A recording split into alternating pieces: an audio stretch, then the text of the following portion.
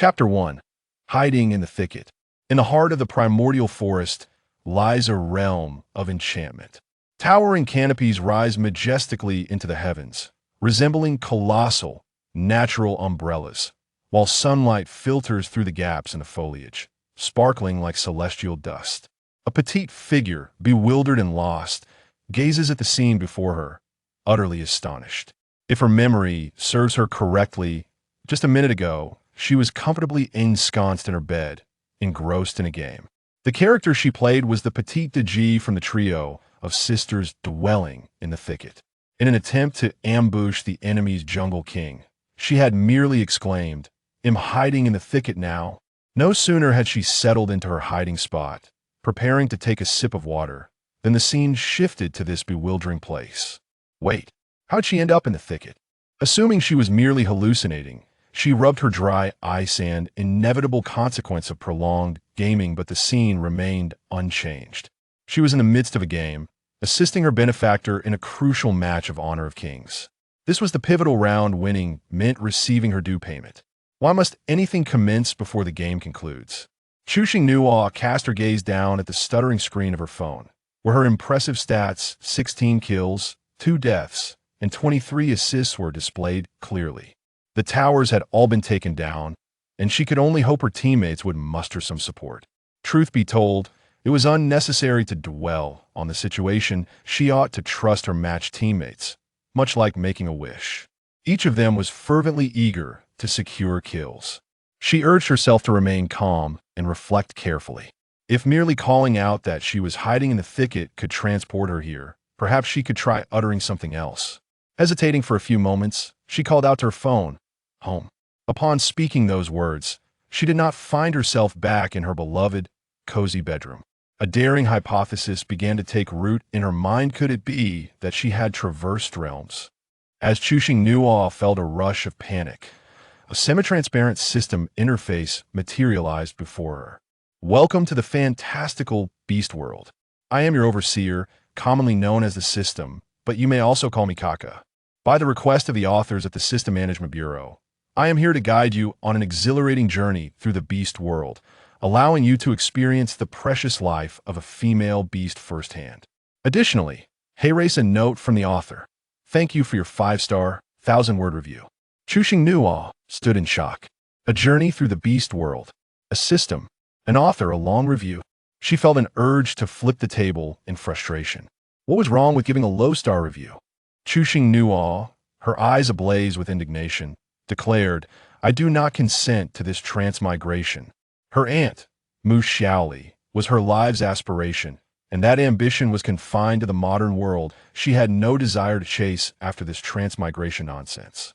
Upon learning that her aunt had crossed into the beast world, her curiosity about such novels had blossomed. She had evaluated the knowledge gleaned from books, concluding that the beast world was filled with handsome beasts and that polygamy was permissible, but otherwise, it was fraught with disadvantages.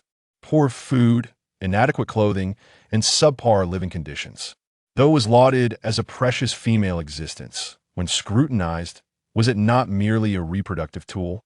She had no intention of remaining here. Not only was she overwhelmed, but she felt her sanity fraying. System. Host, there's no need to panic. The system will always be by your side. Should you have any questions, feel free to call for Kaka, and I shall provide you with comprehensive verbal guidance. Though I am a newly appointed system, my capabilities will absolutely meet your satisfaction. Chushing Nuaw retorted, "You should listen to what you just said. If you hadn't mentioned being a novice, perhaps I could have felt more at ease." With a sudden inspiration, Chushing Nuaw proposed, "If you truly possess strong capabilities, then return me home first and let me witness your skills." No sooner had she spoken than she heard rustling sounds emanating from a thicket taller than a person. System. The journey through the beast world officially begins. I must return to register host. Do your best. Sending love. The semi-transparent interface vanished. Chushing Nuaw hurriedly sought a place she deemed secure to hide, covering her mouth to suppress even the slightest sound, peering through the gaps in the grass at the source of the noise. The world of beasts was chaotic and unpredictable. Varying from book to book, her combat skills were limited, and it was prudent to prioritize survival. Suddenly, A massive lynx appeared where she had been sitting, initially scanning its surroundings with caution, then lowering its head to sniff the scent on the grass. It squinted its eyes toward the thicket where Chushing Nuaw concealed herself. It approached her hiding spot, swiftly transforming into human form, extending a long arm to part the grass. Before her stood a solitary male beast, his skin as pristine as mutton fat, with a hint of rosy undertones. His delicate face featured a well-defined nose, and his slightly parted lips revealed a hint of surprise. His hair cascaded like a waterfall over his shoulders, and as the breeze blew, it swayed gently, exuding a faint fragrance. The lynx beastman's eyes glimmered with a barely perceptible astonishment. An errant female. Chushing Nuaw stared, dumbfounded, at the young man before her, who bore beast ears and a tail. Beneath his chestnut brown hair were heterochromatic eyes, one amber, the other Teela's proud visage radiating a mix of annoyance and displeasure. With a tall and statuesque figure, his well-defined abdominal muscles and long, powerful legs were undeniably enticing. Oh, she had forgotten in this world, aside from cold-blooded creatures that wore clothing, all other species ran about in their natural state. Her cheeks flushed, and she instinctively turned her head away, covering her face with her hands.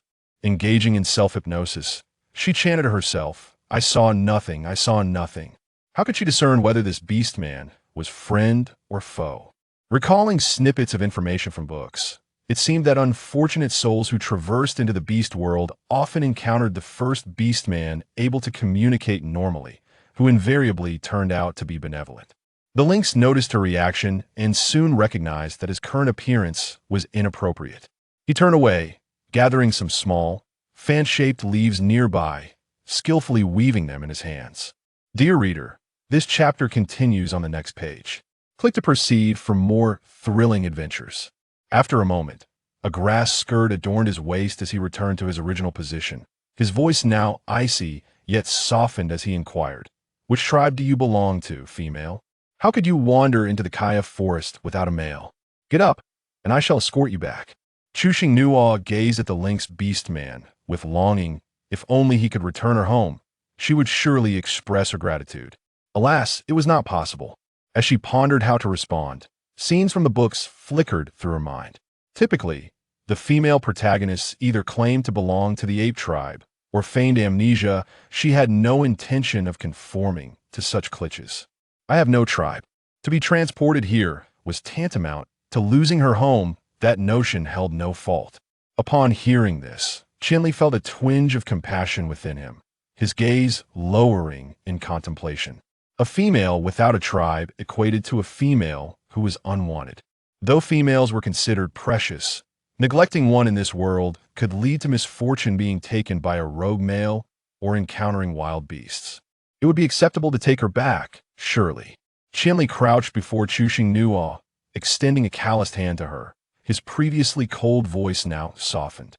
"It can be quite dangerous to linger here for long. Are you willing to come with me? I am a beast, and so are you. I hunt well enough to at least provide sustenance.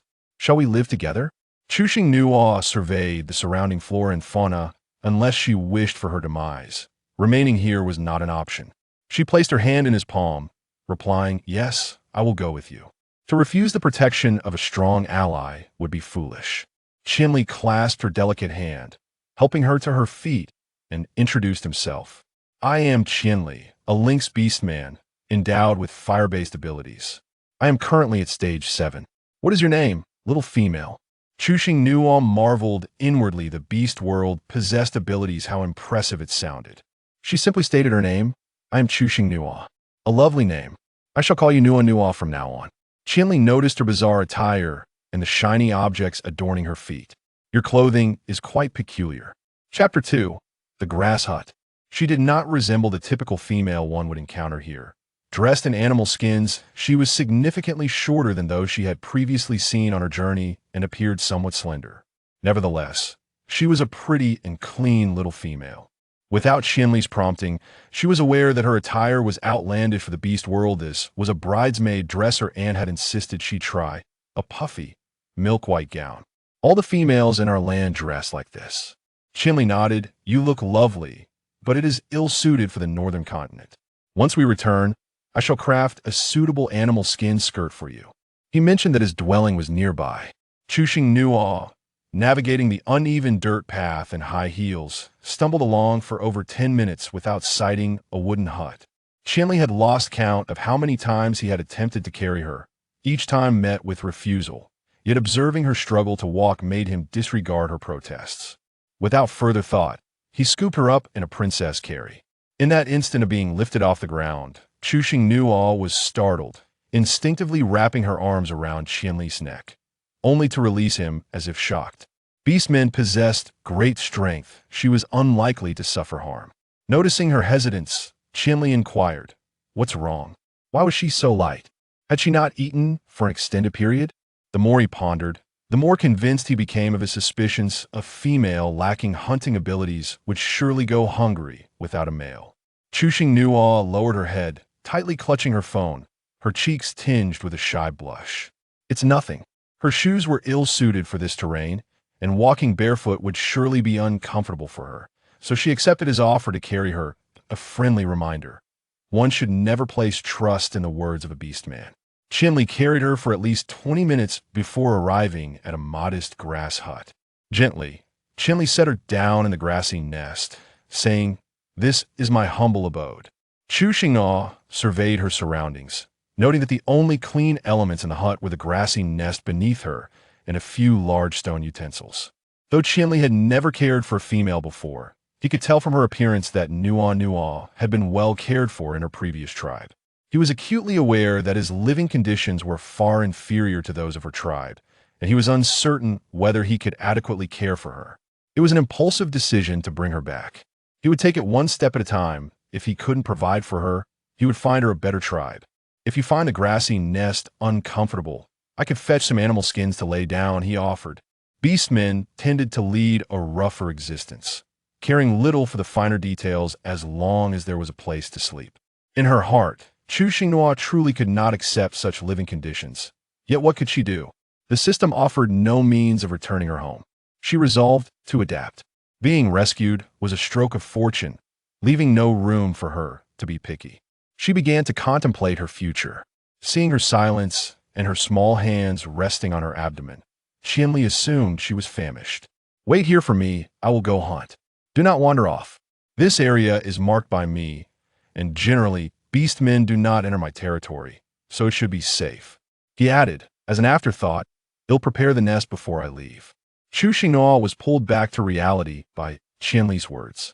"I'm not hungry, yet there's no need for trouble. I can prepare the nest myself.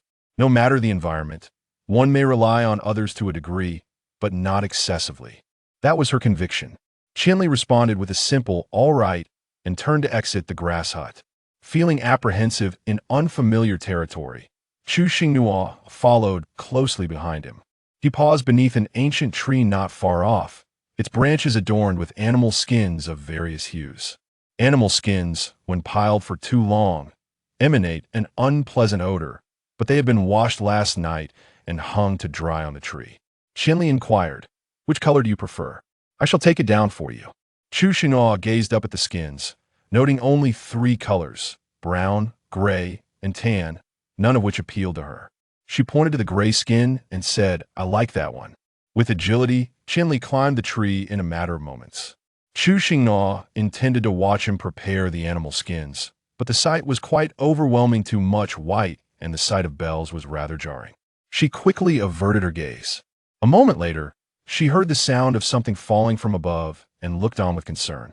Qianli stood steadily beneath the tree, draped in the animal skin, with dust swirling around his feet.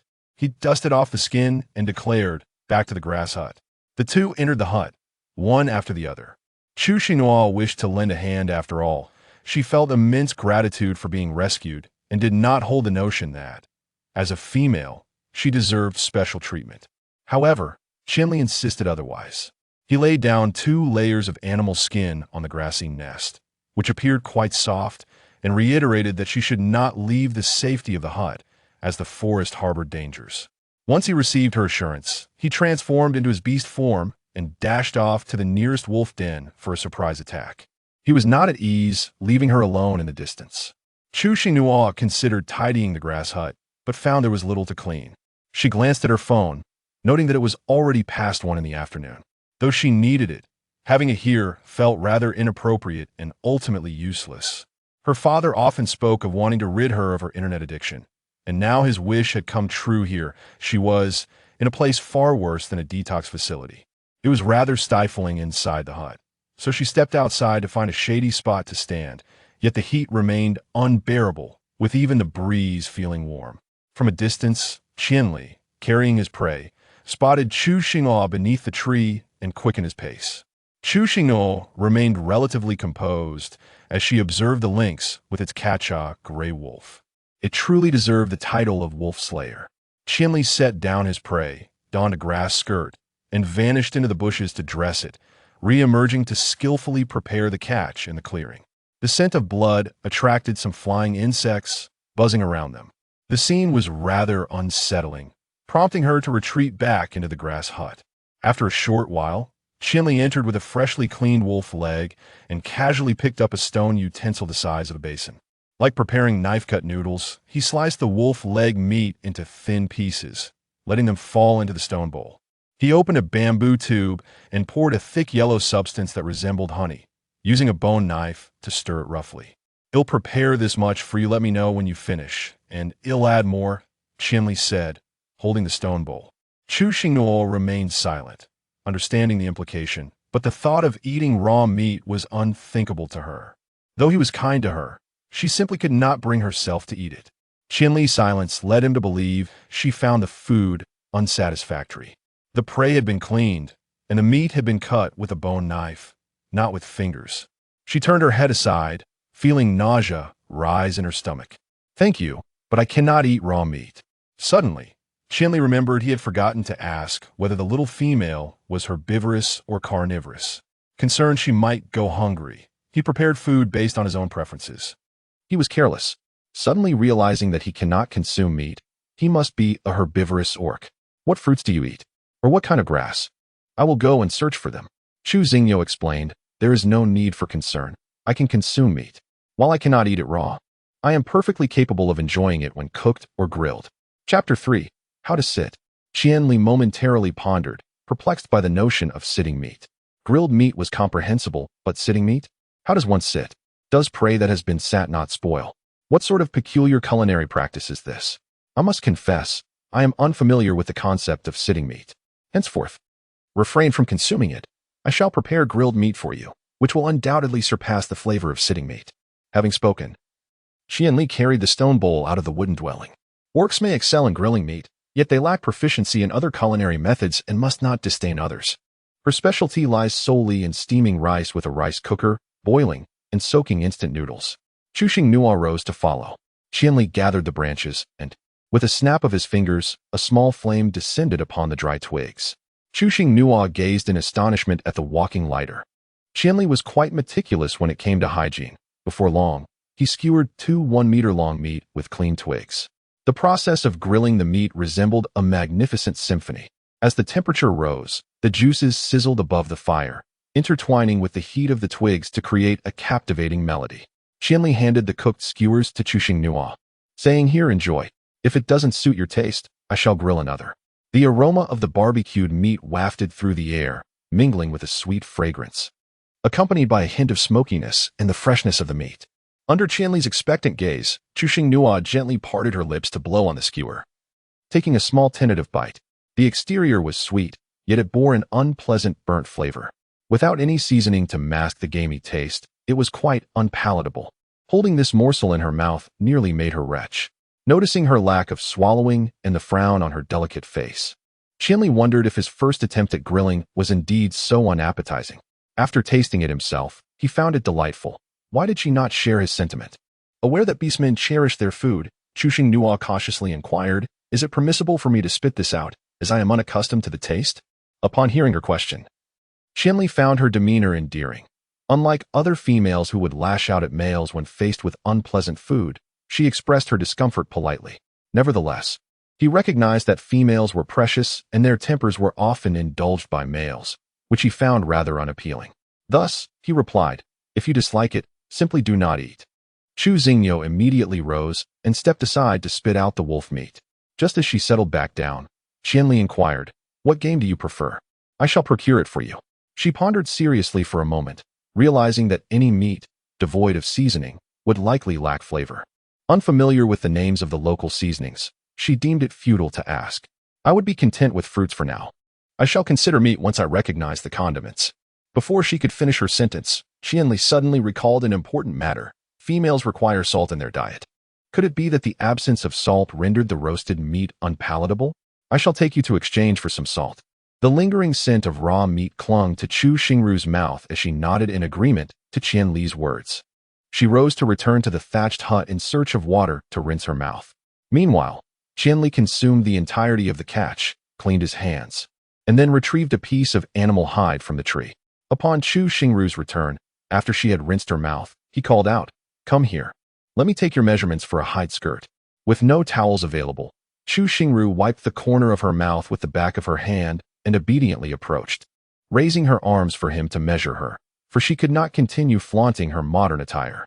She inquired casually, "Do you have any thinner hides? I fear the heat." Qianli took the measurements with utmost seriousness. "None," he replied. Once the measurements were complete, he began to cut the hide, retrieving a bone needle and a yellowed spool of thread from a container. Chu Xingnua observed his deft stitching with a sense of admiration, contemplating how remarkably skilled he was. Yet, she found herself puzzled as to why he was not clad in a leather skirt. Curiously, she inquired, "Qianli, where is your leather skirt?" Qianli nonchalantly replied, "It was damaged during my outing." Chu Xingyo, is it a crime to transform after shedding one's garments? Qianli glanced down at her grass skirt. "After I finish stitching your leather skirt, I shall craft one for myself. I will be more mindful in your presence.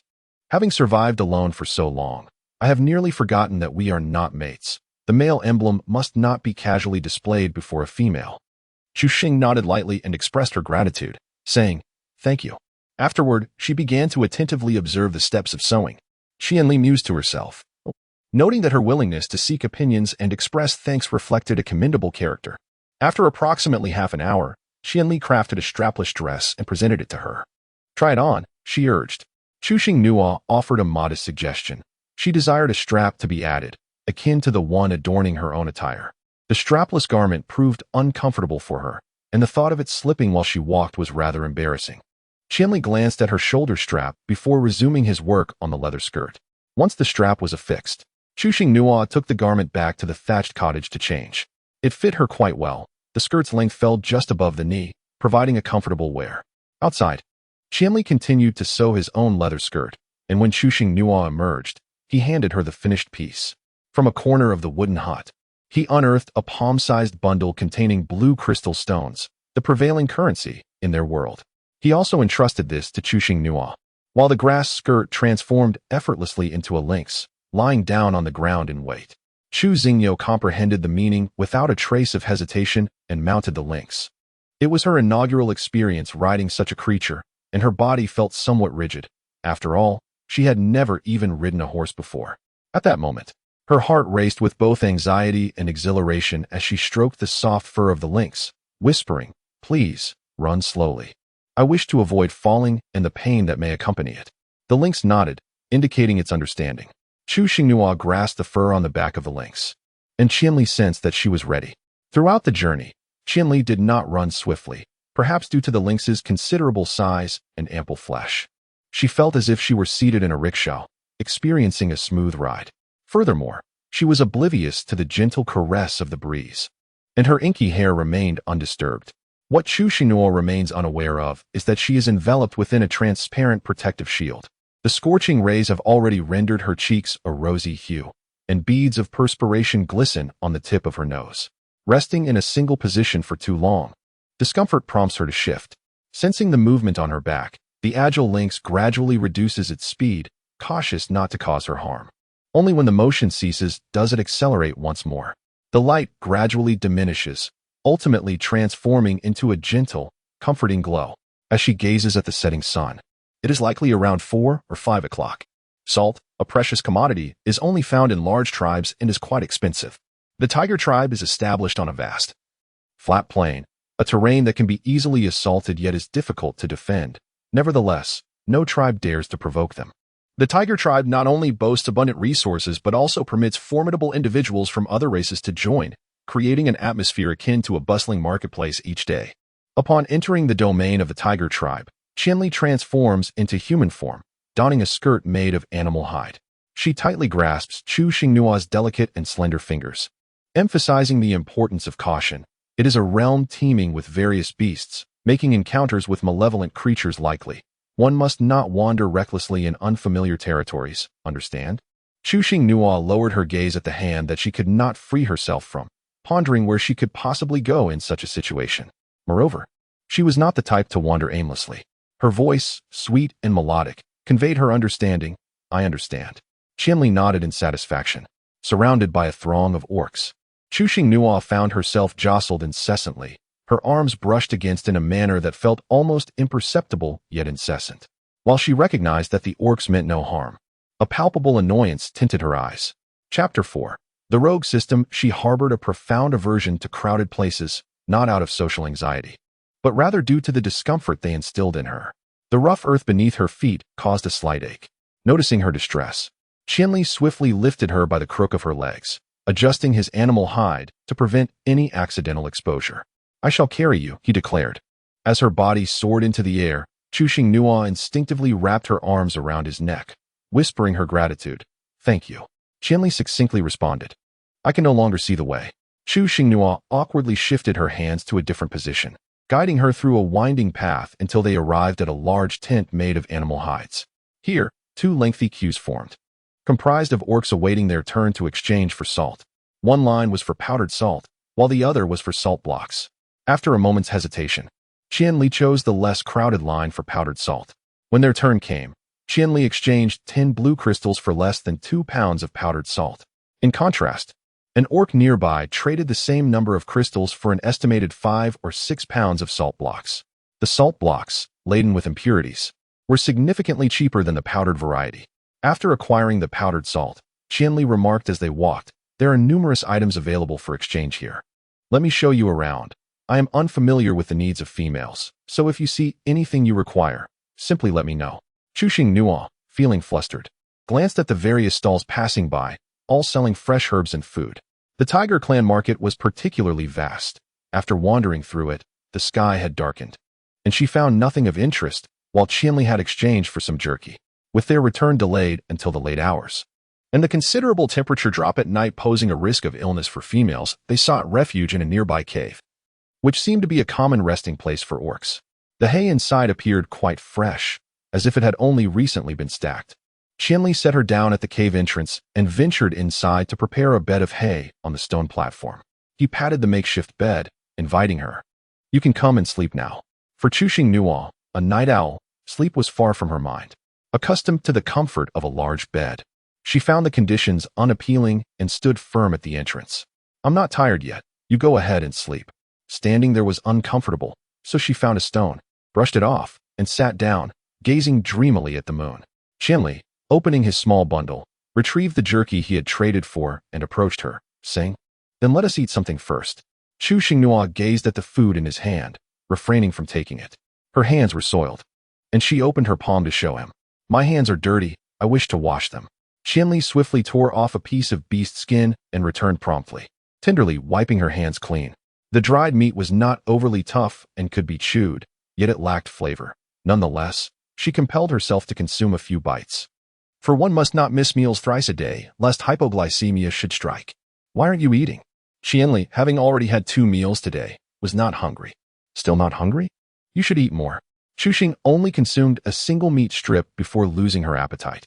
Seeing her eat so little, Qianli furrowed her brows and remarked, You must finish your meal. It is exceedingly difficult to survive on such meager sustenance. This solitary morsel was nearly a threat to her very existence. How could she dare to eat more? Were it not for her hypoglycemia, she wouldn't have desired a single bite. My appetite is modest. I truly feel satiated. If she claims she is full, then let it be so. Qianli gently lifted her and placed her upon the stone bed. Rest now, she whispered.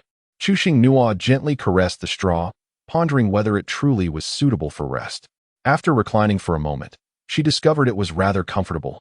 The stone bed, softened by the straw, was not excessively hard. Time slipped away unnoticed, and eventually, exhaustion overcame her, leading her to curl up and drift into slumber. Outside the cave, Qianli, vigilant at the entrance, detected the faintest sound and rose to investigate within. The petite female murmured incessantly about feeling cold and lacking any animal skin. He hastily gathered the remaining straw to cover her. However, it appeared to have little effect. He then unfastened the animal skin from his waist and draped it over her legs, yet she still seemed quite chilly. Abandoning her to fetch more animal skin was not a viable option. Concentrating his mental abilities, he summoned warmth to his palms, directing it toward her to provide comfort. In her drowsy state, Chuxing Nuo felt a gentle warmth and instinctively nestled closer to its source, as if afraid it might dissipate, clutching it tightly. Qianli gazed in disbelief at the point of contact on his palm, particularly taken aback by the indescribable softness, which flushed his ears with warmth. The more he wished to withdraw his hand, the tighter her grip became. If he exerted too much force, she would undoubtedly awaken. With a determined resolve, Qianli transformed into his beast form and lay beside her, wrapping his paws around her delicate waist, pulling her closer. The warmth enveloped them, and she nestled her head against his neck, finding a comfortable position before succumbing to a sweet slumber. The following day, Chu Xinghua felt a slight difficulty in breathing, as if something were obstructing her nose. With her eyes barely open, she beheld an expanse of soft white fur. She gently brushed her hand against it, feeling the ticklish sensation on her cheeks, and with a slight furrow of her brow, she turned over and continued to sleep. The lynx's sizable head rested atop hers. It was not until the drowsiness was dispelled by the sunlight streaming into the cave that she sat up, her disheveled hair framing her face, gazing vacantly around the cave, a sight that rendered her rather befuddled. Noticing a large plush creature lying beside her, she playfully nudged its belly with her foot, relishing the softness beneath her touch. How on earth had they ended up sleeping together? Qianli opened one eye, gracefully leaping to the ground. Half closing her eyes, she stretched languidly, as if savoring the comfort of the motion, while also stifling a yawn. Shaking her head, she transformed into her human form and donned her animal skin skirt. Let's have some jerky to stave off hunger before we head back. Casting her gaze upon the meat, Chu Xinghua, still not entirely awake, felt the ingrained instinct for cleanliness deeply rooted within her. I would like to wash my face and clean my teeth first. With that, she prepared to rise. All right, I will go find it. You wait here in the cave, Qianli said before stepping out. Chu Xinghua continued to nod mechanically. Once fully awakened, she ran her hand through her hair, only to remember that she was without shoes, rendering her reluctant to rise. Attempting to summon the system, she called out softly, Kaka. A mechanical voice echoed in her mind. May I inquire what the host requires assistance with? Chu Xinghua, pray tell, are you a breeding system? Or merely a task-oriented or strategy system? What is your true intention in bringing me here? When shall I be able to return home? Kaka, I am a points accumulation system. Once you accumulate 52,000 points, you shall be able to return to your original temporal existence. For each day of survival, you will earn 10 points. Chu Xinghua calculated that with 10 points earned each day, it would take her several years to accumulate enough points to return home. Such a lengthy duration. She was uncertain whether she might eventually be assimilated into the orc society. Is my life not worth much at all? Chu Xinghua, is there a quicker method? Kaka, of course, but I fear the host may not be able to accept it. Upon hearing those words, Chu Xinghua was struck by an ominous premonition. However, her desire to return home compelled her to seek the truth. Chu Xinghua, you speak.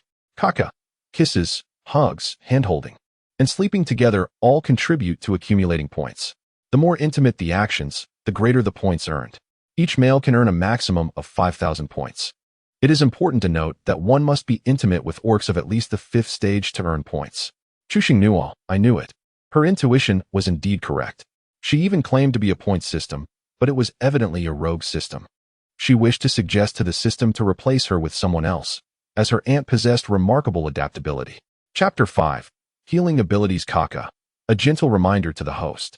Points will be updated the following day. The daily limit for points is 120, and once 5,000 points are accumulated, a marketplace will become available where points can be freely exchanged for various items. It can also be added in real time. However, it tends to be somewhat lethargic. Preferring to tally once a day, a translucent page appeared once more. Survival points 10, Lynx Beastman points 100. With the total points displayed in the upper right corner as 110. Chu Xinghua, I desire a beginner's gift pack. A prize will appear on the page, adorned with various supernatural abilities, yet devoid of options for a retry or a thank you for participating. Without the need for system reminders, Chu Xinghua directly clicked on the lottery, and the wheel spun wildly. The words lottery transformed into stop. After several seconds, she clicked again. At the moment the wheel came to a halt, the healing ability landed on the pointer. Kakaka, congratulations, host, you have acquired the healing ability. A friendly reminder. The healing ability can only heal others and cannot heal oneself. Chu Xing's lips twitched slightly. Why? Kaka replied. The orc's attacking abilities can only be used against others. They are ineffective when directed at oneself. Upon hearing these words, Chu Xinghua was momentarily taken aback. It seemed to possess a semblance of logic. Nonsense. What relevance does it hold? If healing abilities cannot be utilized on oneself, what purpose do they serve? What distinguishes it from the absence of such abilities?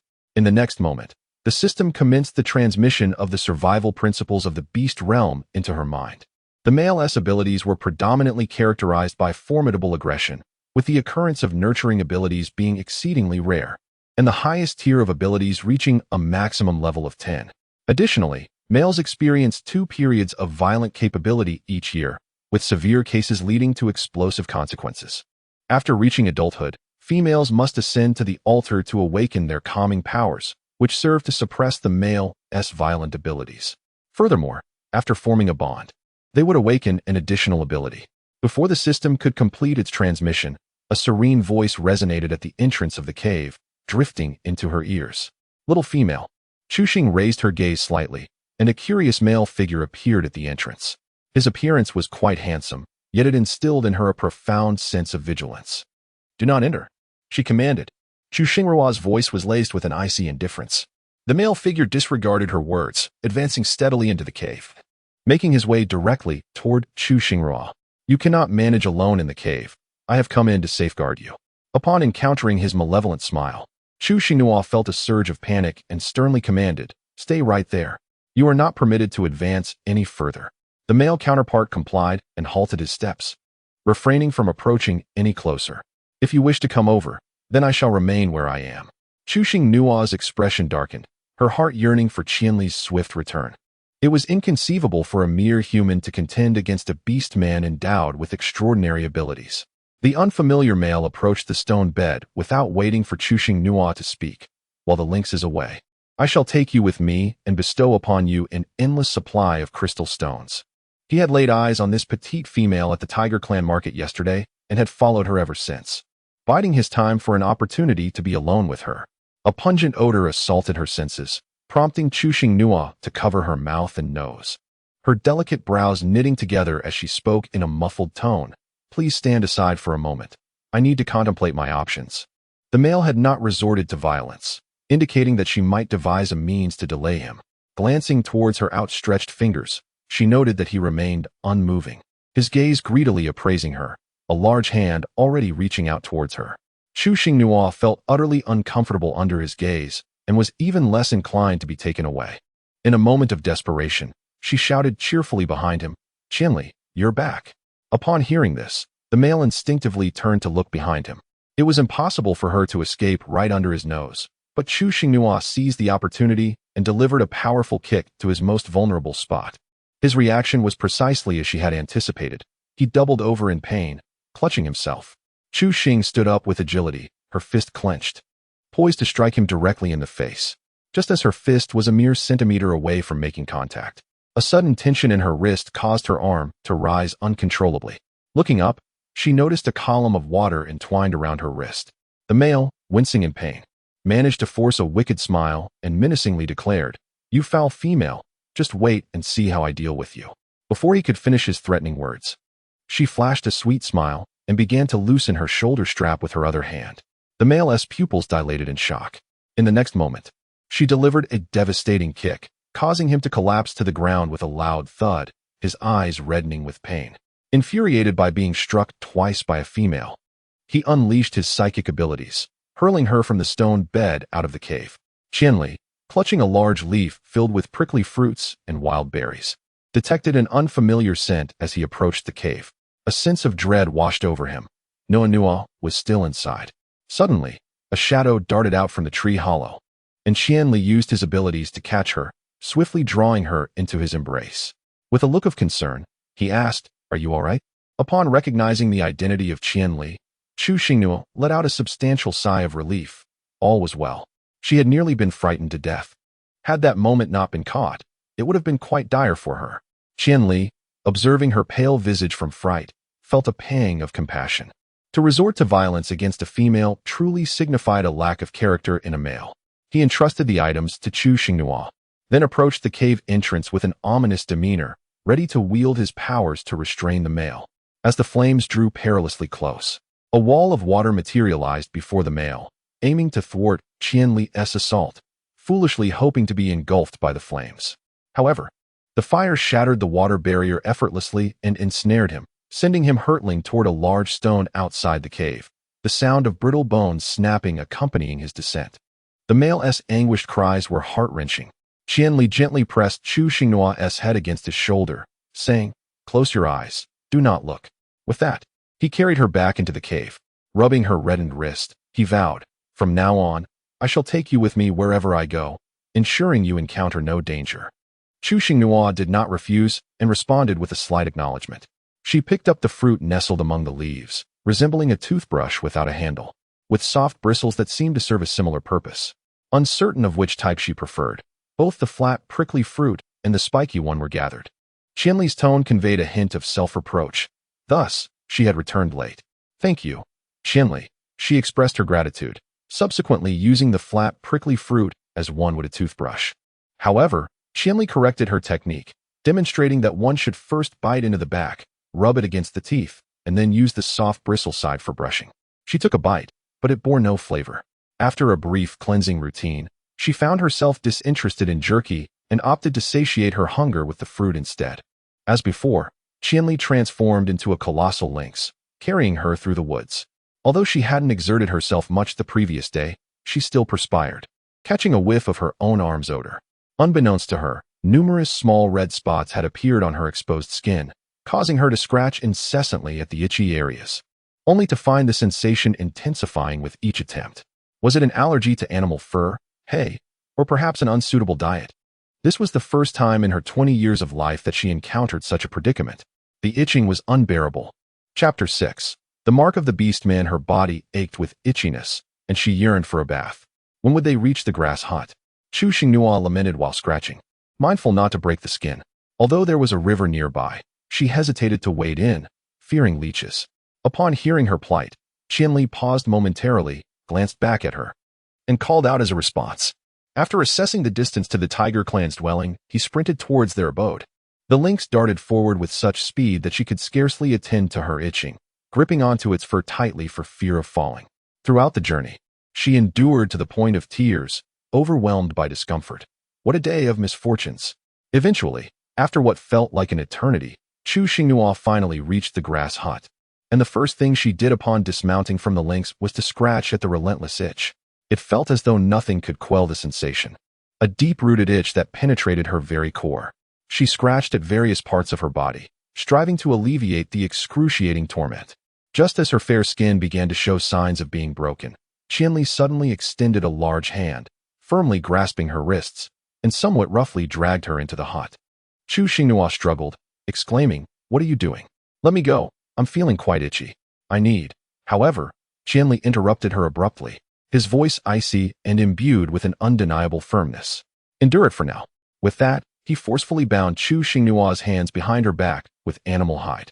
Uncertain of Qianli's intentions and realizing she could not escape her restraints, a sense of grievance filled Chu Xingnuo's heart. "What exactly are you doing? Given my condition, could you at least allow me to take a bath and perhaps assist me in finding some herbs?" In response to her bewilderment, Qianli paid her no heed. Offering no explanation, he swiftly gathered some animal hides and bone needles, then hoisted the squirming Chu Xingnuo onto his shoulder and strode out. Chu Xingnuo's lips did not cease their pleading, persistently urging him to release her. She yearned to scratch the itch that had become unbearable, truly. She implored him to set her free. Qianli carried her to an inconspicuous cave, stooping as he entered. Inside lay a hot spring, approximately 2 meters in diameter. He positioned her against the wall, spread out a piece of beast hide on the ground, and then gathered her in his arms once more. With care, he twisted the damp hide and gently wiped away the dirt from the soles of her feet. Chu Xinghua found herself unable to shield her modesty, resorting instead to tightly clamping her legs together. As she immersed herself in the warm waters, she sought to avoid any potential scratches upon her delicate skin, thus leaving her hands bound for the time being. With that, Qianli gently placed her into the hot spring, where the water barely rose above her shoulders as she perched upon a stone. Upon witnessing Qianli depart, a flicker of panic ignited within her ebony eyes. Her heart racing. "Where are you going?" Qianli turned back, ruffling her hair affectionately, a slight smile gracing his lips. "I am merely going to gather some herbs. I shall not abandon you. Be a good girl and wait for me here." Feeling a wave of shame for her earlier distrust, Chu Xingna bowed her head in acquiescence. Qianli proceeded to obscure the cave entrance with grass and branches, leaving behind markings to signify the territory of animals. Life in the beastly realm was harsh for the males. Every male was either born injured or was destined to face injury. Those with even a modicum of intelligence learned to navigate their pain, acquiring a rudimentary understanding of healing. While not as formidable as a shaman, they could still manage to survive perilous situations. Qianli searched nearby for remedies to alleviate the itch from leech bites, as well as small fruits to cure the troublesome ailment. He frequently glanced toward the cave entrance to observe the surroundings. Having gathered the necessary herbs, he hurried back to the cave. Upon hearing movement outside, Chu Xingnua's nerves tensed. She refrained from speaking, fearing that any utterance might attract the attention of an unfamiliar male, complicating an otherwise innocuous encounter. Qianli stepped into the cave with measured strides, placing the herbs upon the animal hide. Upon recognizing him, she exhaled in relief. Qianli instructed her, "After your bath, crush these herbs and apply them to your skin. I will keep watch at the entrance. There is no need for you to fear." He untied the animal hide from her hands and prepared to leave with the hide and bone needle in hand. Chu Xing tightly grasped the corner of his animal skin skirt, her lips trembling as she mustered the courage to speak after a prolonged silence. "My animal skin skirt is wet. Could you kindly assist me in crafting another set?" she ventured. "I'm aware that once you finish your bath, there will be a clean animal skin skirt available for me to wear." Qianli cast his gaze downwards at the small hand that remained steadfastly clinging to the fabric, a hint of perplexity flickering in his heterochromatic eyes. Chu Xinghua flashed him a victorious gesture, her voice delicate as she spoke. "I desire 2 sets. The tone that reached Qianli's ears seemed tinged with a hint of playfulness, prompting him to nod in immediate agreement. Only then did she release her grip. Apart from a single piece of animal hide spread upon the ground, she left behind a small scrap while Qianli collected the rest. Approaching the cave entrance, he deftly began crafting a skirt from the hide, deliberately making it longer to better shield her body from the bites of blood-sucking insects. Though this was his intention, he feared it might render her uncomfortably warm. Once the garment was completed, he silently counted his steps in his mind, retreating to gently place the newly finished clothing down before stepping outside once more. After soaking in the warm spring water, the irritating sensation that had plagued her body had significantly diminished. With a fresh outfit now in hand, Chu Xinghua joyfully shed her damp old attire.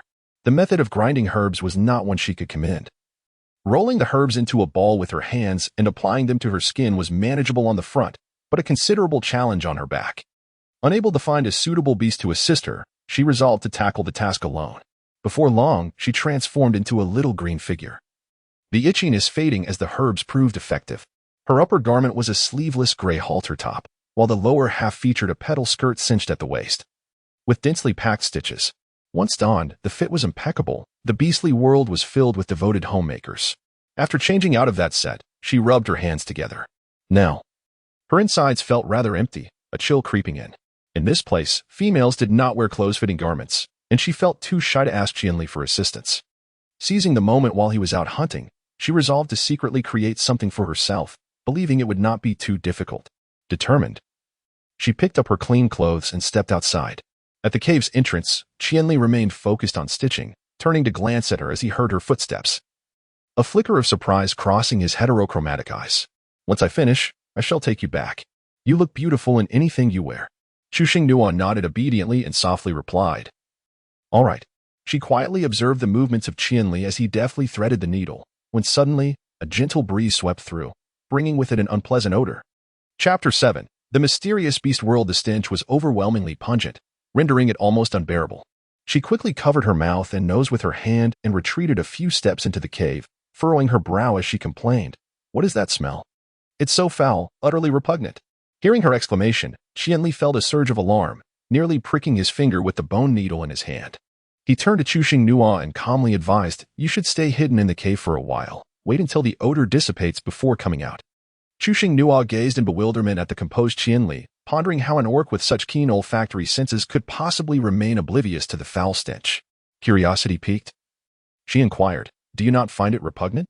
Qianli, feeling a twinge of guilt, refrained from answering her question. It was customary for male orcs to mark their territory in such a manner, and thus he felt no aversion to this behavior. Nevertheless, he recognized that Nua seemed to disfavor such practices. At that moment, Chuxing Nua noticed an area near the cave entrance where the soil appeared particularly damp. Yet no droplets were falling from above. A sudden thought flashed through her mind, causing a wave of suspicion to wash over her. Could it possibly be urine? She turned her gaze towards Qianli, her eyes reflecting a complex mix of emotions, and hesitantly asked, "It wouldn't be you, would it?" Qianli rose slowly to his feet, giving a gentle shake to unfurl the recently sewn bodysuit and present it to her. However, in the next instant, he deftly shifted the conversation, stating, "The leather skirt is ready. What kind of prey would you like to feast upon today?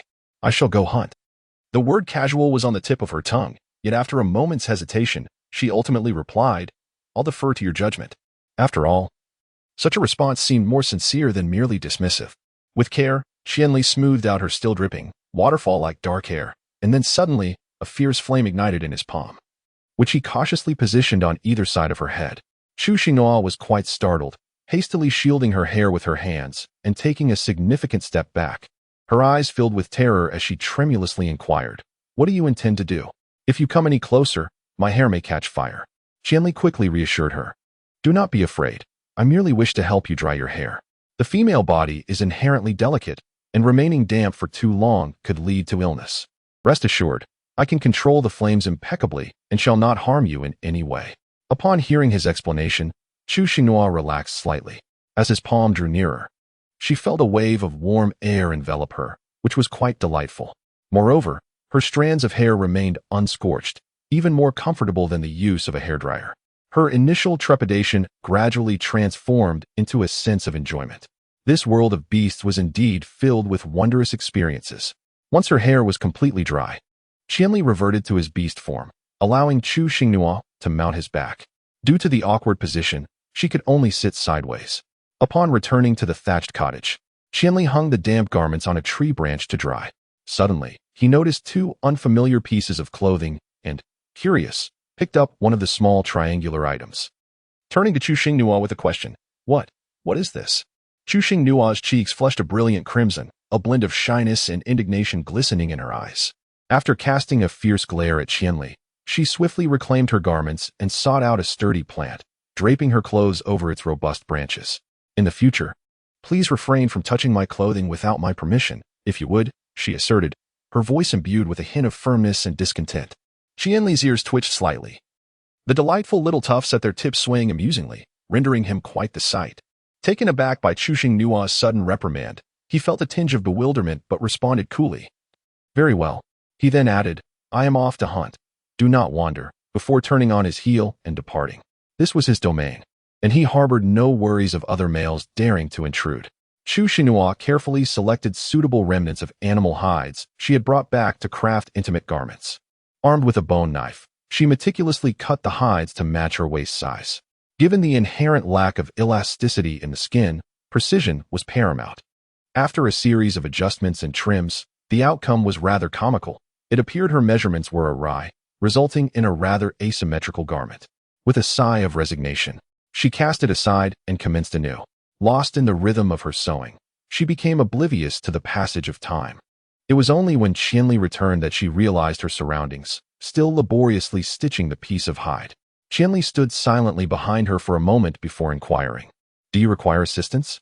Chuxing Nua was troubled by her clumsy sewing skills, and upon hearing someone offer assistance, she joyfully responded, "Sure." However, as the words escaped her lips, she suddenly sensed something amiss. It seemed that someone had spoken to her moments ago. Whipping around, her gaze met that of Qianli, who had appeared unexpectedly. "When did you return?"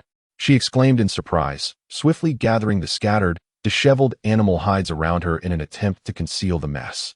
Qianli perceptively noticed her subtle gesture, but chose not to pry further. Instead, he gently tousled her hair and inquired with genuine concern, "Just returned. How would you like to prepare the catch?" Chuxing Nua obediently replied, "There are leftover fruits. I can consume those. The fruits can be savored later. I have brought herbs that can be added to the food. You may try them and then decide whether to partake." After Qianli finished speaking, he turned and exited the humble thatched hut. Once he departed, Chuxing Nua hurriedly crumpled the incomplete animal hides into a ball and concealed them. She then dashed outside to observe Qianli preparing the meal, curious about the herbs. She did not recognize them, as the so-called herbs had become finely crushed. Once again, it was roasted meat, and after seasoning it with salt and crushed herbs, she tasted it, finding it far more delectable than the wolf meat from the previous day. After a simple meal, Qianli began to scatter wood ash around the hut. Once he completed his task, he picked up the recently acquired animal hides, preparing to wash them by the river, while she closely followed in his footsteps. However, the path to the river was rugged and fraught with various obstacles, such as dry branches, small stones, and withered grass stalks. After traversing only a short distance, she halted, as the obstructions ahead were too numerous for her to navigate. Noticing the sudden silence behind him, Qianli turned to investigate. Upon seeing the adorable, distressed expression on her face, he couldn't help but chuckle softly. Chapter 8. A clumsy struggle with beasts. He turned back to her and said, "Perhaps I should carry you." With that, he dropped the animal hides and opened his arms, awaiting her. Chuxing tightly clutched her skirt, gently biting her lip and shaking her head in refusal. "No, thank you. I can manage on my own." Upon witnessing this, Qianli did not insist on offering assistance, but instead stood quietly in place, arms crossed over her chest, patiently awaiting her. Chuxing Nua repeatedly extended her foot in an attempt to traverse the obstacles before her, yet she was consistently thwarted. More importantly, she was apprehensive that a wide movement might inadvertently expose her. Qianli could no longer stand idly by. She reached out and gently grasped her underarm, effortlessly lifting her entire body and meticulously arranging her somewhat disheveled skirt. Chuxing Nua lowered her head, gazing at the stains marred upon her dress, and pouted. "You have dirtied my clothes." Qianli picked up the animal hide discarded on the ground and succinctly replied, "I will wash it." When faced with challenging terrain, Qianli continued to repeat the same motions, and she echoed the same phrase. Upon reaching a shimmering stone slab by the river's downstream, Qianli squatted down and began to vigorously scrub the garments. The stone slab resembled a washboard, a common tool for men.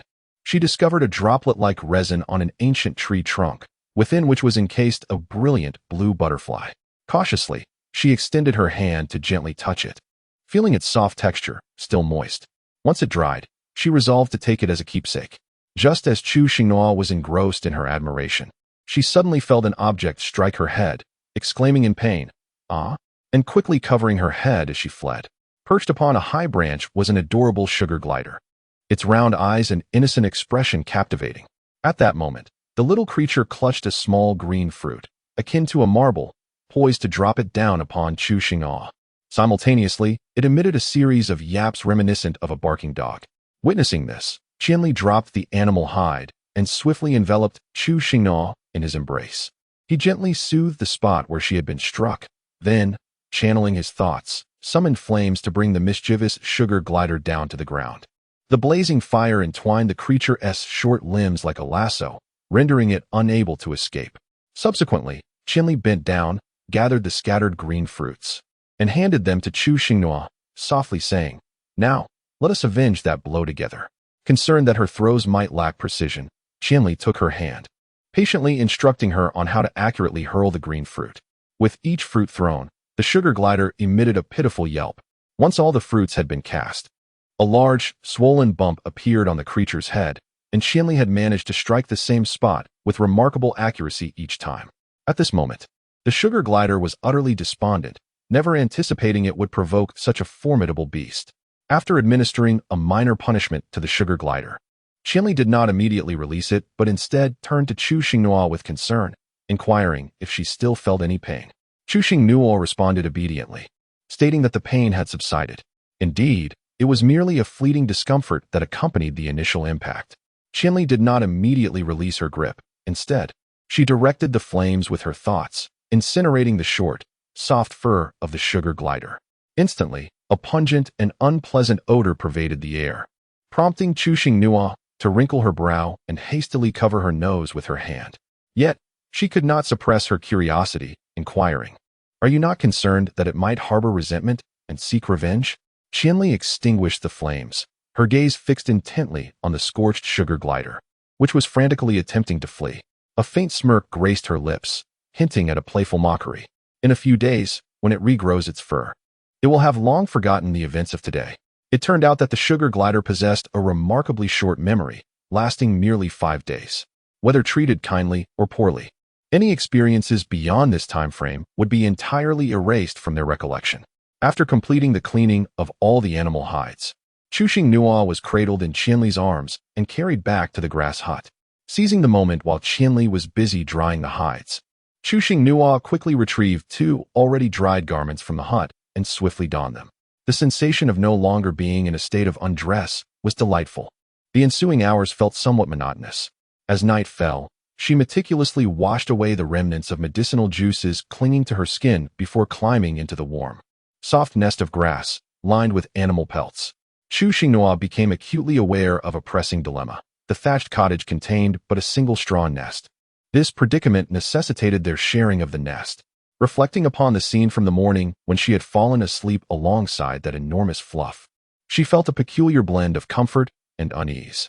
"I tend to be restless in my slumber, fearing I might inadvertently harm you. Thus, I shall create a barrier with the animal hide." With deftness, Chu Xingnua employed the hide to delineate a boundary within the straw nest. Her pair of crystalline and spirited eyes gazed intently at Qianli. A slight tremor coursed through Qianli's form, and within his unique heterochromatic eyes, an expression of incredulity emerged.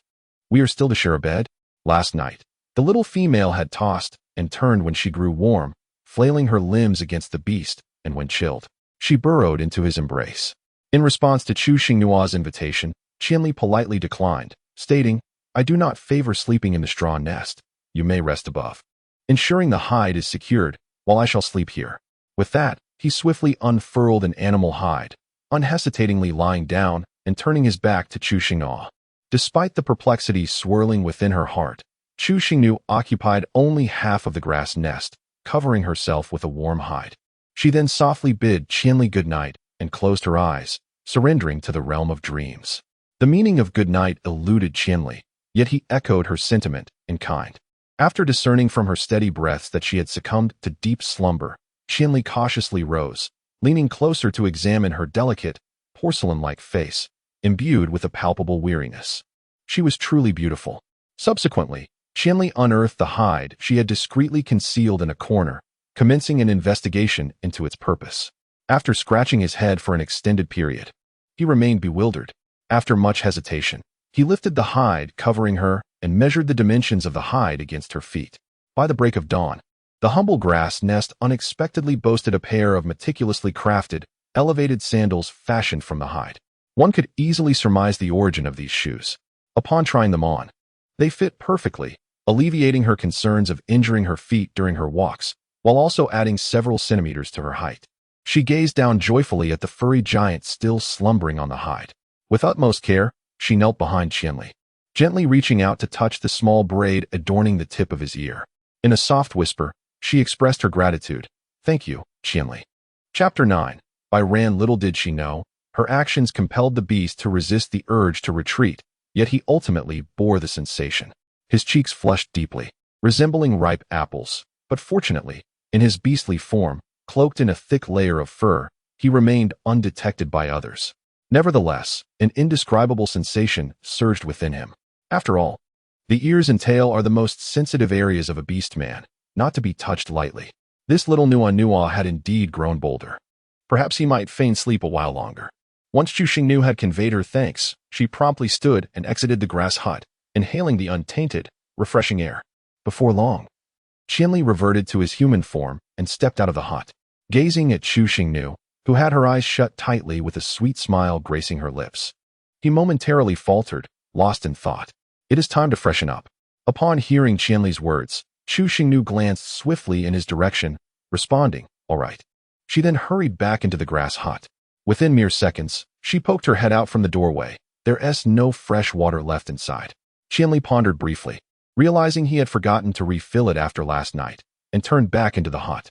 He picked up a vessel filled with fresh water, and as he passed by Chu Xingnu, he casually inquired, "Would you like to come with me?" "Yes, I'll go," Chu Xingnu replied eagerly.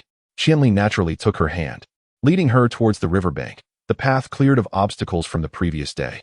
She occasionally cast furtive glances at the trees, wary of any sudden animal attacks, but failed to notice a fist-sized hole in the ground. In an instant, Qianli discarded the container in his grasp, swiftly extending his long arm to encircle her slender waist. Drawing her into his embrace, and admonished gently, "Pay attention while walking." Chu Xingnua felt a slight flush of embarrassment, pondering how, at her age, she could be so clumsy as to struggle with something as simple as walking, fearing the mockery of others. Qianli lowered his gaze to her slightly parted cherry lips, a powerful desire surging within him to taste them. As if entranced, he slowly leaned closer. When he felt a gentle touch upon his forehead, Chu Xingnua instinctively lifted her chin, and as she looked up, her gaze met his deep, mismatched eyes. "Qianli," a melodious feminine voice echoed, halting their lips just shy of contact. Qianli abruptly snapped back to reality, realizing that he may have. He shook his head gently, trying to regain his composure. Frustration and irritation tinged his voice as he asked, "What is it?" Chu Xingnua turned her gaze towards the source of the sound and beheld a girl with deep brown hair riding a colossal lion. Her appearance was unremarkable, yet her skin bore a healthy hue, evidently the result of neglecting sun protection. "My father has sent me to summon you to the tribe. There are matters we must discuss." Ran conveyed the message truthfully. However, upon seeing Chu Xingnua, a flicker of discontent stirred within her. Had Qianli not always lived among beasts? When had he taken to raising a female? In her heart, Chu Xingnua silently mused, "The beast world's young ladies are remarkably healthy, exuding vitality." After several seconds of silence, Qianli finally responded, "Good." He then proceeded to the nearest tree, intending to shed his beast skin and revert to his beast form to carry Chu Xingnua to the tribe. Ran immediately interjected, stating, "My father only asked me to call you over. He did not intend for you to bring another beast." Generally, the beast folk are straightforward and candid. They prefer direct communication, fulfilling tasks as instructed. For instance, if you stand beneath a tree and request 2 fruits, a male beast will indeed pluck only 2 for you. Qianli halted his movements, coldly expressing his dissent. "No, I must take her with me. If she is not allowed to accompany me, then let your father come find me himself. He has been away for too long. What if Nua is bullied by the wicked beasts? Regardless of his status as a minor clan leader, he should not come over." Reluctantly, Ran agreed to lead the way ahead. Their dwelling was approximately 3 to 4 kilometers from the tribe where Ran resided. Ever since Ran stepped out of the tribe to seek assistance, her father had been patiently waiting at the entrance, concerned that she might not be able to summon Qianli. When 2 beastly figures gradually approached, revealing a lynx following the majestic lion, his anxiety dissipated, and he quickly exhibited immense enthusiasm, striding forward to greet them, while exchanging pleasantries. Ran's father guided the lynx into the heart of the tribe and invited, "Let us converse in my grass hut." Qianli let out a low growl in agreement.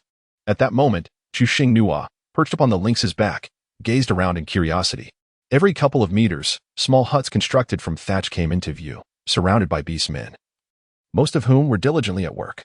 Upon entering the grass hut, Qianli immediately transformed into his human form and donned his clothing. Ran's father gestured for them to sit, and both he and Qianli took their seats simultaneously. Amusingly, despite the spaciousness of the hut, there were only 2 wooden stools available. Without any preamble, Qianli inquired, "What do you need my assistance with?" As soon as the words left his lips, he noticed that Chu Xingnua remained standing motionless. He gently grasped her wrist, tenderly drawing her into his embrace, and advised, "Standing must be tiring. Sit down and do not fidget." Chu Xingnua initially intended to struggle, but upon feeling the tight grip around her waist, she reluctantly acquiesced. Bored, she fidgeted with her fingers while silently listening to their conversation.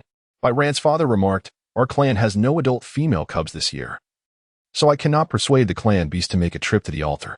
I hope you could assist me by fetching 2 pieces of silk garments from the Silkworm clan." Qianli's gaze remained as tranquil as a still pond, fixed upon Ran's father, who did not respond. With a gentle tap on his forehead, Ran's father self-reproached, "Oh dear, what a memory I have." He then rose, retrieving a small beast skin pouch that had long been prepared from beneath the grass nest, and slowly opened it on the stone table. Inside, it was filled with blue crystals, which he counted meticulously in front of Qianli, revealing a total of 210. Some were designated for purchasing the garments, while the remainder would serve as compensation for Qianli's assistance. Qianli did not decline. As he organized the crystals in his hands, he stated, "I have no specific requirements regarding the style, so I shall select according to my own taste. Should there be any preferences, do let me know." The crystals, acquired through the fortunate capture of ferocious beasts, were scarce, and he sought to earn them by helping to transport items. Sensing that his extraordinary abilities were on the verge of surging, he intended to take the crystals to a clan known for their calming elixirs. With the presence of a young female by his side, he was even less inclined to refuse the opportunity to earn crystal currency. Byran's father wore a knowing smile. Gesturing subtly, his words cloaked an ambiguity, comprehensible only to those of the male gender. Whether Qianli understood remained uncertain, as Chuxing Nua observed the exchange with confusion. After a brief exchange of pleasantries, Byran's father had prepared some fruits, packed them, and insisted on giving them to the pair, his face beaming with joy as he personally escorted them to the clan's entrance. Once their figures faded into the distance, Byran appeared like a specter, saying, "Father, I wish to have Qianli as my beast husband. Please inquire about it when he brings back the silk garments." Throughout her life, Byran's father had always indulged his precious daughter, but this time he did not intend to comply with her wishes, simply responding with a nonchalant, "Just think about it." He then turned and returned to the tribe. The pinnacle of extraordinary abilities was at stage 10. And encountering a male at stage 7 not only attracted females but also other males. However, Qianli was averse to the constraints of the clan, and Byran's father could not accept Qianli's heterochromatic eyes. Not far from there, feeling slightly dizzy, Chuxing Nua adjusted her lynx's fur, saying, "All right, Qianli. I am hungry." Qianli halted, playfully responding, "Are you trying to act cute?" He relented, laying down and releasing the pouch from his mouth. She hurriedly grabbed a fruit and returned to his back, as the lynx ambled forward at a leisurely pace. They had barely finished one large fruit when they arrived back at the grass hut. She had assumed that upon returning, Qianli would gather his belongings and set off. However, he informed her that it was still not the day to open the altar, and arriving too early would yield no silk garments. Thus, they spent several more days in a monotonous routine, which she gradually began to acclimate to. Chuxing Nua discovered that Qianli was remarkably easy to get along with. Although he possessed a cold exterior, his temperament was unexpectedly gentle, and he had never shown her any harshness. Qianli dedicated himself to hunting and assisting the beasts, displaying a steadfast determination to earn crystal stones.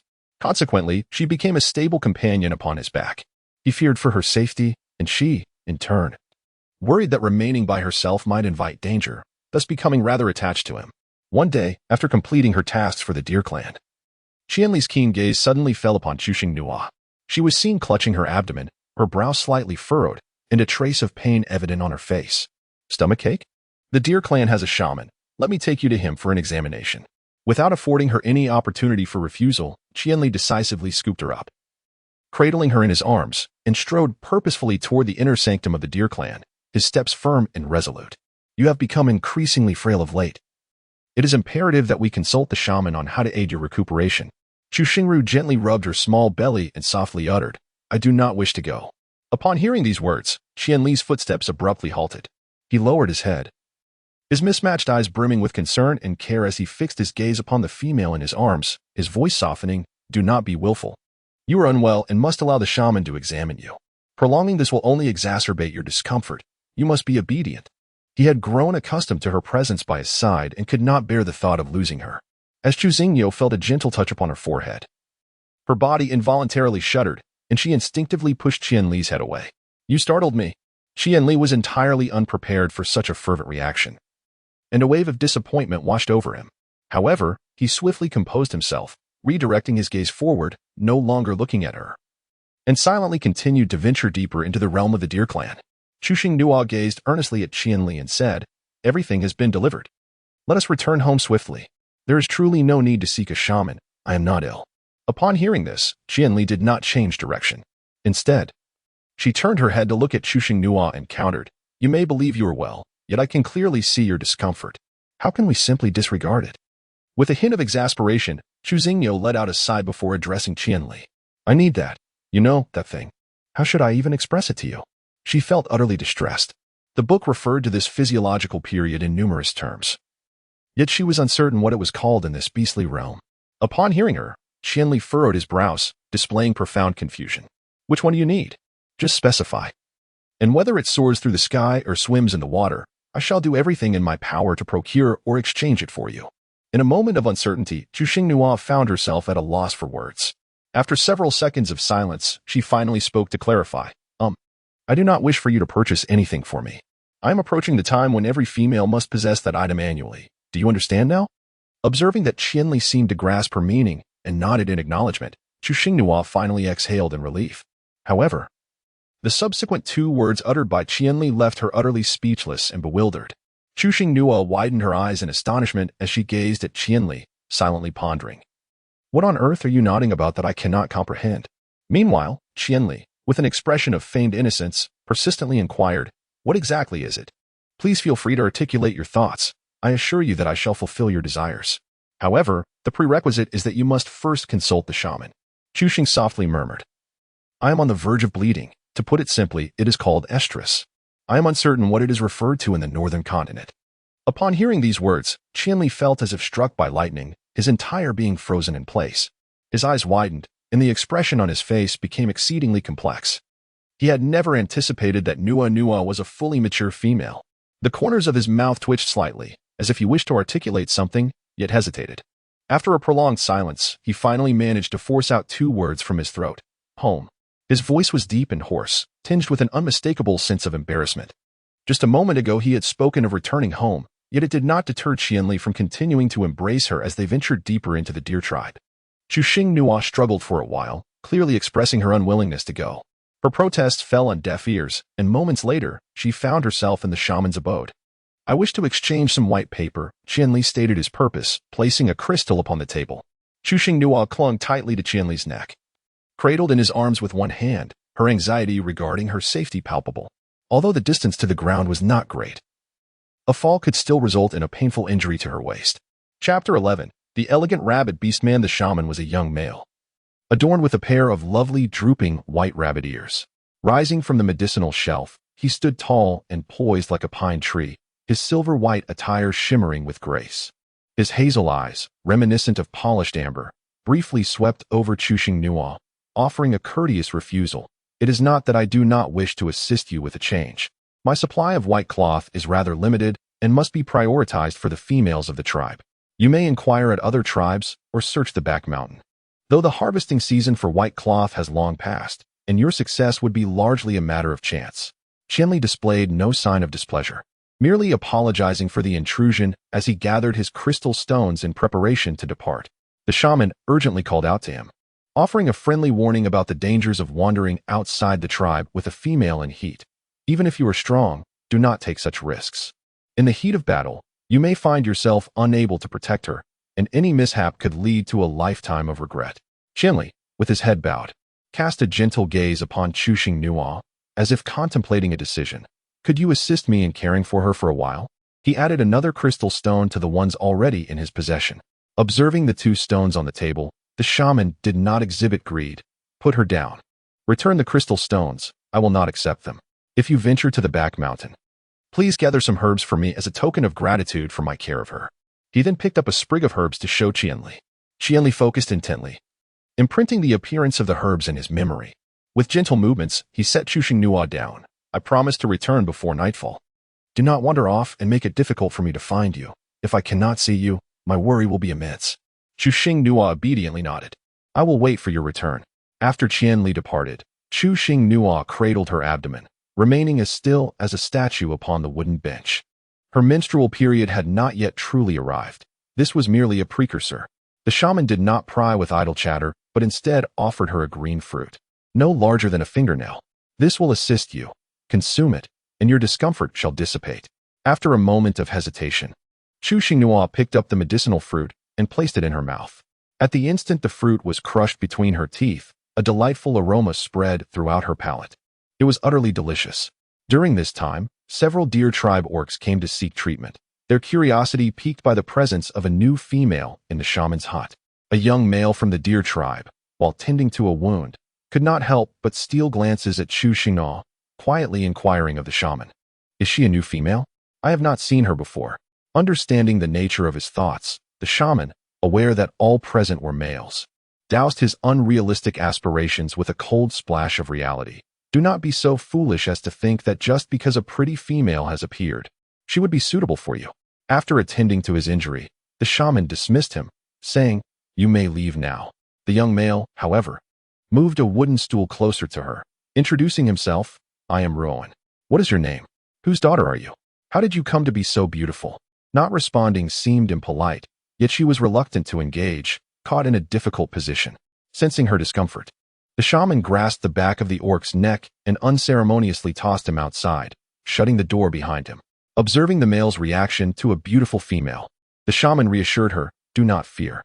Before your lynx returns to care for you, I shall ensure that all males who wish to cling to you are sent away." Chu Xingyo expressed her gratitude politely. "Thank you." She was a courteous female. Yan Shi replied, "You're welcome. My name is Yan Shi. Just call me if you need anything." Qian Li returned just before dusk, one hand carrying a beast skin pouch, the other holding the herbs required by the shaman. After placing his belongings at the entrance, he approached Chu Xingyo and complimented her. "You're quite good." Sensing a faint odor of blood mixed with sweetness, he inquired, "Does your stomach still hurt?" Yan Shi had kindly provided her with a soft white cloth for comfort. Chu Xingyo shook her head. Catching sight of the bloodstains on his face and the large splotches on his body, her concern evident. "You're injured." Qianli glanced down at his chest nonchalantly and replied, "Not all of it is mine." He had encountered fierce beasts on the back mountain, and while his unique abilities allowed him to dispatch them swiftly and without mishap, they also destroyed the crystals within the beasts' bodies, which he needed.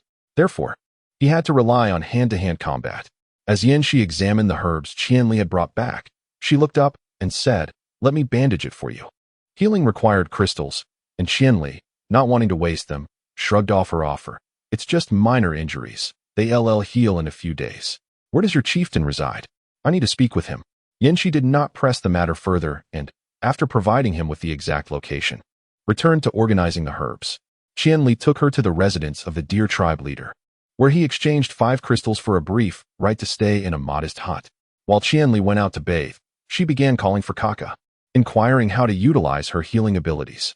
When she had held hands with Qianli earlier, her thoughts had been solely on healing his wounds. Yet she had felt no reaction. Kaka informed her that she needed to touch foreheads for a minute, emphasizing that wielding such powers required immense mental strength, especially since she was human, and cautioned her to use it wisely. Qianli was her sole support in this place, and since she possessed this ability, she could not allow anything to happen to him. After sharing a meal, they separated for the night. She fought her drowsiness to stay awake alongside Qianli. And as the hours slipped into the late night, she quietly approached the beastly form of Qianli. With her hands pressed against the beast's skin, she hesitated, unsure whether to lower her head, feeling that the posture was less than graceful. Moreover, Qianli's almost spherical sleeping position hindered her efforts. Yet, she could not forego the healing. Steeling her resolve, she lay beside him, striving to bring her forehead close, finally managing to touch it gently, her eyes closing as she began to channel her healing abilities. In this place, females could awaken unique powers only after forming a bond, and her abilities must remain a secret, used only in stealth. The moment Qianli sensed her approach, he awoke, his mind racing with curiosity about her intentions.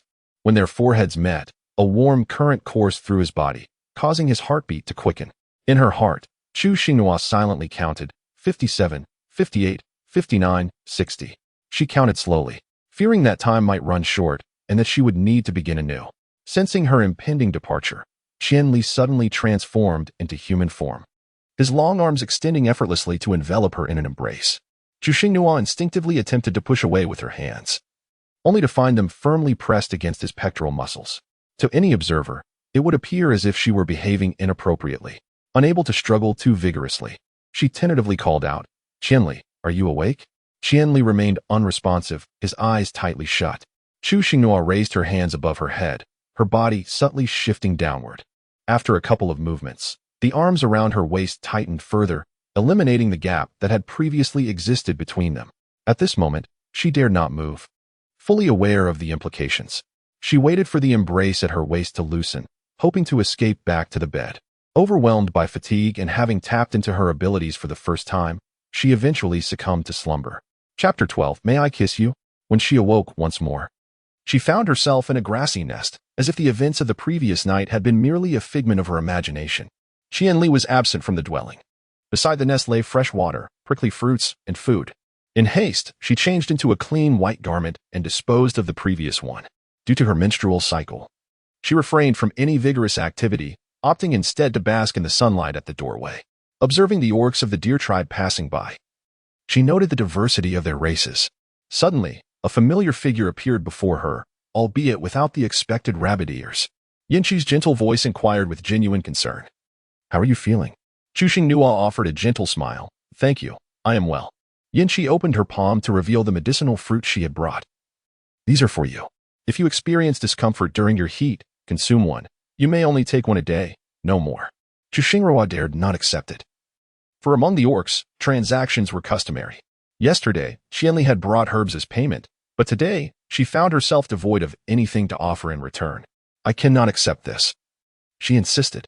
Yinqi, perceiving her reluctance, elucidated, "Take it as a token of gratitude for the herbs the male companion brought back for you yesterday." Chuxing Nua stepped back, maintaining her distance from Yinqi. "The herbs were brought back by Qianli. They are more suitable for him. Since this is a token of gratitude, should it not be given to Qianli? What purpose does it serve for me?" Seeing her refusal, Yinqi displayed no signs of emotional disturbance. She merely tightened her grip. "I shall hand them over to him when I see him," she stated before taking her leave. As Chuxing Nua continued to bask in the sun, he awaited the return of Qianli. Meanwhile, the departing Yinqi encountered the returning Qianli. Yinqi noted that all of Qianli's wounds had completely healed, which explained why he did not require assistance in treating his injuries. It turned out he was acquainted with a female possessing the awakened healing ability. Qianli noticed Yinqi observing him but chose to ignore it. Suddenly, Yinqi called out to him, "Wait a moment." Qianli turned, puzzled, to face Yinqi. "This is for you. If the little female is uncomfortable during her heat, she should take one of these." Qianli furrowed his brow, examining the green fruit in his hand, and inquired, "Are you interested in her?" His question was grounded in reason. Beastmen do not extend kindness to one another without cause, particularly between females and males. Yinqi neither confirmed nor denied it. "She is waiting for you." With that light remark, only Qianli's retreating figure remained. Even if he wished to return the gesture, it was too late. He decided to accept the beneficial item for Nua's well-being and would send a crystal over later. The acceptance of goodwill from another male was entirely at the discretion of the female. After soaking up enough sun, Chuxing Nua returned to the grass hut. Upon seeing Qianli's return, she offered a gentle smile. "You're back." Qianli, with concern, inquired, "How is your health?" Chuxing Nua, "Very well. Aside from the considerable quantity, there are no flaws." Qianli sat beside her, lifted her onto his lap, wrapped one arm around her waist, and with the other caressed her silky hair. Nua, have you awakened your soothing power?"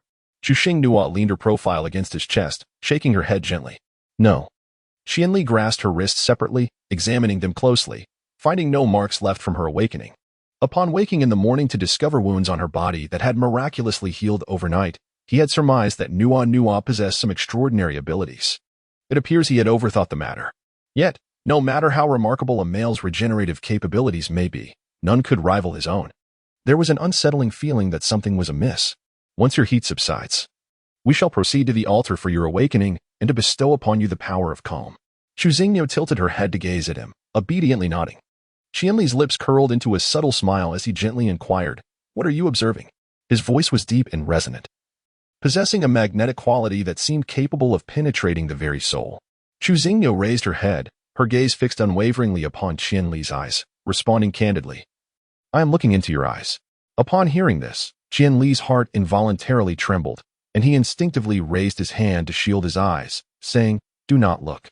Chuxing Nua found his actions somewhat perplexing and curiously inquired, "Why? Isn't it beautiful?"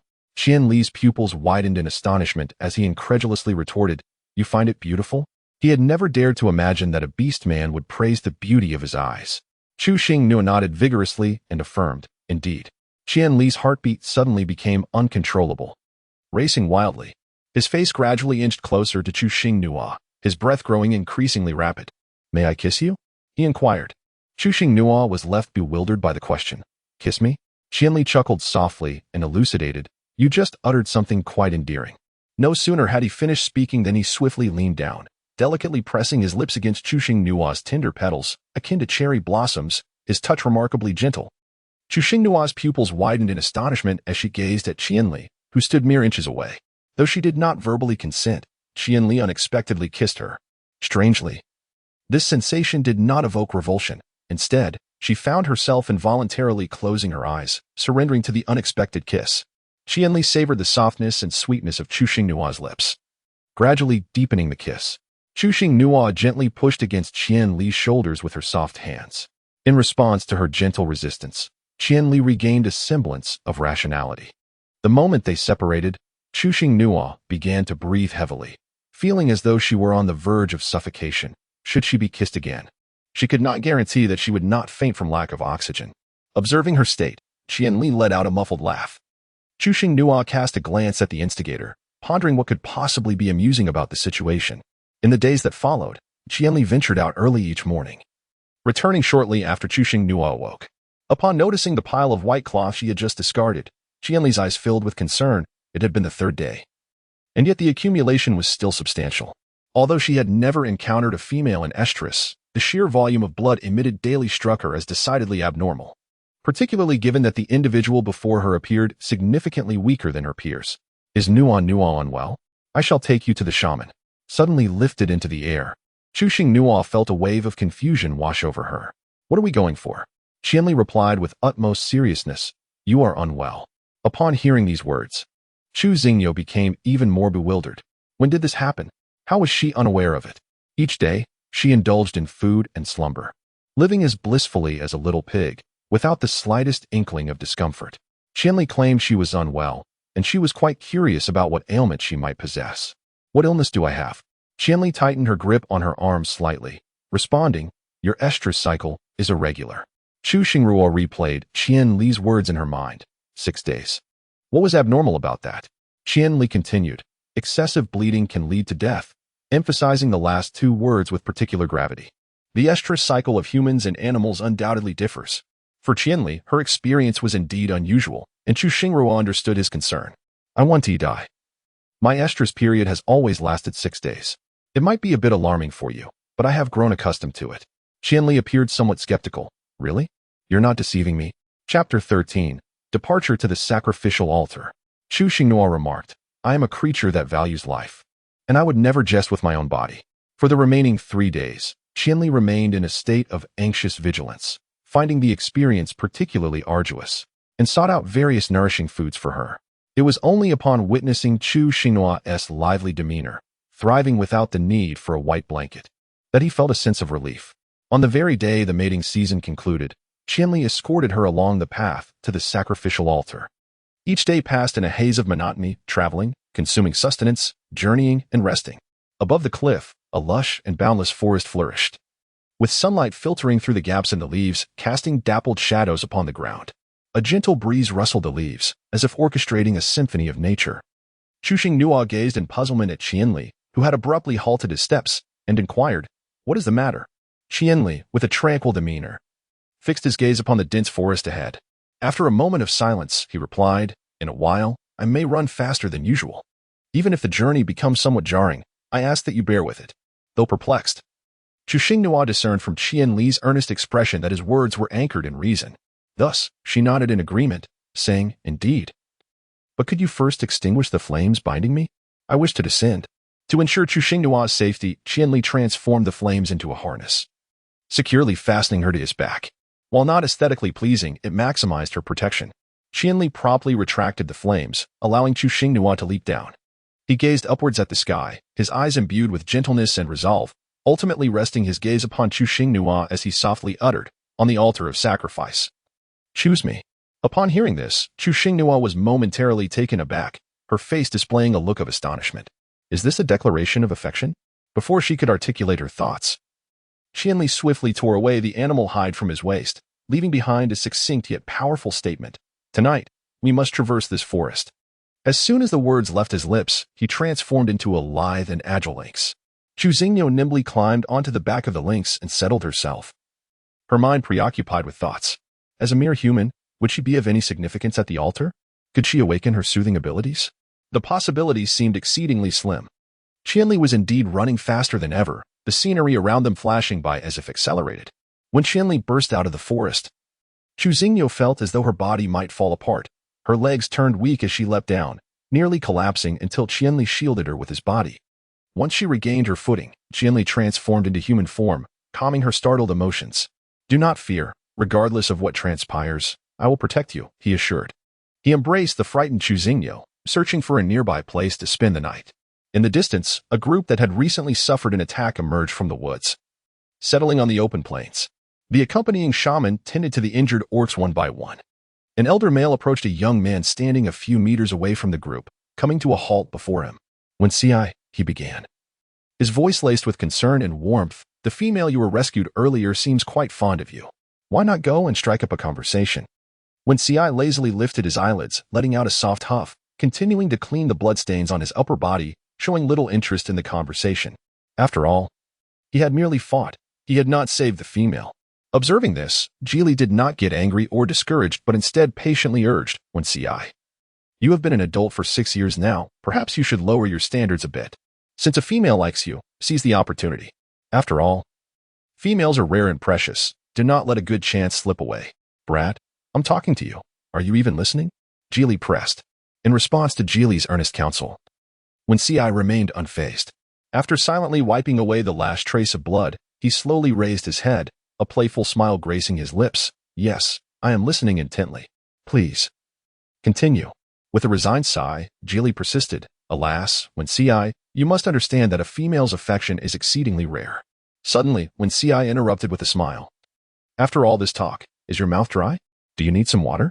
Geely shook his head, indicating that he was not thirsty and wished to continue persuading. However, when CI immediately followed up with, "Are you hungry? Would you like something to eat?" Geely inwardly muttered. If it weren't for the fact that the chieftain is Wen Xi's father and his brother, and he had been entrusted with this task, he would not waste his breath on Wen Xi. Other males would fight tooth and nail over a female, yet this one had shown disinterest in females his entire life. Wen Xi's demeanor clearly indicated that he did not wish to hear him speak. Frustrated, Geely threw his arms behind him and turned to leave. "Wen Xi, take care," Geely called back. Geely turned his head, finger pointing at Wen Xi, opening his mouth to speak, but no words came. Wen Xi merely smiled at him. Shortly after Geely departed, a voluptuous female made her way toward him. Wen Xi noticed her and shouted to the resting group, "I'm going to hunt." Before the words could fully escape his lips, he dashed off like an arrow. However, Wen Xi had no intention of hunting. Instead, he wandered aimlessly, eventually crouching atop a high place. He observed a male leading a petite female into a thicket, their figures soon vanishing from sight. This lynx has quite the audacity. Is he not concerned about losing the little female? Wen Xi mused silently. Yet, reconsidering, he thought that offering assistance based solely on his suspicions might provoke the male's fighting spirit. Thus, he transformed into a large fox with a gradient of black and pink hues, comfortably lying down to sleep. Inside the den, darkness enveloped them, rendering it impossible to see a hand in front of one's face. Qianli extended his right hand, igniting a flicker of orange-red flame that barely illuminated their surroundings. He then took out a soft hide from his pack and laid it on the ground, saying to Chu Xingyo beside him, "For tonight, we must make to here." Chu Xingyo was accustomed to such situations. She obediently sat down beside the hide. At that moment, she yearned to lie down directly upon it, hoping to alleviate the aches and pains in her body from the prolonged jolting. "All right," she replied softly. Chapter 14. The unruly orc Qianli tenderly stroked Chu Xingyo's hair. His eyes filled with affection. "Rest well, I shall fetch you something to eat." Chu Xinghua lay upon the fur, turning her head to gaze at Qianli, and suddenly inquired, "If I am unable to awaken my soothing power, would you feel disappointment?" Without hesitation, Qianli replied, though the answer was not one typically expected, "You have me." Nodding, Chu Xinghua peacefully closed her eyes. As she drifted into a deep slumber, she was abruptly roused by a gentle shaking, momentarily mistaking it for Qianli urging her to rise for sustenance. However, upon opening her eyes, she was met with Qianli's face etched with urgency. Leaving no time for her to voice her questions, Qianli spoke quickly, "Listen quietly to me. I must leave shortly, and you shall take this bone knife. If I do not return by dawn, do not wait any longer. Seek a group heading to the sacrificial altar. Any party participating in the offerings will not encounter malevolent beasts." As Chu Xinghua reached out to grasp the bone knife handed to her by Qianli, her fingers inadvertently brushed against his skin. She immediately sensed an unusual warmth emanating from him, prompting her first thought to be that he might be unwell. Without a moment's hesitation, she cradled his face and pressed her forehead against his, invoking her healing abilities. The heat radiated from both her forehead and palm. And although a part of her wished to withdraw, she gritted her teeth and endured for a full minute. However, the high temperature emanating from Qianli showed no signs of abating, leading her to question whether her powers were even effective in cooling him down. In a hurry, Chu Xinghua declared, "I will accompany you to seek the shaman." Yet, Qianli shook his head in refusal, stating, "The shaman will be of no assistance. After I leave, you must remain here and not move. Under no circumstances are you to venture out until dawn. Do you understand? You must obey." Upon hearing his words, Chu Xinghua realized what had transpired. Males could intermittently enter a state of psychic frenzy. The calming ability is categorized into 4 levels. A mild psychic leakage can be soothed by a female with an awakened calming ability. However, in the case of a psychic frenzy, it is imperative to seek a female possessing a corresponding level of calming ability or one of superior calming prowess. In the absence of female soothing, while mild cases may endure, severe episodes often result in catastrophic bodily destruction, with only a rare few managing to survive unaided. Upon this thought, a wave of panic surged within Chu Xinghua. As she watched Qianli approach the cave's entrance, she hurriedly called out to his retreating figure, urging him to return safely, for she would await his return. Qianli halted his steps, turned, and swiftly approached her. Chu Xinghua was suddenly enveloped by an overwhelming warmth that rushed towards her. Gazing at the pitiable yet deeply worried visage before her, Qianli bent down and pressed a fervent kiss upon her alluring cherry lips. "Take care of yourself." Chu Xinghua was momentarily stunned by a kiss. Only after Qianli departed did she regain her composure. Gently caressing her lips as if they had been scalded by a hot water bag, Qianli struggled to control his powers, striving to distance himself from the subterranean lair as he spiraled into chaos. When Ci perceptively sensed the outburst of energy and, observing Qianli's disheveled state, felt helpless to assist him. The soothing influence of a female was only effective at the onset of such a power surge, and Qianli had already descended into madness. When Ci could merely wish him well, remembering that he was accompanied by a young female. When Ci transformed into his humanoid form and leaped down from a height toward the lair, Chu Xinghua, originally seated by the campfire with a branch in hand, sighed heavily. Upon hearing footsteps, her heart leaped with joy, believing Qianli had returned. By the flickering firelight, she discerned a roguish male figure entering the lair. And alarm bells rang in her mind. Having endured a previous harrowing experience, she felt particularly unfortunate. Hastily, she reached for a bone knife nearby, gripping it tightly and concealing it behind her for self-defense. When Ci had no intention of approaching further, instead, he settled on the ground near the cave entrance, resting his chin on one hand as he observed Chu Xinghua, especially her startled demeanor resembling that of a frightened rabbit, which he found immensely amusing. "Are you hungry?" he inquired. For having slept for so long, he felt a pang of hunger. Chu Xinghua adhered to the principle of remaining motionless while the enemy remained still. Upon hearing the inquiries from the other party, she refrained from offering any response, maintaining her silence and vigilance. When Ci, seeking to fill the void, remarked, "Why are you still ignoring the beast? That lynx sent me to look after you. Apart from ferocious beasts, stray creatures, and rootless beasts, other types of beastmen and beast products are generally benign, not prone to bullying females, though exceptions do occasionally arise." Chu Xinghua rolled her eyes at him, pondering inwardly whether he truly considered her a mere kindergarten child. Which villain would ever admit to being wicked? When Ci continued, "Little female, are you truly unwilling to acknowledge my presence? Surely you are not a mute." Chu Xinghua was disturbed by him and couldn't help but speak. "You should leave quickly. Qianli will be back soon, and he is quite fierce." When Ci was irresistibly captivated by her soft and delicate voice. However, from her words, it seemed he had been mistaken for a villainous beast. Amused, he pondered, teasing her. "Would you mind if I came over to warm myself by the fire?" Chu Xinghua replied decisively, "I do mind." When Ci found her quite intriguing, and with a smile, he continued, "My name is Wen Ci. If you call out, good brother, when you feel hungry, I shall procure some prey for you to feast upon. What do you think?" Chu Xinghua nonchalantly extracted food from her bundle and began to eat before him, wearing an expression that conveyed her self-sufficiency. In response, Wen Ci found himself momentarily at a loss for words, uncertain of how to proceed.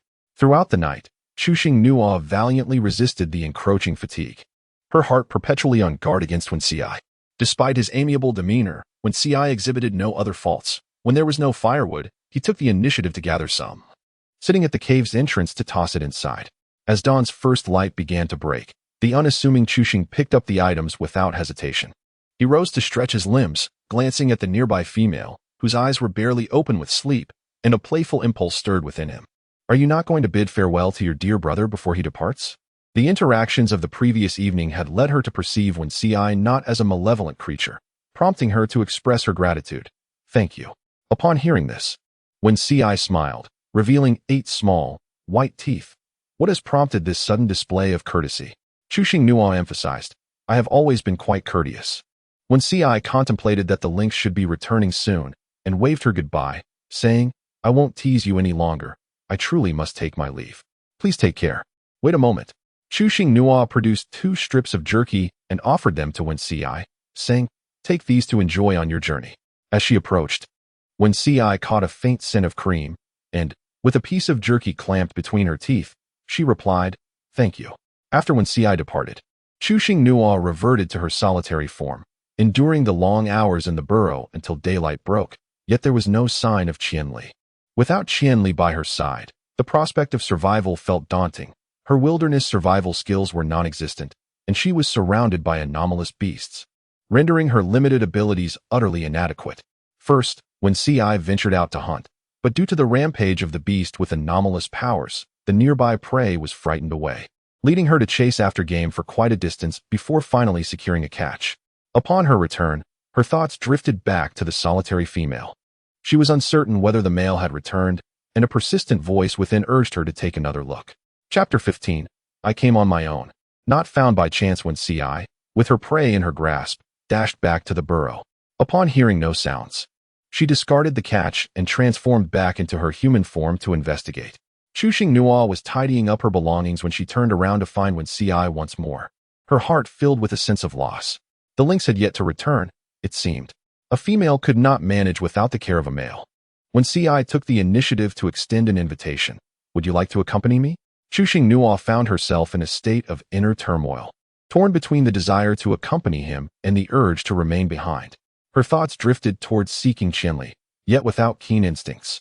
She was certain she would fail to locate him. Wen Ci strode purposefully over, seizing her bundle. Come with me. If I intended to harm you, I would have acted last night, not waited until now. I emerged with the group, and there are 3 females inside. You can stay with them, which is far better than being alone. He added with a smirk, you haven't slept all night. Perhaps I should carry you. After weighing her options, she resolved to trust Wen Ci. I can walk on my own. Wen Ci clasped her hand and placed it on his leather skirt. Hold on tight. Don't get lost. With one hand gripping the bundle and the other dragging the prey, Chushing Nuo followed silently, her drowsy eyes gazing at the once lush forest now shrouded in darkness. Had it perished in flames? The thought filled her with a bittersweet ache. She released his hand, intent on rushing toward the charred woods. Wen Ci reacted swiftly, pulling her back. You can't go there. It's too dangerous. He will return when he is safe. Reluctantly, he led Chushing Nuo away. Wen Ci had not returned to the camp all night, and with dawn breaking, Geely paced anxiously. He had insisted on not bringing Wen Ci along, yet there he was, a source of trouble for the group. Geely gestured to 2 males in the team. You two, go look for him. Just as they stood up, a keen-eyed beastman spotted Wen Ci ambling towards them. Wen Ci is back. Geely followed the direction of the beastman's finger, and sure enough, it was that troublesome brat, his earlier concerns swiftly replaced by a serious demeanor. Wen Ci tossed the prey to the ground and grinned. I've returned with the hunt, Uncle Geely. Geely scoffed, while waiting for you to bring back food. We're all going to starve. Have you forgotten our purpose? There's a time for play. Wen Ci, uninterested in a lecture, quickly changed the subject. Hurry and start a fire to roast the meat. Why are you all standing there? Aren't you hungry? Don't females need to eat? Geely retorted. You little rascal, heed my words. Yes, yes, Wen Ci replied dismissively, turning to the beastman handling the prey. Make sure to save the tenderest piece for me. Geely smacked him on the head. Nonsense. The best meat is for the females. What are you trying to take? Wen Ci rubbed the spot where he had been hit, shifting aside to reveal Chushing Nuo. Why hit me? Can I give it to her? Her smooth, fair face was tinged with a delicate blush, and beneath her long, slightly curled lashes were eyes as clear as morning dew. Compared to the other females in the group, she appeared somewhat shorter and frailier. making her seem less robust at first glance. Nevertheless, this only stirred the hearts of the males, for females were a rare treasure. Geely was momentarily taken aback, casting a questioning glance at Wenci regarding her origins. Wenci simply replied to wait a moment, ensuring she was settled among the other females, and warned them, she is still young, do not bully her. The three females regarded Chu Xingnua with expressions devoid of hostility, more inclined towards affection. Her delicate, pale complexion was delightful, especially given her youth, rendering her no competition at all. A female with emerald green hair approached her with a friendly demeanor. I'm Motizi. What is your name? You look so small. Holding her small bundle, Chu Xingnua fought against her drowsiness and sweetly smiled. Hello, Gigi. My name is Chu Xingnua. How is it that you are so fair? Gigi gently pinched her cheek, comparing it to her own, and remarked, your skin is incredibly soft, akin to that of a newborn. Chu Xingnua harbored a disdain for unfamiliar individuals touching her. However, in the beastly realm, such traits were commonplace. She could somewhat tolerate the females. Casting a fleeting glance across the entire cohort, she discerned not a single beastman with fair skin. Gigi was quite loquacious, unafraid to voice her inquiries. You were brought back by Wenci. Are you destined to be his partner? Yet you are still quite young, and Wenci must wait a few more years. Chu Xingnua recalled the rules of the beast realm. A female belongs to whoever finds her. I came of my own accord, not as someone who was found. Throughout the conversation, it was Motizi who spoke, while Chu Xingnua responded when he could and remained silent when he could not. Wenci and Geely moved aside and recounted the events as they had unfolded. This is how it happened. She was accompanied by a male who was likely to explode in rage. I felt pity for her, so I brought her back. Geely observed his calm demeanor and thought that had he not watched him grow up, he might have believed him. When their group was attacked yesterday, he had rushed into battle, leaving the frightened female behind to ensure she would not cling to him. Now, he could utter the word pity. Geely felt a flicker of joy at the prospect of Wenci having a female willing to engage, though he feigned annoyance. You brought her back, so you must take care of her. We will not assist. His words were entirely for Wenci's benefit. If he could find a partner, the entire clan would rejoice. I will take care of her myself. Wenci raised an eyebrow at the drowsy Chu Xingnua, who could hardly sit upright, a smile unconsciously forming on his lips. How difficult could it be to care for a female? Geely naturally noted this observation. Wenci's tone betrayed an unmistakable amusement. Do you have any more questions? If not, I shall take my leave. Geely replied, no, but before he could finish, Wenci dashed off towards the female. Little one, you look so sleepy that your eyes can hardly stay open. Chu Xingnua indeed found it difficult to keep her eyes open, her body swaying slightly. Correcting him, she said, my name is Chu Xingnua, not little one. However, Wenci seemed to disregard her words entirely, continuing to call her by the nickname, little one. Would you like to take a nap? Chu Xingnua blinked her drowsy eyes and reiterated, my name is Chu Xingnua. I am so tired. I long to sleep. With her eyes closed, she leaned back, her body falling straight. Wenci, swift as lightning, extended his long arm to catch her, then turned to Gigi, saying, could you do me a favor and lay out some animal skins in the shade? Gigi promptly stood and set about preparing the skins, while Wenci cradled the sleeping girl and followed closely behind, placing her down gently before proceeding to gather food. He wrapped the most tender piece of roasted meat in leaves, intending for her to enjoy it upon awakening. After a simple meal, Geely prepared to lead the group onward. When she wakes, be sure to catch up with the team quickly. It won't do to have a female lingering about, as it could lead to trouble. Chapter 16. Sleep with me. Wenci waved his hand, signaling for them to hurry along. Yes, I will remember what Uncle Geely said. Please be careful on the road. Once the team had departed, Wenci returned to sit beside Chu Xingnua, silently watching over her as she slept peacefully, her small form quite endearing. Noticing the bundle she clutched, he reached out to tug at it, pondering how one could sleep comfortably while holding onto something. To his amusement, she clutched it even tighter. It seemed he had stumbled upon an amusing diversion as he playfully tugged at it once more, finding delight in teasing her whether she was awake or asleep. Chu Xingnua awoke after a brief slumber, plagued by haunting nightmares of the Qianli explosive body. Rubbing her eyes, she glanced around, realizing that only she and Wenci remained. Wenci, you are awake. Chu Xingnua, what about them? Why are you so amusing?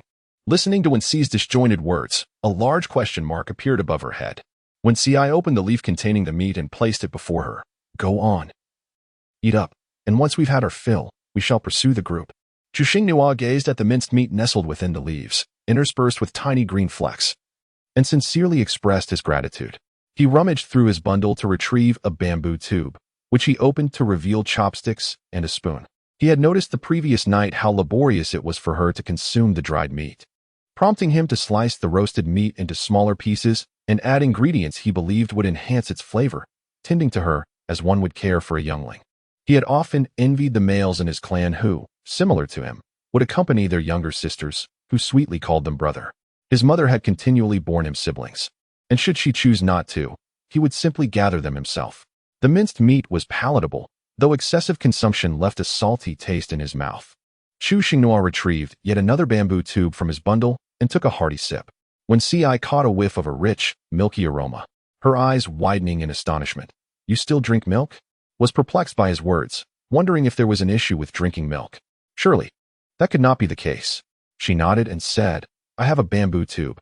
Would you like to drink?" Perceived that she was losing too much blood during her menstrual cycle and believed that a daily bamboo tube of animal milk would be beneficial for her health. "I shall not partake," he replied, finding it somewhat troublesome to care for a younger sister who had yet to wean. Once she was satiated, transformed into a fox, lying on the ground and waiting for her to mount. He grew impatient with her slow movements, wrapping his tail around her waist and securely lifting her onto his back. Only when he felt her grip on his fur did he rise and bound forward in the direction of their group. A massive black and pink gradient fox, carrying a petite girl, traversed the plains and forests with agility. Along the way, they encountered other teams, all headed towards the sacrificial altar. Was mindful not to run too swiftly, considering he had a younger sister with him, yet he maintained a brisk pace. The midday sun was scorching, compelling to seek out shaded areas to escape the heat, just like the other groups. "Do you have any family or kin besides that lynx?" he inquired. "After visiting the sacrificial altar, I will escort you back." Felt it necessary to clarify certain matters, as abducting a female was an act of disgrace, and he wished to avoid being misinterpreted as a dishonorable beast. Chu Xingniu lowered her head, sorrow evident in her eyes. Without Trinley by her side, she felt a sense of confusion regarding the future. "Qianli is my sole reliance." When Ci discerned her melancholy and, before he could offer words of comfort, she spoke. Chuxing, with a sense of earnestness, implored, "Could you assist me in speaking to the orc leader? I wish to join your clan. I do not require provisions, as I am capable of hunting for myself, and I am willing to contribute with any tasks within my capability. I assure you, I will not cause any trouble. All I seek is a safe haven." When Ci, moved by her words, gently caressed her soft hair and replied, "What you speak of is quite inconceivable. Which clan would mistreat a female, especially one as small as you? However, I do have one condition. If you agree to it, I shall consent to your joining the Fox clan. What say you, little one?" Upon hearing the little one express their discontent, Chu Xingniu did not dwell on it, but instead cast a skeptical glance at Wen Ci, clearly doubting the veracity of his words. Perceiving the skepticism surrounding his statements, Wen Ci felt compelled to reveal his identity. "I am indeed the son of their clan leader, cherished above all, and my word alone is sufficient to grant you entry." Chu Xinghua pressed her lips together and inquired, "What is your request? As long as it is not excessive, I can comply." When Ci bent down, grasped her underarm, and lifted her high, his voice ringing clear, "Call me good brother." Chu Xing grabbed his taut arms in a flurry, exclaiming, "You are truly persistent." When Ci replied, "Call me your dear brother. I shall protect you. No matter how you perceive it, you will not lose." Chu Xinghua was undoubtedly aware of her advantageous position. A mere utterance of good brother could secure her a masculine protector, which she deemed an exceptionally favorable bargain. Such protection was precisely what she required. When Ci continued to bolster his proposition, "What do you say? Shall you call me? I am a 6th-tier fox beast, endowed with lightning attributes, and safeguarding you would be effortless. Henceforth, I shall also take care of your needs, food, clothing, and shelter. What do you think, little one?" It would be a falsehood to claim she was not swayed. Chu Xinghua replied, "You are the one at a loss." To which Wen Ci responded, "I find great pleasure in it." Chu Xinghua turned her head to the side and whispered, "Good brother." The orc possessed keen hearing, and even in its human form, its auditory abilities were scarcely diminished. When Ci feigned ignorance, saying, "What did you say? I didn't quite catch that." Chu Xinghua gazed down at Wen Ci, admiring his appearance. His hair, a gradient of black and fiery hues, danced like flames, shimmering with an enchanting luster under the sunlight. His lotus petal-colored eyes resembled deep, mysterious lakes. A hint of roguishness graced his brow, and a subtle smile lingered at the corners of his mouth. She called out once more, "Good brother." Upon hearing her affectionate address, when Ci felt a warmth spread through him. This little one he had taken under his wing promised to add a spark of joy to his otherwise mundane days. The little one is truly well behaved. As the harsh sunlight softened, the surrounding orc team began to stir and set off. When Ci and Chushing Nua followed suit. At the base of the cliff lay a colossal lynx, struggling to rise beneath the weight of a thick branch. After a violent surge of its powers, the beast's body felt light, and it had fallen from the cliff, breaking only its left hind leg, a stroke of luck indeed. It was a relief to be alive. Forced into human form, its body bore numerous visible bruises. With its claws, it severed the branch into equal lengths to secure its leg, leaning on a tree branch. It made its way to the cliff's edge, discarding the branch and laboriously climbing upward. I wonder if Nua Nua has been taken in by a team, or if she has faced any bullying. I must find her quickly. Meanwhile, when Ci carried Chushing Nua, striving to catch up with the group before nightfall. When Geely spotted them, he exhaled a sigh of relief. Without wasting a word, he urged them to rejoin the team and brought out the food they had set aside for them, reminding them to eat and rest promptly. It was commonplace for teams attending the sacrificial altar to seek shelter, with males sprawled in their beast forms on the grass to rest, while females were encircled within a small triangular tent. Observing the three females sprawled out in slumber, when C's eyes brimmed with disdain, "Do not squeeze in with them. Sleep with me instead." Chapter 17. Words of a beast. What? What kind of beastly words are these? Chushing Nua's voice turned frosty. "Stop joking." When Ci, aware of her misinterpretation, gently poked her little head. "Don't overthink it. You're still so young, and I am not a wicked beast." Afterward, he surveyed the surroundings. Finding no suitable spot, especially near the grass where blood-sucking insects swarmed. Taking advantage of the night, he constructed a nest in a tree, draping a hide over it, and carefully placed her inside. The nest was quite comfortable, yet she felt an undercurrent of fear. Falling from this height could lead to paralysis rather than death. "I want to come down." Uncomfortable below, she soon fell asleep in the nest. When Ci, resting on the tree branch, transformed into his beast form. Chushing Nua emerged from her nest and gently shook the closed eyes of the large fox, expressing her fear and reluctance to sleep, declaring her intention to go down to rest. When Ci lazily opened his eyes, rose to lift her back into the nest, and wrapped his fluffy, bushy tail around her slender waist. Chushing Nua clutched his tail, seeking a semblance of comfort, yet anxiety gnawed at him, rendering him restless and fearful. Unable to surrender to slumber as he gazed longingly at the star-speckled night sky, a disquieting sensation enveloped him. He yearned for reassurance. When Ci sensed the small hands trembling around his tail, and he transformed into his human form, sitting up. "Why are you still awake? Aren't you tired?" Upon feeling her tail being withdrawn from her waist, Chu Xingyo sat up abruptly, locking eyes with Wen Ci, whose gaze glimmered with a faint green light amidst the darkness. "I'm frightened. I've never slept at such a height before." Rather than mock her fear, Wen Ci offered soothing words. "The nest I've constructed is sturdy and will not collapse. You may rest assured, for I shall keep watch beside you, and your worries shall not come to pass." Chushing Nua pressed her lips together, expressing her apprehension. With a sudden rip, Wen Ci produced a strip of animal hide from his hand, instructing her to alter her sleeping position. As Chushing Nua adjusted her direction, Wen Ci's large hand reached out to grasp hers, one finger pressing down on the leather strap while the other began to entwine upwards. "Do not look away. Assist me in fastening it," he urged. "I will hold on to you tightly, binding us together. You should find solace in the knowledge that even if it collapses, I will steadfastly keep you secure. Should you choose to sleep, rest assured, you would be smothered by them." Chushing Nua felt a vague warmth in her heart. Unsure of her emotions, she remained awake as Wen Ci kept her company, engaging her in conversation. The following day, the sounds of cattle and the commotion of various beasts echoed beneath the tree, prompting Chushing Nua to lean over the edge of her nest and observe. Geely gazed incredulously at the sight of the thunder beast before him, exclaiming, "Why did you bring back a live mooing beast, especially a female? Where do you intend to grab it? With so many females watching." Wen Ci, holding a bamboo tube in one hand, stretched out to grasp the belly of the mooing beast, retorting, "The dead ones aren't fresh. Don't waste time with useless remarks. Help me hold it down. Its size may be small, but its temper is quite fierce. I merely require a bit of milk. Is that too much to ask? If the mooing beast were obedient, I wouldn't have needed to bring it back, especially in front of so many kin, engaging in such an embarrassing act." His moment of glory as a beast had certainly faltered today. Nearby, other beastmen gathered in small clusters, whispering amongst themselves, their disdainful glances unmasked. When Ci feigned ignorance to their judgment, maintaining a composed facade as he called out to his kin, "Why are you still standing there watching? Come over and lend a hand." 3 beastmen approached to assist in restraining the mooing beast, while when Ci busied himself. His lack of experience leading to a moment of mishap where he was struck by a tail. The effort required for those 2 bamboo tubes felt more exhausting than battling a beastman. When Ci was well aware that Geely would interrogate him relentlessly, thus, he nimbly climbed up the tree to evade any questions. "I hope I didn't wake you," he murmured softly as he placed the bamboo tubes in the nest before settling on a branch, gently advising, "It's still warm. You should drink it quickly." Chu Xingniu silently gazed at him, her expression gradually becoming intricate. When Ci noticed her gaze and could not help but inquire, "What kind of look is that?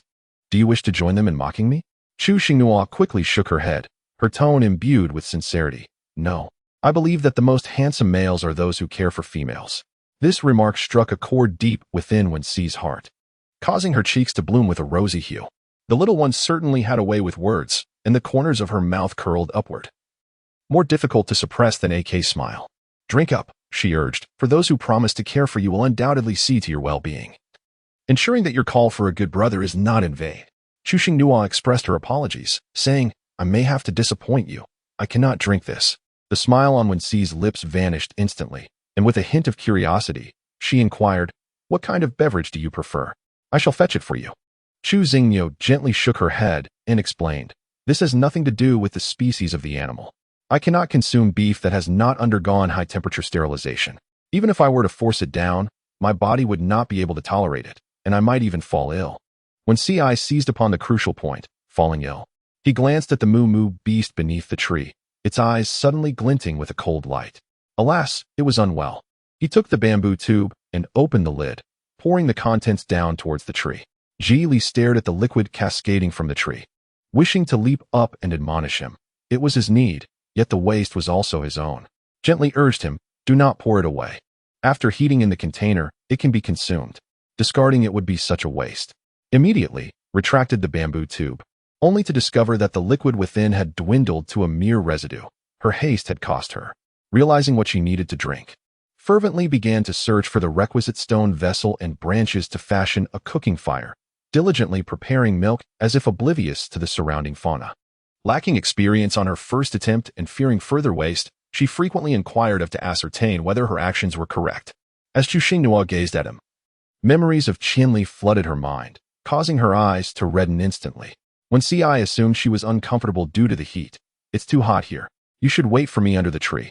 Yesterday, Geely merely wished for Wen Ci to have a female companion who was willing to engage with him, never anticipating that he would become so attentive to this little female he had found.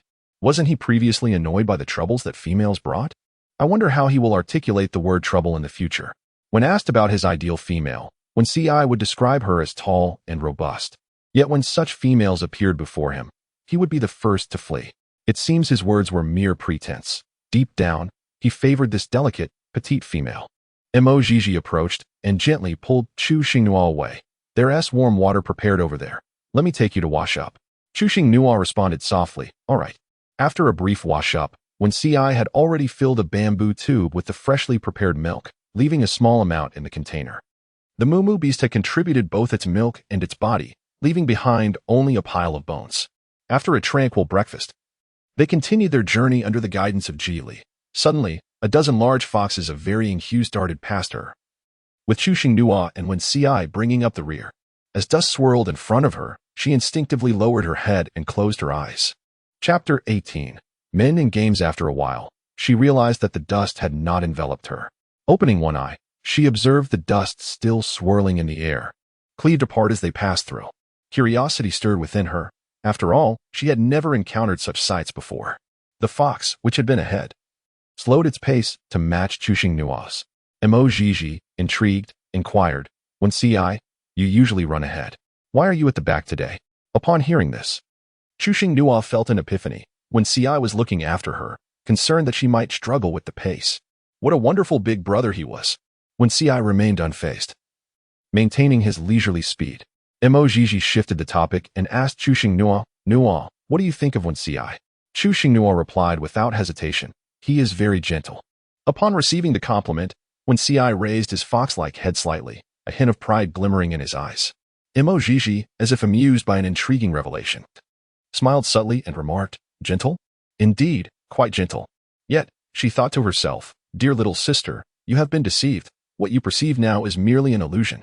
Wen Ci is a beast whose gentleness is often masked by the ferocity with which he strikes. With a gaze filled with curiosity, Chu Xingnuo regarded Mo Jiji.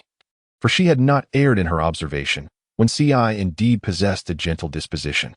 From their initial encounter until now, all had been well. Devoid of the tyrannical beast described in literature that forcefully abducts others without consent. Mo Jiji remarked, "So it follows that Xinghua has an affinity for gentle males." Chu Xinghua had not contemplated this topic deeply, but nodded in agreement. "Indeed. Most girls are drawn to the rebellious type of boys. I have a slight fondness for them too, yet it remains merely an infatuation, as I feel that I am not suited for such boys. I prefer gentle yet assertive young men, tender, but not overly accommodating." In truth, when it comes to men and games, she leans more towards the latter. Having been posed numerous questions, Chu Xinghua curiously inquired, "What type of male does Jiji fancy?" Mo Jiji replied with a smile gracing her features, "One who is handsome, capable of protecting me, embodying the ideals of masculinity." Chu Xinghua exclaimed, "The symbol of masculinity must refer to that area beneath the belly. She cannot be mistaken." Mo Jiji continued, "It must resemble this one beneath me perfectly." The gray-furred fox emitted an excited yelp. Mo Jiji nestled on the fox's back, burying her face between its ears, affectionately nuzzling. "Chu Xinghua, you might as well have confessed your fondness for the fox beneath you from the very beginning. Moreover, am I merely a tool for you to kindle your romance? I advise you, such displays of affection are truly unwise. Are you taking pleasure in my singleness?" Wen Ci cast a sidelong glance at the fox beside him and promptly sped to the front of the group. At noon, the entire team paused for a brief respite before continuing their journey. Mo Jiji approached Chu Xinghua, seeking conversation, as the monotony of the road made companionship all the more welcome to hasten the passage of time. However, Wen Ci did not share this sentiment. The moment Mo Jiji drew near, he would hoist Chu Xinghua away to evade her presence. Along the way, a scene unfolded. A gray fox pursued a black and pink gradient fox. Their playful chase made the hours fly by. As dusk fell, they sought a place to rest. Fortuitously, they discovered a spacious cave, ample enough to accommodate their small group of nearly 20. The interior was stark and barren. The males began to prepare, differentiating their roles, and crafted partitions from animal hides. Wen Ci chose a central spot, and as he laid down the hides, he stumbled upon a pale pink one. A thought flashed through his mind, and he rose to beckon Chu Xinghua, who was nestled among the females. "Come here, little one." Chu Xinghua gazed at the towering Mo Jiji beside her, readily embracing the nickname bestowed upon her. Chu Xinghua approached Wen Ci with delicate steps, softly inquiring, "What is the matter?" Wen Ci gently tucked the strands of hair from her chest to the back, revealing her exquisite features, which grew increasingly endearing with each glance. Holding a pale pink beast's skin, she moved it about her form, saying, "Raise your hand.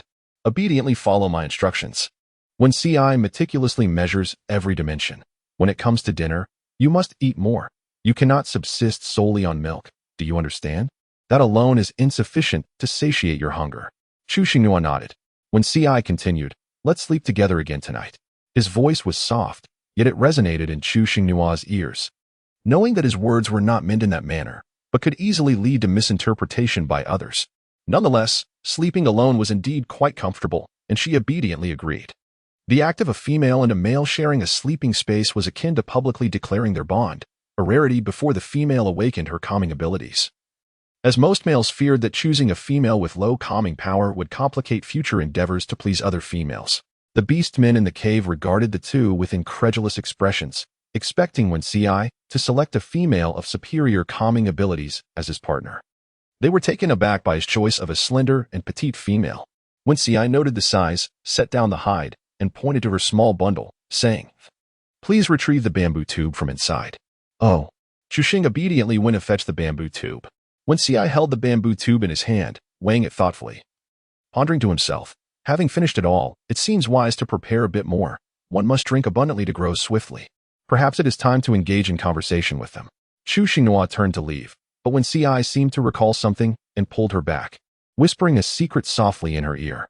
Chu Xingnua's expression remained unchanged as she replied with a simple Geely circled around, and upon entering the cave, commanded 2 orc hunters, Jingchu, Lilua, you 2 shall go hunt. Jingchu, the gray fox orc ridden by Mo Jiji, bore a resemblance to Wenci. Wenci, who had been hidden away sewing, immediately poked her head out from the animal skin as she set down her needle and thread. I will go with Jingchu. Let Lilua stay in the cave. Geely's tone shifted upon seeing her. We certainly do not wish to starve. Ignoring the urgency, Wenci continued. Lilua is unwell and cannot hunt. Receiving a threatening glance, Lilua immediately clutched her stomach, claiming she was in pain. Geely went through all the male orcs, but none dared to admit to any discomfort. Wenci cast Geely a look that conveyed, you have no choice but to select me. With no other option, Geely acquiesced. As Wenci passed by Chu Xingnua, she affectionately inquired, is there anything in particular you wish to eat? I shall bring it back for you. If this question had come from Qianli, she might have expressed a desire to accompany them, but since it was Wenci asking, she felt gratitude for being taken in and wished not to impose further.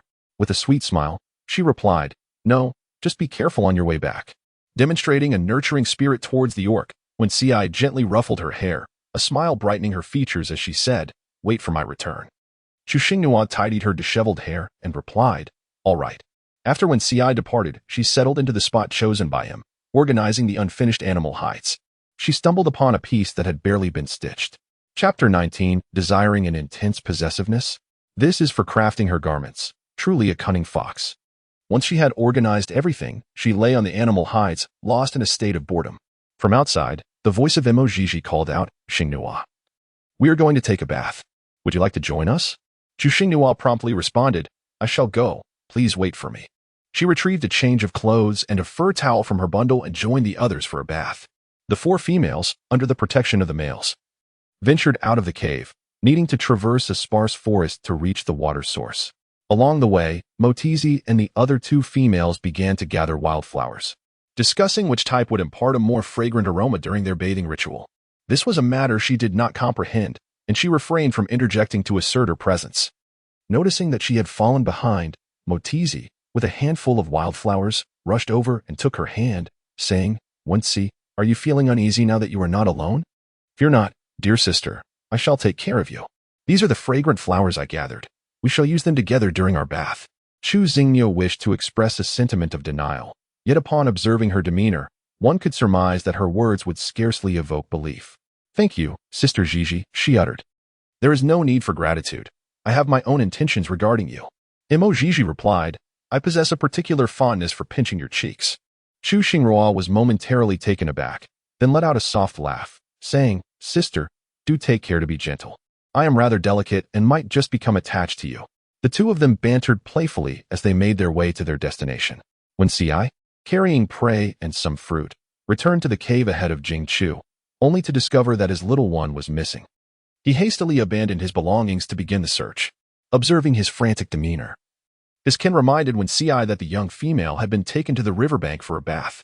With a low curse, Wenci immediately set off in pursuit. Little one. Chu Xingnua promptly turned around to respond, I am here. Upon noticing Wenci's arrival, Mo Jiji and the others discreetly took their leave. Wenci's tone, tinged with reproach, revealed a hint of concern. I asked you to wait for me. How could you leave with them? You mustn't be disobedient.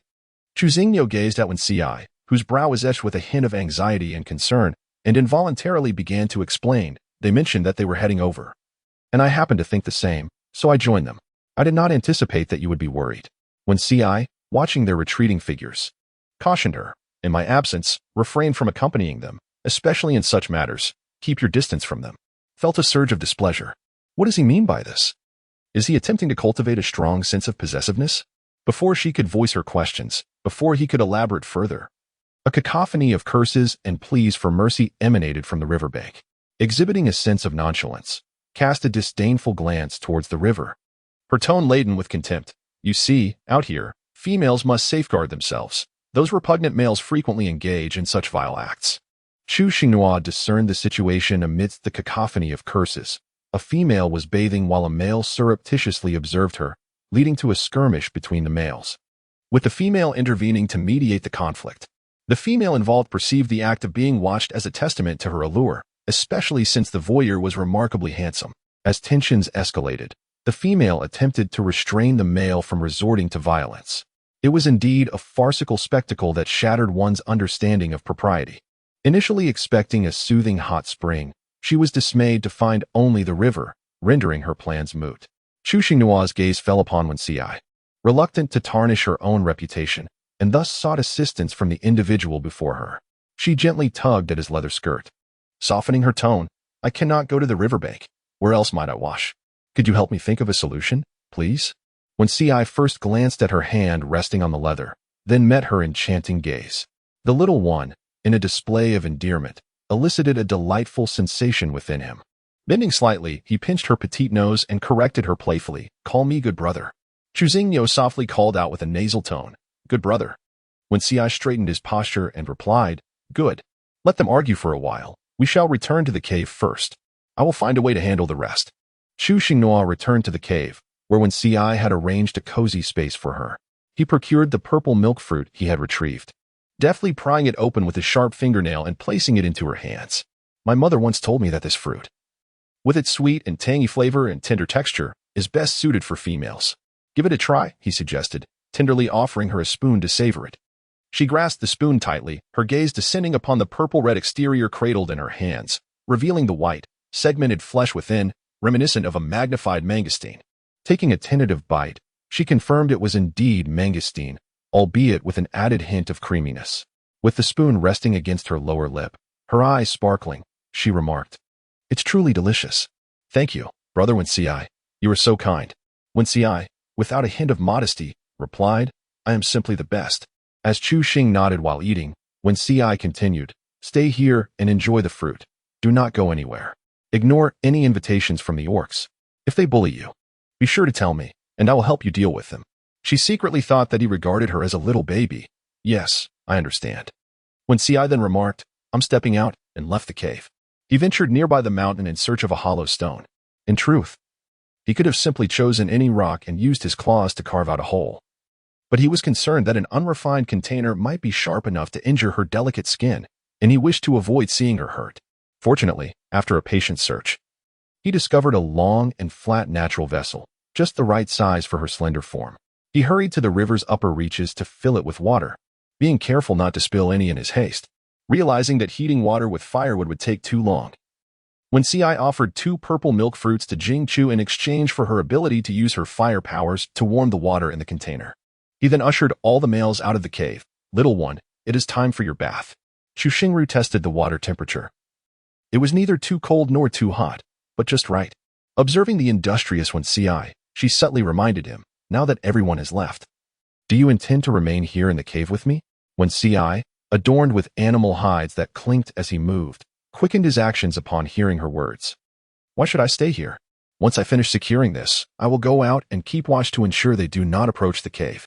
Chu Xingnu casually added flower petals to the water, remarking, "Well, you should hurry. The water is getting cold." Wen Xi deftly secured the animal hide, picked up the unfinished piece, and made his way to the cave entrance. As he settled down, preparing to sew, he realized he had brought out an extra item. At that moment, the sound of water echoed within the cave, and it would undoubtedly be inappropriate to send the clothing inside now. He sewed while feeling increasingly troubled. Chu Xingnua was aware that all the orcs were waiting outside, and without any hesitation, she quickly finished washing up. When it came time to dress, she discovered that only her skirt remained, while her top had mysteriously vanished. Reluctantly, she opted to wear her soiled garment for the time being. Earlier, she had seen Wen Xi seemingly taking some animal hide outside to craft clothing, though she was uncertain if it was completed. She lifted the hide slightly and poked her head out, inquiring, "Wen Xi, is the garment you were working on ready yet?" Wen Xi, appearing somewhat guilty, hastily concealed the extra piece he had brought out, turning his head to reply, "It still needs a few more stitches. It will be ready shortly. Please wait a moment." With that, he resumed his meticulous sewing. Chapter 20. Different treatment. Briefly, Wen Xi finished stitching the garment, yet he did not rise. As he had hidden something beneath his legs, he concocted an excuse for himself. "My legs are a bit numb. I will retrieve it myself." He feared being discovered, as the little one might perceive him as a nefarious male attempting to steal clothing. Chu Xingnua approached and politely expressed her gratitude as she took the clothing. She noticed that he still had a plethora of animal hides in his arms and hesitated before speaking. May I request something? When Ci, with a tender gaze, encouraged her. Feel free to express your desires. I shall fulfill them. It is rather inconvenient to sit on your back while wearing a skirt. I would prefer a lower garment of this style. Chuxingnua drew a pattern on the ground with pebbles, clearly instructing that 2 ties must be left at the top. There are benefits to perusing miscellaneous texts, for it ensures one does not wander aimlessly in unfamiliar realms. When Ci observed intently, and even took the initiative to measure her leg circumference with strips of animal hide, his intentions were solely to care for her. He had never contemplated any unseemly actions. When Ci focused diligently on her sewing, Chuxingnua, having changed into a fresh garment, began to wash her soiled clothes. As she emerged, cradling the damp fabric, when Ci, upon hearing her approaching footsteps, laid down a piece of animal hide beside him and patted it. Gesturing for her to come and take a seat, Chuxing walked directly out of the cave in search of a place to hang her clothes. When Ci called her back, inquiring why she had washed her clothes by herself, I have always washed them myself, she replied truthfully. Though it was true that during her menstrual days, Qianli had assisted her. As when Ci plunged a bone needle into the animal skin, he contemplated chastising the lynx for failing to care for its female counterpart, but then reconsidered, realizing that mentioning the small lynx would only sadden her. An inexplicable annoyance stirred within him. In the future, she could simply leave her soiled clothes there, and he would take care of them upon seeing them.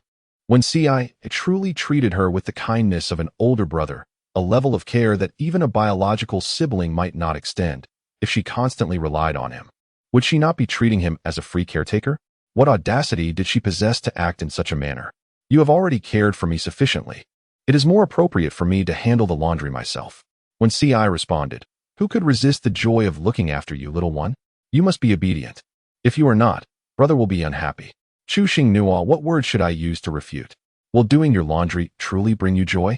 Currently, one takes advantage of others, yet still expects protection from them. Alas, if he wishes to wash, let him indulge his peculiar inclination. The prerequisite is that he has the opportunity to acquire her garments. When Ci informed her that the team possesses fire attribute abilities, thus the clothes need not be air-dried. They can simply be dried by roasting. Chuxing, filled with a mixture of skepticism and curiosity, gazed at the distant group of orcs busy drying their garments. After all, Qianli's extraordinary ability had only managed to dry her hair. Once she had queued to dry her clothes, she settled down, pressing her hands on her skirt, quietly observing him deftly sewing. She picked up a piece of fallen beast hide, examining it in her hands before folding it, wishing she had an elastic cord. Using beast hide to tie her hair was precarious, and she longed for a proper hair tie. Before long, when Ci presented her with the finished garment, a pair of shorts adorned with a skirt, expertly stitched with remarkably tight seams. Aside from the pride he took in his extraordinary abilities, Wen Ci's greatest accomplishment lay in his skill at sewing. Their mother had insisted that he and his brothers learn the craft from a young age, often praising him as the best among them. As when Ci rose, he suddenly recalled something he had hidden and exclaimed mid-motion, "Look over there." Chuxingnua lifted her gaze towards the direction he indicated, but found nothing there. As she turned back, ready to inquire, when Ci had already entered the cave, emerging moments later with a container in hand. During dinner, Chuxingnua observed a peculiar detail. While the other females devoured roasted meat heartily, she alone used a spoon to scoop up the minced scraps. Noticing her gaze, when Ci mistakenly assumed she desired more and began slicing a piece of the cooled roast beside him. "Is it not enough? Allow me to cut you some more." Chuxingnua grasped his hand that was cutting the meat, lowering her voice. "I have plenty here. No need to add more. I just want to ask, why is my experience different from theirs?" When Ci failed to comprehend her meaning, "It's the same. All the meat comes from the same prey. But the piece you are eating is more tender than what they hold." Chuxingnua expressed her thoughts clearly. "I desire to consume that. So I want to have to trouble myself with the hassle of having it chopped for me in the future. How can one, still weaned, gnaw on meat like an adult orc? What if her teeth were to suffer damage? She certainly does not possess the ruthlessness of a lynx."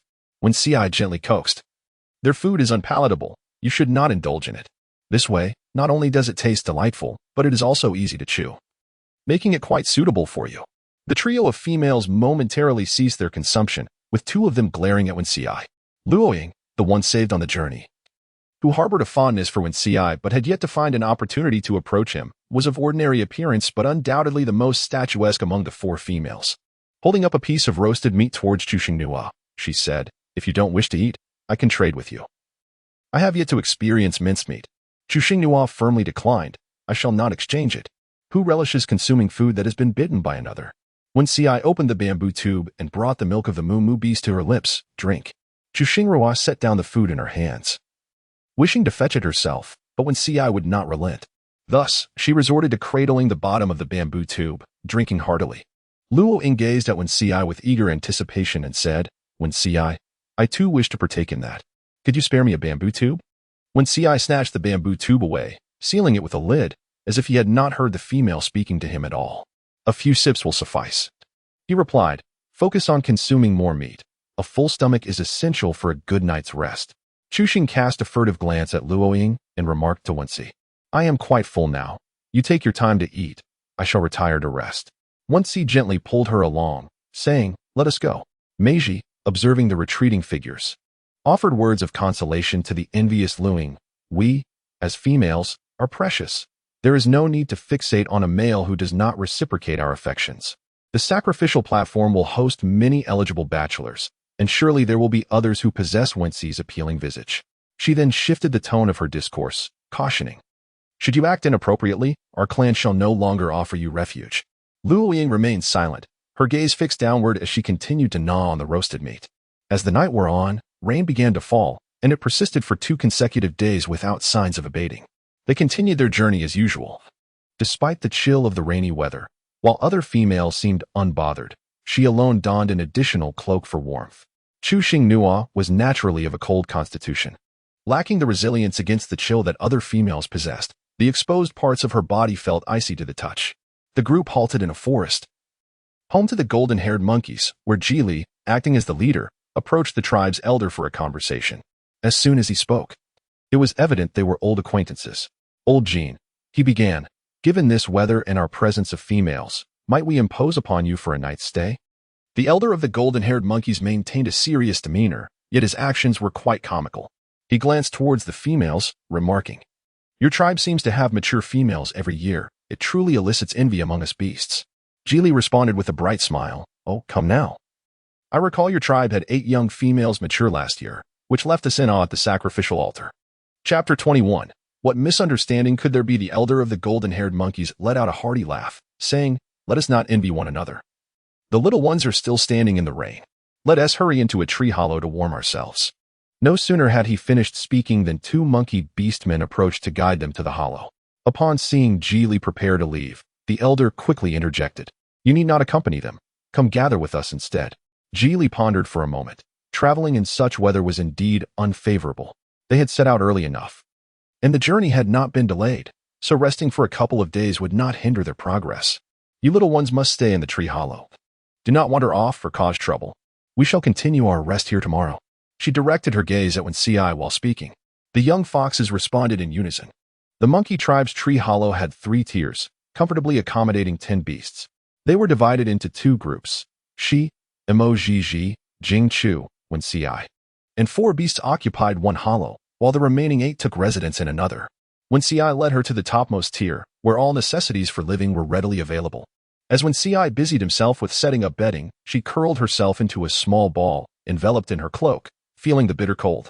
Wen Si lifted a corner of the beast's skin, inviting, come in and warm yourself. Chu Xingnu responded with a soft all right. Shedding her cloak and nestling into the warmth of the bed, as Wen Si tucked her in, he inadvertently brushed against her small, chilly hand, prompting him to furrow his brow in concern. Why is it so cold? He inquired. Just a moment, he added, as he knocked gently on the ground of the tree hollow, producing a rhythmic sound. Thud, thud, thud. Be mindful, as you are not yet bound in partnership. Come over and lend a hand.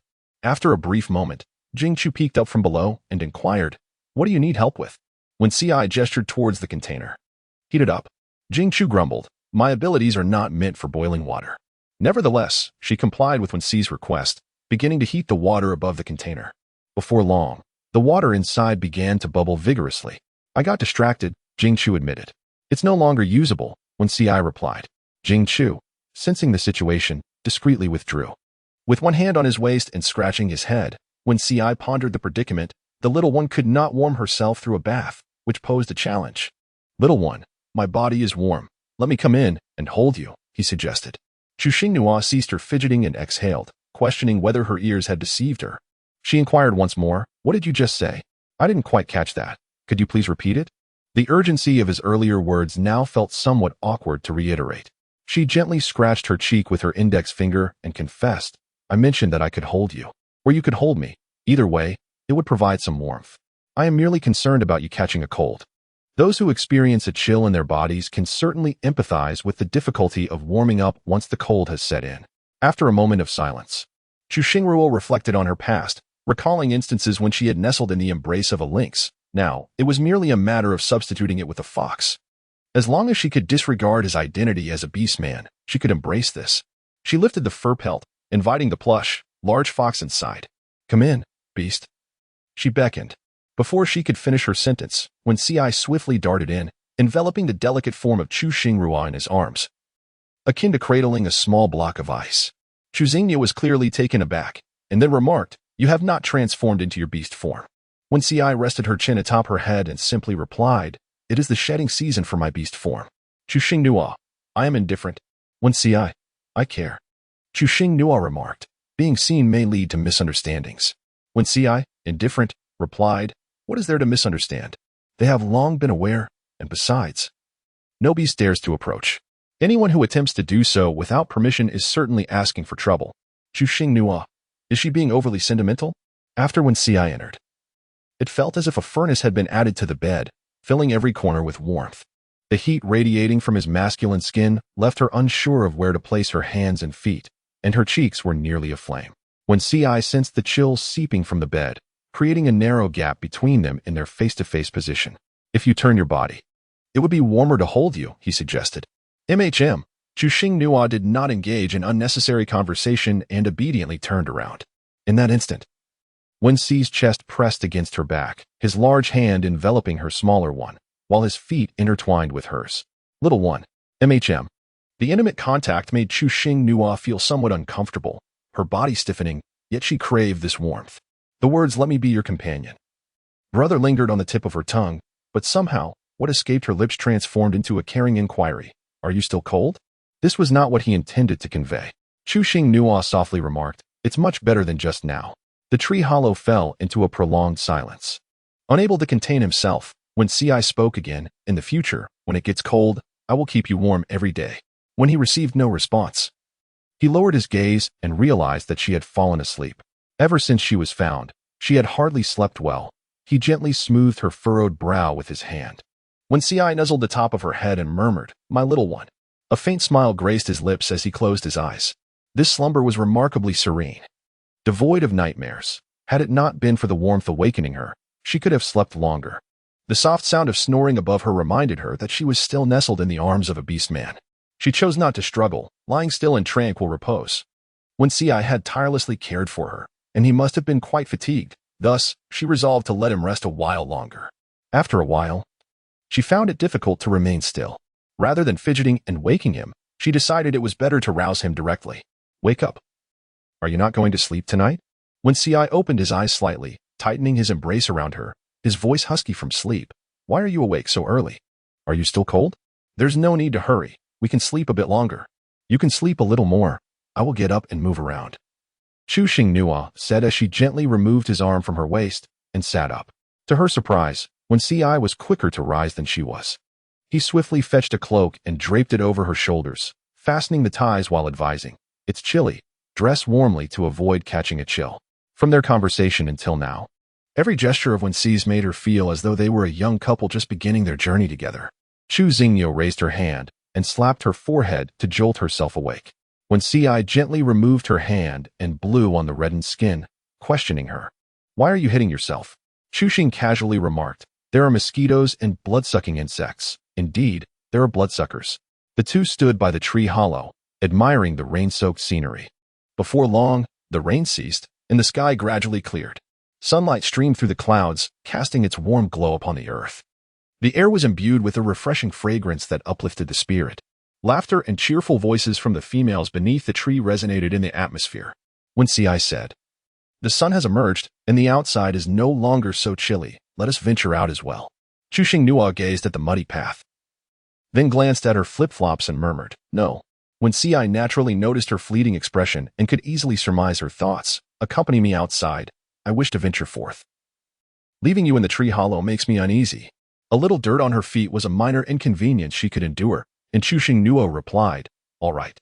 Chapter 22. Do not attribute everything to me. Upon exiting the tree hollow, she realized her concerns were entirely unfounded. Other females were still treading through the mud, while she had already perched herself on Wen Ci's left shoulder. This elicited a wave of envy from the other females, who promptly began to imitate her. In no time, it became commonplace to see females of the golden monkey tribe seated upon the shoulders of males. As she surveyed her surroundings, the flowers, washed by the rain, appeared exceptionally vibrant and lush, their petals adorned with glistening droplets that resembled exquisite jewels. The grass, too, had transformed into a deep, verdant green, with water droplets rolling off the leaves like tiny green pearls. Even though she was cloaked, Wen Ci deftly avoided the low-hanging branches. Her attention was drawn to a nearby tree stump, and she tapped Wen Ci, saying, "Let us go over there." She expressed her desire, and without hesitation, Wen Ci guided her to the spot. Upon arrival, her suspicions were confirmed. It was wood-ear mushrooms. Their benefits were manifold, and harvesting them for a nutritious soup would be splendid. "Put me down," she requested. However, Wen Ci did not comply. Instead, he looked up at her and asked, "Do you desire black vegetables?" Chuxing felt a slight confusion upon realizing that wood-ear mushrooms were referred to as black vegetables. She made a note of it, wishing to gather some to take home and savor. Wen Ci adjusted his hold, cradling her with one hand, and plucked a succulent, tender wood-ear mushroom for her, remarking that it was more delicious than meat. Chuxing fiddled with the wood-ear mushroom, which was the size of a duck egg, and said, "I understand, but I still wish to eat it." Wen Ci could only acquiesce to her desire. He wished to pick it for her, but she insisted on doing it herself. Concerned that her feet might get dirty or cold, he crouched down. Chuxing Nuo immediately contemplated further, yet the grip of the arms encircling her legs remained unyielding. "In this manner, how can I descend?" she protested. "With such a modest appetite, what I can gather here is sufficient for sustenance. If you wish to gather, then do so in this way. Descending is simply out of the question." Chuxing remarked that her care was somewhat excessive. The bounties bestowed by nature belonged to all. She was not greedy and merely plucked 4 leaves. This forest was quite expansive, and wandering through it consumed considerable time. A sound akin to whoosh reached her ears, and following the noise, she beheld a red and white koi leap from the water's surface. Before she could fully appreciate the sight, it swiftly dove back into the depths, leaving behind only ripples on the water's surface. When Ci noticed where her gaze lingered, "Are you longing for the water stinger?" His voice pulled her thoughts back. "Rather than consuming it, I yearn for its tendons." When Ci surveyed the surroundings and set her down on a nearby stone, "I shall venture into the river to catch a water stinger. Should you encounter any dangerous creatures, do not hesitate to call for me." As soon as he finished speaking, Wen Ci plunged into the water with a splash, disappearing from sight. Moments later, he emerged, hauling a wriggling fish, its tail thrashing, measuring over 1 meter in length. Roughly, he tossed the fish onto the ground, where it floundered in the muddy water, splattering dirt everywhere. Displeased by its restlessness, Wen Ci seized the fish by its tail and swung it against a tree stump, delivering a decisive blow to its head. As Chuxing Nuo attempted to voice her objections, it was already too late. She had a great fondness for the spicy fish head dish. "Alas, wait a moment. I shall extract it for you immediately."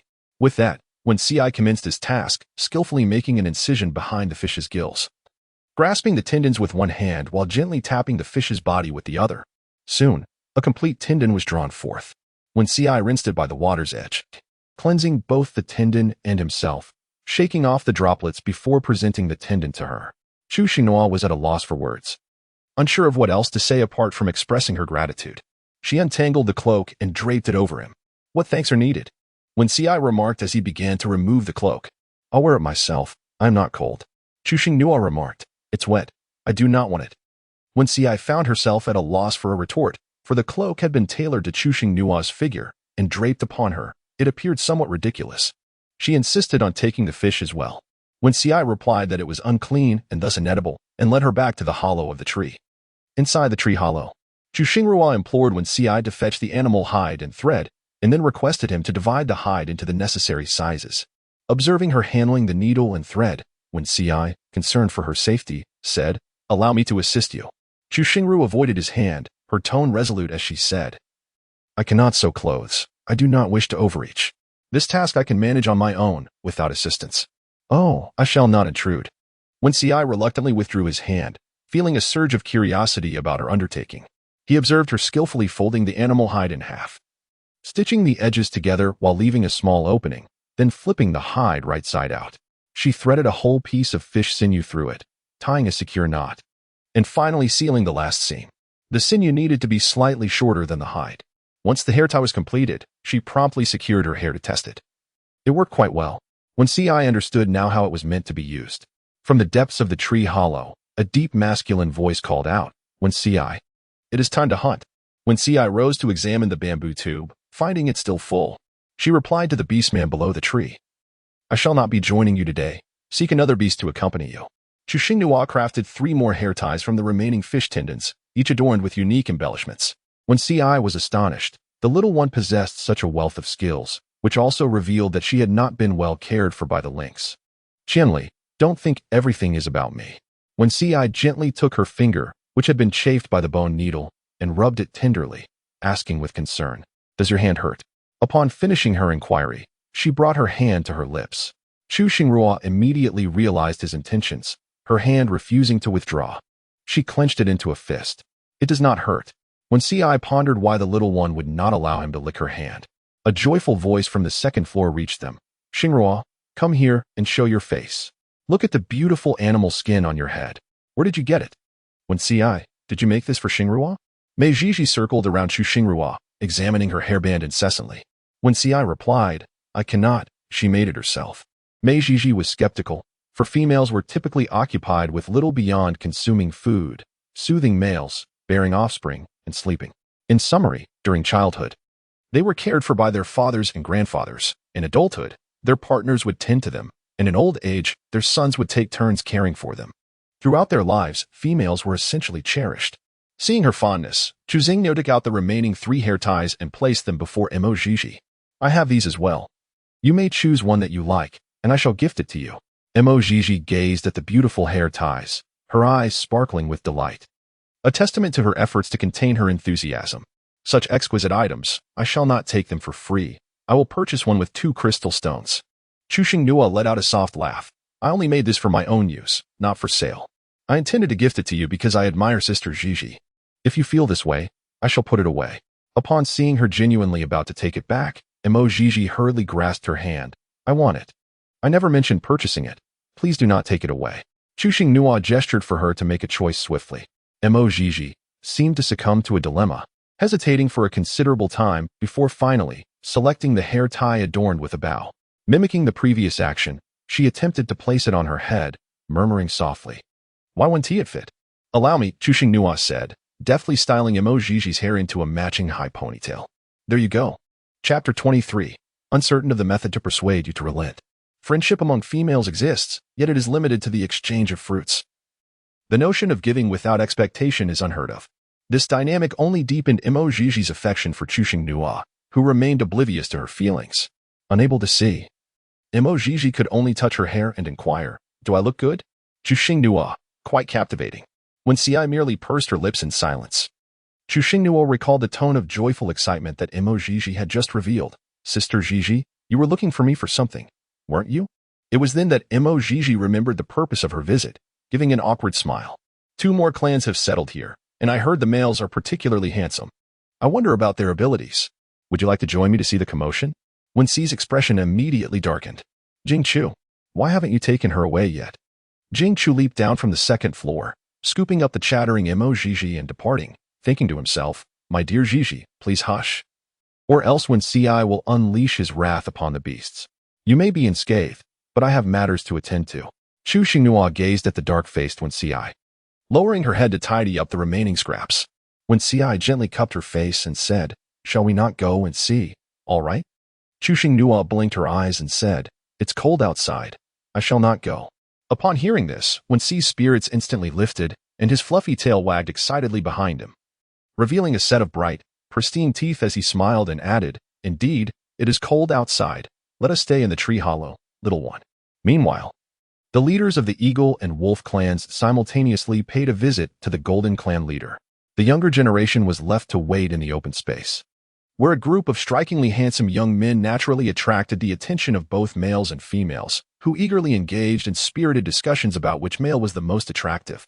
Gigi was among the onlookers, and while admiring the handsome males, she inadvertently stole the spotlight with her hairband.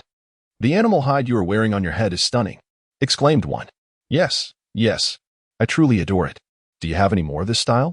I would offer 2 crystal stones for it." Once one began to make an offer, another quickly followed suit, each bidding higher than the last. Gigi felt a pang of longing as she recalled Chuxing Nua's refusal to sell. She couldn't help but feel a tinge of regret. "You all carry on. I shall not engage," she declared, raising her hand to touch her hairband, letting envy wash over her. She surveyed the males present.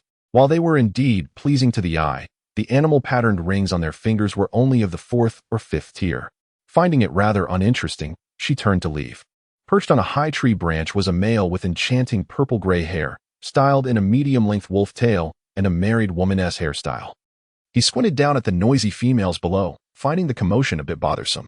As he cast his gaze further afield, he noticed a small female in a tree hollow who had not joined the fray, piquing his interest. With a flap of his wings, he soared towards the vicinity of the tree hollow, peering through its entrance to observe her. Initially, he could only glimpse her profile. Moments later, she turned her back to him, never allowing him to see her face fully, leaving him unable to envision her beauty. Upon returning to the tree hollow, Gigi animatedly recounted the admiration the females had for the hairbands. "Have you truly considered making some to sell? They could fetch a substantial number of crystal stones." Chu Xingru pondered deeply. She yearned to establish a small business in the beast realm, to earn some crystal stones to sustain herself and repay Wen Ci. The prerequisite for making hair ties was the availability of fish tendons. If she wished to profit, she needed to exert herself. There was no room for hesitation. "Very well. I shall craft hair ties and earn crystal stones." Gigi immediately chimed in. Indeed, let us earn crystal stones together." When Ci was called away by Jili, leaving her uncertain of when he would return. If she aspired to make money, she had to act swiftly, especially since she would be departing from this place the day after tomorrow. Chuxing Nua bit her inner lip. Summoning great determination, "I shall venture forth to catch the aquatic thorn beast." Gigi replied, "If you desire to feast upon the aquatic thorn beast, I shall ask Jingchu to hunt it. Let us remain in the tree hollow to craft hair ties." Chuxing Nua elucidated to her that one must possess the tendons of the water spike beast to craft a hair tie. Upon grasping this, Motizi promptly summoned Jingchu to procure the beast's tendons, specifically instructing him to acquire those from the large water spike beast. She then selected 2 pieces of light-colored beast skin from her own supplies and, alongside Chuxing Nua, commenced the meticulous task of slicing the skins with a bone knife within the hollow of a tree. The 2 were engrossed in their labor when Ci returned from outside, and upon discovering the little ones at work, he immediately took over, saying, "Let me handle this." Chuxing softly uttered, "I can manage it myself."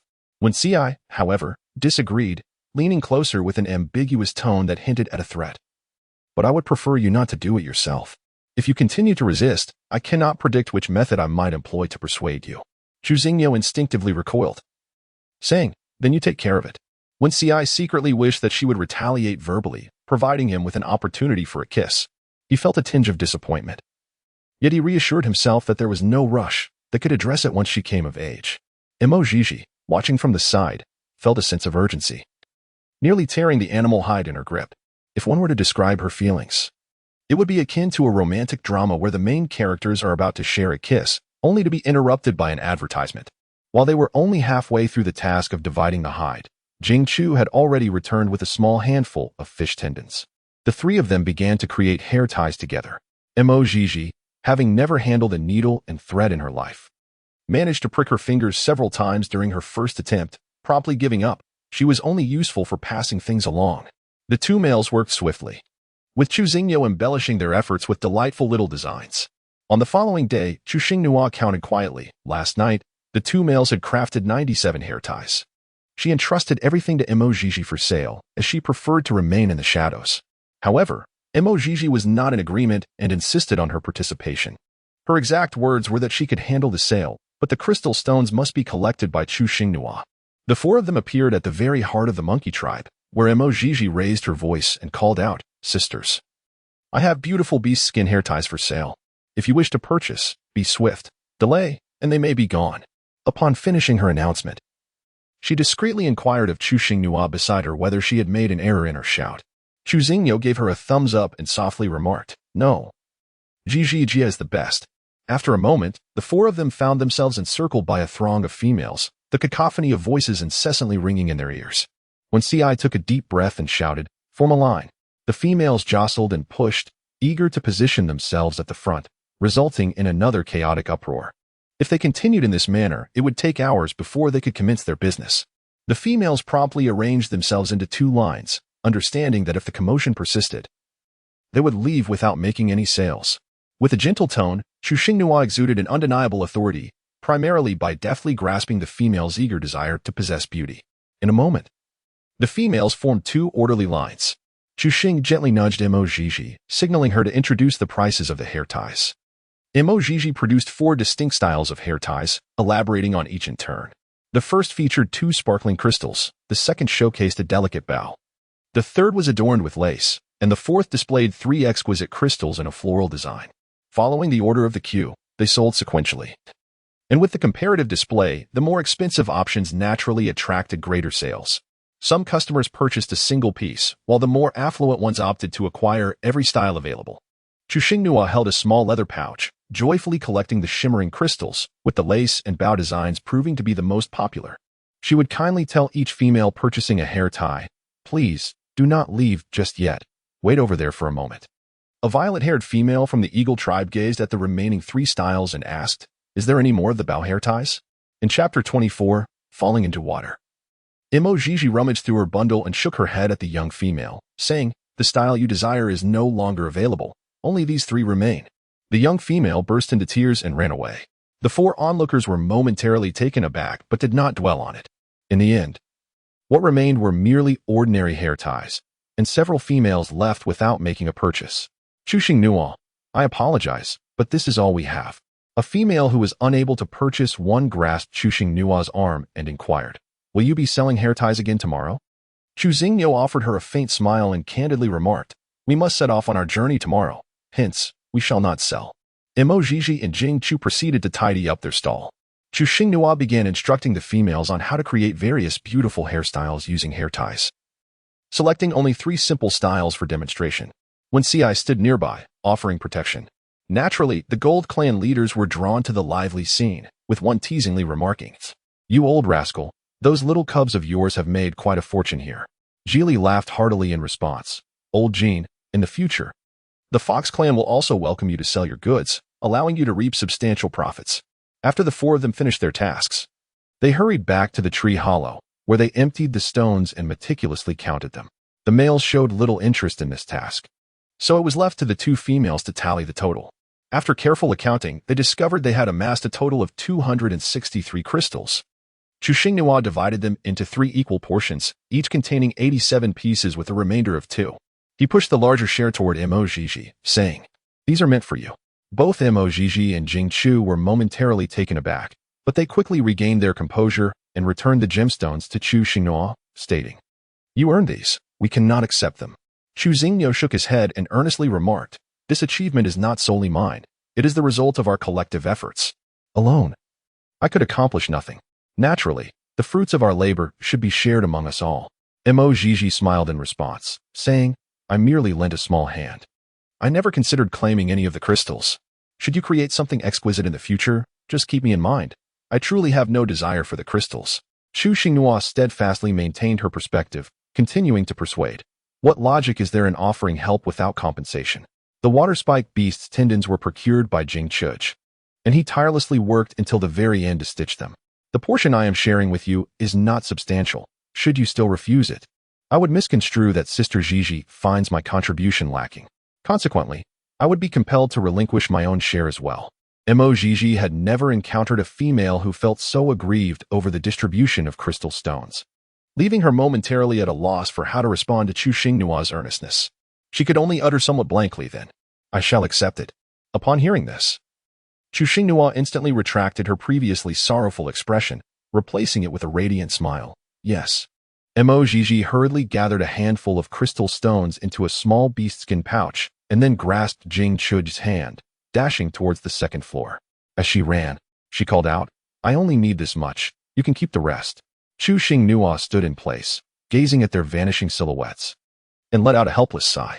How can one deceive others? How can I still hope for future collaboration with them? When Ci gently patted her back, offering soft words of comfort. Do not lament any longer. Your earlier demeanor truly startled her. I am quite curious. What do you truly think in your heart? Chu Xingnua blinked her pair of clear, bright eyes and said, I believe that what one invests should correspond proportionately to what one reaps. When Ci inquired further, then, what reward can I expect to receive? Chu Xingnua pointed to the pile of blue crystals on the ground and spoke softly, I will keep just 10. The rest are yours. However, when Ci shook his head, indicating his lack of desire for the crystals, he lifted Chu Xingnua into his arms and placed her securely upon his thigh, then gazed into her inky black eyes, stating earnestly, I seek something else. Though I am uncertain if you will grant it, little one. Chu Xing, perplexed, pondered that crystal stones served as the currency in the beast realm, akin to the modern renminbi, capable of purchasing anything one might desire. Yet, why did you both refuse them? Is it that the crystal stones are too burdensome? She had nothing else to offer. Meeting his gaze, her eyes radiated clarity and tranquility as she gently spoke. Yet, apart from the crystal stones, I truly possess nothing. When Ci chuckled softly, affectionately ruffling her hair as he replied, You still have me. He then deftly shifted the conversation. What about the females in the clan who have yet to acquire their hair ties? What are your plans? I intend to create more hair ties, she replied. But I want to sell them within this clan. I shall reserve them for the offering altar. The altar attracts a larger crowd, making it a more favorable marketplace, where I can also elevate the pricing. When Ci contemplated for a moment, that sounds reasonable. Let us take advantage of our break to produce a greater quantity. Chu Xingnua believed that merely selling hair ties could only achieve fleeting success, as discerning orcs would eventually uncover the method behind it. Once competition emerged, their value would diminish significantly. Thus, there was a need to devise additional accessories that could be crafted within the orc realm. After all, while money may not be everything, a lack of it is undeniably burdensome.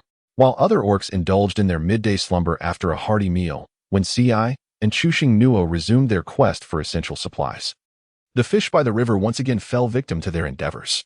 When Ci cast fish from the riverbank onto the shore, while Chu Xingnua took the initiative to gather those that were farther out. Chu Xingnua lifted a fish, its length reaching her shoulders, exhausting her to the point of breathlessness. The creature was unruly, thrashing vehemently, its slippery skin making it difficult to grasp. Just as she took a step, another leaping fish collided with her, sending both her and the fish tumbling into the river, creating quite a splash. In an instant, a dark figure darted past, retrieving Chu Xingnua and carrying her back to the shore, a gentle voice inquiring, Are you all right? Choking on water, she began to cough. Initially a muted sound that gradually intensified. With each spasm, her shoulders involuntarily jerked, accompanied by the violent coughing. Her complexion flushed a deep crimson, her misty eyes shimmering with a hint of pain, as if her lungs were on the verge of bursting. In response to Sujua's concern, she struggled to articulate a coherent sentence. I, cough cough. Sujua, sensing her discomfort, gently rubbed her back and expressed his concern once more. You seem to be in distress. Let me take you to see a shaman. With that, he effortlessly lifted her, providing no opportunity for her to object. Chu Xingnua coughed as she spoke, each word emerging with considerable effort. I cough. I'm fine. There's no need to consult a shaman. I'll be all right after a while. Just let me down. Sujua did not release her. On one hand, he was genuinely concerned for the delicate frame in his arms, and on the other, he relished the sensation of holding her close. Your cough is quite severe. You should seek a physician. Our Eagle clan has shamans who will not charge you any crystal stones. As Chu Xing shook his head while coughing, in chapter 25, if you wish to see. Then I shall dress. When Ci emerged from the water and immediately caught sight of the little one being embraced by another male. He had scarcely held the little one himself, and without a moment's hesitation, rushed forward.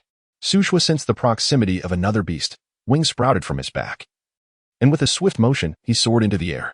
Upon observing the distance between herself and the ground, Chu Xingnua, though not particularly acrophobic, found herself seized by an overwhelming fear, clinging tightly to Sujua. With a tremulous voice, she implored, Put me down. Sujua, sensing her slight quiver, gently reassured her. There is no need to fear. I shall hold you securely.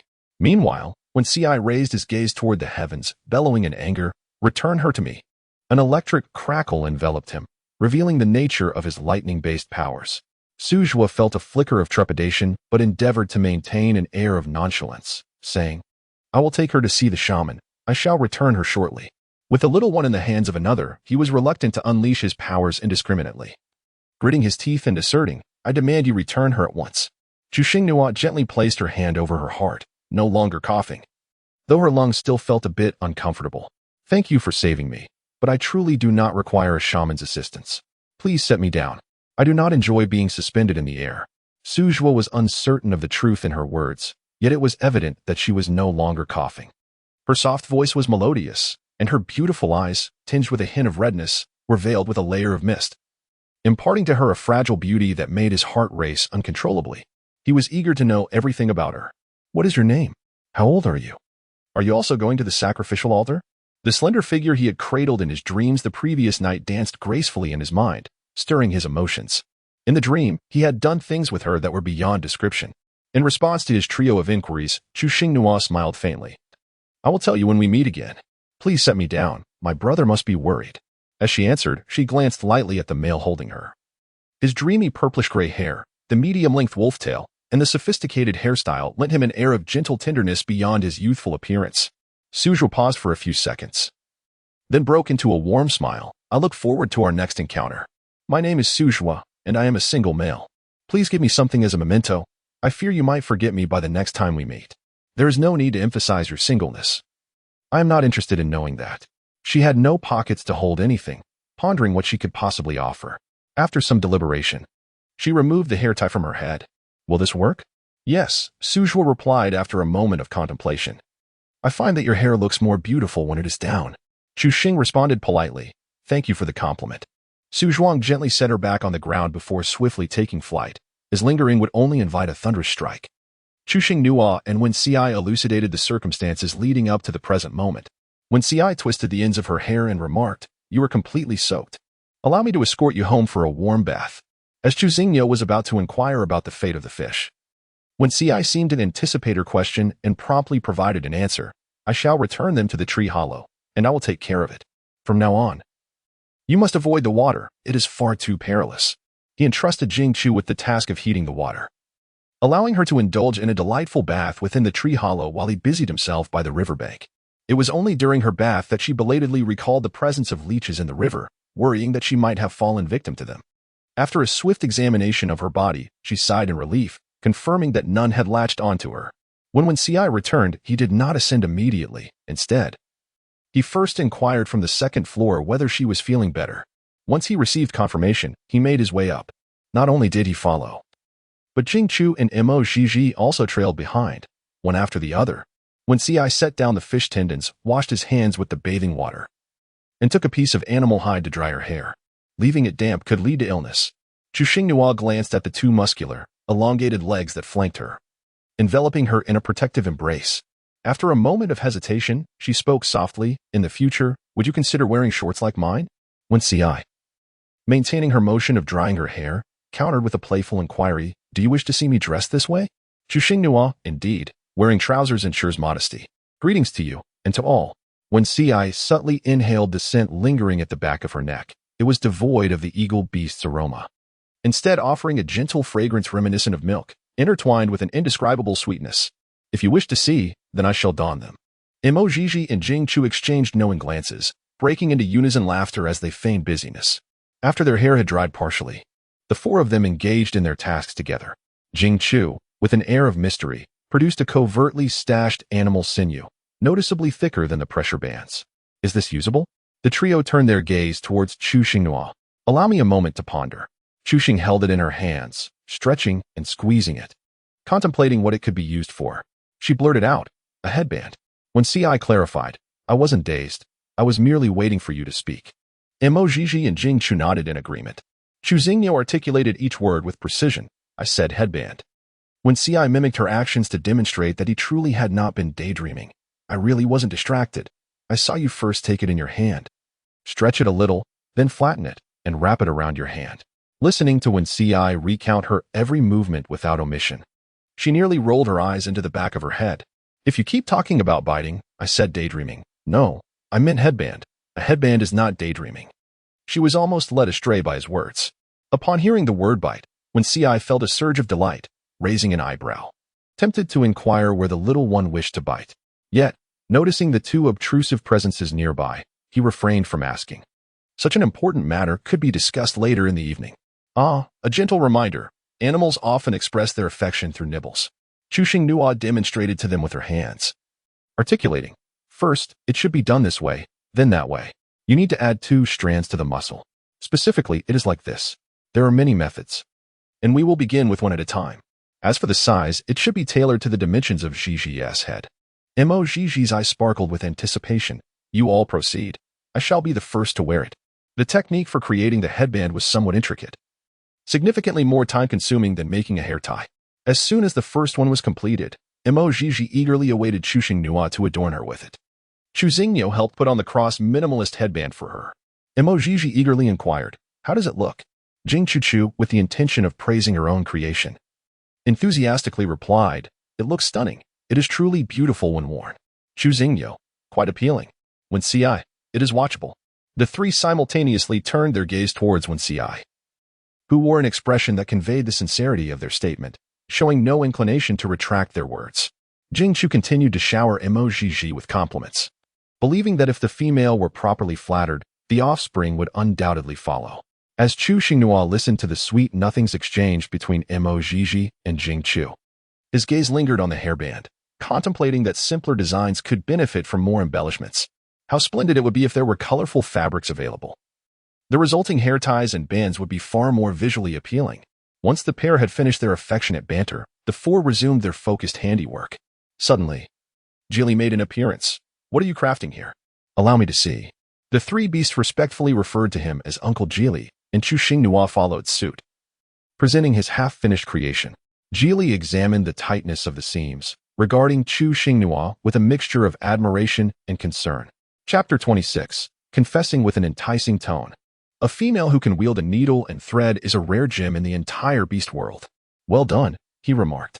In the next moment, he redirected his attention to Ci. You rascal, if you bring her back, you must take good care of her. How can you let a female do the work? I hardly know what to say to you. You ought to learn from Jing Chu's attentiveness towards Gigi. If you desire something, let the males handle it. Do not do it yourself. Our Fox clan is quite indulgent towards females. Should you find Ci lacking, Uncle Jili can help you select a gentle soul to care for you. That child, Lilua, would do nicely. Chu Xinghua maintained a smile, patiently listening to the elder's words. Was this an introduction to a potential suitor? Before she could utter a response, she found herself enveloped in Wen Ci's embrace. Isn't managing the team enough for you? Why come here to speak words that displease the beast? It seems you have too much time on your hands. Jili observed Wen Ci's possessiveness with a silent chuckle. Yet it did not deter him from teasing Wen Ci further. I never claimed you were inadequate. What do you think of the little female? Chu Xinghua glanced back, only to find Wen Ci wearing a disgruntled expression. She spoke softly, I believe that brother Wen Ci is quite sufficient. There is no need to trouble other males. And besides, I have sister Gigi. Instantly, Wen Ci's demeanor shifted to one of pride, his eyes clearly conveying, did you hear that? The little one requires me. Jili shot him an exasperated look, retorting, look at how pleased you are. Have you perhaps forgotten your initial reaction upon encountering a female? Jili continued with a few more remarks, all aimed at provoking Wen Ci, and just as she was about to incite his ire further, she pivoted to the main point. This task does come with its own complexities. Do you think we need the assistance of the beasts? The 4 beastmen simultaneously turned to Chu Xinghua, seeking her opinion. She suddenly felt a wave of pressure. The strength of the beasts would certainly enhance the outcome, resulting in a greater yield of crystal stones. However, there was also the risk of exposing the manufacturing process. Although it was a closely guarded family secret, she relied on this for her livelihood and wasn't eager to welcome competitors just yet. She devised a solution that would neither embarrass Jili nor compromise safety, a production line approach. Excellent. We were just lamenting our slow progress, and here you are, Uncle Jili. Truly a tremendous help. How fortunate we are. Jili, having only just engaged in conversation with her today, was pleasantly surprised by her sweet tongue. He assured her, rest assured. The males who come to assist will be tight-lipped and will not divulge a single word like other beastmen. Chu Xinghua is a master of conversation, depending solely on her desire to engage. I am not at all concerned about this. Uncle Jili, the beast master, possesses a kind heart, and the males he sends to assist will undoubtedly be of the same caliber as yourself. Please permit them to lend their aid. I shall distribute crystal stones based on their productivity, ensuring their efforts are duly rewarded. Satisfied, Geely nodded and remarked, "Go summon the beasts," before cheerfully departing the tree hollow. Moments later, she returned with all the males from the team, and Chuxing Nua promptly assigned their tasks. To alleviate the stifling atmosphere of the tree hollow, she dispatched the beasts to other chambers. When Ci, on the second level, instructed the beasts in intricate stitching patterns, and the males, endowed with remarkable aptitude, grasped the techniques readily after a single demonstration, each brimming with enthusiasm. Meanwhile, Jing Chu on the first level taught them how to sew straight seams, emphasizing the critical importance of precision in length and width at each step. Chuxing Nua and Mo Jiji completed the final step by adding fish tendons. From that moment on, they traveled during the day and engaged in crafting with animal hides at night, for the orc's vision was unaffected by the distinction between day and night. They had accumulated a considerable amount of waste animal skin. After 10 days, they finally arrived at their destination, the Altar of Awakening for females, where they could enhance their soothing abilities. The animal hide was nearly depleted, with the remainder stored in 3 pouches meant for adornments. At the foot of the altar, a row of quaint wooden cabins resembled a small inn, where one could stay by exchanging crystal stones. The cost for a night's lodging was 2 crystal stones, a luxury typically afforded by females, while males often sought makeshift spots to rest. Although they had arrived 3 days early, they were not the first to do so. Many individuals from other races had already taken up residence here. Chu Xingru pulled Wen Ci to one side and whispered, placing the crystal package into his hands. "Take this and exchange the crystals for the 5 wooden houses from the past few days.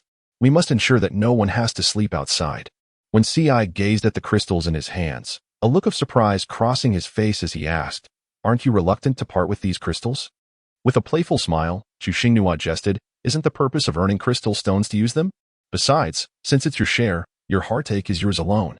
When Ci affectionately ruffled her hair, fully aware of her intention, she was aiding him in consolidating the hearts of the beasts in their tribe. The position of chief was not passed down through generations, but rather held by the most capable and strong-hearted males. "Everything belongs to you. Return home with me, and I shall bestow upon you all the crystal stones I have saved." After speaking, he proceeded to hand over the crystal stones to the beastmen. Although it was not a grand affair, it did not prevent the males from feeling touched, their gazes toward Wen Ci now tinged with admiration. Originally, the arrangement was for the females to share one dwelling, with the remaining 4 designated for the males. However, Wen Ci took Chu Xinghua by the hand and directly entered one of the wooden cabins, shutting the door behind them, disregarding the others. The cabin resembled a small box, furnished with a grass nest and simple containers, clean and unadorned. After setting down her small bundle, she lazily reclined on the grass nest. When Ci sat beside her, calling gently, "Little one," Chu Xinghua inquired with curiosity. When Ci, after much contemplation, finally spoke, "After we complete the ceremony at the altar, we shall return to the Fox clan. You will have the opportunity to meet my mother, my father, and a few of my uncles. They may be a bit fierce, particularly towards male cubs, but with your adorableness, they are bound to take a liking to you. If they are too intimidating, you can always keep your distance." This was the thought that crossed Chu Xingnua's mind. However, unexpectedly, when Ci shifted the conversation, "I understand that you are young, and I am willing to wait. I shall protect you as you grow, and when you reach adulthood, you can become my companion. How does that sound?" Such a candid declaration of affection. In a moment of bewilderment, Chu Xingniu found herself puzzled as the conversation unexpectedly shifted from discussing the Fox clan to this topic. Gazing at Wen Ci's back and reminiscing about the myriad moments they had shared, she felt a gentle warmth. He treated her with unparalleled kindness, never taking advantage of their bond, and their time together was imbued with comfort. Noticing her prolonged silence, Wen Ci turned around to find her in a daze, mistakenly believing she had misinterpreted his words. "A partner means that my embrace is solely for you. All that I possess belongs to you. I shall chase away the malevolent beasts that dare to bully you, and every night you will be cradled to sleep in my arms, with all the milk you adore provided for you." As he spoke, Chu Xingniu snapped back to reality, her lips twitching involuntarily. Why must he profess his feelings in a tone so suggestive? Hadn't he mentioned this numerous times before? Did he still think her as Navi as a child? What child who hadn't weaned could possibly reach a height of 170 centimeters? When Ci continued, "Little one, would you like to sleep with your brother every night? My body is warm, and when you feel cold, I can warm your little feet." The insinuating tone seemed to persist without end. Chapter 27, The Bonfire Gathering. With her eyes crescent-shaped, Chu Xingyo nodded, and when Ci, brimming with excitement, nearly embraced her. However, the ensuing words left when Ci's actions suspended in midair. Let me think about it. Even if she harbored feelings, she could not provide an immediate answer. The males required reassurance, for without it, their lives could hang by a thread. Qianli was a testament to this. The mere thought of Qianli sent a pang of heartache through her. He was the first orc to treat her with kindness and care, even though there were other females within the tribe. What if they were in a foul mood and chose not to assist? Females were treasured, while males were not held in the same regard. She was uncertain whether she could awaken her soothing abilities. Such matters could not be taken lightly, and she certainly did not wish to bring harm upon him. When Ci awkwardly withdrew her hand, saying, "I will take my time to consider this. There is no rush," Xuxing said, "It won't be long. I will come of age and provide you with the answer during the awakening ceremony." When Ci was inexplicably amused by her remark about coming of age and playfully pinched her cheek, replying, "All right," Xuxing Nua casually inquired, "Would you accept a female devoid of soothing qualities?" "No," when Ci replied with unwavering certainty, and then added, "Because I do not consider other females, even without soothing qualities. I desire you." His gaze, reminiscent of a tranquil, profound lake, remained fixed upon her. In the world of beasts, the love of a male is profoundly pure. Once a female has captured his heart, his entire existence revolves around her. Should misfortune befall her and she perish, he may even choose to follow her into the afterlife. However, there are no absolutes. Some unions between males and females are merely transactional. Moreover, there exist unrequited loves that evoke deep sorrow. Xuxing Nua paused. Her steady heartbeat suddenly turned chaotic. After regaining her composure, she retorted with irritation, "Are you foolish? What purpose does it serve to seek comfort if you lack the ability to provide it? Are you merely waiting to be mocked by other beasts? To throw away your life?" With that, she rose and made her way to the door. When Ci inquired, "Where are you going?" "Chu Xingyo, seek out Sister Gigi. There are 4 remaining wooden cabins. 3 females shall reside in one, while the remaining males shall occupy the cabins in groups of 4. Xuxing Nua sought out Gigi solely for the purpose of promoting their endeavors through a walking advertisement. Motizi, in a rather exaggerated manner, adorned herself with a myriad of accessories, hairbands, hairpins, and tousled locks, creating an almost floral spectacle atop her head. Xuxing Nua adorned each female with a variety of beautiful hairstyles, pairing them into groups, wandering around, and gravitating towards areas abundant with females. Regardless of which female inquired, they echoed like a parrot, proclaiming that there would be wares for sale at dawn. Chu Xinhua was quite pleased with the females' reactions, anticipating substantial profits while also rewarding the diligent males.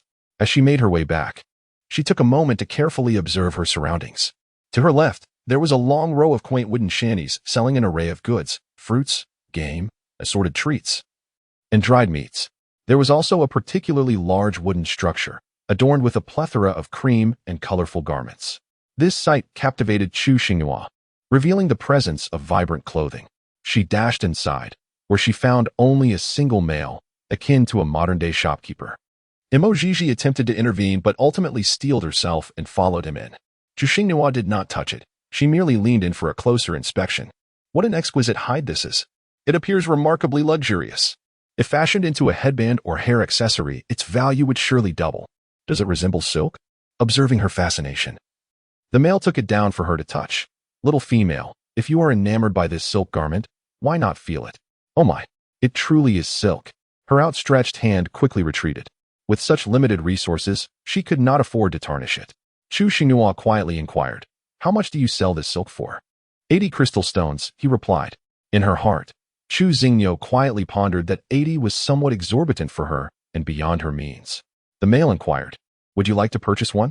Chu Xinghua, "I wish to make a purchase, yet I am unaware of her size, rendering me unable to proceed." I recall that Qianli is also willing to assist in procuring such garments, but she too is oblivious to the size, leaving her unable to aid. Xiangxing, "I do not intend to buy one for myself. Currently, we do not possess your size here. However, we can craft one on demand. Once the payment in crystal stones is completed, we shall commence the sewing immediately." Chu Xinghua politely replied, "No, thank you," and turned to leave. That evening, Geely led them to a vast clearing where 2 large bonfires had already been kindled. Males and females mingled chaotically as they gathered around. Geely urged them to quickly find a place to sit, for they were the last group to arrive. Chu Xingnua immediately understood. It was a grand matchmaking bonfire gathering. To her left sat Wen Ci, while to her right, the space was occupied by Li Luo, who was situated between her and Emojiji. Noticing Chu Xingnua's lingering gaze towards her, Li Luo offered a shy smile. Chu Xingnua had not noticed this detail. She was preoccupied with how to broach the subject of swapping positions with Emojiji. A series of loud knocks interrupted her thoughts. She redirected her gaze, focusing intently on the two pairs of males engaged in combat in the center. They fought without abilities, relying solely on brute strength. As utilizing powers was impractical in this setting. Lion versus tiger, wolf versus cheetah. Observing her rapt attention, Wen Ci leaned in close and whispered, "Do you enjoy watching fights?" "Yes," she replied. Her father and brother were both boxers, allowing her to frequently occupy the front row to witness the bouts. It wasn't so much a matter of enjoyment as it was a familiar routine.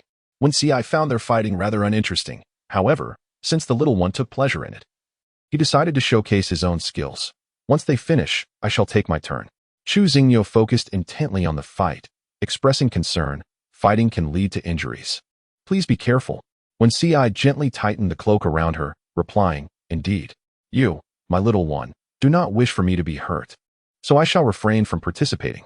Chu Xing nodded slightly and continued watching the fierce duel. Their vigorous efforts were entirely aimed at capturing the attention of the females, hoping to assert their prowess. It was also an opportunity to showcase their stamina, for poor endurance equated to weakness in that regard, which would surely dissuade the females. Possessing exceptional stamina was essential to secure a beautiful mate on the day of the sacrificial altar. After all, they were all solitary beasts. Emojiji shouted enthusiastically, "I have faith in the wolf clan males. You must win." The females expressed their affection openly. If the recipient accepted, so be it, and if not, that was the end of it.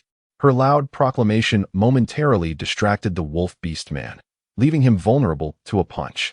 Rubbing his pained face, the wolf beastman resumed his confrontation with the leopard beastman. "Chu Xingnua, sister, you truly have no sense of timing."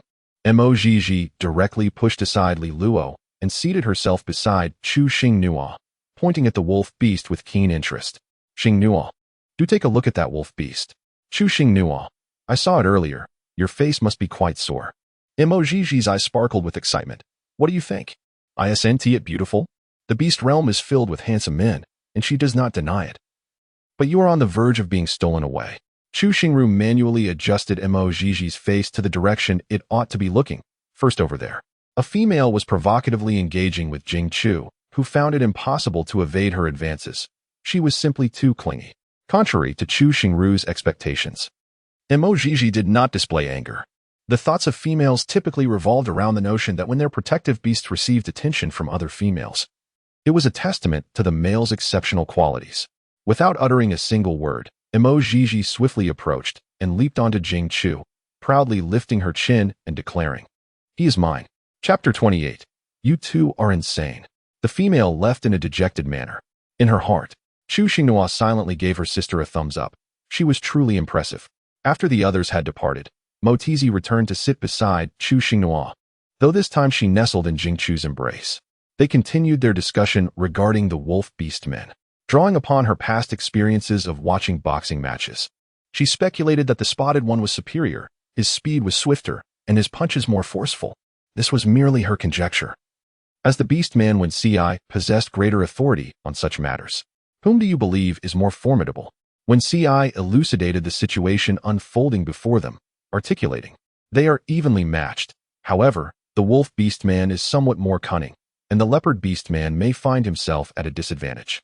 Chu Xingnua gazed at the infatuated Emojiji and remarked, "Congratulations." Wen Ci mentioned that the wolf beast you favor will emerge victorious. Emojiji, brimming with delight, praised her own discernment, saying, "I truly possess exquisite taste." Chu Xingnua shrugged and continued to observe. As Wen Ci stated, the confrontation with the wolf beastman was won through disreputable means. The arrogant wolf beastman approached Emojiji, declaring, "If you can awaken a moderate level of calming power at the sacrificial altar, I shall consent to being your mate." Wen Ci drew Chu Xingnua closer to himself, clearing space for them. Emojiji swiftly reined in her excitement, speaking coolly, "You are in my way." She then called out to the leopard beastman who was about to return to his clan, "Leopard tribe male, Don't leave, come here for a moment. The leopard beastman, with his rugged features and masculine demeanor, approached with several strides, his voice deep and resonant. What is it, little female? Emoji pointed to herself and inquired. What do you think of me? The leopard beastman replied sincerely. You are beautiful. Emoji responded. I find you quite appealing. Would you consider being my beast husband? Without hesitation, the leopard beastman readily agreed. Sure. Yundu knelt on one knee, took Emoji's hand, and placed a kiss upon it, saying, Beautiful female. I am Yundu, and I vow to remain loyal to you for a lifetime. After speaking, Yundu sat beside her, leaving the unfortunately Luo once again squeezed out. The wolf beastman snorted disdainfully and departed. In the beast world, not every time-traveling female becomes a universal favorite. Each beast has different tastes, and most prefer females who appear robust and capable of sustaining life, with strong reproductive abilities. In the beast world, procreation is of utmost importance. Observing Chu Xing Nua's gaze fixed on Yundu beside Emoji, when Ci, feeling a twinge of jealousy, asked, Do you like him? Indeed. He is quite remarkable. Chu Xing Nua, not grasping the underlying meaning in his words, merely evaluated the compatibility of the two. Upon hearing her praise another male, when Ci's jealousy intensified and his competitive spirit flared, I wish to challenge him. Chu Xingru turned to Wen Ci, her gentle gaze revealing a hint of confusion. What is the matter? When Ci responded with a light scoff, I just find him displeasing. To which I remarked, I think he seems rather agreeable. You shouldn't bully the beast. Sister Gigi has just taken in her beast husband, and you wish to give him a thrashing? That seems rather unkind. Others might think you are picking on the newcomer. My words only served to deepen Wen Ci's misunderstanding. No matter how she looked at Yundu, her irritation only grew, and she resignedly replied with a soft "oh." Chu Xingnua's eyes were weary from watching, yet they continued to engage in their relentless pursuit. The victorious males would approach the females they found appealing to express their interest. Beside Luoying, two males had also gathered. One male approached Chu Xingnua, attempting to win her favor. Duoya knelt on one knee before Chu Xingnua and said, Little female, I am Duoya of the Lynx clan. You are utterly adorable. I notice there is only one male by your side. Would you consider me? Chu Xing raised her beautiful eyes slightly, surveying Duoya, who, like Qianli, had two clusters of small braids adorning her ears and possessed an unremarkable yet charming appearance.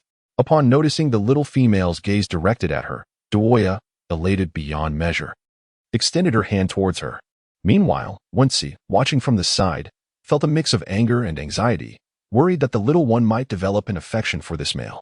Chu Xingnua gently declined, saying, Perhaps you should seek companionship with another female. I can only express my regrets. Duoya hastily replied, I can forego having offspring. Please reconsider. Chu Xingru shook her head in refusal, stating, I do not harbor any affection for you. Observing that Duoya had no intention of departing, she turned her gaze towards Wen Ci, hoping he would intervene. Wen Ci, understanding her unspoken plea, coldly remarked, Are you waiting to be beaten? Duoya glanced at Chu Xingru, her determination evident as she asserted, Let us settle this with a fight. Without hesitation, Wen Ci rose and accompanied Duoya towards the location of the impending confrontation. Still simmering with jealousy from Yundu's earlier actions, and now with Duoya's arrival, he found a perfect opportunity to vent his frustrations. Chu Xingnua, I have already expressed my disinterest. Why then must you resort to conflict? You two are quite mad.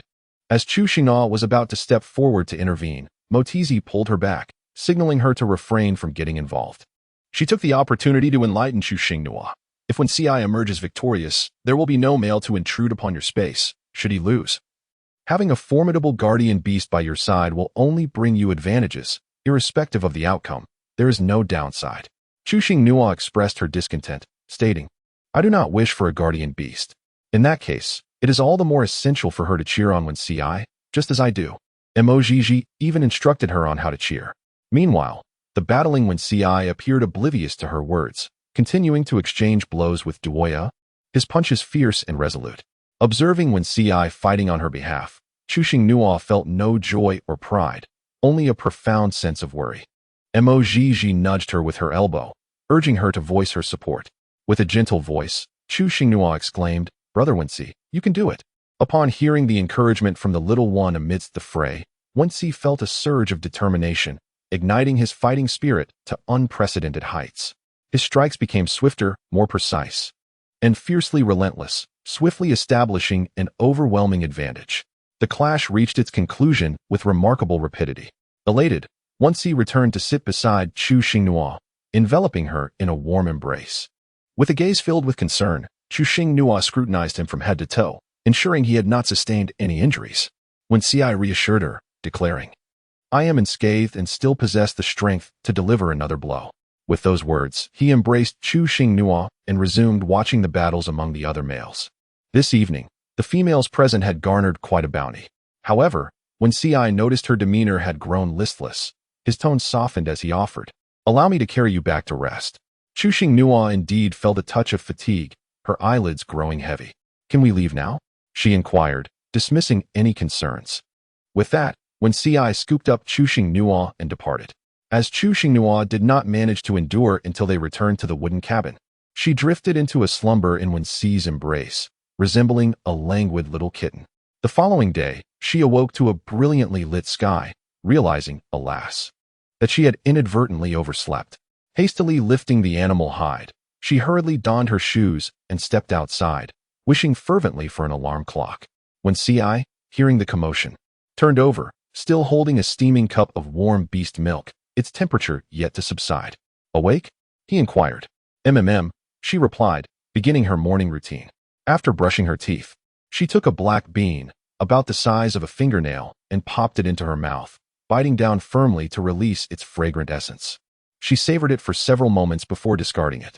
Chapter 29. The loss of 5 crystal stones. When CI, like a devoted steward, presented her with food, saying, "First, partake of this sustenance. It is somewhat hot, so wait a while before drinking to avoid burning your tongue." Chu Xinghua held a small spoon, taking a symbolic bite, exclaiming, "Delicious. I shall save the rest for my return." With that, she set down the spoon and prepared to slip away. However, when CI caught her back, asserting that given her petite stature, it was imperative she consume her food properly. "Finish your meal before you leave. An empty stomach will only lead to hunger." Today, he needed to sell those hair ornaments, and he was already late. Time could not be squandered, dear brother Wen Si. If he did not act swiftly, the females would be taken out for a stroll by the males, jeopardizing her business for the day. No male could resist the charms of a female. And Wen Si promptly relented. "Very well, let us go." He packed the food to take along. They rented a small stall.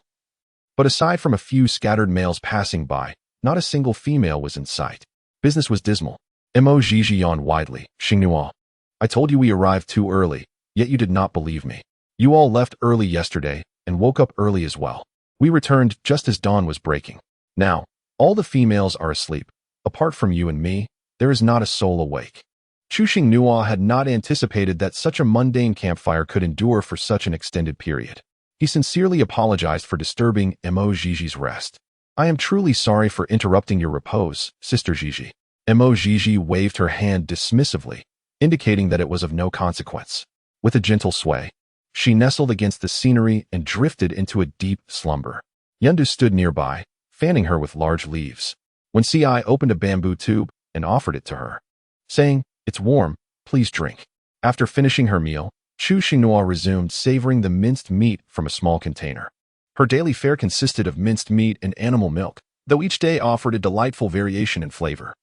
No matter how she attempted to convey her wishes to Wen Si, he seemed impervious to her pleas.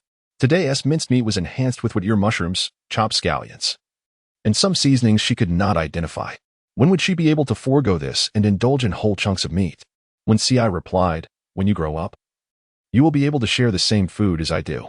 Chu Xinghua was reluctant to engage in a discussion about the standards of maturity. For in the eyes of the orcs, her current appearance might forever render her a mere child. She focused intently on her meal, delicately consuming her food. When Si observed her as she ate, her cherry lips parting and closing, he pondered when she might grow up enough to share a bite with him. As such thoughts swirled in his mind, his breath quickened slightly. He became aware that his thoughts were somewhat misplaced. What was he even contemplating? As Chu Xingyo finished her meal, she lifted her gaze and noticed that Wen Si's face had turned slightly flushed. "Your face is a bit red. Are you feeling unwell?" When Si resembled a child caught in mischief, his eyes instantly reflecting a flustered demeanor as he touched his warm cheeks. Oh, is that so?" Chu Xinghua set down the stone bowl and uttered the words, "Follow me," as she led Wen Si to a concealed location. "Lower your head and close your eyes." Wen Si obediently complied. Chu Xingnua cradled his face, rising on her toes to press her forehead against his. When Si's thoughts wandered, his heart pounding like a drum, and he stealthily opened one eye to gaze at Chu Xingnua. Her exquisite visage, flawless skin, and long, curled eyelashes fluttered gently, while her slightly parted cherry lips captivated his attention. With her focus solely on the countdown for her abilities, she opened her eyes only to find him watching her intently. Back to reality, when Si, an orc who struggled to keep things to himself, inquired, "What were you just doing?" Pressing foreheads. "Didn't you see clearly? How did it feel?" Chu Xingnua was referring to the physical sensation. "It felt delightful. If we do this every day, it would only get better," when Si remarked, noticing the little one glaring at him with her eyes, leaving him feeling perplexed. After waiting at the stall for about an hour, female figures began to appear gradually, surrounding the area and asking about the prices of various items. Chu Xing responded one by one. The arrangement of these hair accessories was from inexpensive to expensive. One female picked up a fringe comb and observed it. "There is wood everywhere. You still choose to sell this? Do you truly believe you can profit from crystals?" When Si immediately prepared to retort, Chu Xingnua gestured for him to refrain from expressing his frustration, reminding him that in the world of commerce, one inevitably encounters all kinds of individuals. If one were to remain perpetually irate, one would surely become a bundle of nerves. There is indeed a distinction between wood and wood. Observe how my wood can take on various forms, and it still possesses a delightful aroma. Chu Xingnua succinctly demonstrated two examples for her, lifting the bangs to the tip of the feminine nose. Upon a gentle sniff, the feminine figure's eyes widened in astonishment. And with a flurry of excitement, she pointed at the stall. "This one, and this one. I desire them all." Chu Xingnua took a leather pouch and meticulously packed the ornaments, a total of 44 gemstones. It is rare for females to concern themselves with prices when shopping. Instead, they urged the males beside them to quickly produce the gemstones. The males, visibly pained, reluctantly paid with their precious stones. In turn, the females rewarded the males with a smile, instantly transforming their expressions into one of delight, as they showered compliments on the female shopping prowess. Indeed, boys can be easily appeased when angered. As more and more beastmen gathered around the stall, Chu Xingnua found herself speaking until her throat was parched. The females here were far from the obedient ones of the monkey tribe. Immediately after purchasing, they demanded her instruction on how to use the items. 3 males were selling goods while the 2 females incessantly chatted nearby, repeating the same few motions with their hands. Some females seemed to do so intentionally, learning only to forget, exhibiting a level of forgetfulness that surpassed mere absent-mindedness, which was quite exhausting. Just when she thought she had endured this wave, another group arrived without giving her a moment to breathe. When Si, feeling sympathetic towards her, proactively suggested they switch roles. "Let me take over. You can sell the goods." "Don't worry. After watching so many times, I've learned it well." Chu Xingnua ventured towards the stall, glancing intermittently in that direction. Today proved to be a formidable challenge. As the orcs dispersed, the 5 of them immediately indulged in quenching their thirst, gulping down water. Despite their fatigue, the sight of the abundant crystal stones in the leather pouch invigorated them. After a brief respite, they gathered their belongings and returned to the wooden cabin. Together, they counted the crystal stones, totaling 105. She mentally calculated the figures: 270 for hair ties, 40 for ordinary items, 500 for 100 hairbands, and 300 for 50 hair combs, which should amount to 110. They had lost 5 crystal stones in the transaction. Chu Xingnua did not divide the gems with Motizi this time, only bestowing upon her 150 crystals. "Do not utter refusals or plead for more. These are the fruits of your labor," he remarked. This time, Motizi did not hesitate but accepted with alacrity, saying, "Very well." Chu Xingnua handed 5 crystal stones to Yundu, saying, "This is your reward for today's assistance. If you do not wish to keep it, you may give it to Sister Gigi." Yundu expressed his gratitude with a simple thank you and immediately passed the crystal stones to Imo Gigi. Helping to sell items hardly warranted such a generous reward. She recalled that Qianli, after much toil, earned only 2 or 3 crystal stones for delivering an item. The abundance bestowed upon Yundu was clearly out of respect for Imo Gigi. After they departed, when Si playfully tapped her small nose, asking, "What are you pondering?" The act of gifting the crystal stones should have been her personal endeavor. However, it was rather inappropriate for a female to venture into the domain of the males. Thus, she could only enlist when CISA to summon the beast. "Please invite Uncle Geely over." Chapter 30. A strawberry seed was planted. When CI acknowledged her request and stepped outside. Moments later, he returned with Geely in tow. Chu Xingyo greeted politely. Hello, Uncle Geely. Geely, with a warm demeanor, responded, Please, have a seat. I hear from Wensi that you seek my assistance. Is it for yourself, or perhaps to help educate this little rascal? You jest, Uncle. Brother Wensi has always treated me with kindness. My presence has already caused enough trouble for both the team and you, Chu Xingyo replied, gently pushing the prepared crystal stones towards Geely. Thus, I wish to express my gratitude. Geely picked up the fortune bag, weighed it in his hand, and then placed it back in front of Chu Xingyo. You, dear girl, are too formal in your speech. I am Wensi's uncle. It is only natural for me to look after you. There is no need for this. This young lady possesses the wisdom to capture the hearts of beasts. She is indeed clever. Should she become Wensi's partner in the future, she would be well suited for the position of clan leader.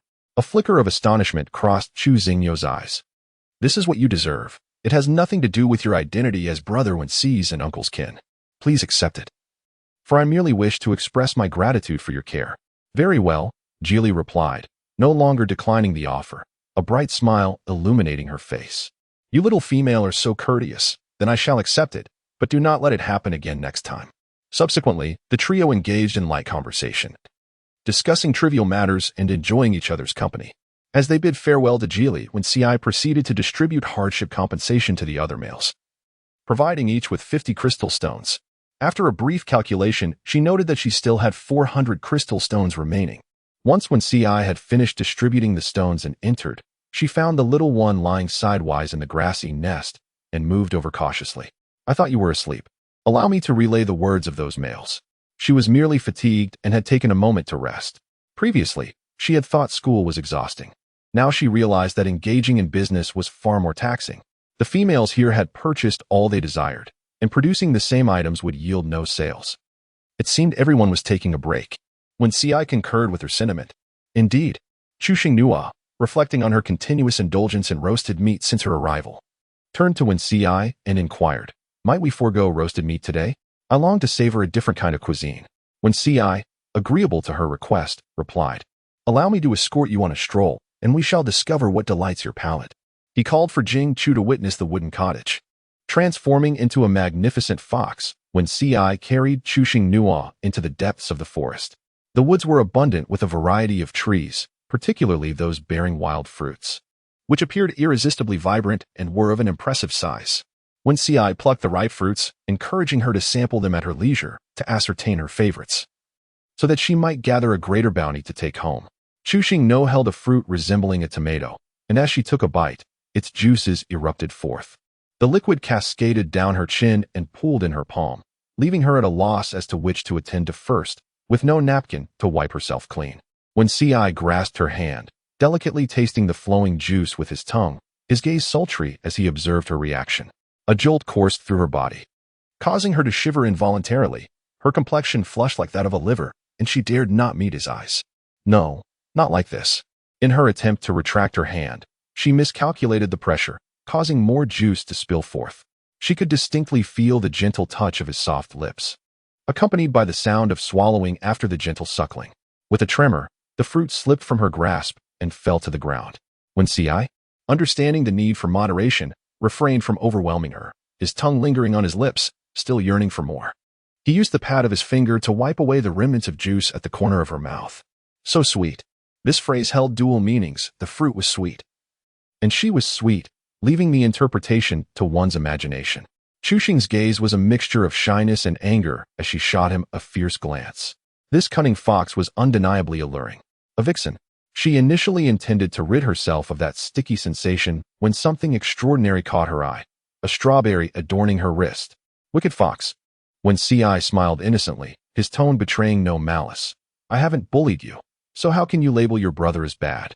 Even in her fury, she appeared so soft and adorable. Were she not still so young, he would have been tempted to whisk her away to his den and playfully tease her without restraint. Chu Xing lowered her gaze, lightly biting her lip, lost in thought. Indeed, he had neither bullied her nor ever did. He was merely assisting her in removing the juice. Why did she react so strongly? Nonsense. His actions just now were undoubtedly intentional. Wensi took her hand adorned with strawberries. Come, let us venture inside and cleanse ourselves in the process. Chu Xingyo did not refuse. After wandering through the forest, Wensi found himself with a processed cuckoo beast. which resembled a large rooster, while Chu Xingnua held a stack of lotus leaves containing a limited assortment of ingredients. The two sought a sheltered spot from the wind and began their preparations with clear division of labor.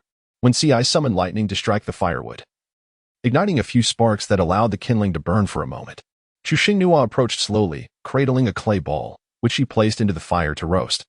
Adding a few twigs atop it, the two of them gazed intently at the flames. As it was their first attempt, she lacked experience, and when Ci, equally bewildered, followed her every instruction without question.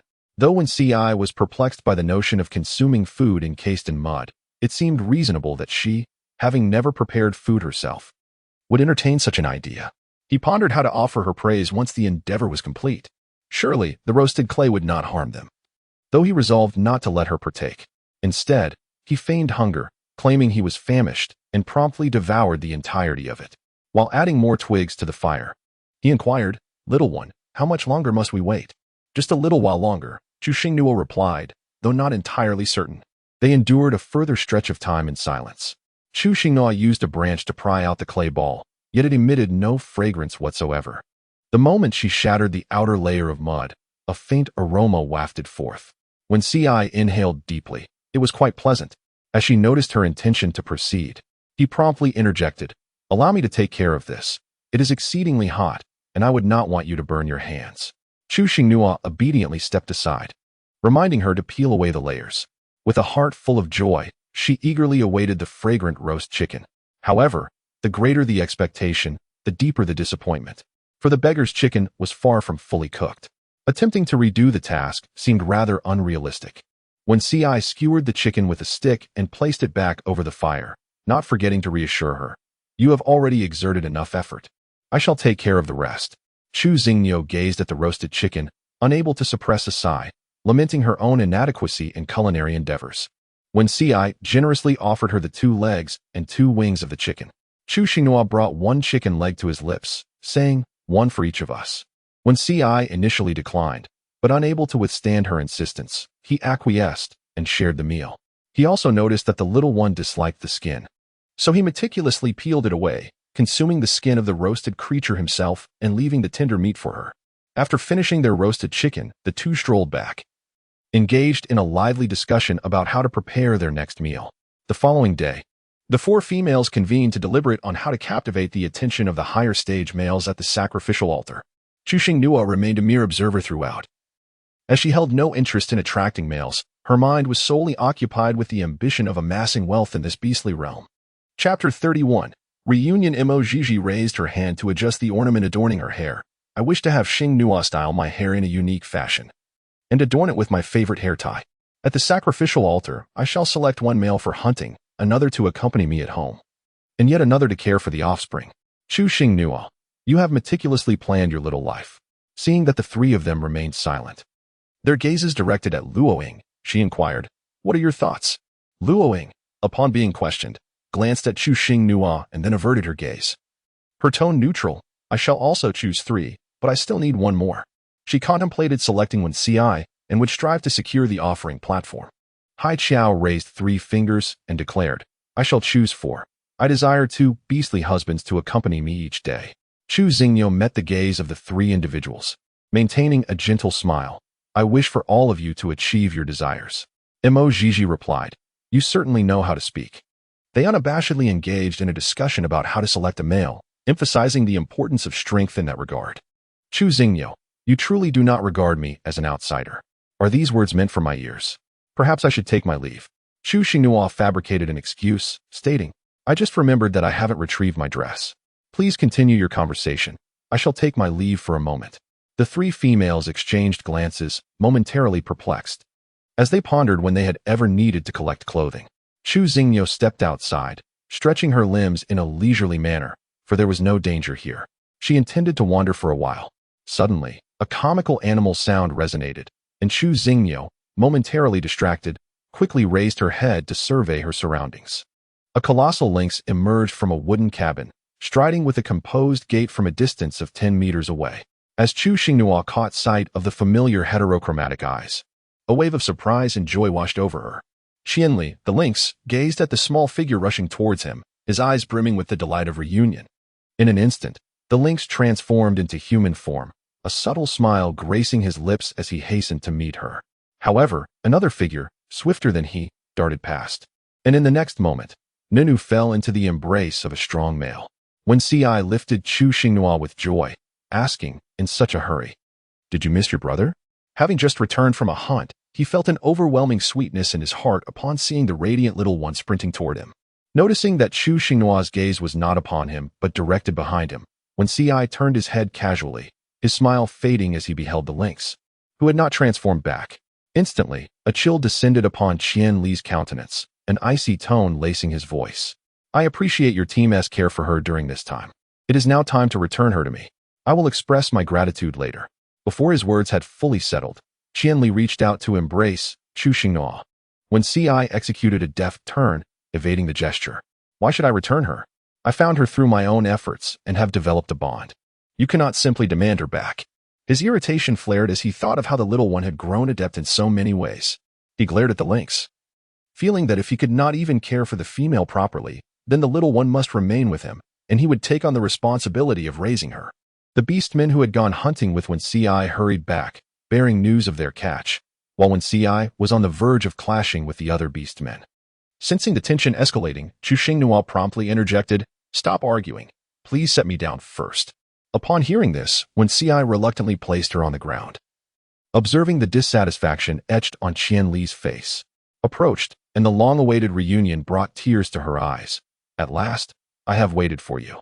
After all, was the first orc she could rely on and find solace with upon her arrival. As met her misty gaze, all he felt was heartache. "I promised you I would return, never to abandon you. This incident was unexpected, and there will not be another. Fortunately, you are safe." With a possessive embrace, pulled her into his arms, encircling her tightly as if to embed her within his very being. His embrace was passionate, yet unwaveringly steadfast. She reveled in the comfort this embrace provided, her restless heart finally finding peace. Watched with displeasure, attempting to pull away, having missed so many days of affection, was reluctant to release her, pulling her back into his embrace, his gaze warning to behave. Undeterred, clung on. "I am, and I shall become Little's beast husband. You have held her long enough. Release her." Raised an eyebrow, scrutinizing. "Has agreed?" S voice faltered momentarily. "Not yet, but it is only a matter of time."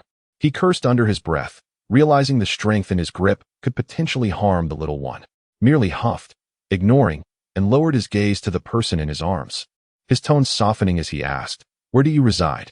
"I shall take you there." Led to her dwelling, with following closely behind. He watched helplessly as the wooden door slammed shut before him, unable to express even a hint of frustration. Comforting himself, he thought, they have just reunited. They need their privacy. Yes, they require solitude. He resolved to prepare food for them. Inside the room, Chu Xingyo retrieved the concealed small bundle and handed it to Qian Li, stating, "Aside from the food, everything else is inside, and there is no shortage. The dried meat has all been given to Wen-Ci." Qian Li did not accept it. Instead, she stepped closer, narrowing the distance between them, and gently grasped her chin, remarking, "You've gained a bit of weight. It seems he has taken excellent care of you." Upon hearing this, Chu Xinghua touched her cheek and wondered if she had gained weight. She felt no difference. When Ci was indeed a fine beast. Qian Li inched closer, leaning in to whisper in her ear, "So, does this mean you intend to take him as your beast husband?" Chu Xinghua did not deny. "If possible, yes." Qian Li pointed at himself and asked Chu Xinghua, "What about me?" Chu Xinghua remarked, "To awaken the ability to soothe is essential for all. A male will not extend kindness to a female without reason. She understands this well. Once she has graciously accepted a male's goodwill, she ought to embrace it openly, without hesitation. She does not wish to dangle bait before others. The essence of the soothing ability represents a formidable challenge. Those enraptured by love, whether human or beast, often act recklessly, yet she must remain vigilant. Having experienced loss, she has come to cherish even more deeply." Qian Li, his brows tightly knitted, expressed his dissatisfaction with her previous words. "What do you intend to do if you cannot awaken this ability? Will you cast me aside? Did I not provide you with the answer in the cavern? Have you forgotten?" As he spoke, Qian Li released her chin, lifting her by the waist, bringing her to eye level with him, so that she would not have to look up. Chu Xingyo embraced his neck with both hands, her legs wrapped around Qian Li's waist, gently shaking her head as she said, "I haven't forgotten." Qian Li, however, did not grant her the opportunity to continue. for he could anticipate her words and had no desire to hear them. He turned his head and sealed her lips with a kiss. The warmth of his lips, imbued with a familiar and domineering essence, caused her to break into tears in an instant. Qianli lifted her slightly, cradling her with one arm while the other tenderly wiped away her tears. Chapter 32. Perhaps there are more secrets. Why are you crying?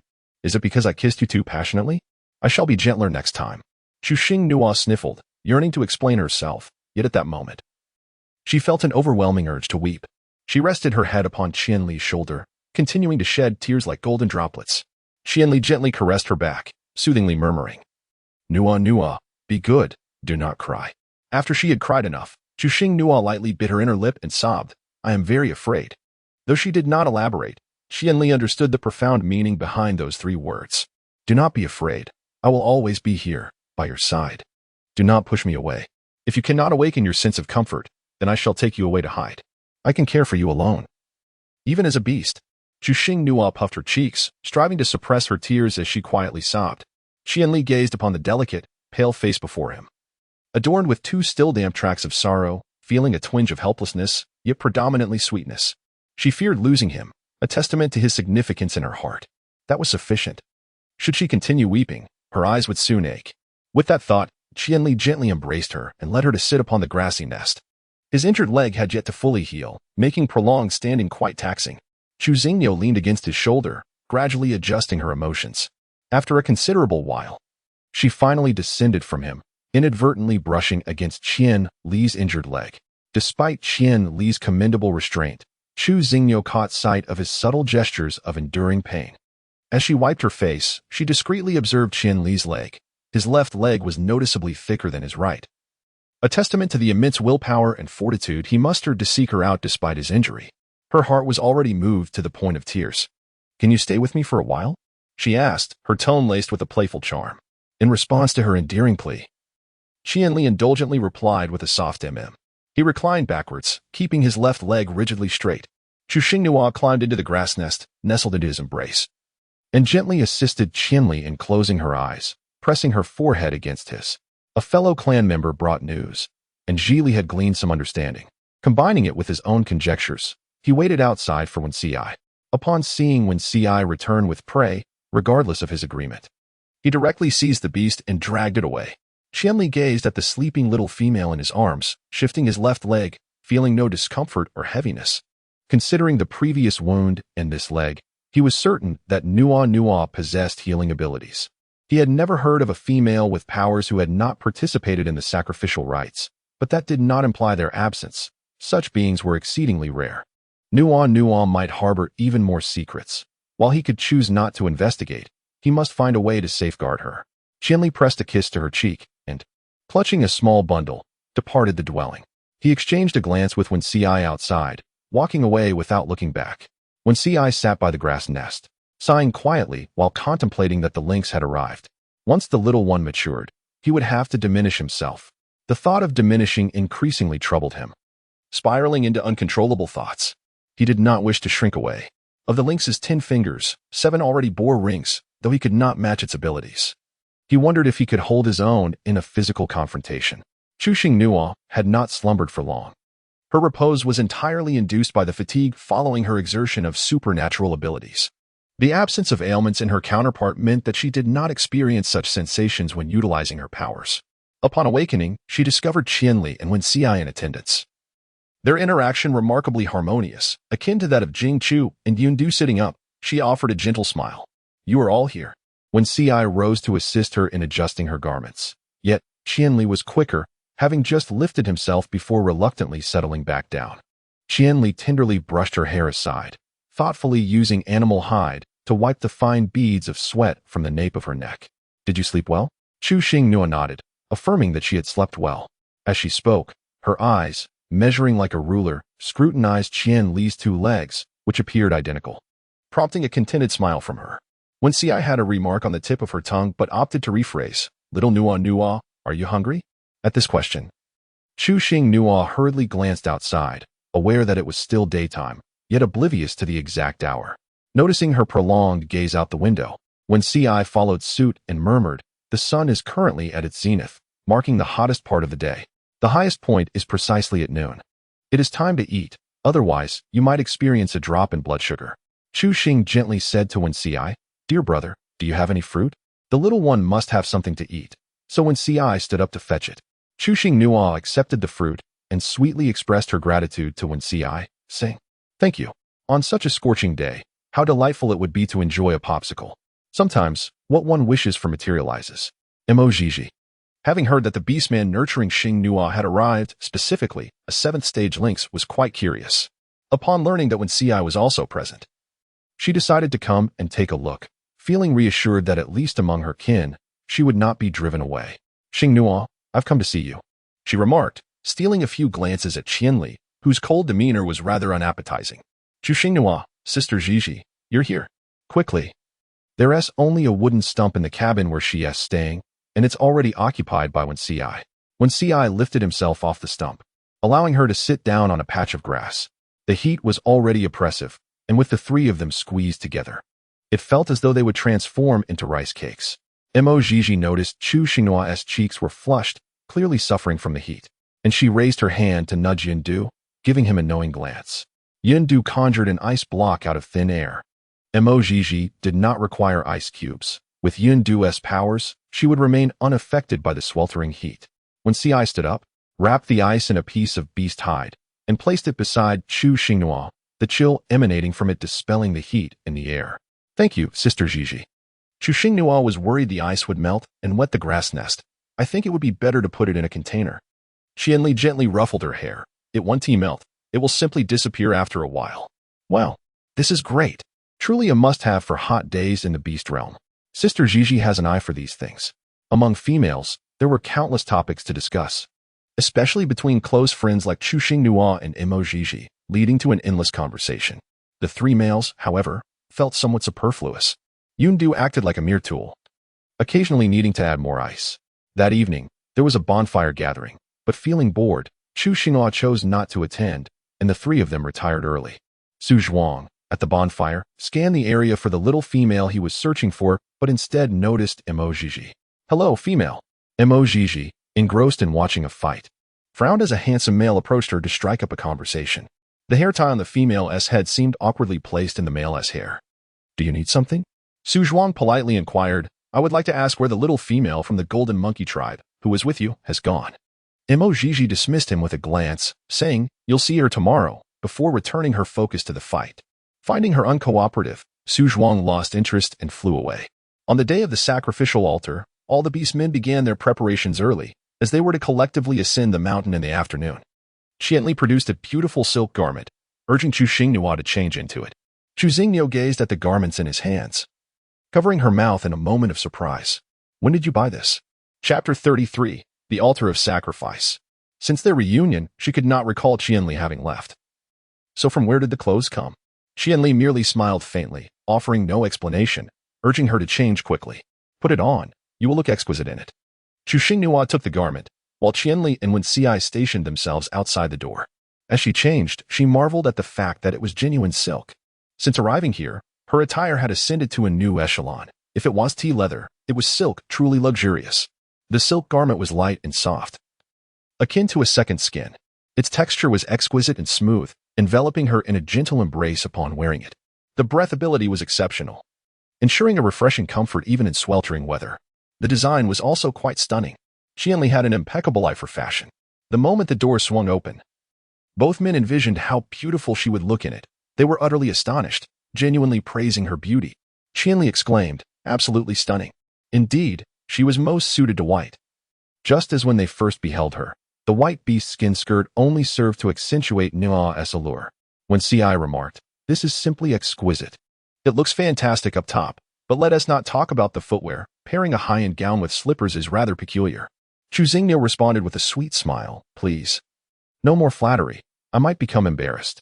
When Ci disagreed with her sentiment, asserting, beauty is beauty. It deserves to be praised. Chu Xingnua gazed at him, a soft smile gracing her lips. If you can praise me without repetition, I shall permit you to continue, she teased. Rather than outright declining, she preferred to challenge him, hoping he would surrender voluntarily. When Ci appeared troubled, aside from her beauty, how else could he extol her virtues? As everyone gathered and prepared to depart for Uncle Geely's The outside was bustling with assembled crowds. Uncle Geely warmly welcomed Qian Li's arrival, to which Qian Li expressed his gratitude. Chu Xinghua was exceptionally well cared for, and the two engaged in delightful conversation, resembling long-lost friends reunited after many years. In the sky, Suzhua soared with grace, his keen eagle eyes spotting the figure he had been searching for, prompting him to dive downwards. "Ah, my dear female, it seems we meet again," he remarked, his hand resting on his hair tie, as if concerned that Chu Xinghua might forget him. Chu Xinghua was taken aback for a few seconds before recalling who he was, and politely responded, "What a coincidence." The moment when Ci laid eyes on him, irritation surged within him. He contemplated striking him down with a bolt of lightning. Instead, he drew Chu Xinghua closer and extended his hand to shake Suzhua's, ruthlessly exposing the truth. "We are all here to participate in the sacrificial altar. It would be quite difficult to avoid each other. Furthermore, you have been soaring in the sky for quite some time. If you fail to notice this, it can only suggest that your eagle eye has become dulled." Suzhua felt a jolt coursing through his entire arm, yearning to withdraw his hand, yet it was held even tighter. "This is where you are mistaken. Encountering one another is a form of destiny. In the absence of such fate, one must learn to create their own." When Ci amplified his abilities, eager to witness just how long the insufferable bird could endure, threatening to sever his feathers should he continue to be so tactless. Indeed, Suzhua found it increasingly difficult to withstand the lightning strikes, as his powers could not disperse the electrical attributes. The two were engaged in a silent contest of wills. The angle from which Chu Xingnu observed was obscured, preventing her from discerning the actions of the two individuals. Thus, her gaze fell solely upon Qian Li. A voice called out to ascend the mountain, prompting the males to shift into their beast forms, methodically carrying the females upward. Qian Li transformed into his beast shape and lay down, while Chu Xingnu sat sideways upon the back of a lynx. When Ci trailed closely behind Qian Li, expressing a desire to carry the little one as well. The Fox clan followed the Wolf clan, navigating the rugged, winding mountain path. One clan closely pursued the next, resembling a great dragon in slow procession, each beast bearing a solemn expression. Various avian tribes soared effortlessly to the mountain summit, exhibiting greater agility. The sacrificial platform was a site of awakening for females endowed with soothing powers, as well as the venue for binding contracts with the two rightful husbands. This event occurred annually, and females were required to attend within 3 years of reaching adulthood. Failure to do so would forfeit their opportunity to awaken their soothing abilities. Seeking a beast husband would then be restricted to those of lesser abilities or those traded for resources during the cold season. Though this was merely a practice adopted by certain clans, upon reaching the summit, more than half of the clans had already transformed into human form and lined up in an orderly fashion. Qian Li set her down, transforming back into her human form, and smiled gently, saying, "You may go."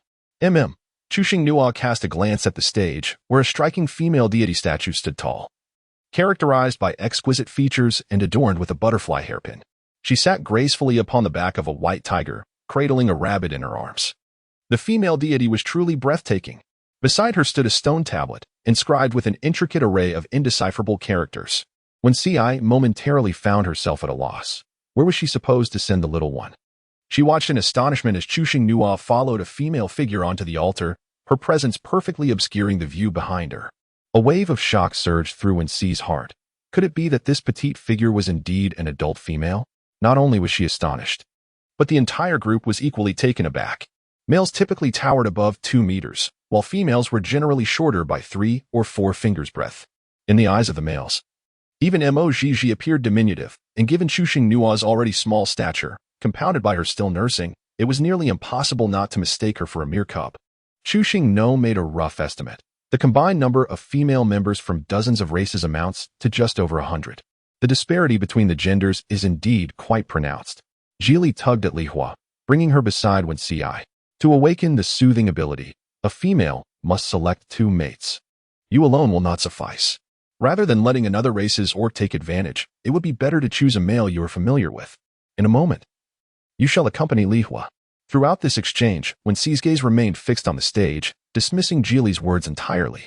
The selection of mates was a decision made by the females themselves. He had no intention of making choices for the little one, especially since he had not been granted approval. With this thought, the beast appeared somewhat dejected. Qian Li's gaze bore into Li Hua as another fox emerged, looking feeble and yet aspiring to be the chosen mate, a rather fanciful notion. Qian Li snorted disdainfully and continued to observe the stone platform. as the full moon revealed itself. An elderly female, leaning on a cane reminiscent of King Gigi's scepter, emerged from behind the statue of the female deity, her face adorned with vibrant colors. Two males, each cradling a transparent crystal ball, followed closely behind, resembling guardians flanking her. A profound silence fell upon the males gathered below. After a moment of divine murmurs, the sacrificial altar was draped in a delicate silver veil, enveloping all the females in a soft halo. The two males, holding the crystal balls, commenced the assessment of the female's soothing abilities from either end. Each female was required to announce her race and name before placing her right hand on the crystal ball for several seconds, allowing the colors within to reveal her level of soothing power. The hierarchy of colors was as follows: blue, purple, orange, multicolored, corresponding to the ranks of inferior, moderate, superior, and exceptional. Inferior females could match up to stage 2 orcs, while those of moderate rank could reach stage 5, superior up to stage 7. And exceptional females could connect with the highest tier orcs. Such top-tier males were exceedingly rare, and females possessing exceptional soothing abilities were treasures indeed. Upon completion of each assessment, the soothing power level would be announced, and a vine-like bracelet tattoo of the corresponding color would appear on the female's wrist. The most frequently heard term by ushering was medium, as the number of individuals with superior calming abilities was even fewer than those with inferior ones. When it was announced that a certain female possessed superior calming abilities, a wave of excitement surged through the audience. Emojiji and Luoying were both ahead of her in the queue. The Fox Clan female, Emojiji, was declared to possess superior abilities. Just as this announcement concluded for Emojiji, another voice called out from the other side. The Weasel Clan female, Luoying, was assessed to have medium abilities. Beside Luoying stood an exceptionally beautiful female. The tester then revealed a shocking revelation that stirred the hearts of all present. The Butterfly Clan female, Lan Junyi, was rated as possessing outstanding abilities. The audience fell into a momentary, eerie silence before erupting into an even greater fervor. Chuxing, indeed, a beautiful sister deserves the best. As the tester completed the previous row, they swiftly approached Chuxing. Since the females need not transform, she boldly declared, Rabbit Clan, Chuxing. With that, she raised her right hand. In this realm, one's identity is self-assigned. It is as one states. Within the crystal ball, a myriad of colors suddenly emerged, intertwining like several vibrant dragons entangled in a dance. A top-tier female of the Rabbit Clan, Chuxing, the Empress. Emojiji immediately turned to her, giving a thumbs up, her lips silently forming the words, truly impressive. Chuxing caressed the faintly colored tattoo that had appeared on her wrist, a sense of unease settling within her. Being marked as above average only signified trouble. She wished she could simply awaken to a standard level. This rarity was something she did not covet. She felt no envy. Why had the female deity chosen her? It was disheartening. Suddenly, two females possessing exceptional soothing abilities emerged, causing all the males to falter, each eager to seize the opportunity. Lan Junyi cast a glance behind her, her face adorned with a gentle smile. In that fleeting moment, Chuxing found her breathtakingly beautiful, like a lovely sister, radiating warmth akin to that of a cherished aunt. One by one, all the females underwent testing for their soothing abilities. The elder on stage slowly spoke, instructing those deemed above average and exceptional to remain, while the others were dismissed. In a moment, only 15 females remained on stage. The elder continued, beckoning, "Step forward, you two." Lan Junyi and Chuxing approached the elder and halted before him. A seed was placed in the elder's palm, and he pricked the fingertips of both girls, allowing their blood to drip onto the seed. The remaining females were then instructed by two males to perform the same procedure. Once prepared, the elder commanded them to close their eyes and began to chant an incomprehensible incantation, reminiscent of a shamanistic ritual. Though their eyes were shut, they could vividly perceive the seed in their hands sprouting, swiftly transforming into a small tree that began to shimmer with various extraordinary powers. Ultimately, it bore fruit embodying the attributes of destined male abilities. Lan Junyi's side yielded 9 fruits, while Emojiji produced 8. The other females also bore no more than 10 fruits each, their energy attributes distinctly apparent. When it was Chuxing turn, she received 6 fruits, 2 of which displayed abilities, lightning and fire. The remaining 4 were ordinary fruits, akin to those found in a mystery box. She felt no urgency to unveil them.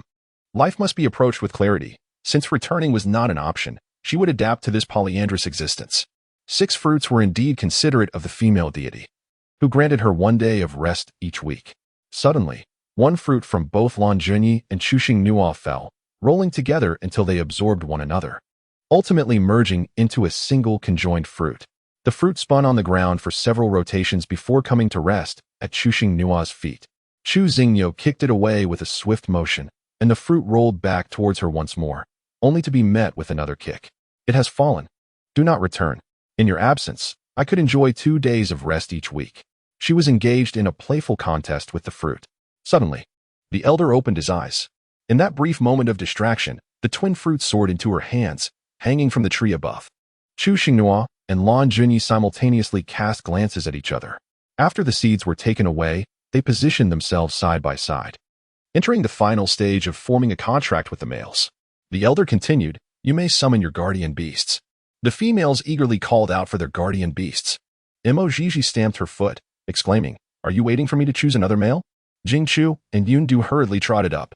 The guardian beasts of the other females had mostly taken the stage, with a few appearing, but no more than 5 at most. When Ci always remembered her words that she would provide an answer today, despite her calm exterior, her heart was as restless as a cat's paw. Why haven't they called me yet? Why haven't they called me yet? She raised her hand and waved, fearful that the little one might not see her, thinking, "Look at me, I'm right here." Chu Xingnuo smiled sweetly, gazing at Qianli and Wenci below the stage. "Aren't you two planning to come up?" As soon as Chu Xingnuo opened her mouth, Wenci hurried away faster than a rabbit. Qianli followed closely behind Wenci, being the last male to ascend the stage. They stood on either side of Chu Xingnuo. The method of forming the contract was quite simple. The males concentrated the essence of their abilities in the palms of their hands and pierced the tips of the female's fingers to draw blood. The blood at the fingertips was absorbed at a visibly rapid pace by the abilities emanating from the male's palms. 2 beams of light fell upon her index fingers, forming circular rings above them, which gradually transformed into 2 corresponding rings of attributes. The beast's death ring would dissolve, otherwise, it could not be removed. If one were to be ruthless enough to sever a finger, it was not out of the question. The elder spoke again. "You two are the female leads and may select a few more males from those below. The presence of more males ensures better care and protection." Lan Junyi obediently began to carefully observe the males below, while the lower-tier males automatically made way for their higher-tier counterparts. Approximately 50 beastmen stood in the front row, with the lowest being at the 5th stage and a few at the 6th stage, but none higher than that. The other beastmen stood still, yet one beastman fluttered his wings gently, hovering in midair, smiling and waving at Chu Xingnuo. Chu Xingnuo exclaimed, "Wow, what a conspicuous and formidable eagle." Just as Lan Junyi raised her hand to point, Suzhua swiftly descended to the ground to conceal himself, opting for a bear beast that appeared particularly robust. The elder announced, "It is your turn." Upon hearing these words, the large, noticeable eagle reappeared. The leader of the eagle clan observed the demeanor of the orc he had brought, his expression revealing a palpable discomfort. Were it not for the orc's desire to maintain some semblance of dignity for Suzhua, he might have been unceremoniously cast off the mountain top. Qianli discerned Suzhua's intentions. If Nua had a penchant for eagles, then this beast would indeed be a commendable choice. When Ci was once again struck by the urge to strike the large bird with lightning, for some inexplicable reason, he found himself disinclined towards this eagle beast. Suzhua incessantly gestured towards himself, and upon noticing Chu Xingnuo's gaze, he nearly shouted, "Me, me, me." As he observed the young female remain silent, he grew anxious and directly flew onto the platform, declaring, "Choose me." The Eagle clan members were left in disbelief, thinking it inappropriate for such a multitude of beasts to be so lacking in decorum. Chapter 35. Calm, embrace the pain. Chu Xingnuo found his behavior both baffling and amusing. "I do not believe in love at first sight. However, if you wish to become my beast husband, we may as well get to know each other first.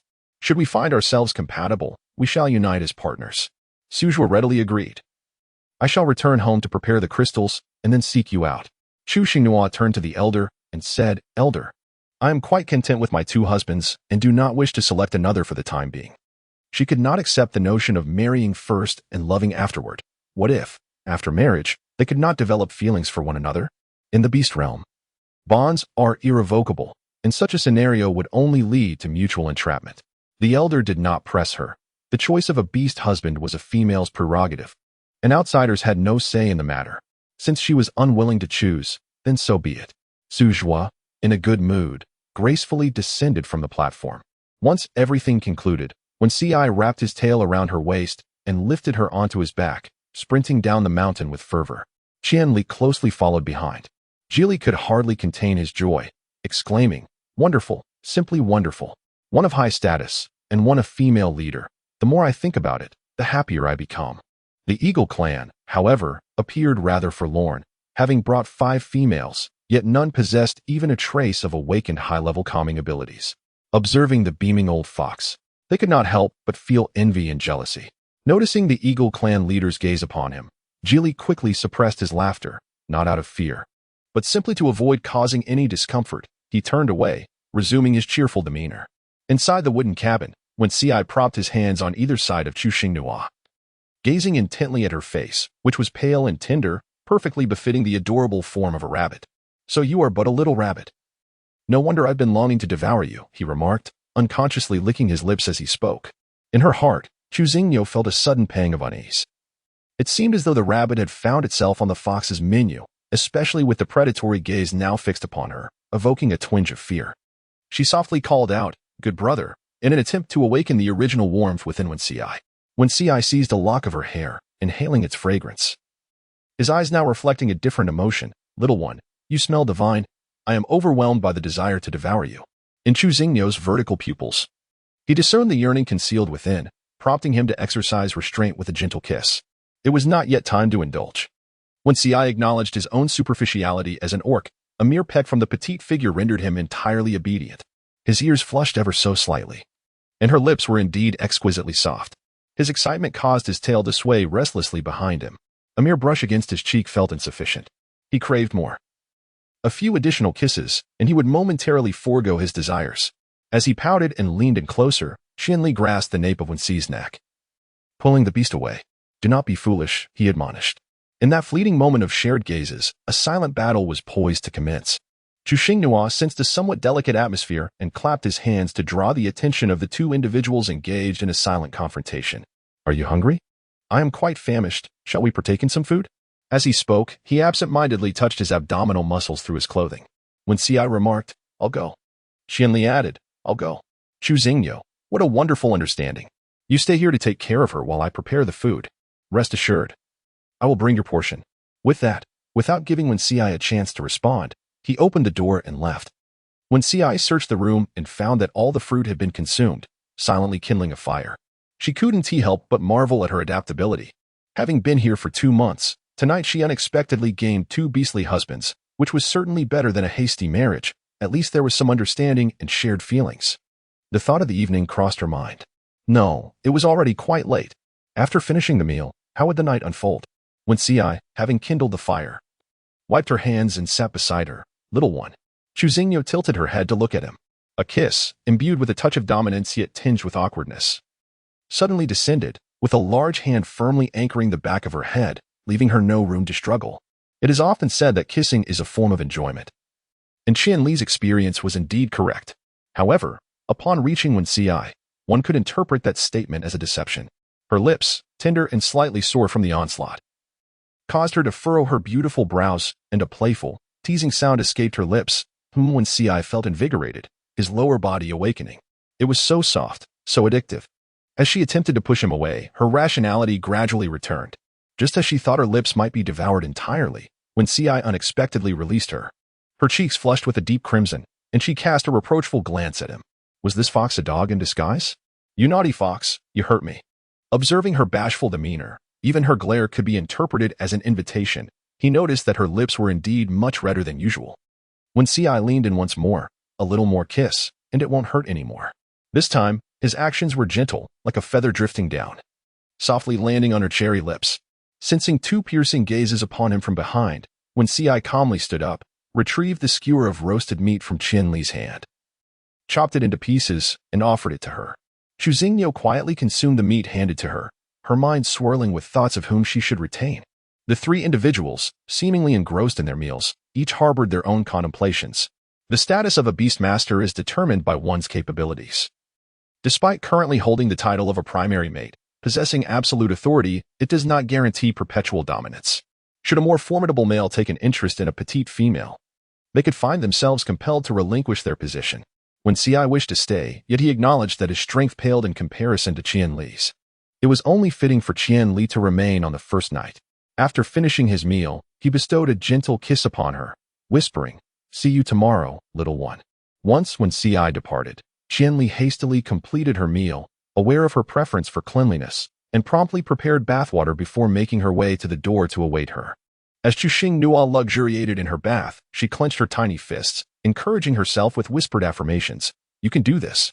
After a refreshing soak, she nestled into Qianli's embrace, enveloped by his robust arms. The rhythmic sound of his strong heartbeat heightened her anxiety. It is often said that the first time can be quite painful, and she dreaded the discomfort. What should she do? Sensing her unease, Qianli gently patted her back, murmuring, "Rest now. There is no rush. We can take our time." Indeed, Qianli was a paragon of tenderness, always considering her feelings. Yet, avoiding tonight would not alter the inevitable. Whether now or later, she would have to confront the pain at some point. Embracing the impending challenge, she nestled against his neck. Seeking comfort, Qianli tightened his hold slightly, his voice laced with restraint. "If you keep moving, I can no longer guarantee my composure." From the moment he harbored desires beyond mere companionship, every interaction with her had become a test of patience. Moreover, they were officially partners. His greatest restraint lay in not immediately claiming her. She, blissfully unaware, continued to squirm. With a flushed face, Chu Xingnuan nestled her head against his fervent chest. "All right," she replied, her cheeks deepening in hue. Chapter 36. Incomplete Redemption. The invitation, sweetly resonant in Qianli's ears, made his already tumultuous heartbeat quicken further.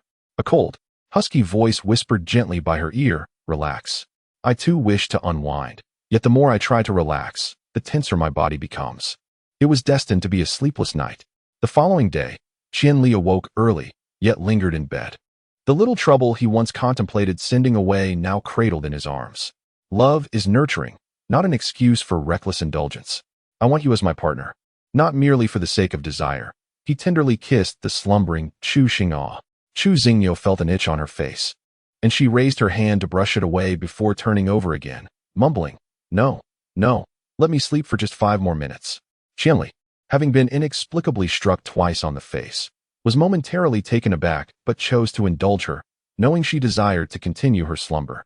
He rose to prepare their belongings. As he opened the door, he spotted Wen Ci leaning against the wooden wall with his arms crossed, his head tilted. "You arrived quite early. I see Nua." Wen Ci handed him the prey and squeezed past Qianli. He had spent an exhilarating night outside, eagerly waiting for dawn to catch their quarry. Anticipating the moment this door would swing open, Qianli softly cautioned, "Be quiet, don't wake her."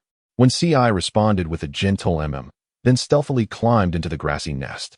Once the prey was arranged, Qianli began to roast it using his abilities. Chu Xingnuo was roused by the enticing aroma of food, and as she sat up, a sudden chill enveloped her. In her moment of realization, she momentarily forgot her state of undress and hastily reached for the blanket, which felt rather heavy and resistant. Upon opening her eyes wide, she discovered Wen Ci perched atop the blanket. Just the night before, it had been Qianli. How had she awakened to find someone else in her place? A flicker of astonishment crossed her mind, though it passed almost instantaneously. Seeing that she was awake, Qianli handed her the clothes he had prepared.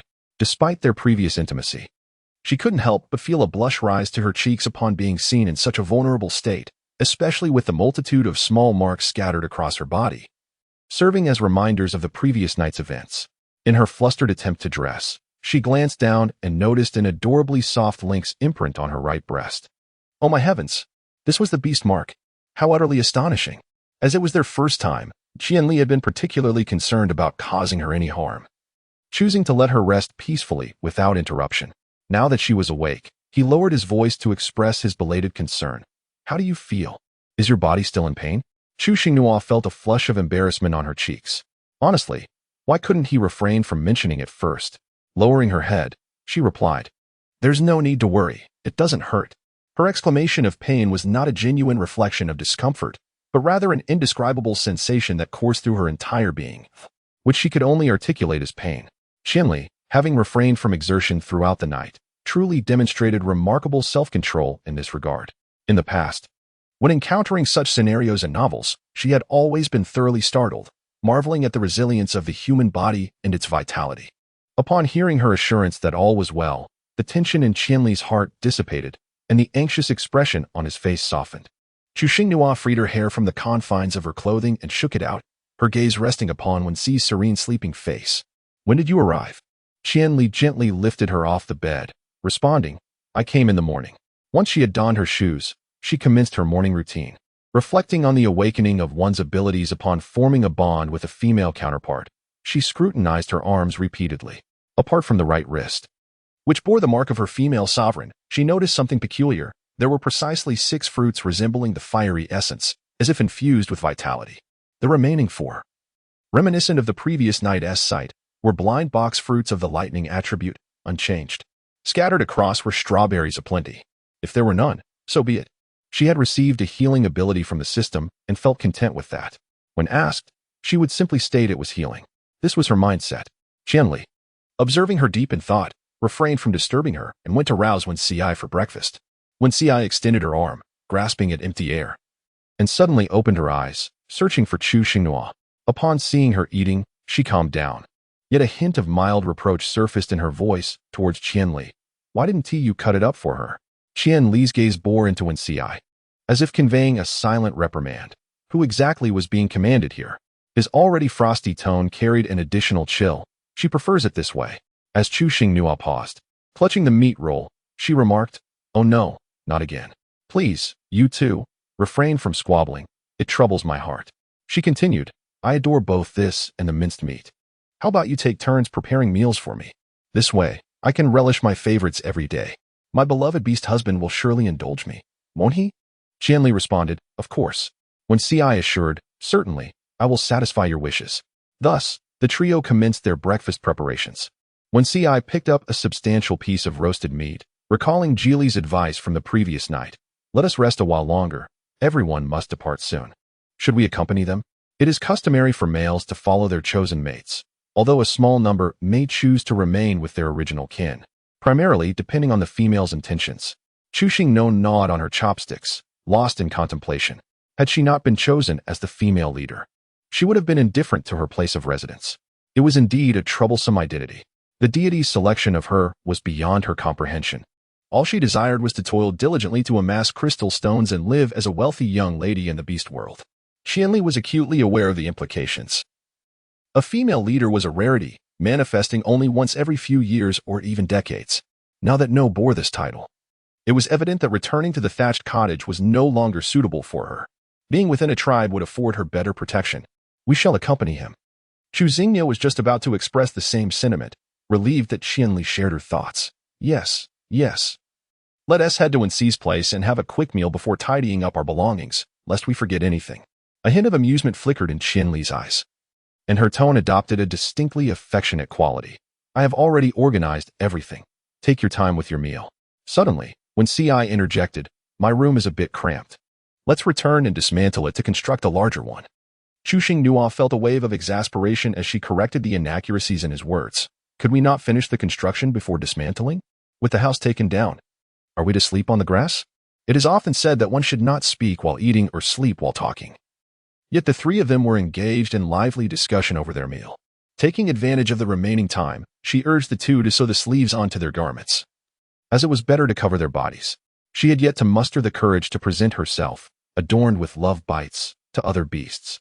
Chapter 37. Your assistance has been terminated. Their luggage consisted of but a single bundle, containing her clothing and crystals. Upon hearing the call for assembly outside, she hurriedly gathered her belongings and stepped out. The faces of the females were etched with exhaustion, except for the leader, who retained a humanoid form. The other males were in their beastly shapes, making them indistinguishable. Each race feared that a female with awakening soothing abilities might be taken. Thus, they would set off together on their return journey, providing mutual support. Exhausted, Emo Gigi rested on the back of a fox and greeted Chu Xinghua with a faint wave. "Xinghua, you look utterly worn out. Once you've had a chance to rest, we shall converse further." After speaking, Chu Xinghua turned to her companion, Qianli. "The lynx is indeed the better option." Qianli gently brushed her hair and produced a hair tie to secure it. Chu Xinghua yearned to reward him with a kiss. Yet even on tiptoe, she could not reach him. Qianli assumed she intended to whisper sweet nothings, lowering his head in anticipation, only to be met with a soft caress upon his cheek, stirring memories of the previous night, those delightful images flickering through his mind, one after another. A wave of warmth surged within him. When Ci remarked, "I shall simply observe, waiting for the moment you remember me." Chu Xingyo noticed the jealousy glimmering in the eyes of the warm fox. She beckoned him to come closer and planted a kiss on his cheek. Each team leader counted the number of participants, and once confirmed, they prepared to set off. Qianli lifted her onto the back of the fox. Chu Xing sat obediently, prepared for departure. With a resounding command, they set forth, stirring up a cloud of dust. The females were safeguarded in the center, flanked by the males who stood vigilant, not racing headlong as they had on their journey here. After nearly 2 hours of travel, as the herd entered the forest, an unsettling silence enveloped them. No birds flitted through the air, nor was there the familiar hum of insects. This was an extraordinary and disconcerting anomaly. No woodland would exhibit such a peculiar stillness without cause. Could it be that a pack of ferocious beasts had claimed dominion over this territory? The creatures remained on high alert, scanning their surroundings while intently inhaling the scents carried by the wind. Strangely, they detected no traces of other animals, a fact that deepened the sense of unease. In the recesses of their minds, fears began to swirl, for it is the unknown perils that evoke the greatest terror. Several leaders exchanged glances, and in unison, they emitted low growls. Though their roars varied, their message was unified: safeguard the females and withdraw from the forest. The herd swiftly turned, intent on retreating from the ominous woods. In a moment of unguarded glance, Chu Xingyo discovered that Lan Junyi was traveling alongside them. It appeared that circumstances were taking a turn for the worse. In the next instant, a multitude of ice spikes and walls materialized, descending upon them with overwhelming ferocity. Qianli deftly evaded the onslaught with a few agile leaps. When Ci followed closely behind, simultaneously unleashing lightning strikes upon the advancing ice walls, some shattered upon impact, while others not only resisted but also rebounded to counterattack. Some of the more astute males, accompanied by their female counterparts, skillfully dodged the incoming assaults. A cacophony of various supernatural abilities erupted in response to the sudden emergence of this threat. The scene devolved into chaos. Although the females exhibited a haughty demeanor, they only flaunted their superiority in the presence of their male kin. When confronted with genuine peril, however, they succumbed to panic and shrieked in terror. Chu Xingnuo quietly covered her ears, overwhelmed by the cacophony around her. Fear gripped her heart, worried that some errant ability might splatter onto her. Yet, the more terrified she appeared, the more distracted the males became. Observing the fallen males on the ground, incapacitated by the assault, she silently shut her eyes, striving to suppress her thoughts and, above all, conceal her fear. When Ci transformed into human form, continuously unleashing his powers, muttering under his breath, "Damn, this ice is truly difficult to shatter." The relentless barrage of deafening sounds bombarded her ears, impossible to ignore, and her fear was palpable. Qianli placed her gently on the ground, swiftly transforming into human form and lifting her with one arm, urging, "Hold on tight to me, and do not let go." Chu Xing tightly wrapped her arms around Qianli's neck, burying her head against him. The world of beasts with its extraordinary powers was becoming increasingly overwhelming for her. As Qianli utilized his abilities, he comforted her, saying, "Do not fear, I will certainly protect you." Chu Xingnuo calmly analyzed why the attackers, endowed with supernatural abilities, had yet to reveal themselves. Could it be that they possessed the power of invisibility? A rustling sound emerged from the surrounding grass, and a multitude of immense serpents encircled them, subsequently transforming into half-beast forms. With the appearance of these serpent-beast hybrids, the ice projectiles that had been launched at them vanished as well. Several females fainted on the spot, while Chu Xingnuo, unafraid of snakes, found herself quite enamored with Mo Li's younger brother. Yet, the sheer number of serpents was indeed spine-chilling. The team leaders appeared unfazed by the emergence of the giant pythons. "You again," exclaimed Ji. "They have all changed routes. How is it possible to encounter this band of serpent beasts?"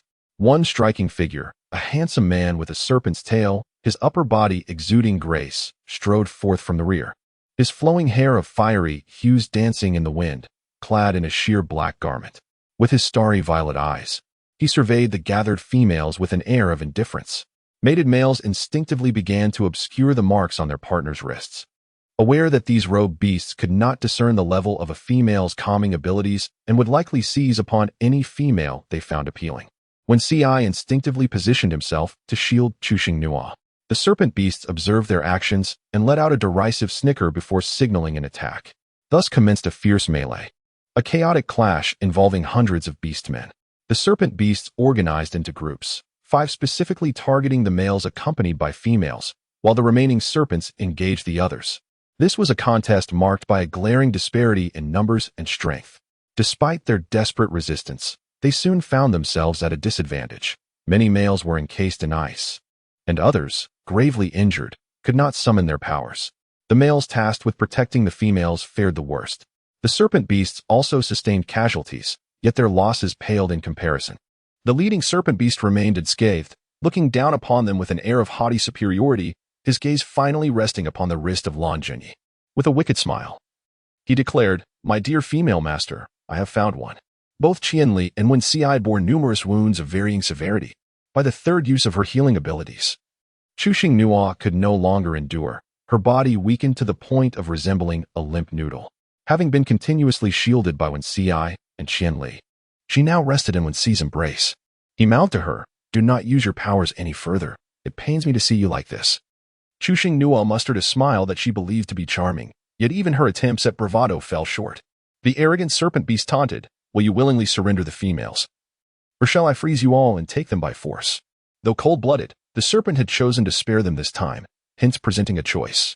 Just as Chu Xingnua thought that all males would fiercely defend the females, she realized her error. Fiction is but a tale, while reality is starkly different. Selecting the right individuals is indeed crucial. 2 males had already delivered the females to the serpent, disregarding their struggles and cries. The bear tribe leader was infuriated, his nostrils flaring at the sight of the 2 females being handed over so easily. The humiliation of such an event transpiring within their ranks was unbearable. "You foolish bears! Do you even comprehend the gravity of your actions?" With a roar, one bear felt remorseful, wishing to reclaim the female. The other bear swiftly intervened, declaring, "If she carries my offspring, I shall fight for her with all my might. You have seen how I treat her." Chapter 38. Did the 2 females not awaken? Simply because she exhibited moderate soothing abilities, she rejected the bond that was meant to be forged on that fateful night. What good would my efforts be? If I perish, she would merely turn to another male. Rather than gain nothing, it is better to ensure my own survival. I do not believe I have erred.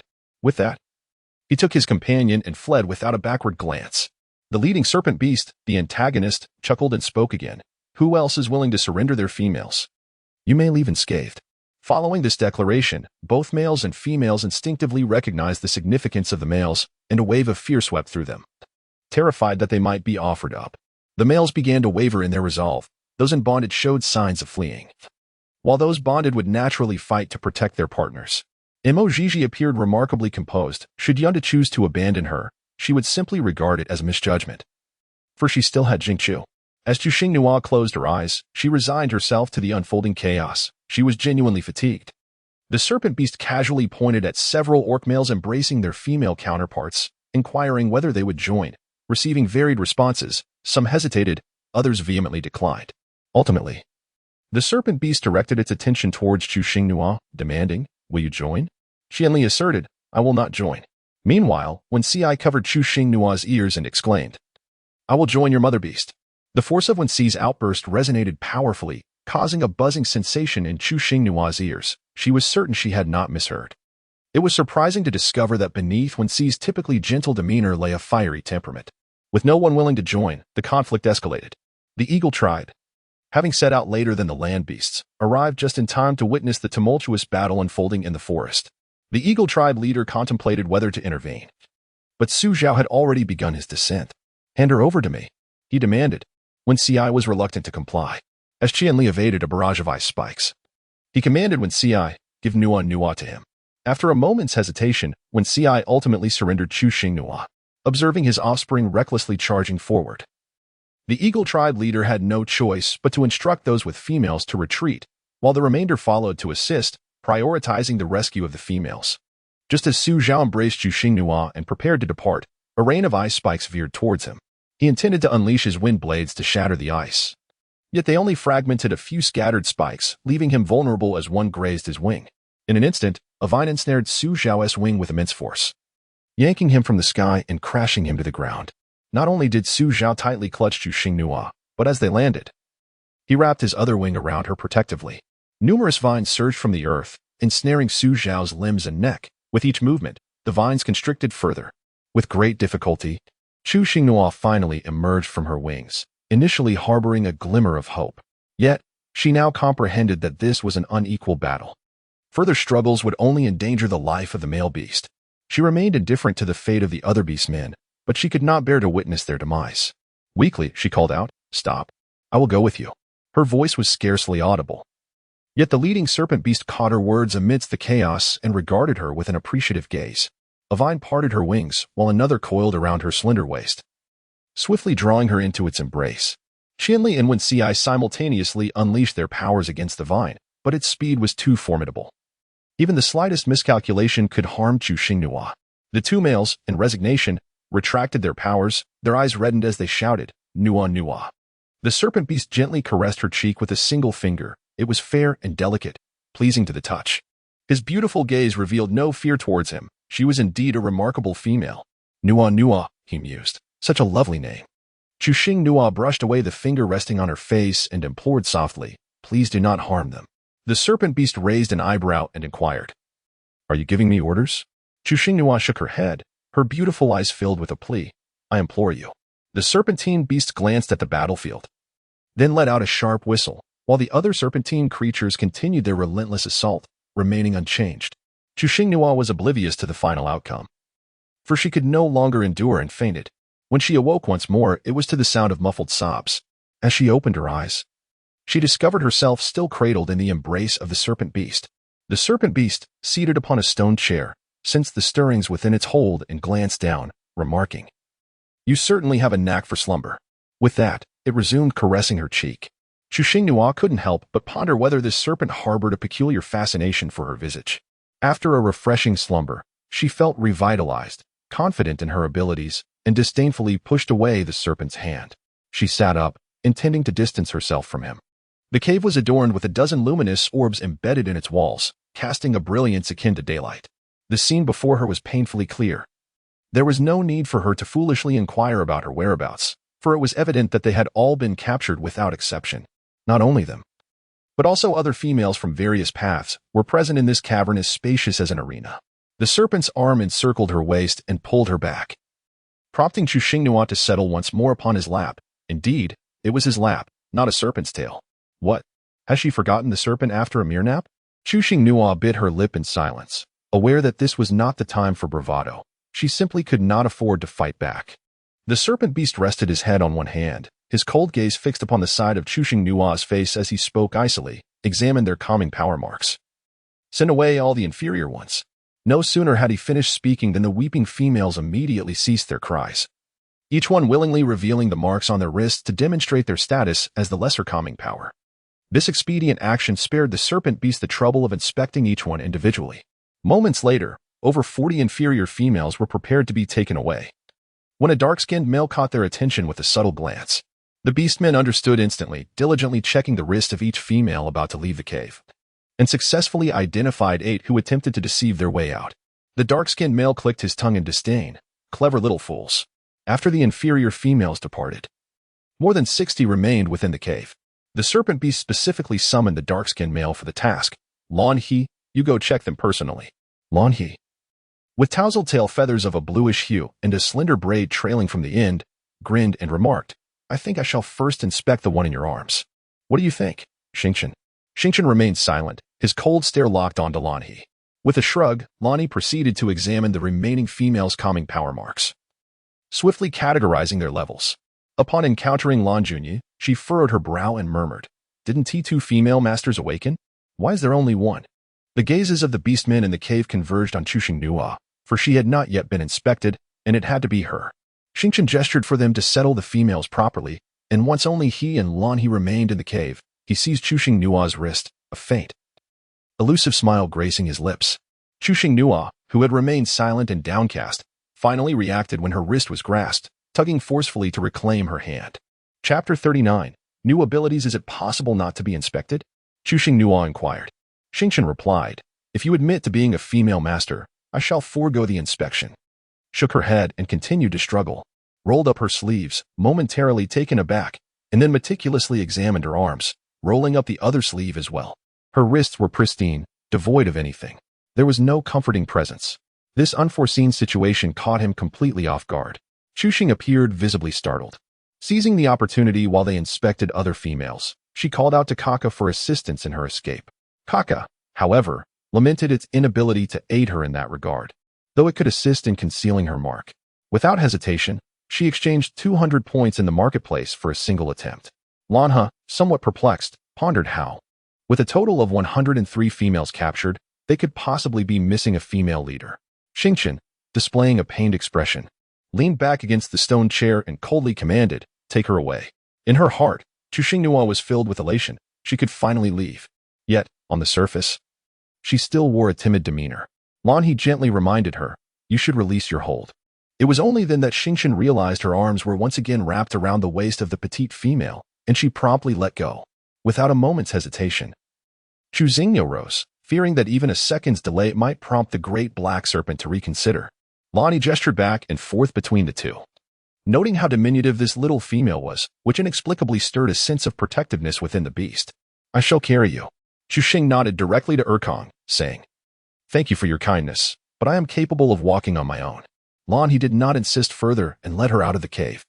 Xingqian observed as he embraced the female, letting out a light scoff. Chu Xing nodded closely behind Lanhe, navigating through the labyrinthine cave for nearly a quarter of an hour before reaching their destination. Two serpentine beasts guarding the entrance bowed respectfully to Lanhe, greeting him with, "My lord Lanhe, you have arrived." Lanhe inclined his head and addressed Chuxing, saying, "Please, proceed inside." Chuxinghua felt dizzy as the snake den twisted and turned like a labyrinth. Without questioning or resisting, she strode straight ahead. As she passed by Lanhe reached out with a large hand and pinched her cheek. Instantly, a faint blush appeared on her fair complexion, revealing just how tender it truly was. Chu Xingru protected her cheeks with both hands, understanding that there are times when one must show vulnerability, avoiding unnecessary suffering. A surge of national pride welled up within her. Is there something amiss? Even a beastman wishes to pinch her cheeks. What is it about her visage that captivates them? Lanhe observed her enter and addressed the two serpent beasts. "Take good care of this little one." In unison, the two serpent beasts replied, "Yes, my lord Lanhe." Chuxinghua was somewhat bewildered. Shouldn't she have been allowed to leave since there was no comforting power? Was there a misstep in some part of the process? The guard behind her gave her a gentle push. Chuxinghua cast a glance around the cave, apart from the low-ranking calming force and Lan Junyi. All the other females were present. Upon noticing Chu Xingnua's arrival, Emo Jiji immediately pulled her to her side, embracing her gently while offering reassurance. Do not fear. Do not fear, we shall be rescued." Chu Xingyo inquired about her concerns. "How are they?" Emo Jiji informed her that shortly after the serpent beast sounded its whistle, the ground began to tremble. In the vicinity of the females, the earth grew loose, and scorpion tails emerged from the soil, catching the unsuspecting males off guard. Most of the males fell victim, while a few managed to evade the attack. However, the females were dragged underground. The effects of the scorpion venom were uncertain, but the other males, provided they received timely treatment, would likely remain unharmed. Chuxinghua embraced Motizi not out of fear, but rather because she had lingered too long beside the serpent beast and felt a chill. Before she could inquire about the conspicuous package concerning Wen Xiai and Qianli, a voice suddenly echoed in her mind. Host, it is time for you to draw your prize." Chu Xingrua gazed at the lottery wheel before her, a hint of perplexity crossing her features. Why was she being invited to draw again? As she pondered, her finger had already brushed against the lottery button. "Kakaka, the host has failed to awaken her extraordinary abilities. Thus, I shall compensate for that. Being my host is undeniably advantageous." Chu Xingnua pressed the stop button once more, and this time she acquired the skill of enchantment. Kaka remarked, "As long as the host maintains eye contact with the target for 5 seconds, they will be able to manipulate the other's mind for half an hour. However, the higher the orc's ability level, the shorter the duration of control." Chu Xingyo thought it sounded quite agreeable. Kaka continued, "As a human host, it is imperative to use your supernatural abilities judiciously. Should the necessity arise for repeated usage, do remember to exchange for pills at the marketplace." Chu Xingnua expressed her disappointment at not having drawn a more potent offensive ability. Meanwhile, Lanhe returned to the cave, gazing at the still figure of Xing Chun reclining in the stone chair, offering words of comfort. "We have already secured a female leader. There is no need for despair." Xing Chun lifted her eyelids and glanced at the cave ceiling. "Aside from you and me, there are still 2 at a higher stage within our clan. Do you truly believe that a single female leader can pacify 4 rampaging males simultaneously?" An upper-tier female can at most soothe 3 males of corresponding stages in a day. For those of a lower tier, the number can double. A female leader can only calm 2 high-tier males per day and requires 2 or 3 days of rest before she can exert her abilities again. The higher the ability stage, the more soothing energy is required. Some female leaders struggle to pacify even one. Lanhe maintained an optimistic demeanor. What if our ability surges occur at staggered intervals? One female leader should suffice. Xingqian regarded the carefree Lanhe with a cold gaze. We must send them to continue searching or find a way to learn the appearance and clan of another female leader. We must capture her. The Serpent Clan, Scorpion Clan, and Chameleon Clan have all been branded as stray beasts, despite not having committed any wrongdoing. And they are shunned by other clans. The females from these clans are not even permitted to participate in the sacrificial rites. Yet, they too require soothing energy. The actions of these clans merely compel them to resort to wrongdoing. My lord, there is more to this chapter. Please click the next page to continue reading. The following parts are even more thrilling. Females below the 7th stage can rely on those captured annually for soothing, yet the number of females seized each year varies. And those from their own clan are easier to care for. Before hibernation, they send the captured females away, necessitating annual raids. For orcs above the 8th stage, each surge of abilities is endured through sheer will or collective effort from their kin. They have managed to persevere thus far, but as their ability stages rise, suppression becomes increasingly challenging. Fortunately, the surges occur only once a year, though they grow more severe each time. Xingqian continued, prepare for tonight. Let them choose their preferred females to bring back to the cave. Lanhe immediately set about making preparations. The lower-tier females were all delivered to a riverbank by the serpentine beasts, who quietly departed once they saw their clansmen come to retrieve them. The teams that had returned with females left directly, regardless of whether they had found half or none, continuing their search. The serpentine beasts concealed their sin effectively, leaving no trace for others to detect. Within the female cave, the sounds of weeping echoed incessantly. They paused to rest when exhausted, only to resume their cries when recuperated. The incessant lamentation became unbearable. If crying were truly effective, she would outcry all other females combined. Chu Xingyo leaned closer to Mo Jiji's ear and quietly inquired, Sister Jiji, what is your extraordinary ability? Mo Jiji raised her wrist for her to see and replied, teleportation. Upon hearing this, Chu Xingyo's spirit was instantly lifted. The skill of blink was indeed a remarkable means of escape. Are you proficient in its use? Mo Jiji replied somewhat awkwardly. It was precisely through its use that I was captured. When Jing Chu urged her to flee, she activated blink, only to be caught red-handed. Chapter 40. Selecting the female. As the flicker of hope ignited within Chu Xingrua, it was swiftly extinguished, leaving her despondent and silent, desperately contemplating how to extricate herself from her predicament. Even if the males were to locate her, it would only be to deliver her demise. Lost in her thoughts, Chu Xingrua was suddenly enveloped in darkness and collapsed to the ground. Mo Jiji, who was closest to her, was taken aback and repeatedly called out her name. Xingrua, Xingrua. The guard, upon entering and casting a glance, swiftly went to summon the beasts.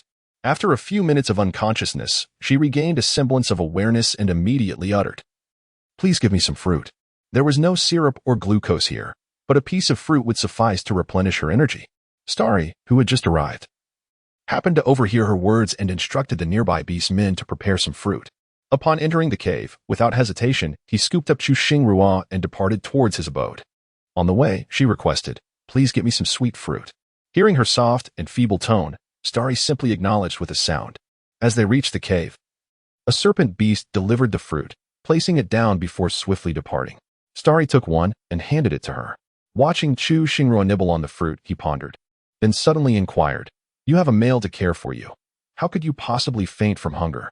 As Chu Xingyo chewed on the fruit, she meticulously organized her thoughts in her mind and replied, I suffer from an ailment that no shaman can remedy. I must consume 3 meals a day. Missing even one would cause me to faint unexpectedly. Without a beast by my side, life becomes rather arduous. She spoke of the world of beasts, where, even in modern times, one carries sugar with them, eagerly partaking in meals more zealously than anyone else. Xingqian listened intently. It is indeed quite challenging to nurture such a charming little creature. Chu Xingnua indulged herself until she could eat no more. She was not sent back.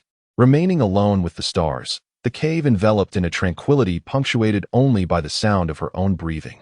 Before she realized it, Night had fallen. Chu Xing'an was brought to a spacious and level clearing, where 10 large bonfires blazed, roasting an array of food. The females arranged themselves neatly beside the flames.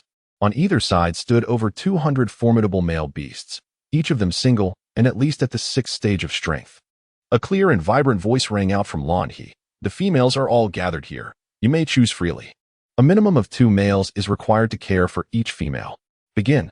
As soon as the words were spoken, the males sprang into action. The approaching serpent beast provoked a cacophony of protests from the females nearby. Upon witnessing this situation, Chu Xinghua felt a pang of anxiety in her heart as she observed Mo Jiji being hoisted up by a serpent beast. She gently touched Xingchen's cool, delicate arm. Turning her head towards her, Xingchen's gaze inquired about her concern. Chu Xinghua took a deep breath, summoning her courage to speak. Could you possibly spare my sister? Lan He, intrigued, inquired, which one is your sister? Chu Xinghua pointed in the direction where Mo Jiji was located, indicating to them. Lan He could not perceive any resemblance between the two. Such matters were beyond his authority to decide. Xingchen averted his gaze, choosing not to look at her again. Let go of the females, a melodious voice resonated from behind them. Chu Xinghua turned her gaze towards the sound, observing a figure that matched its voice. A masculine entity gracefully approaching them with a serpentine tail. Its silvery hair glimmered, while its eyes were obscured by a delicate silk ribbon. The males who had selected females hastily returned their chosen ones to the ground, their faces betraying a palpable fear. Star, displaying displeasure at the arrival of the creature, remarked, "What brings you here to stir up trouble?" Lan He stepped forward to draw Chu Xinghua away. Chu Xinghua noticed a delicate pink flower blooming at the tip of the serpent's tail. The beastman, whose tail adorned with the small blossom, retorted, "Am I not allowed to come?" Xingchen countered with a question of his own. "What do you think?" Their exchange was laden with palpable tension, as if it merely awaited a spark to ignite the explosive atmosphere. Lan He prepared to intervene and offer some words of encouragement. Chu Xinghua felt a wave of dizziness. She intended to request a delicacy from Lan He, but unexpectedly, Lan He suddenly walked away. She nearly stumbled to the ground when a serpentine tail and an arm simultaneously reached for her.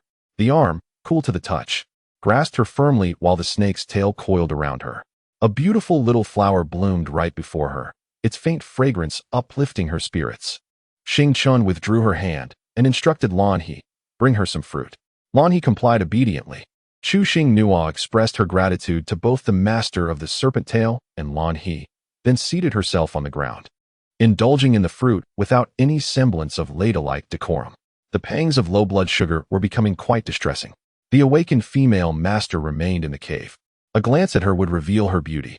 Xingchen noticed that Nanshi had yet to retract the serpent tail, and an inexplicable displeasure washed over him. He was uncertain why he sought an excuse to dismiss Nanshi. Nanshi released the serpent tail, elongating her tone as she questioned, "Can I see?" Xingchen recognized his verbal misstep and seized Chu Xinghua, preparing to depart. His abrupt movement caused the fruit in Chu Xinghua's hand to tumble to the ground. "Alas, my fruit has fallen," she lamented.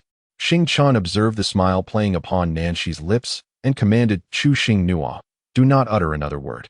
Resigned to silence, Chu Xinghua gazed regretfully at the pitiful fruit, wishing she had consumed it more quickly. Had she done so, the fallen seed would not have caused her such sorrow. Nanshi remarked, "This female," but Xingchen interrupted her unfinished thought, stating, "Her health is poor. She is not suitable for your care." With that, he encircled her waist with his arm, securing her beneath his armpit, and departed without a backward glance, with Lan He trailing closely behind. Within the cave, Xingchen retrieved the uneaten fruit from earlier in the day and offered it to her. Chu Xinghua lowered her head to finish the fruit, then hesitated before finally voicing, "I desire roasted meat." The fruit had satiated her hunger swiftly, yet the feeling of fullness dissipated just as quickly. Xingchen called out towards the cave entrance, "Lan He." Lan He responded and promptly went to fetch the roasted meat. In a moment, she returned, placing the meat before her. Xingchen coldly instructed, "Eat." Chu Xinghua gazed at the large, darkly charred piece of roasted meat before her and said to Lan He, "It is rather enormous. Could you kindly assist me in slicing it?" "Thank you." Lan He promptly and skillfully cut the meat into manageable portions. Chu Xinghua politely uttered a thank you as she picked up a piece of roasted meat and placed it in her mouth.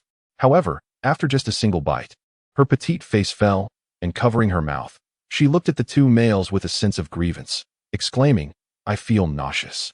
The meat was undercooked and reeked, rendering it quite unpalatable. Sitting on the stone chair, Xingqian closed his eyes, his voice turning noticeably colder. Vomit. Having requested the roasted meat herself, she now found herself unable to eat it, leading him to suspect that this little female was merely playing tricks. Chu Xingnua was at a loss, pointing at the ground, her eyes questioning Lanhe.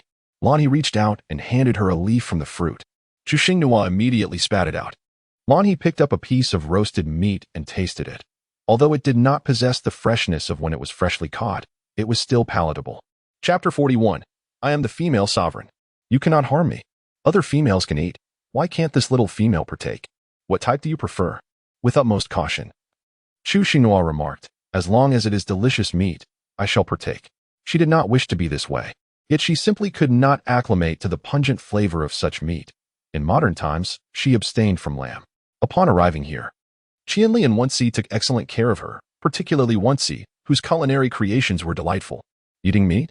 Xingqian and Lanhua were taken aback. What a repulsive manner of consumption. Both Xingqian and Lanhua found it difficult to look at Chu Xingnua, their imaginations conjuring an unappetizing scene. What kind of nurturing method was this for a female? It was even more bewildering than their experience with feral beasts. It was truly hard to articulate a response. Xingqian rubbed her temples and said, Lanhua, you should step outside for a moment. As Lanhua exited, she took the roasted meat with her. Xingqian rose and pried a stone from the cave wall, reaching inside to retrieve an item before placing the stone back. She walked back to her side, opened her palm, and said, consume this.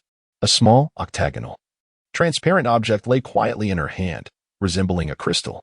Chu Xingnua was unfamiliar with this object and dared not consume it carelessly, her entire being radiating resistance. What is this? She inquired, but Xingqian offered no response. With a firm grip, he seized her cheeks, disregarding her struggles, and gently but insistently placed the item into her mouth. The moment it entered, the substance dissolved, leaving no discernible flavor. Confounded by the ambiguous object in her mouth, Chu Xingnua felt the urge to retch, yet her lips were pinched together, rendering her attempts futile. She held it in her mouth, enduring the moment, while he remained unhurried, his slender fingers lightly brushing against her delicate neck, his violet eyes glinting with a hint of mischief. A shiver coursed through her body, and with a resigned gulp, she swallowed. It slid down her throat like a soft rice wine, gently flowing into her stomach, where it swiftly filled her with a warm sensation that radiated throughout her entire being. Only after she had swallowed did Xingqian release his grip, his voice cold as he uttered a single word, transparent crystal. Could you not have mentioned it from the very beginning? By the way, what exactly is this? Her knowledge is limited, and she cannot comprehend what is. She can only call upon is a rare crystal that can nurture the body. The more one consumes, the healthier one becomes, and it also grants eternal youth. It is non-toxic, allowing the host to consume it with peace of mind. To give her such a precious substance, is it not a concern for her well-being? She believes her speculation is indeed correct. Thank you. I shall repay you in the future. How shall I repay you? Xingqian gazed with great interest at Chu Xingnua's slender waist. Will you bear me serpent eggs with that delicate figure of yours? Chu Xingnua felt a mix of embarrassment and annoyance, sneaking a glance at him. There are myriad ways to express gratitude. She never suggested offering herself. So how could he possibly think of such a repugnant notion? Xingqian was genuinely startled by her silence. Could she truly be contemplating bearing his offspring? He swiftly retrieved 2 animal skins from the pile and presented them to her. I harbor no such intentions and have no desire for a frail female. Please, rest easy. Initially intending to mention repayment with crystal stones, his words immediately put her at ease before she could even respond. Indeed, you are absolutely right. I am merely a sickly creature. It was exceedingly wise of you not to consider me. After laying out the animal skins, she obediently settled down. Xingqian transformed into a massive python, coiling himself nearby to rest. Noticing her reluctance to sleep, he shifted into his semi-beast form and inquired, Aren't you going to sleep? She felt no trace of drowsiness. Who could find solace in slumber in the presence of a colossal black python? Especially after she had exhausted herself with a prolonged sleep earlier that morning? Chu Xing turned to gaze at Xingqian, softly murmuring, I cannot sleep. Xingqian stretched her body, her hand reaching for the fruit, inquiring, Are you hungry again? Chu Xingru shook her head, No. The hand that had initially reached for the fruit retreated once more, then let us sleep. Chu Xingnua tugged at the corner of the blanket, which brushed against the tip of her nose, and murmured in a muffled voice, I am cold. After speaking, she remained vigilant, observing Xingqian's expression. The moment he exhibited any signs of anger, she would immediately feign sleep, enduring the chill. In truth, she was aware that her behavior was somewhat excessive, yet she did not intentionally seek trouble. Xingqian shook out the remaining dozen or so animal skins within the cave and draped them over Chu Xinghua. If you're not cold, then quickly fall asleep, he urged. As Chu Xinghua blinked, her long eyelashes fluttered gently like the wings of a butterfly. In a soft voice, she remarked, "It's too heavy. It's keeping me awake." Xingqian gazed at her, truly a little mischief maker. The veins on his forehead throbbed uncontrollably. Filled with irritation yet refraining from expressing it, fearing it might startle her, he could only let out a deep sigh, akin to a fierce serpent, and continued to patiently inquire, "What do you wish to do?" Chu Xing gently spoke, "If possible, I wish to sleep in a warm place." Starry pondered for a moment, sighed, and then departed from the cave, leaving behind the words, "Wait." Chu Xinghua emerged from her warm cocoon, meticulously folding the excess animal hides. Meanwhile, Xing Tian was intercepted by the orc guards of the matriarch, who bluntly informed him that the matriarch had taken her own life before he could utter a word of inquiry.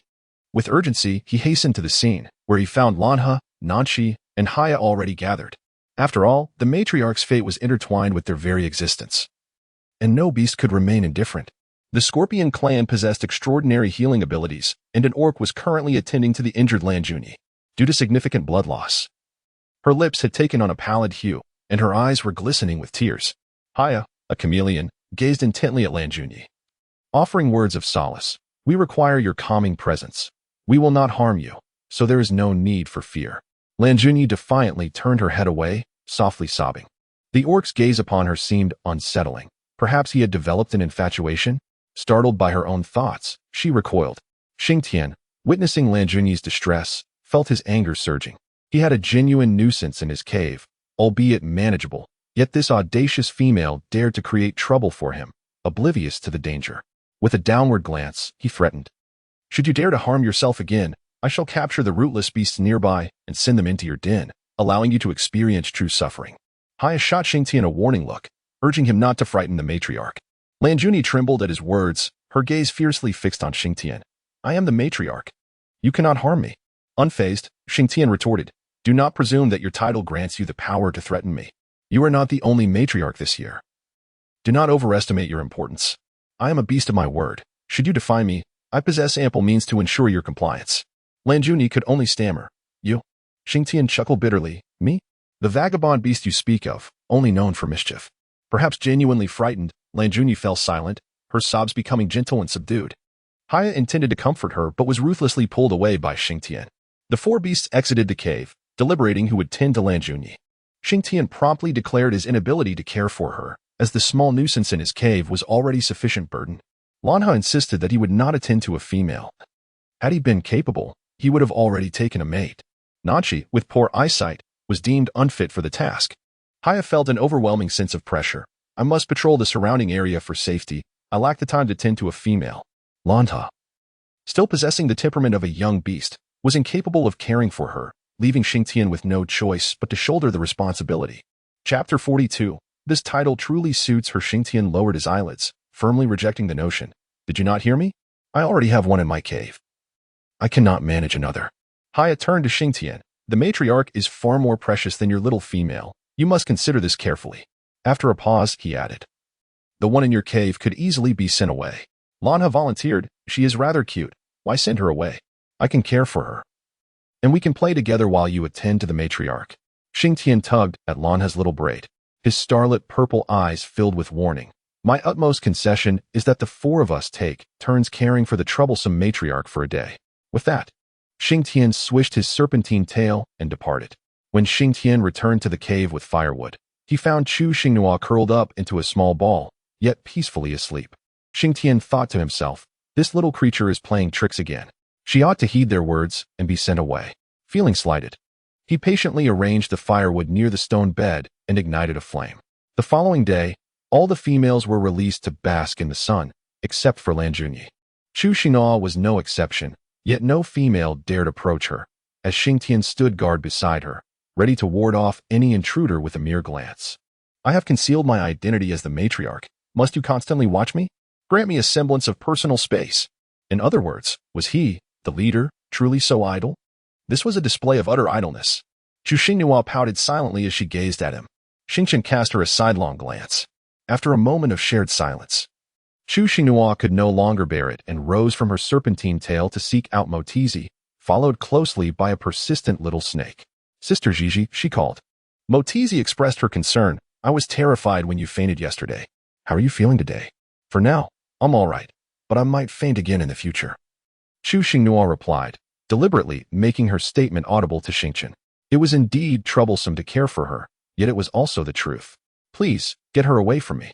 Xingqian fixed his contemplative gaze on Chu Xinghua, his thoughts a mystery to all beasts around. Motizi refrained from further conversation, after all, with a snake watching them. There were certain topics they both felt uneasy to pursue. Chu Xinghua prodded the serpent's tail with her finger, seeking an excuse to send Xingqian away. Though her confidence in the endeavor was rather tenuous. "Big black snake, I'm hungry. I wish to eat purple milk fruit." This remark elicited a slight arch of Xingqian's brow. Was this diminutive female attempting to charm him?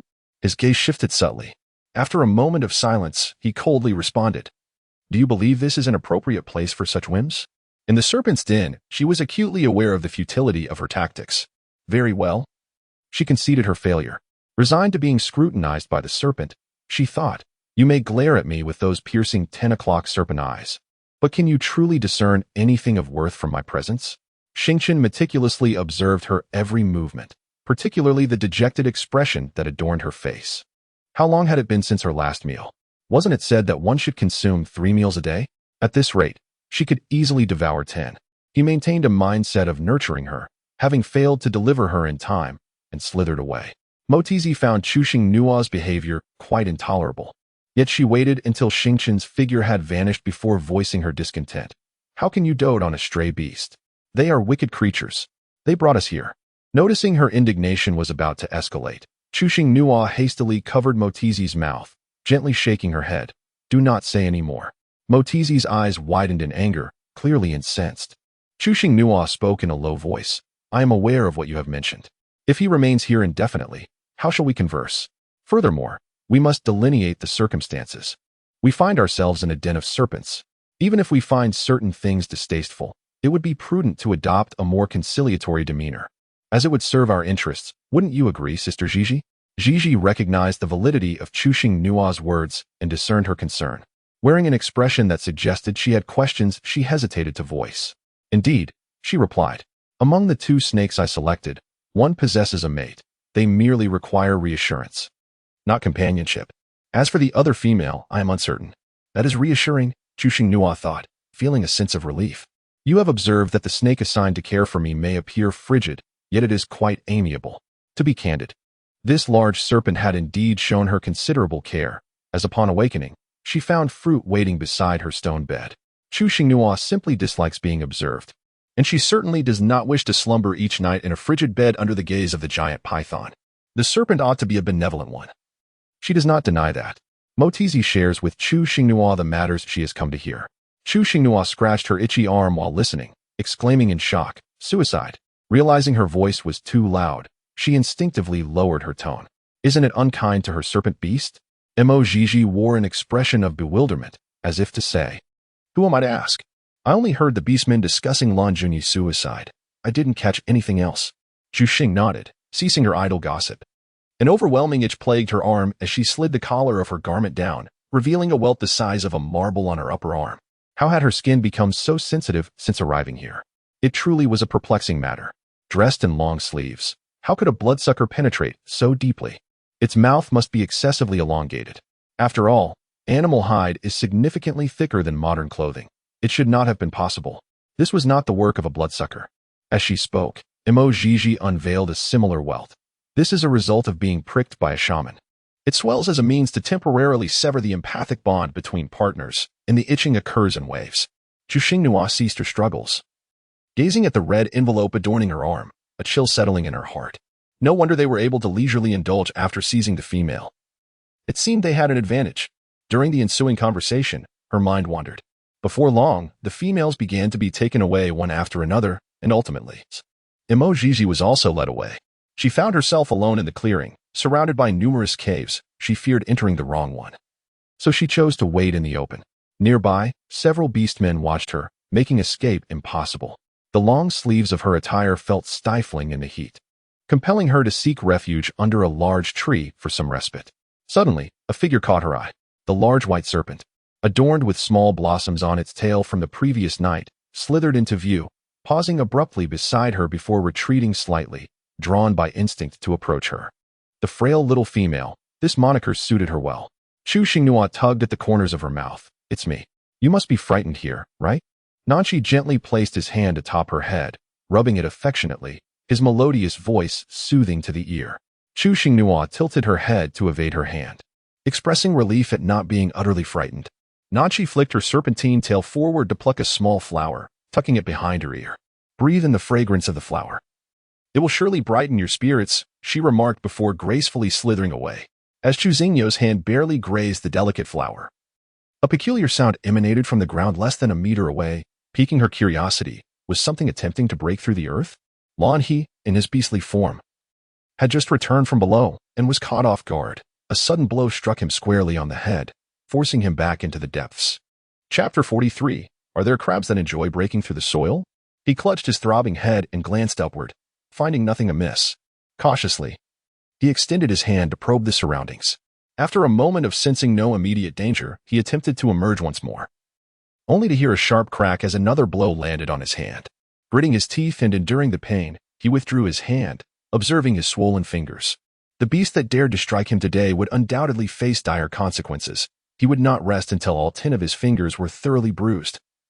Unable to swallow his indignation otherwise, Chu Xinghua clutched a tree branch as thick as an arm, her gaze unwaveringly fixed upon the gaping maw of the collapsed entrance. Had she not been caught off guard, her first strike with the pincers would have rendered it useless, and her subsequent attempt had failed to land. Should it dare to reveal itself again, it would be unrecognizable, even to its own progenitor. Who was it attempting to intimidate with such formidable claws? By the way, does anyone have an affinity for crabs that emerge from the earth? Judging by the size of those pincers, they must be rather substantial. A serpent beast. Noticing Chu Xinghua lingering in the clearing for too long, thought to kindly escort her back to the cave. Just as it approached, the stars returned, bringing with them a bounty of fruits. Chu Xinghua rose to his feet and casually handed a branch to the orc beside him, with a mere glance from Xingchen. The orc was about to return the branch to Chu Xinghua, but it was swiftly intercepted by Xingchen.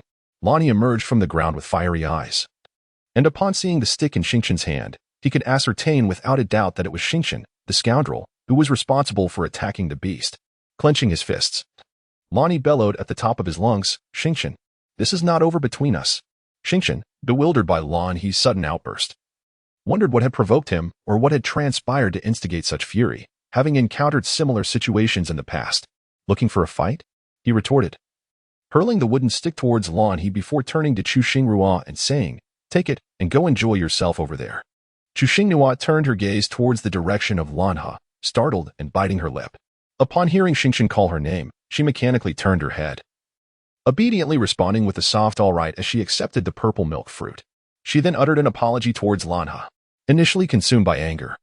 Lan He's fury diminished upon hearing Chu Xinghua apologize on behalf of Xingchen, and her demeanor softened slightly. You need not apologize for him. Interpreting this, Chu Xinghua sensed a misunderstanding on Lan He's part. It was better to admit fault than to be discovered. Just as she was about to speak, Xingchen coiled his serpentine tail around her waist, moving her aside to avoid any unintended harm, while reminding her, "Hurry and eat. Don't faint again." In the next moment, the two beasts engaged in a fierce brawl, devoid of supernatural abilities or their beastly forms, relying solely on their fists. Chu Xinghua found herself unable to approach even slightly. It wasn't until Lan He was pinned to the ground, enduring a relentless barrage of punches while pleading for mercy, that Xingchen finally ceased her assault. Rising to her feet, Xingchen brushed the dust from her gauzy attire and swiftly approached Chu Xinghua, noticing that not a single fruit had been taken from the branches. "Why haven't you eaten yet? You must eat immediately." She could hardly admit that she had been too engrossed in watching the fight. Assuming that Chu Xinghua was incapable of opening the fruit, Xingchen plucked one from the branch, applying a gentle pressure that effortlessly split it in two. "Eat."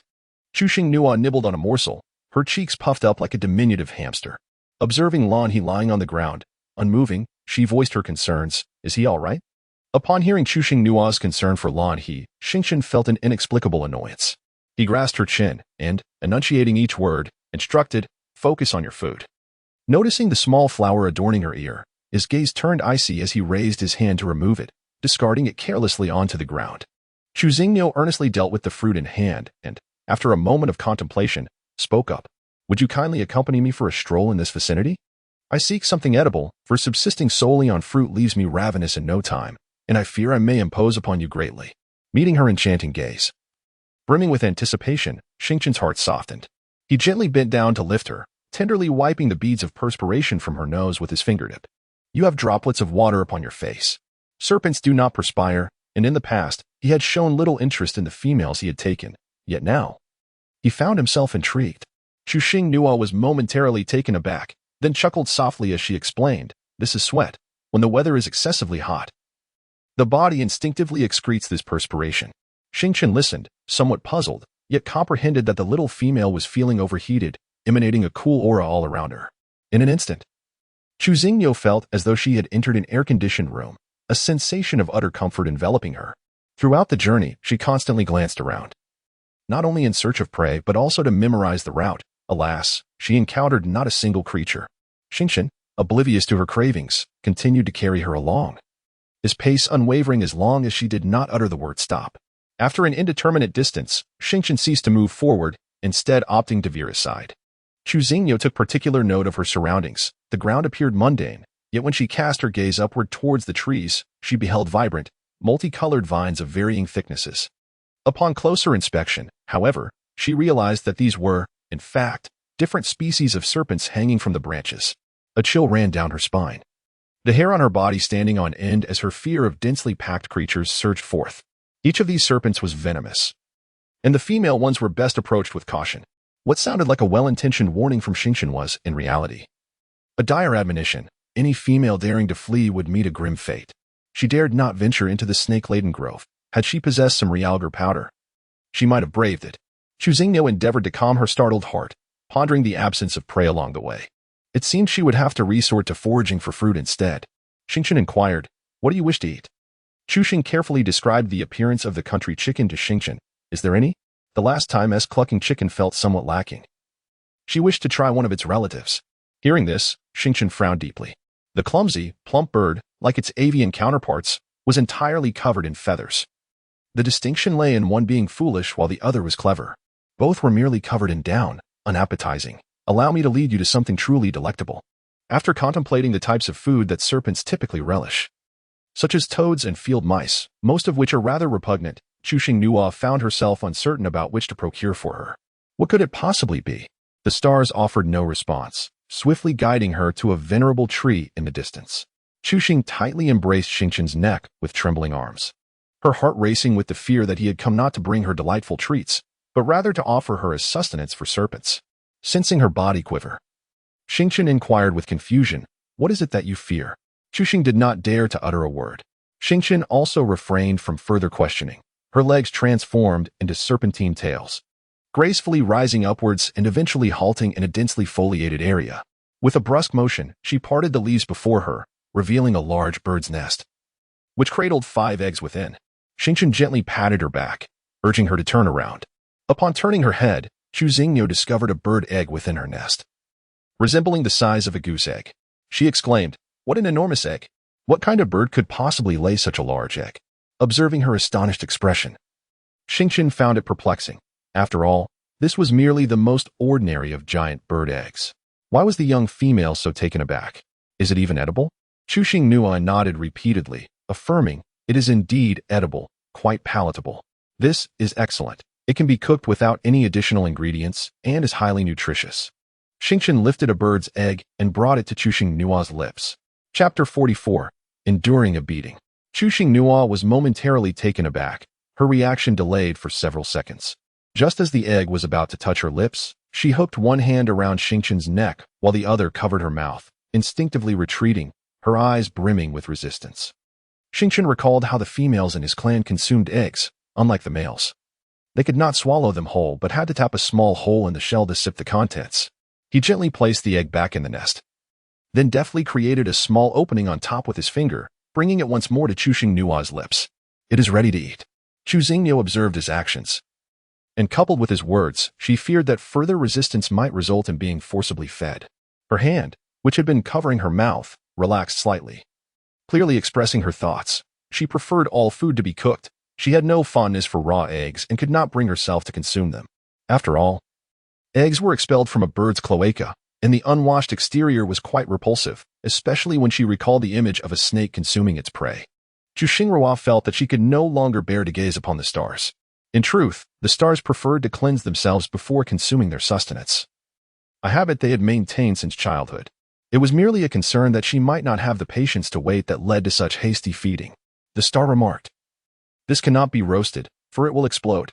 As the stars gazed upon her, Chu Xingyo gently nudged the egg aside with the back of her hand, all the while offering an explanation. Boiling it in water will prevent it from bursting, and it is quite delectable. Although she had yet to taste a boiled bird egg, she was willing to give it a try. Harnessing her telekinetic powers, she deftly crafted a small basket from vines and carefully placed every single egg from the nest into it. As Chu Xinghua gazed more intently, she found the situation increasingly fascinating. Indeed, offensive abilities seemed far more desirable. She pondered when Kaka would allow her to participate in the lottery again, as it would be rather disappointing if she were to receive auxiliary powers each time. Suddenly, a crucial realization struck her. This serpent appeared to possess two distinct abilities. Could this be considered an unfair advantage? Curiosity piqued, she inquired, "Do you truly possess two abilities?" As Xingchen carried her back, he replied, "It is precisely as you see." They retraced their steps along the same path. Chuxingnuo conveyed her method to the stars, placing her upon the original vacant ground, and commenced the preparation of the vessels required for boiling the eggs. In her heart, Chu Xingyo contemplated what excuse to concoct for wandering through the forest tomorrow, carefully assessing the potential dangers of every location to ascertain the most suitable route for departure. Whether in reality or in the realm of games, she abhorred recklessness. Opportunities are fleeting and must be seized with utmost precision. As she busied herself with preparing the stove, washing the eggs, and kindling the fire, it was evident that her presence was merely a source of distraction to Xingchen, who would not permit it. The wait for the eggs to boil seemed interminable. Even without encroaching upon the stove's vicinity, she felt the heat emanating from it and quietly inched closer to Xingchen. He regarded her with a wary eye, for he had his back turned to her, although a female's weapon posed little threat to a male. He was resolute in ensuring that he would not suffer even the slightest harm from her. Chu Xinghua moved in closer, inching nearer until she was almost pressed against it. Yet she no longer felt that previously soothing chill. She retreated to her seat once more. Xingchen sensed her intention and conjured a shard of ice with his empty hands, extending it behind him. Chu Xinghua expressed her gratitude and placed the ice beside her, feeling an immediate sense of refreshment. Since the egg could not be consumed promptly after it was cooked, she contemplated using her extraordinary abilities to resolve the situation. Fortunately, Chu Xinghua realized this in time. Otherwise, she would have found herself consuming an ice-cold bird egg. She savored the egg white with delight, while the yolk remained untouched, leaving her in a state of anxiousness as she tried to eat without choking. Lanha appeared from an unknown location, sitting beside Chu Xinghua, her body adorned with bruises. Upon witnessing the egg that Chu Xinghua was enjoying, which was markedly different from the usual fare, she noted that the young female was relishing it immensely.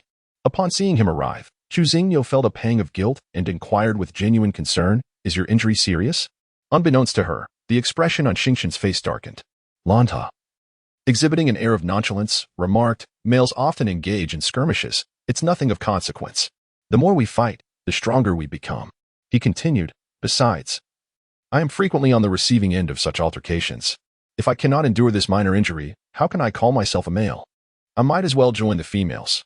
He advised, "You should seek treatment. Otherwise, the bruises will be quite painful by tomorrow." Chu Xingyo lowered her eyelids, her demeanor sincere as she expressed her heartfelt apologies. "I truly am sorry for what happened." Chu Xingyo felt that showing concern for the injured beast was quite normal. Were it not for the need to feign weakness, she would have utilized her abilities to heal Lanhe. However, such behavior was decidedly unusual in the beast realm. Even though Lanhe could be somewhat oblivious at times, he recognized that this little female was genuinely concerned for him, and it seemed to be a profound kind of care. As a stray beast, the attention of a non-kin female was a novel experience for him, and the thought sent a wave of unprecedented nervousness through him. The notion that he, a notorious stray, could be the object of affection for someone outside his kind was exhilarating. The more he pondered this, the more flustered he became, prompting him to hastily change the subject. He feigned calmness and pointed at the egg yolk, inquiring, "Aren't you going to eat this?" Chu Xinghua glanced at the egg yolk and said, "I'm not particularly inclined to eat it right now." Lonnie picked up the egg yolk and placed it in her mouth, saying, "I shall eat it for you." Chu Xingniu felt a sudden gust of wind before a shadow darted past, sending Lonnie flying a considerable distance away.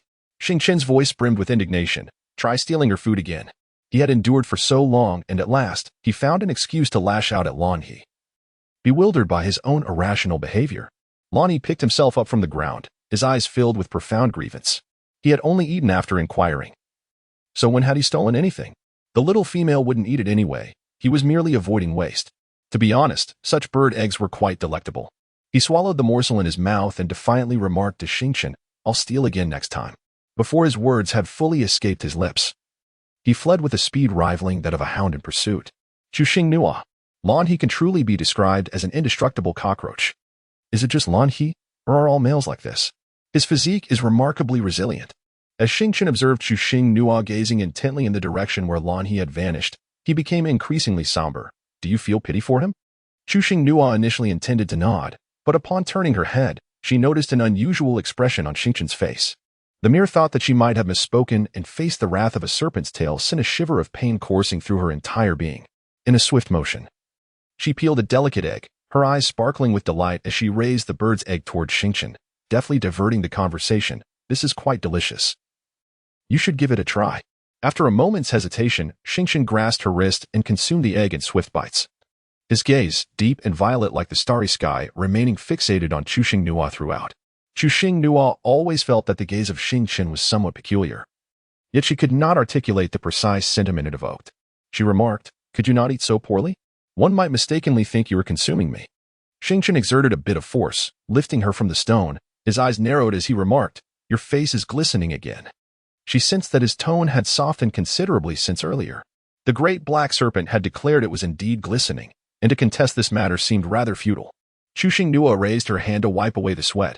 On this sweltering day, she foolishly donned a long-sleeved garment. She felt fortunate not to have succumbed to heatstroke. "I feel quite warm. Could you perhaps unleash your powers once more?"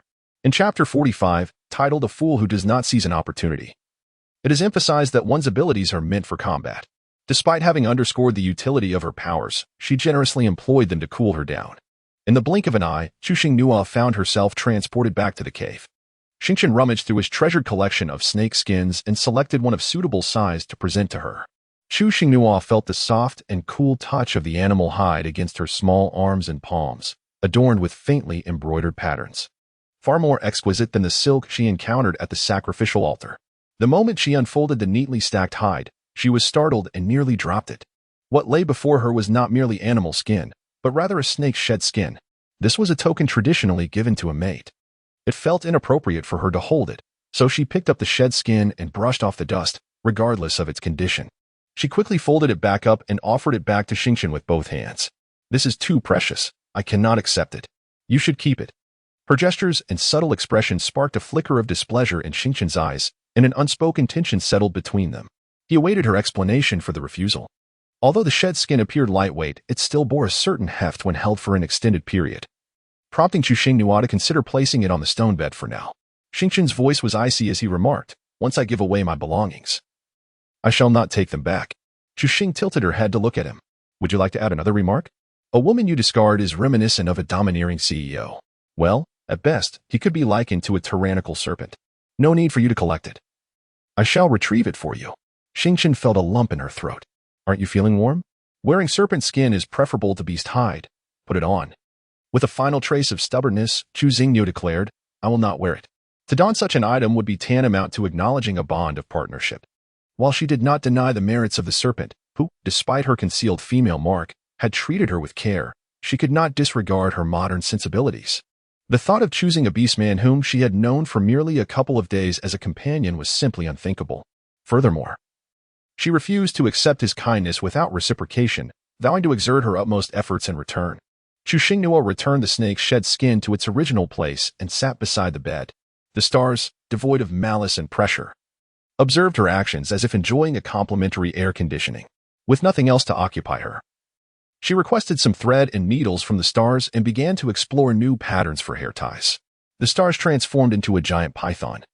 Resting its large head upon the stone bed, its bulbous eyes fixated unwaveringly ahead, flicking its tongue in and out. Chu Xingnua stole several glances at it.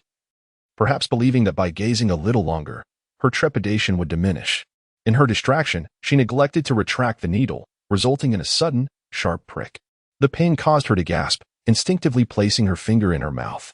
Starry suddenly lifted her head, transforming into a semi-beast form, a flicker of anxiety crossing her gaze. Upon seeing that she was unharmed, she proceeded to gather all the items. "Stop it," she urged. Chuxingwa did not cling to the idea of continuing. Instead, quite abruptly, she inquired, "Has my companion arrived?" Xingchen replied in a calm manner, devoid of any hint of arrogance. He merely stated a fact, regardless of whether they arrive or not. "The outcome remains unchanged. They cannot defeat me. Unless I choose to let you go or the cold season approaches, you have no chance of departing." He had already reached the 9th stage, and unlike other serpent beasts that succumb to slumber during the cold season, he merely experienced a gradual slowing of movement and thought. If he wished to ensnare a female, it would not pose a challenge. It merely depended on his desire to do so. Chuxing gently spoke. "I am aware of your remarkable prowess, and that they stand no chance against you. What I truly wish to ascertain is whether they have sought assistance. Could you enlighten me? Fleeing requires support. Otherwise, the moment I escape the serpent's den, I might encounter some orc, and should their temperament be foul and their disposition malevolent, my situation could deteriorate further. They ought to seek aid from their kin, and it is unlikely they will arrive promptly." Each word she uttered reached Xingchen's ears as if meticulously filtered, imbued with an undertone of playful affection, and he responded with unwavering certainty. Chu Xingniu exhibited no signs of disappointment, diligently nurturing her health before their arrival. She comforted the serpent, ensuring that she would face no grievances here. "I am grateful for your willingness to share this with me."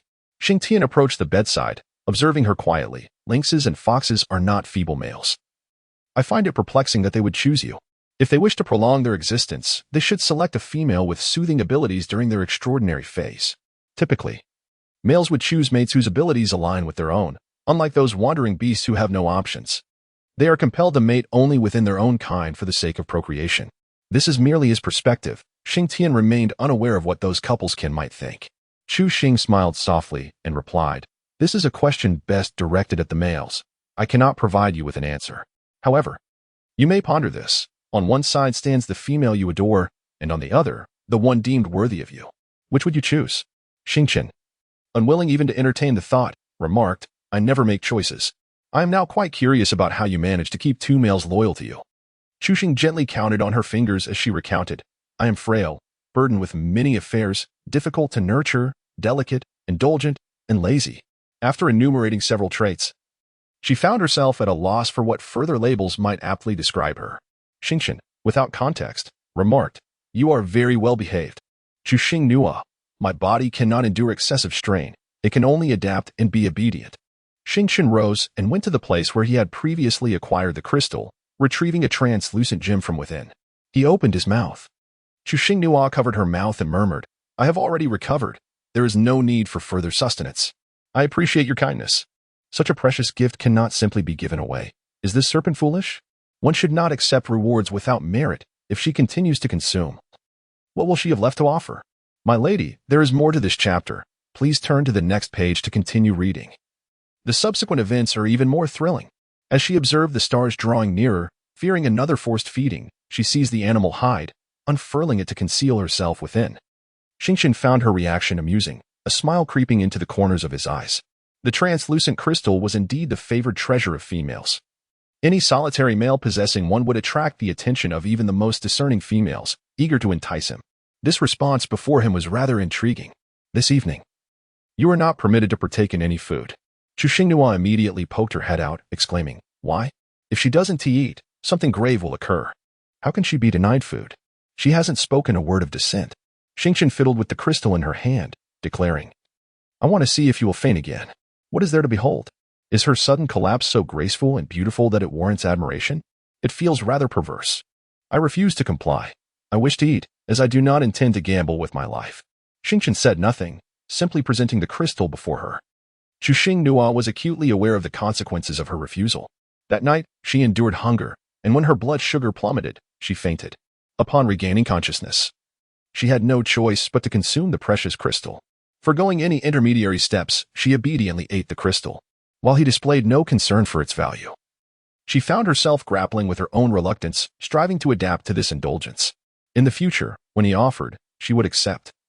consuming until he felt a pang of regret at parting with it. She consoled herself with the thought that one should never pass up a bargain. Observing her consume the crystal, Xingqian felt a sense of satisfaction. Her health restored and her obedience intact, he found himself increasingly fond of her.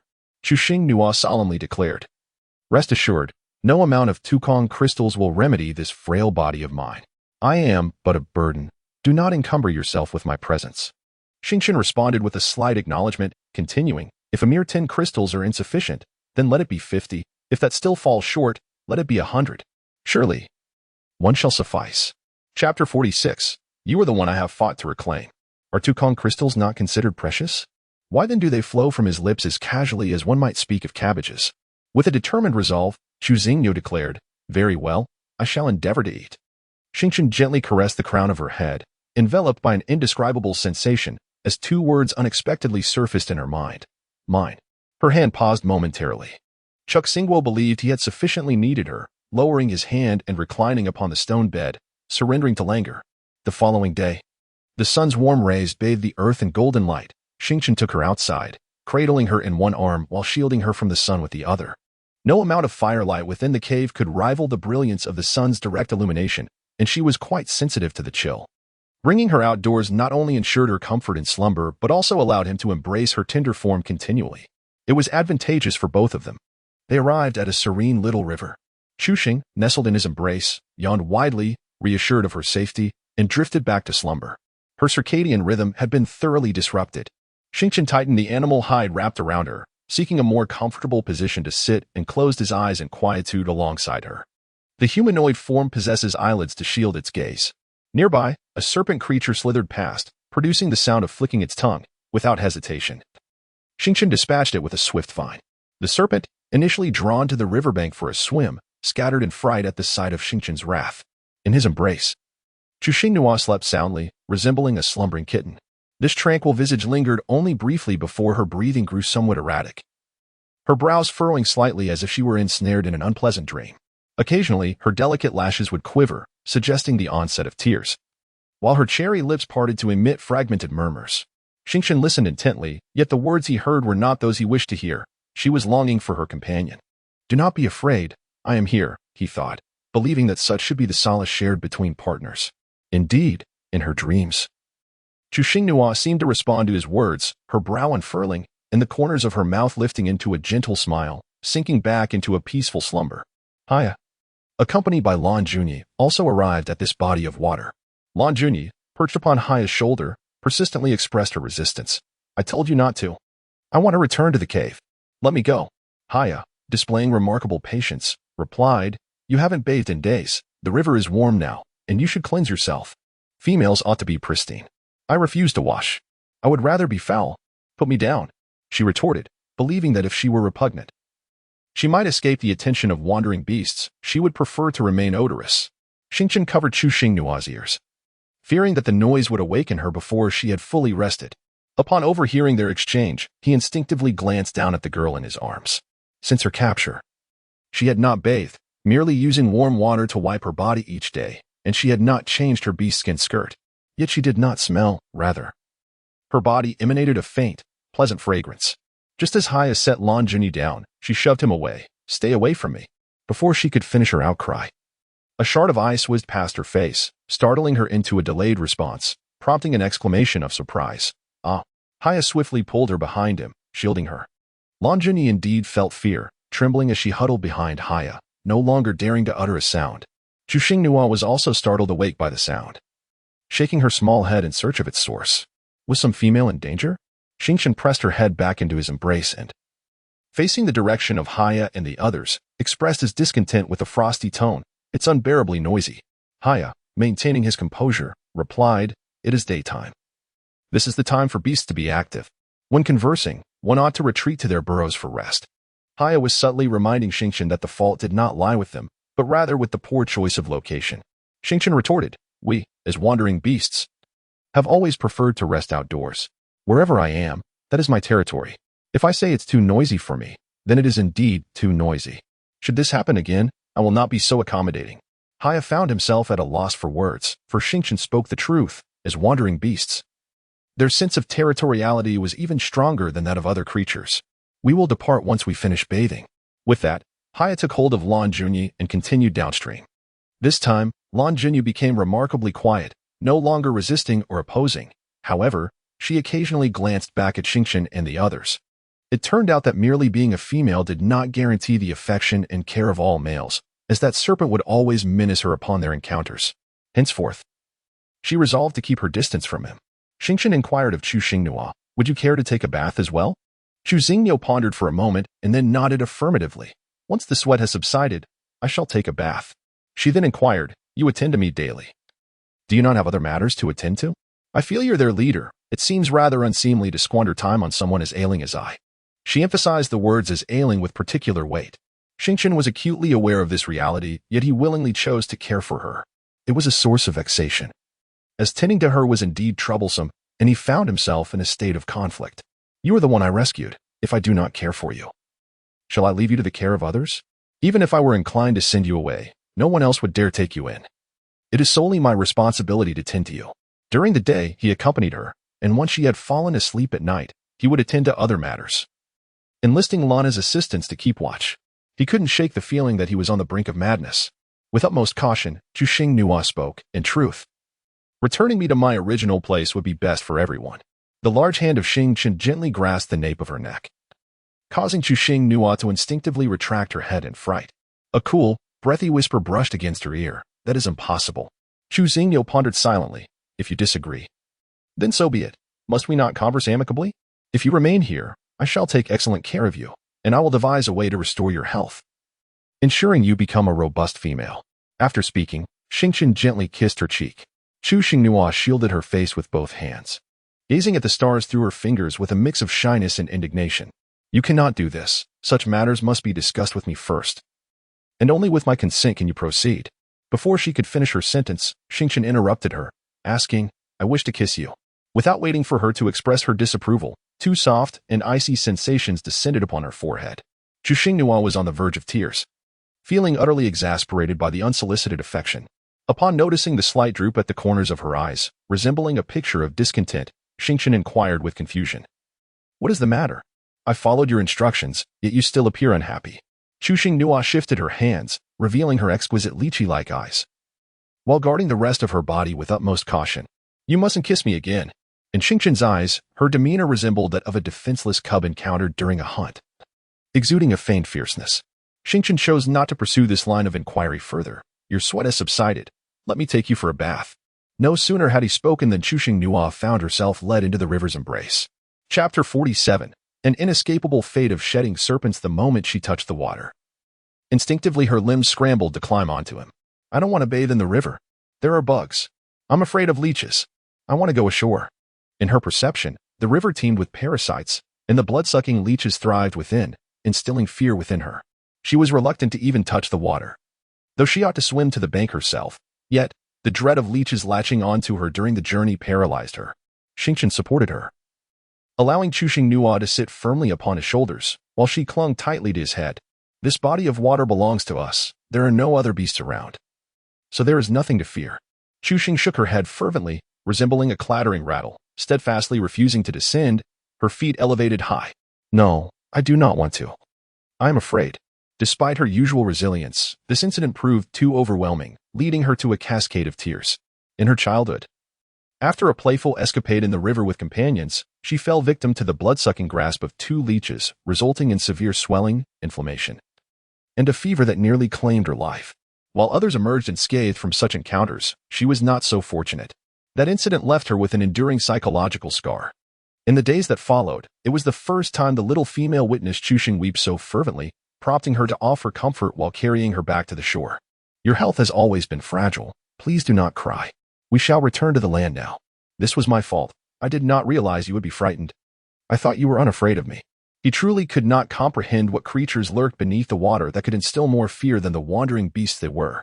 Chu Xingnua heard the sound of weeping, sniffled, and sobbed. "You are an orc and can communicate. Besides, you mean no harm and have never hurt me. So why should I fear you? The leech is different. It cannot converse. It is unreasonable, and it will bite me and drain my blood, causing me unbearable agony. One can strike a snake at its vital point, but how can one strike a leech? Moreover, the leeches here are certainly larger than those in my homeland." Two of them could easily drain me dry. Xingqian listened as she lamented about leeches, her incessant mention leaving him bewildered. As he struggled to grasp the concept of a leech, one thing was certain, the young female had been tormented by those creatures. He gently placed her on the riverbank and brushed away the tears lingering at the corners of her eyes, saying, "Tell me, what do they look like?" Chuxing vividly described the appearance of the leech to Xingqian, who listened attentively. From this depiction, he discerned precisely what the little female was speaking of, a blood-sucking creature dwelling in the water. He understood what must be done. First, he would take her back to the cave, for wearing damp animal skins could lead to illness, since she was averse to the snake shed. Xingqian removed his own sheer garment, revealing his robust physique. He shed the wet attire, offering it to her, and requested the return of his spare animal skin skirt once she had changed. Chuxing Nua hesitated, reluctant to accept. Was she doomed to an inescapable fate cloaked in serpent skin? Xingqian directly draped the sheer garment over her shoulders, assuring her not to overthink it. It was merely a simple matter of borrowing it for a moment. With that, he turned and exited the cave, left with no alternatives. Chuxing Nua reluctantly donned the sheer attire, which exuded the aura of a refined and aloof gentleman when worn by Xingqian. Yet, on her, it resembled a child playfully donning an adult's clothing, excessively long and wide, rendering her comical without even needing a mirror. Fortunately, it was a non-transparent black. Sensing the time was ripe, Xingqian re-entered the cave, pulled forth a lengthy strip of serpent skin, folded it neatly in the center of the sheer garment, and secured it with the snake's shed. After this series of meticulous adjustments, the attire fit her much more appropriately. Chuxing nodded politely while rolling up her sleeves, expressing her gratitude with a simple thank you. Xingqian acknowledged her with a nod. Was there something amiss with his physique? Why did this petite female not spare him a glance? It seemed that since their initial encounter, she had not cast her eyes upon any male for more than a fleeting moment. No, that was entirely accurate. Just a few days prior, she had shown tender concern for Lan He, stealing glances at him repeatedly, her gaze lingering on his upper body. Xingqian took the clothes he had changed out of and washed them with warm water outside. After completing the task, he found a suitable place to hang them out to dry, then advised her, "I shall fetch some items and return shortly. Do not stray from this rock." She insisted on washing by herself, yet he would not permit it, leaving her perched atop a high stone, idly swinging her small feet. Indeed, the males of the beast world were exceptionally considerate, demonstrating a remarkable ability to care for others, even the wandering beasts. Chuxing Nua obediently replied, "All right." After Xingqian departed, she glanced around, her petite feet fidgeting more intensely, and let out a long sigh. Alas, I wonder when Qianli and the others will arrive. Xingqian mentioned they are off to fetch reinforcements, but who knows if those reinforcements will be effective. The more she pondered, the more disheartened she felt. Tilting her head, she leaned against the nearby tree trunk, gently caressing the wrist marked by a hidden insignia. Just as her thoughts drifted, a large hand suddenly appeared before her. She could ascertain that it did not belong to Xingqian, as the skin of its owner was considerably darker. Noticing the translucent crystal resting in the palm, she straightened her posture abruptly. "You startled me by appearing without a sound." Lonnie smiled somewhat shyly at her. Upon realizing that the young female had taken a liking to him, he felt both excited and bashful. Typically, he possessed a thick skin. Yet now he found himself inexplicably embarrassed in her presence. He had previously received affections from females in his clan, which felt rather mundane and elicited no special response. Nothing like this. "Here, take this to eat." The best way for a male to respond to a female is by offering her the precious translucent crystal to consume. Chuxing Nua, do not inform her any longer about the precious nature of the translucent crystal. The stars have bestowed it upon her. And now Lanha has presented it to her as well. It is evidently nothing more than an inconsequential cabbage, something even the beasts possess. Chuxing gently declined, saying, "I am not hungry. This is beneficial for your health, and your injuries have yet to heal. You should save it for yourself." Each night, the stars would provide her with meals, and she had grown weary of the translucent crystals. Moreover, they were not satiating and lacked flavor, neither delectable nor distasteful. Upon hearing this, Lana's heart was utterly captivated. The little female was once again showing concern for him, which was truly tender. "As a male, I can endure hardship. Today, I have only managed to hunt one translucent crystal for you. In the future, when I procure two, they shall be yours. You may eat without worry. I understand your sentiments and have contemplated them seriously, and I accept. However, during the cold season, I must hibernate." As he spoke, a hint of melancholy surfaced. Chuxing Nua's little head was filled with profound perplexities. What is he saying? Consideration? Acceptance? She felt as though she were enveloped in a fog. Why was he telling her about hibernation? She certainly could not hibernate on his behalf. Lan He, holding a translucent crystal, spoke with unwavering determination. I shall discuss this with Xingqian shortly. The bond between male and female, who share a deep understanding, must reside together. And he must tend to her needs. Once they have formed their bond, he will take her away to seek out the other two companions for the little female. Chapter 48 could also be interpreted as my fondness for the female. The family must live in harmony together. It remains uncertain whether those two males can coexist harmoniously with him. However, they cannot bully him. If they attack him, he will simply burrow underground to evade them. The little female cherishes him too much to allow him to be harmed. Chu Xinghua grew increasingly perplexed. What could he possibly say to Xingqian? Could it be that he had discovered her true identity as the female sovereign? Instinctively, he shielded his wrist. The more he contemplated, the more his flustered expression betrayed him. After hesitating for quite some time, he still lacked the courage to inquire. He feared that if the other party was indeed unaware, his question might inadvertently reveal something. If that were the case, he would surely find himself in tears over his own foolishness. Lan He's tone was laced with unmistakable joy. What are your thoughts? Chu Xing glanced at the location where Xingqian had departed, realizing that she must prevent any encounter between the two, and even more so, any conversation. Upon Xingqian's return, she expressed a desire to return to the cave. I found this rather unsatisfactory. Lan He boldly posed a piercing question. Do you simply wish to avoid living with me, or do you find yourself more fond of Xingqian's cave? Chu Xinghua was nearly startled off the stone by his question. Do you even realize what you were saying? Lan He nodded. You have yet to answer me. Chu Xinghua sighed, expressing exasperation. Your query is fundamentally flawed. What authority does a captive possess to make choices? Should you be inclined to heed my desires? I would prefer a solitary cave. What response do you seek from me? It would be more straightforward to articulate what you wish to hear. And I shall accommodate your request. At that moment, Xingqian returned and fortuitously overheard Lan He's question. He too was curious about how the young female would respond, thus standing nearby and eavesdropping openly. However, the young female feigned ignorance, rendering it impossible for him to glean any further information. Consequently, he emerged from behind the tree. Are your patrols in the vicinity so leisurely that you find time to appear here? Perhaps you should consider expanding your patrol area? Upon hearing Xingqian's voice, Chu Xinghua promptly turned around. Xingqian was placing an assortment of unknown wildflowers from his basket near the still-dripping animal hide skirt, allowing their fragrance to permeate the fabric. Chu Xinghua had not forgotten that Lan He intended to report to Xingqian. He leapt down from the stone, urging Lan He softly. He is in a bad mood. You should go and busy yourself, lest you incur his wrath. Hurry along. As soon as he finished speaking, he made his way toward Xingqian. Lan He found herself perplexed by this little female, who, despite her evident concern for him, refused to cohabit. Why was that? Tomorrow, I shall seize Chu Xinghua and directly place the crystal in her mouth, remembering the pressing matters at hand. She quickly amended her statement. I will come find you when I have the time. The crystal dissolved instantly upon contact, leaving her no chance to spit it out. Under such circumstances, Chu Xinghua had no choice but to swallow. Thank you. With a lightened heart, Lan He departed. After finishing his floral arrangements, Xingqian approached her with a small basket in hand. In the next moment, she found herself placed back on the stone. Observing as Xingqian removed her shoes and retrieved an irregular, milky white block from the basket, measuring it against her foot. Seemingly nonchalant, he inquired, what were you discussing just now? Chu Xinghua spoke the truth. She scarcely comprehended Lan He's nonsensical ramblings about casual conversation. What could this be? It appeared somewhat familiar yet distinctly unrecognizable. Xingqian did not lift her gaze, meticulously noting every minute detail, the cartilage upon the prey.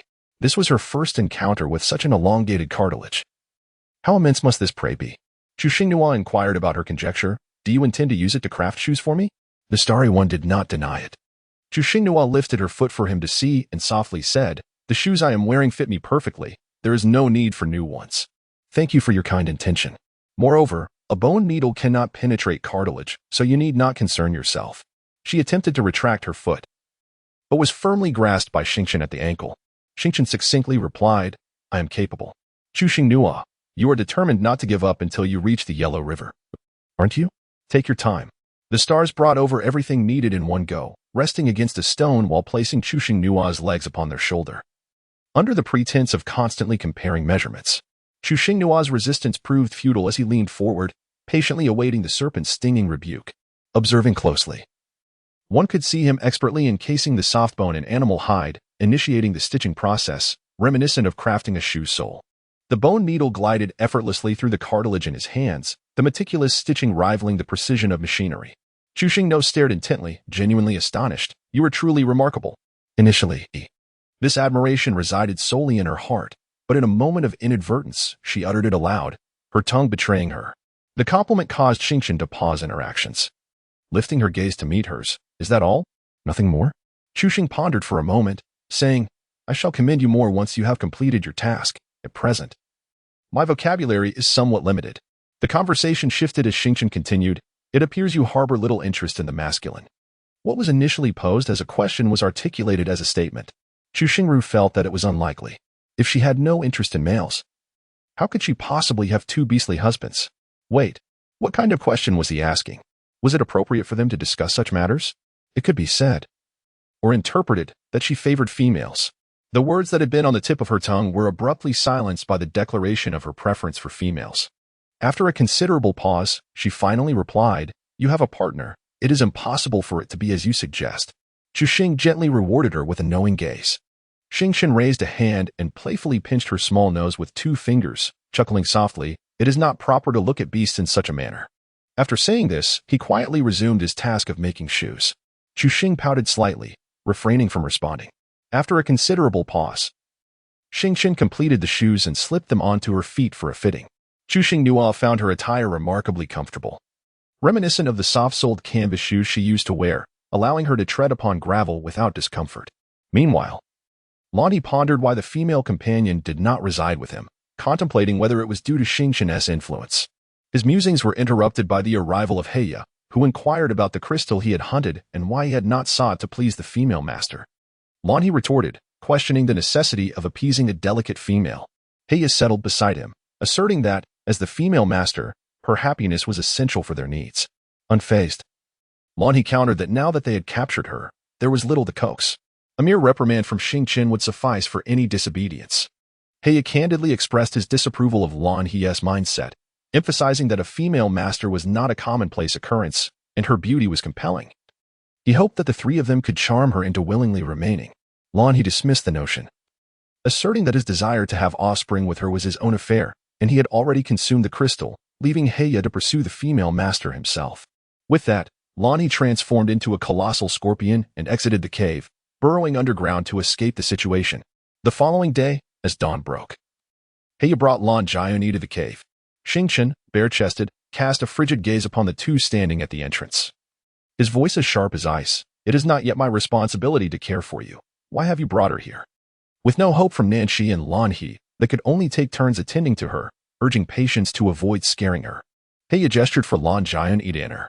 Upon seeing Xingqian's face, she appeared timid, her gaze dropping to his well-defined abdomen. Chapter 49, A Startling Encounter. His abdominal muscles resembled natural jewels, their lines distinct and smooth as jade, each rise and fall exuding strength and beauty. Enchanted, Lan Jiauni found herself unable to move. Unaware of her enchantment, Heya gently nudged her further inside. "I have matters to attend to. You will stay here today, and I shall return for you tomorrow."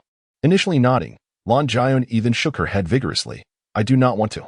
She would rather be alone than face Xingqian's icy demeanor. Heya pushed her into the cave and left without looking back. Lan Jiauni turned to chase after him. "Halt." Xingqian's voice, though soft, held an undeniable authority. Instantly, she froze in her tracks. Xingqian's gaze tenderly caressed the slumbering Chu Xingnua.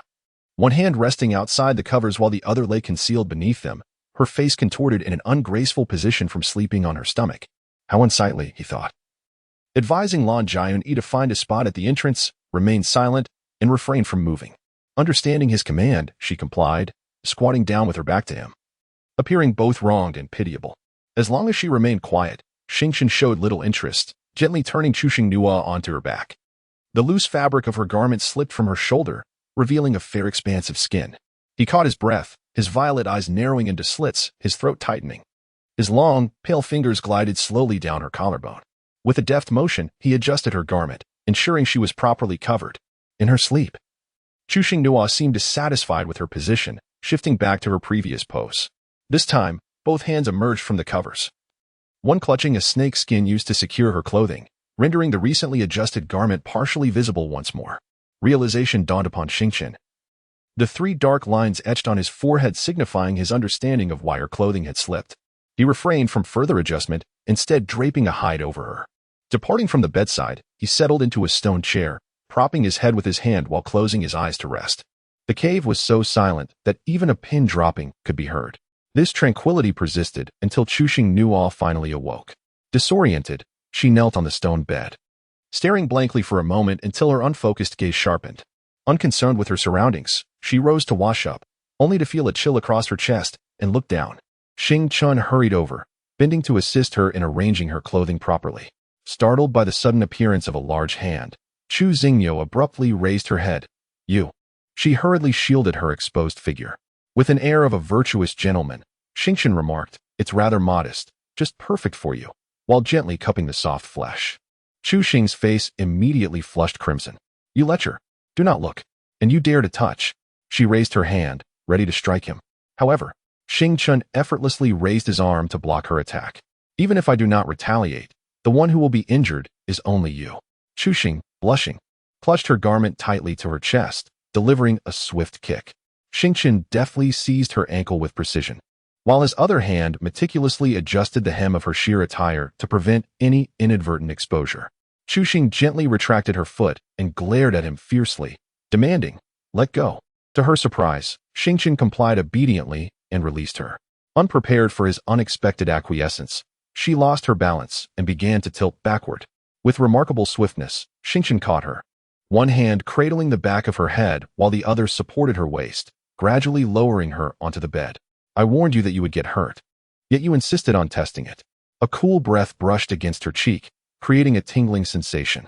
Chu Xing's heart raced incessantly, not from affection, but rather as a response to the palpable tension of imminent danger. As she observed the pale, handsome visage drawing nearer, she instinctively raised her hand to push him away. Just as her fingers were about to make contact, Xing Chun abruptly rose. She noticed that her clothes had been tidied up, and she strode with purpose toward the washroom. It was only during breakfast that she became aware of Lan Junyi squatting at the entrance like a ghostly figure. Surely, she couldn't have remained there the entire time. Did she overhear the embarrassing exchange they had just shared? The mere thought of it filled her with dismay. Never mind, as long as I maintain my composure. It is others who will feel the embarrassment. Xing Chan observed the petite female discreetly stealing glances at her and nonchalantly remarked, "Focus on your meal." Chu Xinghua was perplexed as to why Lan Junyi had come to this cave. However, being a girl herself, she could not bear to see the other squatting there like a beaten dog. Without a moment's hesitation, she pleaded, "May she be allowed to enter?" It must be exhausting for a female to remain squatting for so long. She then shifted her gaze towards the cave's entrance and remarked, "My cave does not permit females to linger." Chu Xinghua was eager to inquire, "What exactly is she? Is she male?" A series of gurgling sounds reached Chu Xinghua's ears, reminding her of the discomfort of hunger. Adhering to the principle of assisting fellow hostages whenever possible, she picked up her food and approached Lan Junyi, settling down beside her. "Don't crouch. Let us sit together and eat," she suggested. Lan Junyi accepted the food with a word of thanks and mimicked Chu Xinghua by sitting on the ground. Xingchen did not intervene. Instead, he gazed at the two with a complex expression, seemingly recalling unpleasant memories, his brow furrowing in concentration. After they finished their meal, Lan Junyi became animated, and the two of them chatted like two joyful little birds at the cave's entrance. Finding it cumbersome to watch over both females, Xingchen chose not to lead them out of the cave. Suddenly, he spoke, "Are you full?" Chuxing turned away, declaring she was full. In an instant, Xingchen felt a pang of neglect as she continued to endure the dull conversations of the two females. Meanwhile, all the clans had reached the realm of the stray beasts, but as soon as they set foot inside, the solid ground unexpectedly collapsed. The quick-reacting beasts leapt gracefully, avoiding the peril, while some of the slower ones, although capable of evasion, found themselves in disarray. Trampled by their companions, they fell into the abyss. When Ci felt the weight of several paws on his back, but fortunately, Qianli clutched his neck, preventing him from plummeting. The collapsed area was filled with sharp bamboo spikes. For the males, as long as their hearts remained unpierced, the situation was manageable. However, the beasts that had fallen did not manage to climb back up. Upon inspection, they discovered that the wounds of the fallen beasts had turned black, a clear sign of poisoning. United in purpose, they worked together to bring the injured beasts out. while several shamans hurried to administer healing. The leaders transformed into their human forms and gathered to discuss their predicament. The wolf clan leader spoke first. We cannot recklessly proceed. Such actions would only lead to greater losses. If the shamans exhaust their healing powers, we will find ourselves in even more peril. The leopard clan leader suggested. To prevent encountering a similar situation again, I will take the younger ones to scout ahead. Do not contest my decision. Our leopard clan holds an advantage in speed. Geely chimed in. I shall accompany you. If danger arises, we can look out for each other while the rest remain here to care for the injured young. The leaders of the other clans nodded in agreement. After a brief exchange, the leopard and fox clans leapt over the collapsed area, splitting into pairs to cautiously advance. Qianli and Wen Ci formed one group, while the two leaders paired together. Yundu and Jingshu teamed up, and the remaining clans could freely choose their partners. After traversing the plain, they encountered a dense forest overrun with wild grass, where the songs of birds and the chirps of insects filled the air, seemingly normal, yet fraught with hidden dangers. Chapter 50. Eliminate them. The group trailing behind was the first to be ambushed. The sounds of fierce combat instantly drawing the attention of those in front. As they momentarily faltered, the hidden stray beasts seized the opportunity to strike. The assault from the strays was overwhelming, akin to a flood, catching the ambushers completely off guard. Chaos ensued as they faced not only the onslaught of supernatural attacks, but also the risk of being dragged underground. Geely growled a warning, chameleons. Everyone, be cautious. The chameleons excelled in camouflage, and the other beasts engaged them in combat. However, when Ci and Qianli encountered a giant scorpion, which utilized earth-based abilities to conceal its presence while launching aggressive strikes. Its venomous tail stinger glimmered ominously as it relentlessly struck at the lynx and the large fox. The lynx and the large fox, agile in their movements, leapt to the trees to avoid the peril on the ground, scanning the yellow sands below for the scorpion's hiding place. Spotting a fleeting shadow, they exchanged glances. The lynx leapt down as a decoy while the large fox prepared for a thunderous strike. The lynx dove into the yellow sands, engaging the scorpion in combat, and after several exchanges, managed to latch onto its tail. Seizing the moment, the large fox unleashed a bolt of lightning aimed at the scorpion's head, resulting in a loud explosion as its head burst apart, grotesque blood and flesh splattering in all directions. The lynx released its grip on the scorpion's tail, only to glimpse a shadow looming behind Wen Ci. Attempting to warn him, it was too late. The large fox was knocked from the tree, its tail whipping behind it as it fell. Lan He swiftly dodged the fox's tail attack, brushing off the falling fur with one hand while resting the other on the tree trunk, looking down at the large fox that landed smoothly on the ground. With a sneer, he remarked, "You two aren't as impressive as you think. No wonder you rely on flesh to attract females." The lynx, seeing that the opponent had no intention of continuing the fight, shifted into human form and asked, "What do you mean by that?" When Ci followed suit, transforming as well. "Defeat me in a duel, and I'll tell you," Lan He replied, elegantly leaping down from the tree to stand before the two males. Heya noticed Lan He's playful demeanor returning, appearing like a specter as he struck him on the back of the head. "Eliminate them." Lan He rubbed his sore head. "Go to your side. Don't concern yourself with me." Heya, unfazed, unleashed his powers against Qianli and Wen Ci. Lan He reacted swiftly, intercepting Heya's attack and positioning himself protectively in front of the two males. "They should be fighting me. Why are you interfering?" "Anyone who intrudes must die," Heya declared. "They cannot be killed," Lan He retorted.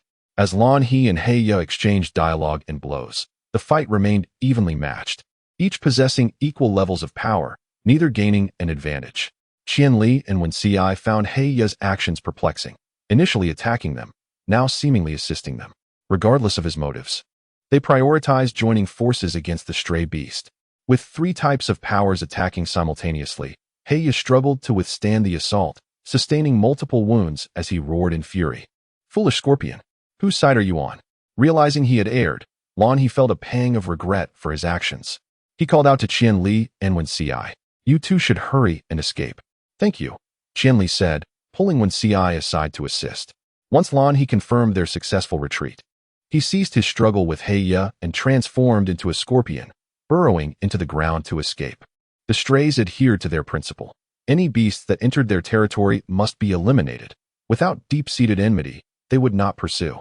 The two clans managed to flee, but not without injuries, and a single leopard beast had perished.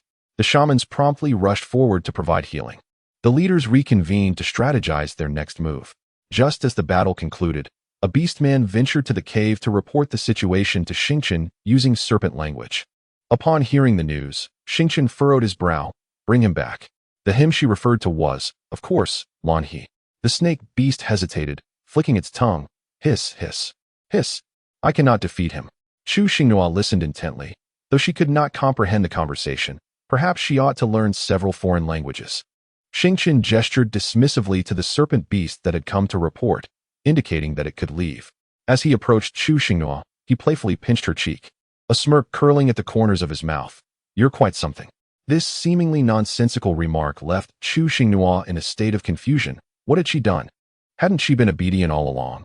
Meanwhile, Lan Junyi occasionally cast furtive glances at Xingqian. With a thunderous command, Xingqian bellowed, Bow your head. Chu Xinghua, brimming with a desire for survival, immediately lowered her head. However, her chin was firmly grasped, preventing her from doing so, compelling her to simply avert her gaze. Suddenly lifted into the air, she was startled and instinctively wrapped her arms around his neck. Come with me for a moment. The stars turned to glance at Lan Junyi beside her, his voice suddenly turning icy. If you dare to steal another glance, I shall put out your eyes. Lan Junyi bowed her head, her body trembling like a leaf in the wind. Chu Xingnor, she dared not gaze any longer. With her eyes closed, she gently patted Xingqian's shoulder, urging, We must not linger, let us depart swiftly. Xingqian raised her hand and playfully flicked Chu Xing's forehead before twisting her serpentine tail and making her way towards the cave's exit. Chu Xingnua splayed her fingers, glaring at him through the gaps. After a brief moment, they arrived outside the cave, where she was placed upon a stone, and then Xingqian departed. Chu Xingnua, feeling restless, swayed her legs and fidgeted with her fingers as time slipped away, second by second. Eventually, unable to remain seated any longer, she rose. Lonnie peeked around and inquired, Are you still alone? A pungent scent of blood wafted into her nostrils, prompting Chu Xingnua to pinch her nose and exclaim, The stench of blood is overwhelming. Step back. Lonnie casually wiped himself with a leaf and replied, Come, let me take you out for some fun. No sooner had he spoken than several tendrils inexplicably emerged from the air, lunging towards him. Lonnie had to swiftly evade them. Xingqian appeared behind him, chuckling lightly. As for her, let it be. Today I shall entertain you. As Lonnie endured the onslaught, he attempted to clarify, No, Xingqian, listen to me. Thus unfolded a scene of fierce and exhilarating combat in the clearing. Chu Xingru, fearing accidental injury, concealed herself behind a rock, while the pitiful pleas of Lan incessantly pierced her ears, resonating with a heart-wrenching sorrow. Chu Xinghua gazed at the erratically unleashed powers, swallowing hard and mustering her courage to pitifully utter, Big Black Snake, I am quite hungry. Her voice was barely audible, completely drowned out by the cacophony of battle. However, Xingqian heard her clearly and instantaneously ceased his abilities, turning his gaze towards her. Seizing the opportunity, Lanha burrowed underground to escape. On the way back to the cave, Xingqian admonished her several times not to share any more food, as her rations were already scant. Chapter 51. An ambiguous atmosphere. He had contemplated whether this little female was feigning hunger to deceive him into halting his actions, yet he was reluctant to take the risk. Filled with trepidation. The following day, just after Lan Junyi was taken away, Xingqian escorted her to a clearing to bask in the sunlight. The once lively space fell into a profound silence upon their arrival. Chu Xingnua settled into her chosen spot, her gaze fixed longingly on Motizi and the others, yearning to join them, yet restrained by the presence of her persistent follower. Xingqian discerned her discontent and approached her, saying, Go ahead and play. I shall not follow. Upon hearing this, Chu Xingnua rose and made her way to Mo Jiji and the others. Luo Ying shifted aside, seemingly intent on disrupting the atmosphere, and exaggeratedly exclaimed, How can you possibly wear that serpent beast attire? If when CI were to find out, it would surely sadden him. How will he hold his head high within the clan thereafter? Chu Xinghua was both amused and exasperated. My dear sister, I must say, you seem to be quite the worrywart. Isn't it exhausting? Are you simply idle, or has the sumptuous fare here left you in a state of indulgence? What connection do you have with him that necessitates your defense of 1CI? Luo Ying, appearing aggrieved, replied, I merely disapprove of your attire. Chu Xinghua abruptly interrupted Luo Ying's unfinished words, saying, If you can't stand it, just close your eyes. I never asked you to look.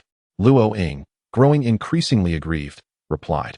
Why are you being so harsh with me? I am merely speaking the truth.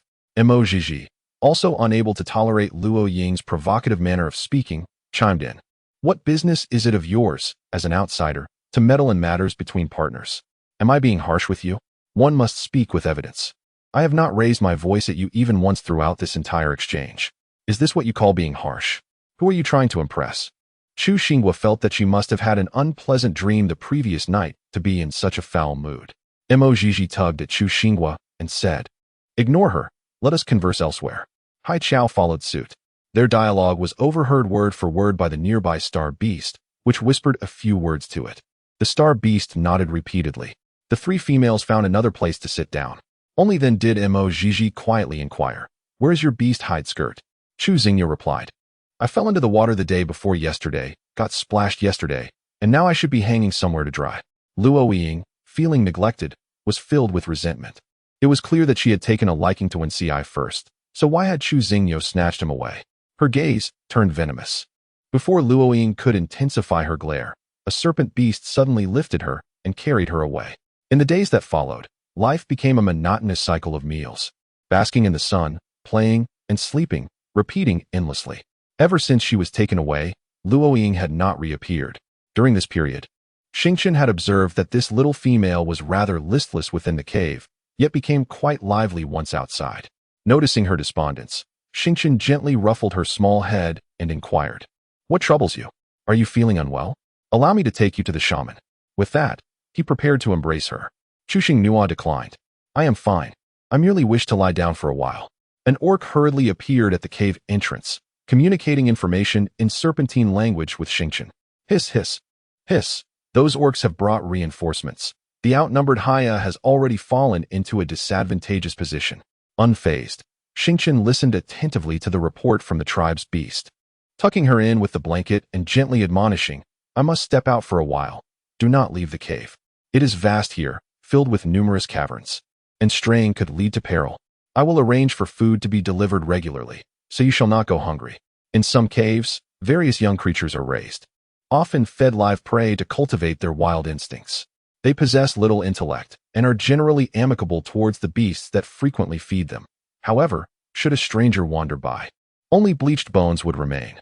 In response to Xingchen's admonition, Chu Xinghua listened earnestly and replied dutifully, Yes, understood. Should I return your clothes? She also noticed that sometimes Xingchen seemed to deliberately wet her garments, though this was merely her conjecture. After all, she spent most of her time clad in Xingchen's attire while he remained bare-chested. The leather skirt required daily sun exposure. During this time, Xingchen had indeed provided her with new items, yet not a single piece of clothing had been added. Just wear it, Xingchen said, his gaze landing on the hair tie around her wrist, his eyes glimmering.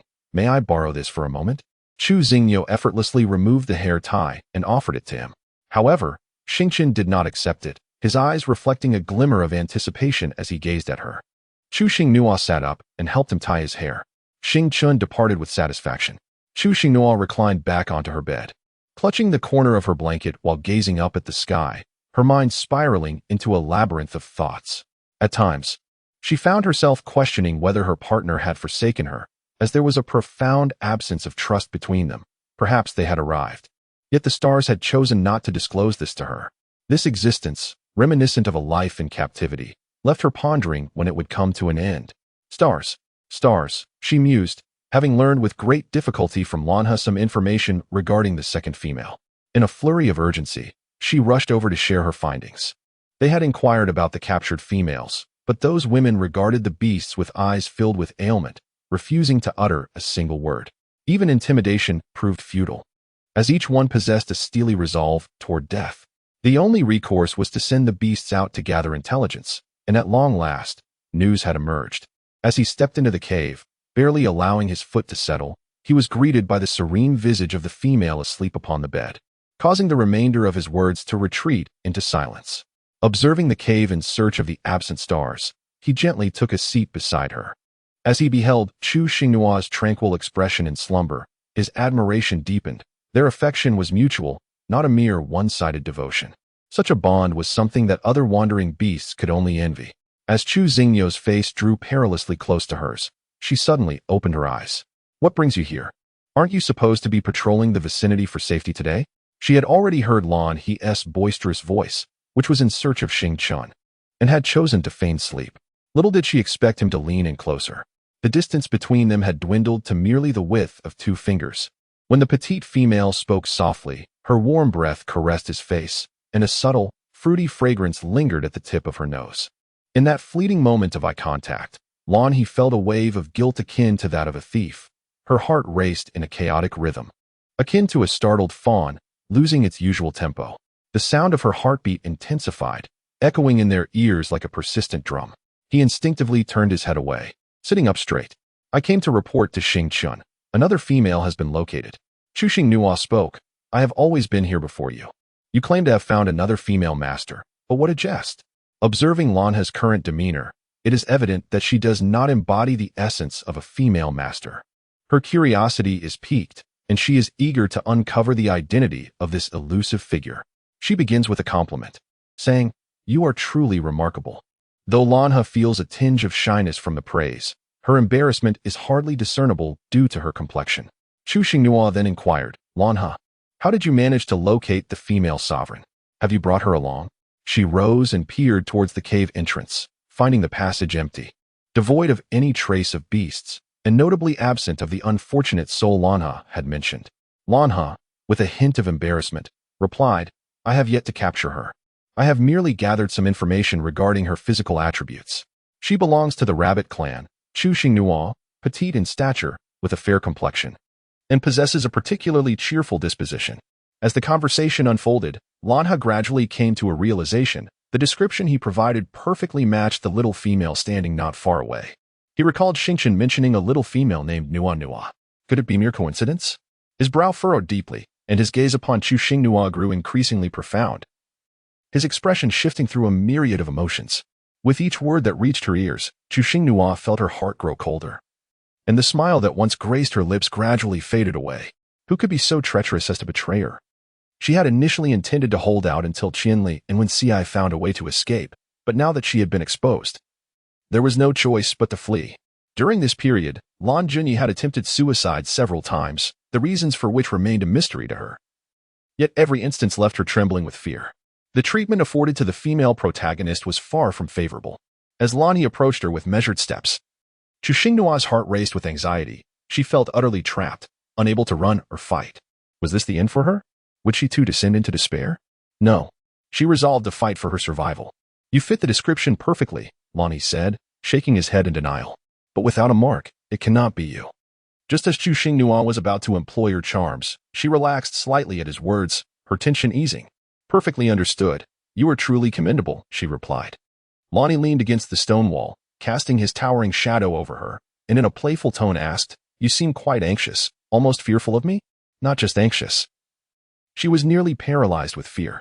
A faint smile tugged at the corners of her mouth as she replied, I am merely feeling a bit overheated and irritable. With an affectionate grip on his arm, she added softly, Would you take me outside for a while? I wish to get some fresh air. Lan He, taken aback by her request, readily agreed, of course. In the open space, Lani gazed at her intently, while he had previously regarded her with indifference. Now the intensity of his gaze made her feel rather uncomfortable. As Chu Xingnua took a step forward, Lani followed suit. He appeared to be no different from usual. She, however, was consumed by anxiety, constantly contemplating her escape. Seeking an excuse to divert his attention, she said, I am thirsty and wish to have some water. Lani gently grasped her underarm, lifting her onto his shoulder. I shall take you to find water. He was well aware that she only drank boiled water, refusing even a drop from the river, displaying a greater degree of delicacy than other females.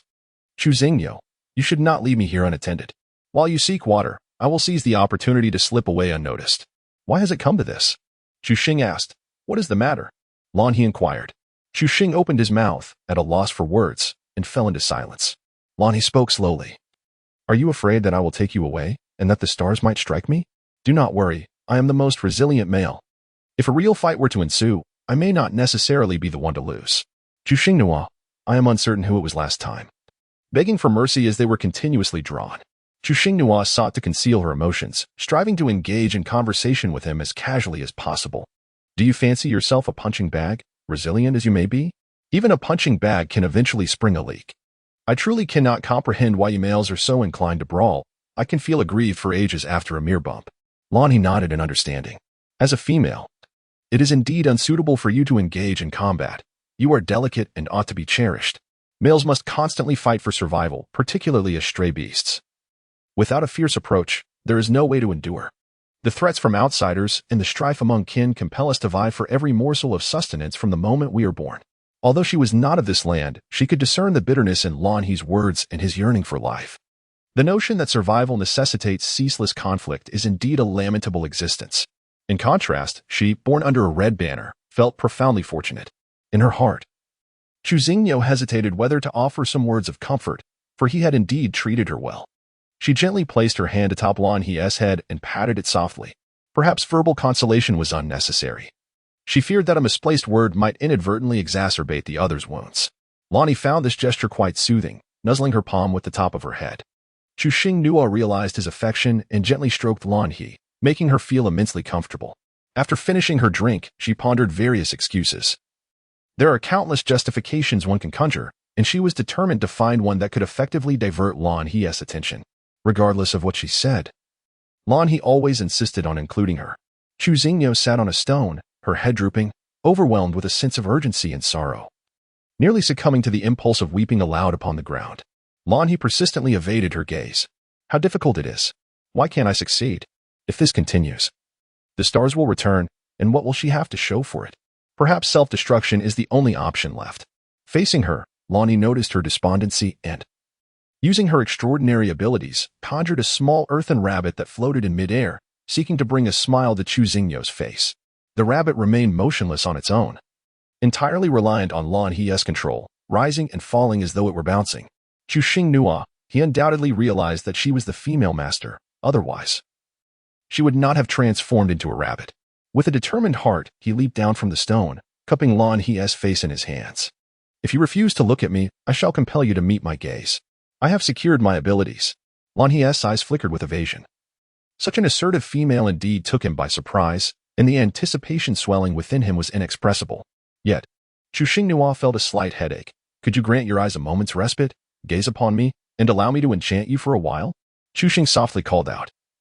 Brother Lan, could you please take a look at me? Just cooperate with me for a moment.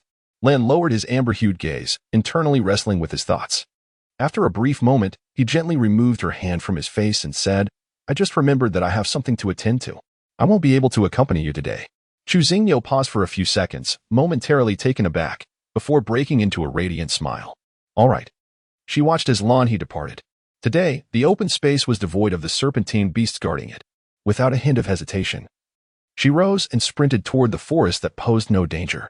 She pondered whether this might be a trap set by Lan He, as he had no means to gauge her intentions without a mark. Perhaps this was merely a test, otherwise it would be inexplicable why he had been so fixated on her moments earlier. The opportunity was fleeting, and regardless of whether it was a test, she resolved to take a gamble for her own sake. In their eyes, she resembled a small pet, currently basking in affection and care. Who could say what the future held? A newly acquired trinket with minor flaws typically goes unnoticed when one is enamored, desperately handling it to prevent even a speck of dust from settling. However, once the novelty wears off, it could languish in a corner, a mere shadow of its former self, and the last thing one would want is for it to be shattered and discarded, particularly with Lan Junyi's repeated self-harm. She was reminded of the perilous nature of her identity as a female master, one that must remain hidden. She had contemplated bringing Emojiji along, but without any assurance. She chose not to endanger others. Chapter 53. A failed escape. The forest was alive with the incessant chirping of birds and the buzzing of insects. She picked up a stick to clutch in her hand, for who could guarantee that the grasslands she passed bore no unseen threats? Even the slightest rustle of the wind set her on edge. She glanced behind her from time to time, anxious about the possibility of being pursued by beastmen. Her heart remained in a state of suspense. She wished fervently to possess the beastly form of the males, granting her greater chances of fleeing on four legs. Gradually, she became acutely aware of a more pressing dilemma. She had brought no food and her body would not endure for long. Fortunately, the forest was bountiful, with wild fruit trees scattered about, ensuring that her escape would not be further hindered. Suddenly, a rustling sound emanated from the nearby underbrush, heightening her nerves. She discarded the half-eaten fruit in her hand, gripping the stick tightly and retreating behind a tree. With unwavering focus, she stared at the source of the noise, which faded after about half a minute. Convinced there was no danger, she clutched a few fruits and continued on her cautious journey. The brush that had made the sound bore small traces of blood, which Chu Xingyo had failed to notice. Her path was marked by periods of running and stopping, intermittently biting into a fruit to regain her strength, a true test of her resolve. Thankfully, no beastmen pursued her, and she encountered no dangers along the way. The sun hung low in the sky, and she needed to find a safe place to spend the night, lest she face more threats in the darkness. After what felt like an eternity of walking, she emerged from one patch of forest only to be greeted by another. She could only hope that within the ancient trees, there resided adorable creatures she might seek solace with. She scanned her surroundings for a tree hollow. Fortune smiled upon her, just as the light began to fade. She located a hollow, albeit high up, presenting a challenge to climb. She discarded the stick and, using hands and feet, ascended, overcoming several missteps until she successfully nestled herself within the hollow. Inside, she found an old, somewhat tattered grass nest. Ignoring its state of disrepair, she lay down to rest. Today had been the most physically demanding day of her life. As her body began to recover, fatigue washed over her, and for safety's sake, she exerted every ounce of strength to shift the grass nest, partially concealing the entrance of the hollow. A small gap remained for ventilation. She curled into a ball on the diminutive nest, leaning against it as if seated upon a small sofa. Why had she come to this savage world, where beasts consumed one another? She had made every effort to adapt, refraining from tears and displaying enough resilience. Why then must she endure such tribulations? Could she not simply lead an unremarkable life? She was uncertain whether she would succumb to low blood sugar or be rescued by a well-meaning beastman, or perhaps captured once more. This time, her defenses truly crumbled, and she wept silently, feeling helpless, fearful that her cries might attract a predator. As she cried, she wiped away her tears. The terror brought by the darkness was far less daunting than the turmoil within her heart. Eventually, she drifted into a fitful sleep. The temperature dropped significantly overnight, and even as tears stained her face, her body trembled from the cold. From the second level of the tree hollow, a large, indistinct shadow descended silently, moving with great care. It draped a beast's skin over her and tucked a plush creature into her embrace. Its eyes filled with tenderness as it gently caressed her small face before disappearing back up to the second level. Her slumber was plagued by nightmares, a constant struggle to awaken. It was not until the first rays of dawn illuminated the hollow that she slowly opened her swollen eyes. Startled, she clutched the beast's skin that covered her. Where had it come from? Scanning the hollow with trepidation, she found no signs of beastmen, had any entered. She would have sensed their presence. Feeling movement in her arms, her attention shifted to a small creature with adorably accentuated eyes. Its fur was a soft gray on its back, with a large patch of white on its belly. A flying mouse. No wonder she had felt warm last night. This little darling had kept her company. Apologies for occupying your hollow and nest without permission. The flying mouse scampered around the hollow, stretching its legs. She, with great effort, shifted the grass nest back to its original position, preparing to leave the hollow. The ascent had been challenging, and descending would surely prove no easier. Nearby, several vines hung from the branches. Had they been there yesterday? She hadn't noticed. Taking a moment to inspect, she confirmed they were indeed vines and not snakes before carefully descending. Upon hitting the ground, she noticed bloodstains on the grass and, following the trail, spotted a massive beast lying there. Unsure if it was still alive, she dared not approach and instead opted to circumvent it in search of food. This forest was not as abundant in wild fruits as the previous one, making her search more arduous. After much effort, she finally spotted a peach tree. However, the lower fruits were long gone, leaving only those at the top. It appeared to be 7 or 8 meters high, with branches tangled and unsuitable for climbing. Shaking a tree thicker than herself seemed futile. Just as she contemplated how to reach the fruit above, peaches began to fall from the tree. Having been momentarily distracted, she failed to catch the first few that struck the ground, bruising upon impact. With luck, she managed to catch 2, without a thought for cleanliness. She clutched them and began to eat, tears welling in her eyes. The sight of a sudden egg intruded upon her vision, following the trail of her arm. She turned to its owner, her eyelids drooping uncontrollably, a mist forming in her gaze. A cool fingertip gently brushed away the tears that threatened to spill. Why are you crying? It's as though I've scolded you. Dry your tears. The egg is cooked. Eat it. Xingchen tenderly peeled the egg, replacing her half-eaten peach with a plump, Fresh bird egg. Chuxing stared blankly at him, not having eaten. Xingqian set down the vine basket, extended his long arms, and embraced her, leaning against the tree as he sat down. You once mentioned that eating fruits makes you hungry quickly. The egg I just boiled is here. While I was busy preparing it, you woke up and ran about recklessly. Do you not realize the forest is fraught with peril? It is unwise to venture without a male companion. Noticing she still refused to eat, Xingqian took the initiative to feed her.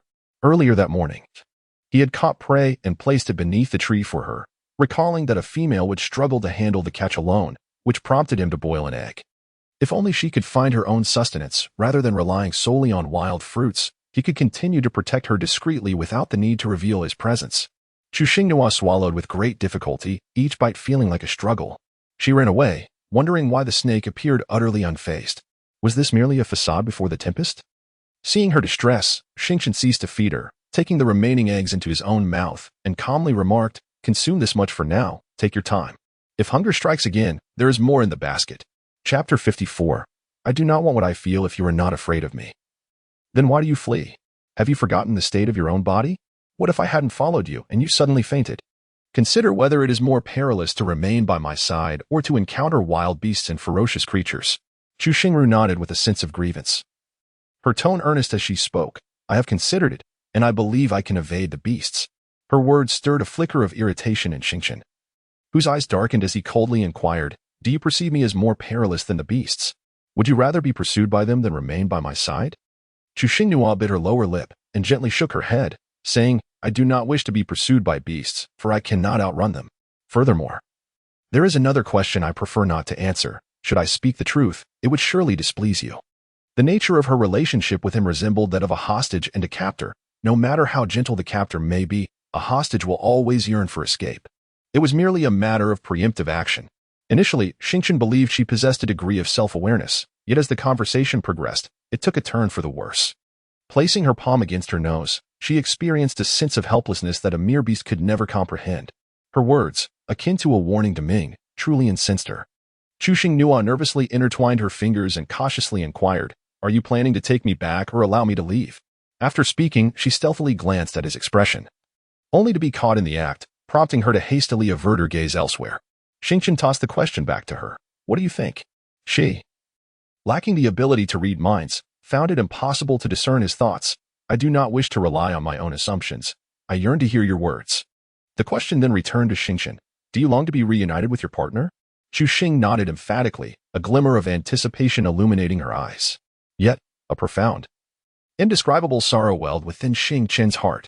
Had he not treated her well? Had he not lavished enough affection upon her? All his patience was bestowed upon her. Yet she still contemplated departure. He pressed her head down slightly, muttering a low reproach, ungrateful little creature. Chu Xinghua refrained from retorting, for the criticism directed at him was indeed valid. An eerie silence enveloped the atmosphere. After a brief pause, Xingqian suddenly spoke. Close your eyes. Chu Xing obediently complied, fully aware that Xingqian would not harm her at this moment.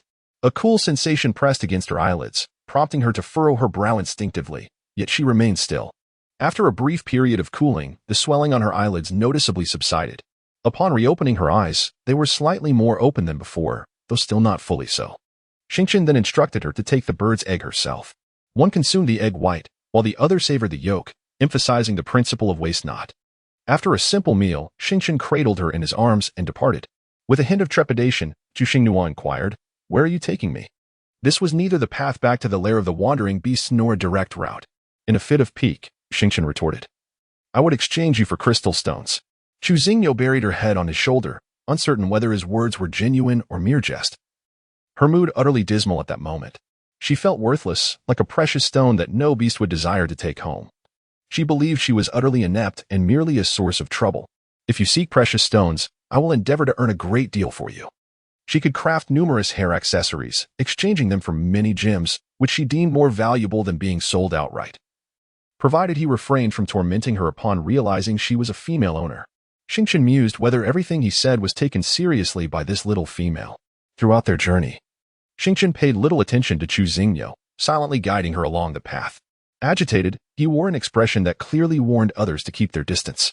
Nearby, the beasts, regardless of their hunger, fled at the sight of Xingqian. As the heat intensified, he conjured a canopy of vines above her head and released a chill from his body, ensuring she remained cool amidst the warmth. Chuxing Nua remained excessively quiet, her gaze fixated on the retreating figures behind them, oblivious to Xing Qin's expression. She had contemplated utilizing her extraordinary abilities against Xing Qin, yet in this desolate expanse, devoid of allies and bereft of any orc presence, she refrained from doing so. Given that Xing Qin possessed a significantly advanced stage of powers, with a brief control over time, she harbored no illusions about her ability to escape. Being pursued would be merely a matter of moments. Moreover, Xing Qin would undoubtedly deny her a second opportunity to wield her extraordinary abilities. Chuxing asked, "Do you really intend to exchange me for crystal stones?" After a prolonged silence, she finally spoke, and her words were not what he wished to hear. Yet she took them to heart. With a heavy tone, Xing Qin replied, "I desire to keep you by my side to bear offspring. Yet you are unwilling and are recklessly contemplating escape." The final statement held the utmost significance. Upon hearing this, Chuxing Nua straightened his posture and gazed intently into his eyes, stating, "You do not favor frail females." Xing Qin felt a lump form in his throat. It was indeed his own words, irrevocable. Immediately following, Chuxing Nua added, "If one desires to have many offspring, one must seek a healthy female for procreation. I am not suitable." Xing Qin mused that today could be deemed the most exasperating day of his serpentine existence, as he had been choked by this little female several times already. Taking a deep breath, he reflected, serpents possess a legacy. As the young mature, they develop differing sentiments towards their mothers. My partner is constantly preoccupied by their attention. Do you truly believe I could find pleasure in that? Or do you think I relish in creating unnecessary troubles for myself? If he genuinely yearned for descendants, would he have remained single until now? The moment he speaks, the females of our clan would undoubtedly flock to him. Considering the serpent's precision in reproduction, it is entirely feasible to have a clutch of eggs each year. Since reaching maturity, he could have had no fewer than 8 clutches. Chuxing Nua retorted sharply, "You also have an affection for your mother." Xing Qin interjected, "We are currently deliberating whether or not to lay eggs. How does this relate to his feelings towards his mother?" Noticing that Chuxing Nua was about to speak again, Xing Qin promptly covered her mouth. "No, it is rather challenging to find a water source here. Please remain quiet and do not speak." Chuxing Nua acknowledged with a nod. As Xing Qin released her, she rested her head upon his shoulder, one hand delicately draped over the other side. Xing Qin guided her at a leisurely pace, ensuring a sense of safety, yet she remained uncertain of their destination. A daring thought crossed her mind. If she could not overpower him, perhaps she could win him over. However, the memory of the day she was robbed dampened her spirits. Xing Qin glanced down at her with concern. "If you are tired, you may rest." Chuxing nodded, moistening her parched lips, and as silence enveloped her, an overwhelming sense of grievance washed over her. "Please do not forsake me. I am of value." A warm tear cascaded down from her eye, tracing a path down the chest of Xing Qin, where each spot the tear touch felt as though it were being scorched. Xing Qin's heart quivered, halting their journey. And with a gentle tone, he remarked, "If another tear falls, I might truly abandon you. Thus, refrain from weeping." Chuxing Nua bit her inner lip, stifling the tears that threatened to spill from her eyes. Tears are not like a faucet. They cannot simply be turned off at will. Perhaps overwhelmed by the emotion pooling in her gaze, a mischievous droplet escaped the corner of her eye.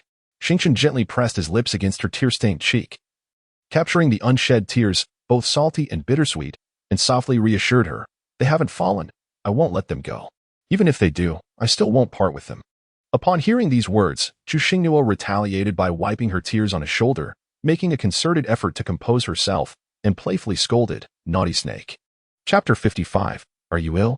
How very wicked of you to frighten her. Do you not realize she possesses a timid heart? This phrase, "naughty snake," transformed in Xing Qin's ears into a playful flirtation between the feminine and masculine.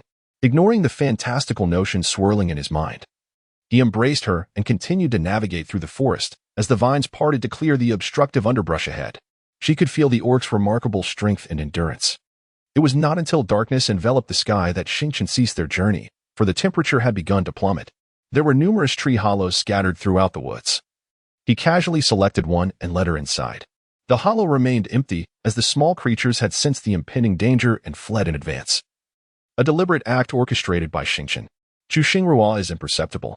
The stars ascended to the second floor and retrieved a stack of animal skins, placing them upon the grass nest. "Stay here obediently. Do not venture anywhere.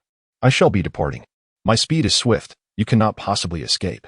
Her gaze lingered on the sheer garment she wore for a few moments, then pointed towards the night sky outside the hole. When you miss me, just look up and gaze. Xing nodded in response, uttering a soft all right. A fleeting smile graced the corner of Xing Qin's lips as he departed, skillfully concealing the entrance of the tree hollow. Xinghua sat in the grassy nest, cradling her knees with her chin resting upon them, her gaze fixed intently on the cave entrance. After a considerable while, she perceived a rustle beneath the tree, signaling the return of Xingqian. As the barrier at the cave's mouth was withdrawn for an instant, she discerned the approaching creature in the moonlight, her pupils dilating in astonishment, rendering her momentarily speechless. It was only when the beastman stood before her, enveloping her in his embrace, that she choked out his name, Qianli. Qianli, with his hand entwined in her hair, pressed a tender kiss upon the crown of her head, closing his eyes to savor the long-awaited tranquility that had eluded him for days. It is I have returned. Do not fear. This utterance served to comfort Xinghua while simultaneously assuaging his own anxieties, for he had harbored a profound dread of losing her. The notorious ferocity of the wandering beast was widely known, a terror acknowledged by all creatures. Their males were formidable enough, let alone the fragile females. Each day of her absence was a torment for him. He feared not for his own life, but for hers. When Ci entered afterward and settled beside them, propping his chin on one hand, his fingers lightly tapping the ground, it is time for me to receive a hug. Yet, Qianli remained oblivious to his words. Xinghua peeked out from behind Qianli, extending a hand towards Wenci and requesting a hug. Wenci rose and approached, her arm reaching through the space between them, wrapping powerfully around Xinghua. She rested her head against her back, expressing her discontent to Qianli. Step back. I can't reach. Without hesitation, Qianli retorted, if you find it cramped, then move aside. Wait until I've had my fill before coming back. Wenci tightened her embrace around Xinghua, adding, why didn't you say you'd let me hug her first? You make it sound as if you were the only one longing for the little one. As if I have no desire for her. With a gentle yet formidable tone, Xingyo declared, no quarrels are permitted. I do not wish to hear them. I long to be embraced by both of you, as it brings me great comfort. Instantly, both individuals fell silent, averting their gazes. Xinghua recalled a pressing concern. It had been quite some time since Xingqian had ventured out, and he should be returning shortly. Anxiously, she gently urged both individuals to depart, stating that the great black serpent would soon be back. The unspoken words were clear to them all. Qianli recounted the events that had transpired. Soothing her troubled heart, they had lured both me and Wenci away from our resting place, initially believing they sought to harm us. To our surprise, they led us around this vicinity only to vanish. Sensing your scent was potent, we followed it here, not expecting to find you in the hollow of a tree. Xinghua found herself at a loss for words, unable to articulate the tumult of emotions within her. The great black serpent had indeed treated her with kindness. Yet thoughts of Longini rendered her devoid of any sentiment. When Ci, could you craft a leather skirt for me? The one I have feels rather chilly for the evening, she requested. She had no intention of deliberately distancing herself from Wenci, nor was she harboring any romantic notions regarding Qianli. It was merely her belief that Wenci's stitching surpassed that of Qianli. After their recent reunion, Wenci felt a twinge of reluctance but knew he could not afford to be indifferent towards the little one. Thus, he rose and made his way to the second level of the tree hollow, feeling somewhat disheartened as he searched for the necessary hides and thread. Xinghua consistently filtered the they spoken by Qianli into he. What shall I do with this fur garment upon my body? Qianli gently rubbed the top of her head. And although he smiled, his eyes appeared dim. It ought to be returned, yet we need not deliver it ourselves. He shall come to retrieve it. This silken attire is akin to a layer of skin for him. Without it, he shall temporarily refrain from fully transforming into his beast form. Xinghua placed her hand upon the gauzy fabric, blinking her eyes as she gazed outside the cave. Well, I have consumed quite a bit of his translucent essence. Qianli felt a tightening in his chest at her words. A flicker of surprise crossed his heterochromatic eyes, swiftly transforming into concern as he gently pushed her away to inspect her. Are you unwell? The darkness of the night rendered Xinghua unable to discern Qianli's expression. Yet she could detect the urgency in his tone. She sought to soothe him, saying, I am fine, truly. I am not ill. Please illuminate the hollow with your powers. I can barely see you. Obediently, Qianli ignited a small flame at his fingertips. Xing gently nestled back into his embrace, playfully toying with the flickering flame of his hand, which neither extinguished nor burned, but rather felt like a tender, warm breeze, soothing and delightful. I have long suffered from low blood sugar, a condition that has plagued me since the day you found me. Both you and Wenci have cared for me splendidly, ensuring that I eat continuously each day, thus preventing any episodes. Qianli astutely pinpointed the crux of the matter. The stray beasts do not provide sustenance, and as a result, I faltered. Chu Xingru shook her head. It is not that there is no food, but rather that the sustenance was provided late. Qianli, have you suffered? Are you feeling better now? Chu Xingnua shook her head, expressing her uncertainty. Qianli turned to call out to Wen Ci on the second floor, inquiring if the leather skirt had been stitched. Upon receiving confirmation, she instructed Wen Ci to come down, as she intended to go hunting. Wen Ci leaped down from the second floor, holding the newly sewn leather skirt. Qianli promptly placed Chu Xingnua into Wen Ci's embrace before leaping down from the tree hollow. Their exchange was overheard by Wen Ci, who listened intently from above.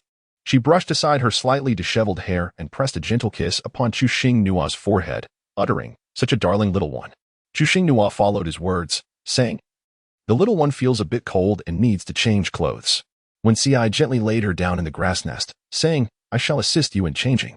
Chu Xingnua felt her cheeks flush crimson at his words, her hands pressed against him in a display of resistance. The night may obscure the vision of the female, but it cannot diminish the clarity of the male's gaze. When Ci beheld her bashful demeanor in its entirety. Some females possess an innate boldness, while others, after a singular experience of bonding, become fervently passionate. His beloved is indeed adorably shy. Chapter 56. I shall assist you in changing attire. When Ci grasped her wrist gently and returned it to the grassy nest.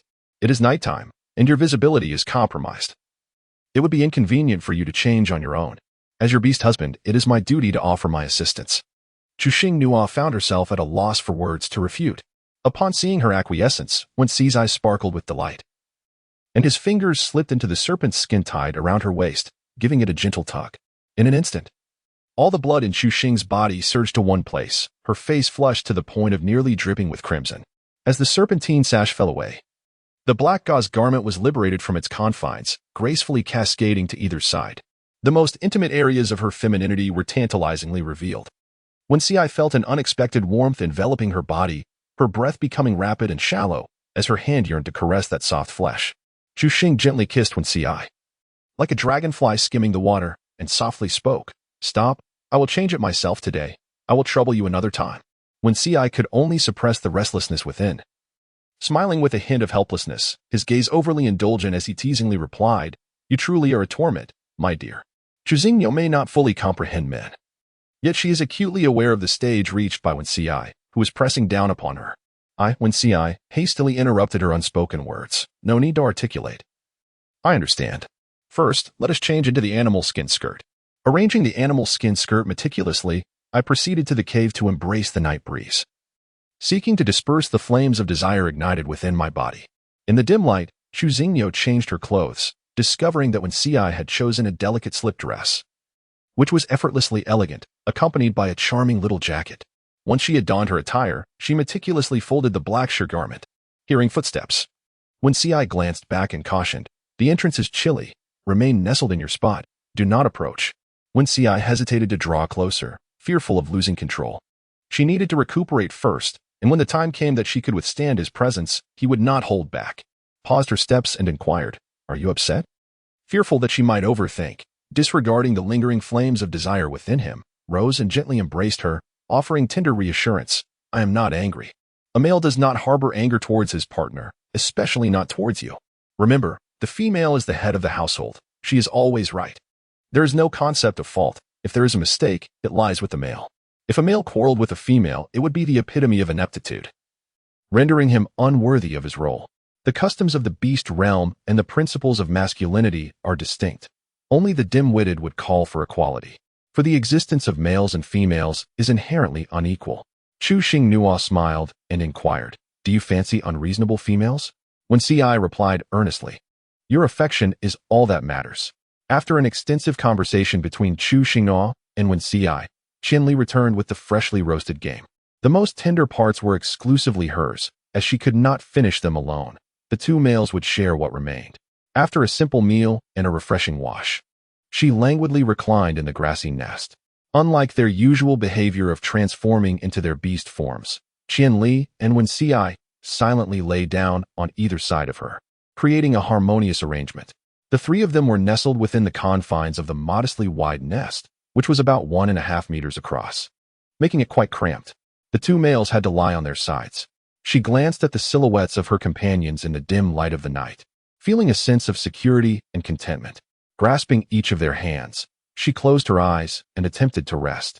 However, despite her comfort, she could not shake off the peculiar sensation of being in an ancient scenario, akin to a lord surrounded by companions, which rendered her unable to sleep. Her body lay straight. Turning left felt wrong, and turning right was equally unappealing. It was quite a predicament. She anticipated insomnia, but as she feigned sleep, she unexpectedly drifted off. When she awoke the next morning, she found the nest empty, with only her remaining inside. Upon touching the space beside her, it was cold, indicating that the others had risen early. Voices could still be heard beneath the tree. Qianli had been engaged in conversation with the beastman, while attentively listening for any signs from the hollow. Thus, as soon as Chu Xingnua's feet touched the ground, he leapt up from below, attending to her grooming needs. When Ci had yet to return from his hunt, so Qianli suggested she snack on some fruit while waiting for him. He promptly placed the fruit in her hand, explaining that the males at home alternated between hunting and resting, unless one of them was particularly favored by a female, in which case he would enjoy her company more often during the night. Chu Xingnua felt as though she was on the brink of becoming utterly dependent.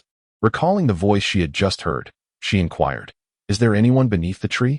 Qianli responded, "The clan beast of when Ci has arrived. They are aware of your escape and wish to make your acquaintance." Chu Xingyo nodded in understanding and swiftly consumed the fruit in her hand before joining Qianli beneath the tree. As soon as Jing Chu spotted her, he approached with urgency and inquired, "Where is Gigi? Weren't you captured together? You have always been close. Why didn't you escape together?" Qianli interposed, preventing Jing Chu from advancing further, and cautioned, "Lower your voice. You have startled her." Chu Xingnua comprehended Jing Chu's sentiments, yet the blame woven into his words left her somewhat displeased. She had ventured forth with the resolute determination of one prepared to be devoured by beasts. How could she possibly burden Motizi? Were it not for the benevolence of the great black serpent, her safe return would have been uncertain. The sensation she experienced was akin to that of two hostages, escaping from a place of guilt. The more she contemplated, the more discomfort swelled within her. Geely also noticed this nuance. As soon as Jing Chu's words fell silent, he swiftly pulled him aside and cast him a look that implored silence. Turning to face Chu Xingnua, Geely wore the affectionate expression unique to elders. "This child, Jing Chu, is simply too anxious." His words spill forth without thought. "Have you been frightened? If so, Uncle Geely will seek retribution for you." Suppressed her inner displeasure and gently shook her head at Geely, articulating what they wished to hear. Sister Gigi was well taken care of in terms of her food and lodging, and no incidents of bullying had occurred. After a brief pause, she continued, stating that even though the stray beasts were cared for well, they could not compare to the warmth of a tribe and a partner. Everyone longed to return to their loved ones. This small chapter is not yet complete. Please click to the next page to continue enjoying the captivating content. The preceding and following sentences provided comfort to Jing Chu, who sincerely expressed his apologies. "I spoke too loudly just now. I am truly sorry." Chu Xinghua interrupted him nonchalantly, saying, "It's nothing, I completely understand." Geely then inquired about the condition of the remaining two females and the route she had taken to escape. Chu Xingyo naturally discerned his thoughts, articulating what needed to be said while remaining silent on matters best left unspoken. Chu Xingyo leaned against Qianli, gently pressing her forehead, and softly murmured, "I feel so dizzy." She was reluctant to deceive Ji Li and Jing Chu with falsehoods. Yet she also wished to guard the secrets concerning the great black serpent. It was a challenging predicament. Qianli instantly comprehended her subtle intentions. She was still unwell and should not be exposed to the wind. He would take her back to the cave for some rest. "Wind, what does this have to do with me?" Ji Li, Jing Chu. This dizziness came on quite unexpectedly.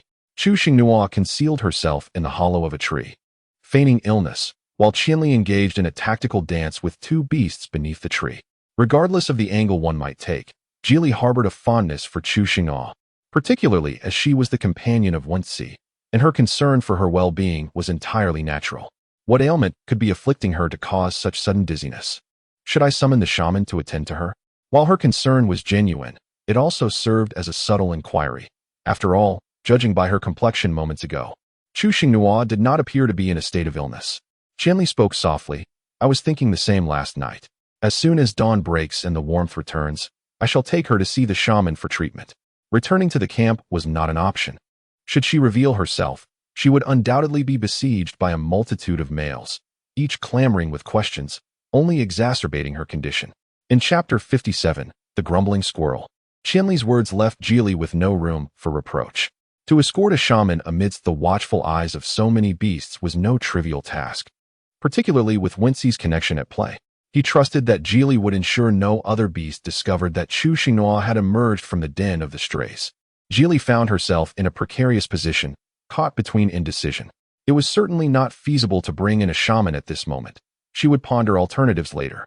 At that moment, Wenxi returned, clutching a catch in his jaws, and after handing it to Qianli, transformed into his human form to don a hide skirt. "What brings you here?" Qianli asked, taking the prey to prepare it. "You vanished. How could I not be concerned, you little rascal?" Jili retorted. Wenxi pretended to contemplate, replying with a grin, "Indeed, concern is warranted. It is instinct for a male to roam." Jili inquired, "Do you wish to hide here for a while longer or return to the clan first?" Wenxi pondered for a considerable time, sniffing the air. "If you linger too long, the other beasts may grow suspicious. There is a river nearby. We should wash before returning." Jili remarked, "This little rascal, returning without a word and already chasing off the beasts. Quite exasperating." With no further comments, Jili transformed into a large fox alongside Jingchu and departed. Wenxi called after their retreating figures, "Do not forget to bathe." As silence enveloped the tree hollow, Wenxi began to busily assist Qianli, who aimed to prepare a more elaborate meal that day. Qianli's nature was to catch and consume whatever prey came his way, while roasting meat and preparing beast milk were among the few skills he possessed. Wenxi, having grown up within the clan, was well versed in a myriad of culinary delights. Upon hearing the beast depart, Chu Xinghua did not dare to emerge until a rich aroma of meat wafted into the hollow of the tree. She cautiously poked her head out, revealing a portion of her form. Within the tree hollow, Wenxi opened his arms wide, his gaze encouraging her to leap down. "I will catch you, have no fear." Chu Xinghua believed that Wenxi was not that kind of person. She leaped down, while he avoided the beast. But the height was manageable. She sat at the cave's entrance, taking a deep breath. Qianli reproached gently, "She is timid. Do not frighten her like this. Go up and fetch her." Qianli's words came a moment too late. Chu Xingyou had leapt gracefully from the tree hollow, landing securely in Wenxi's embrace. After a gentle kiss on her cheek, she was set down. As soon as her feet touched the ground, she joyfully dashed to Qianli's side, gazing longingly at the stewed meat within the stone vessel, swallowing hard. Qianli, unable to utter another word, extracted the meat from the container, blowing on it to cool before placing it on a leaf and handing it to her. "Enjoy," he urged. Chu Xinghua held the meat, feeling somewhat uncomfortable with such care. Disliking the situation, she decided to communicate her feelings. "Qianli, I can handle the food myself. You need not go to such lengths."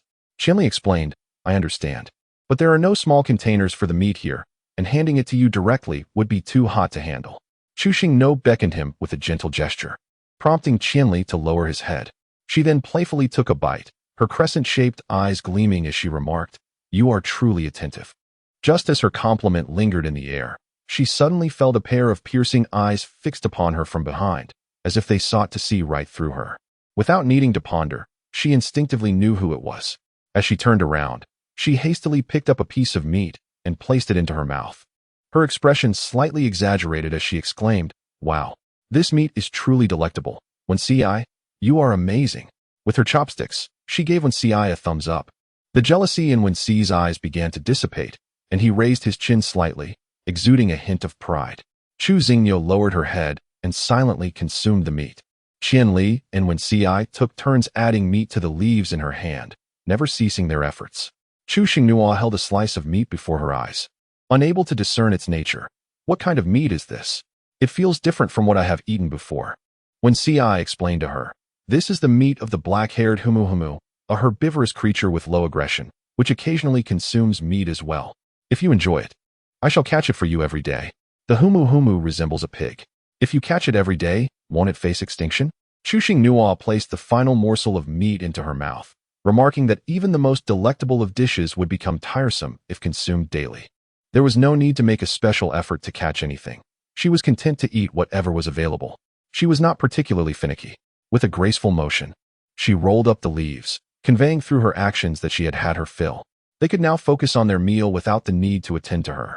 Chu Xingnua rose to stretch her limbs, feeling as though she had forgotten something important. Frowning in concentration, she endeavored to recall what it was that had slipped her mind. The conspicuous bag, inadvertently exclaimed. Isn't that conspicuous bag? What has become of the eagle beast that wished to whisk me away? Before he could continue, speaking before, replied, after we sought assistance from our clan. He was captured by the leader of the eagle tribe. Since you did not consent to accept him as a companion, the eagle tribe would naturally not permit him to accompany us on our perilous journey. They are not only sharp-tongued, but also cunning. They demand a considerable price in crystal stones. Chu Xingnua nodded reassuringly, choosing not to speak further. The adage one does not release the hawk until the rabbit is sighted seems applicable here. Their relationship was non-existent. It hardly warranted any concern for her, unless one were to be infatuated. She felt little emotional upheaval. Initially, Qianli did not oppose the eagle beasts approaching Chu Xingnua, yet their actions, combined with Su Zhua's ineptitude, left him rather displeased. He promptly remarked, there are numerous avian species, many of which possess strikingly handsome males. In the future, you may select gradually. He suggested choosing one that is both appealing and capable, for otherwise, they might fail to protect her adequately. When Ci concurred, stating, indeed, we do not covet the eagle beasts. Let us find another flying beastman, with abilities not below the 6th tier. Su Zhua interjected, whom are you two subtly referring to? Listen closely. How considerate are her two primary consorts, contemplating what type and level of abilities she should seek, even establishing his own as the baseline. Chu Xingnua awkwardly tugged at the corners of her mouth and softly said, let us not dwell on that for now. You all should eat. Once you are satisfied, we shall hastily depart from this place. Qian Li's eyes revealed a look of confusion. Having just returned, she wished for some time to recuperate before venturing elsewhere. When Ci raised an eyebrow, gazing at her with curiosity, Chu Xingnua whispered the situation into Qian Li's ear. When Ci instinctively leaned closer, comprehending the details. Upon concluding, she waved her flawless wrist before them. It was then they noticed the mark representing the female master had vanished. No wonder she had been cast out by the wandering beast. Qian Li, refusing to partake further, transformed into his beast form. When Ci discarded her chopsticks and leaped into the tree hollow, scavenging for useful items to carry along the journey, passing the bundle to Qian Li to hold in his mouth. Transforming into a large fox, he wrapped his tail around Chu Xingnua and placed her gently upon his back. Ensuring she was settled and secure, Qian Li led the way, with Wen Ci following closely behind. They had not been gone long when the original inhabitant of the tree hollow, a large squirrel, returned. It scampered towards the still fragrant container, using its paws to rummage inside, finding only 2 morsels of meat. Unfazed, it devoured them. Upon returning to the hollow, it noted the diminished supplies, grumbling as it took the remaining gauzy garment to the entrance and discarded it. Chapter 58. The Beast Kings possess dual abilities. In the instant the gauzy garment slipped from its grasp, the large squirrel was yanked back into the hollow by a tendril. Xingqian grasped the corner of the garment, frowning as she examined the spot the squirrel had touched, noting it had not been worn, and proceeded to wash it at the water's edge. Meanwhile, the 2 beasts on their journey dashed forward as if fleeing for their lives, daring not to pause even for a moment, unleashing their utmost speed. Chu Xingnua was jolted painfully as she sat atop, acutely aware that she was fleeing for her life. Discomfort gnawed at her, yet she gritted her teeth and endured. Uncertain of where Qianli intended to take her, she harbored unwavering trust in her beastly companion. Throughout their escape, Qianli pondered how advantageous it would be to possess a flying male, capable of whisking Nua away to safety, sparing her the torment of their current plight. If only they could ascend into the skies, they need not fear being pursued, especially against foes lacking lightning abilities. Particularly, a flying beast endowed with windblade powers could enhance their speed by 1.5 times. Su Zhua, I suspect you are referring to me. When Ci, filled with concern, continually turned to glance behind, observing the pained expression on Chu Xingnua's face, which broke his heart. He had vowed to protect her, yet he had failed miserably, allowing her to be captured by a feral beast. Guilt weighed heavily upon him. As Chu Xingrua caught sight of Wen Ci turning to look at her, she greeted him with a radiant smile and playfully winked. You must concentrate on running. Qianli called out to Wen Ci, reminding him not to be distracted. In response, Wen Ci emitted a playful fox-like sound. She had endured such jostling for an entire day, yet despite that, Her sustenance had not been compromised. The male beast consumed his food with remarkable speed, while she took her time, sitting atop his back to eat. During this moment, their pace would slow, allowing for a brief respite. As the moon reached its zenith, they found no shelter and were left to rest in the forest, seeking a windbreak. Qianli gathered some branches to construct a rudimentary tent. When Ci, patting the freshly laid beast skin, called out to the somewhat weary Chu Xinghua, "Little one, come here." "I'm coming," replied Chu Xinghua, as she slipped off her shoes and lay down on the soft beast skin, feeling wonderfully comfortable. Qianli approached as well, thoughtfully offering her a massage. "How is the pressure? If it hurts, do let me know." Chu Xinghua turned her face towards Qianli, beaming with delight, and said, "Excellent." When Ci, unwilling to be outdone, also began to massage her, thinking, why should he be the only one to receive praise? It's merely a massage, as if it were something no one else could do. Chu Xinghua initially rested her hands beneath her chin in a state of enjoyment, suddenly realizing how oblivious she had been to Wenxi's penchant for jealousy. It was something she could not have noticed before, as their interactions had always been private, with no other beastmen intruding upon their intimacy. However, now, she sighed, "That's enough, no need to press on." She turned over and said, after a long day, "You must be exhausted, let us lie down together and rest." As she spoke, she reached out to pull the two males closer. Wenxi and Qianli readily reclined on either side of her, one draping an arm across her waist. To be candid, she found it somewhat burdensome. Before she could share with them, she stated, "I possess two types of abilities. One is healing, and the other is charm." Chu Xinghua extended a finger, lightly touching the two. Qianli merely acknowledged with a hum, unfazed by her dual abilities, while Wenxi displayed genuine astonishment, lavishly praising her. "You are truly an extraordinary little female. I would prefer that you awaken a spatial ability. That way, you could cultivate and store food, ensuring you would never face hunger." Upon hearing Wenxi's words, Chu Xinghua yearned to exchange one of her extraordinary abilities for space, as it would be most suitable for her. Qianli observed her transition from joy to melancholy, and gently reached out to stroke her head, offering soft words of consolation. "Indeed, space is remarkable. But your two extraordinary abilities are even more exceptional. Among the males, there are those endowed with spatial powers, primarily herbivorous beastmen. Moreover, you are in need of a shaman by your side. The scarcity of beast husbands means that females often lack the protection they deserve. If one can be taken away once, it can certainly happen again. No one can assure that the next time will be as fortunate. True males who genuinely care for females dare not take such a gamble.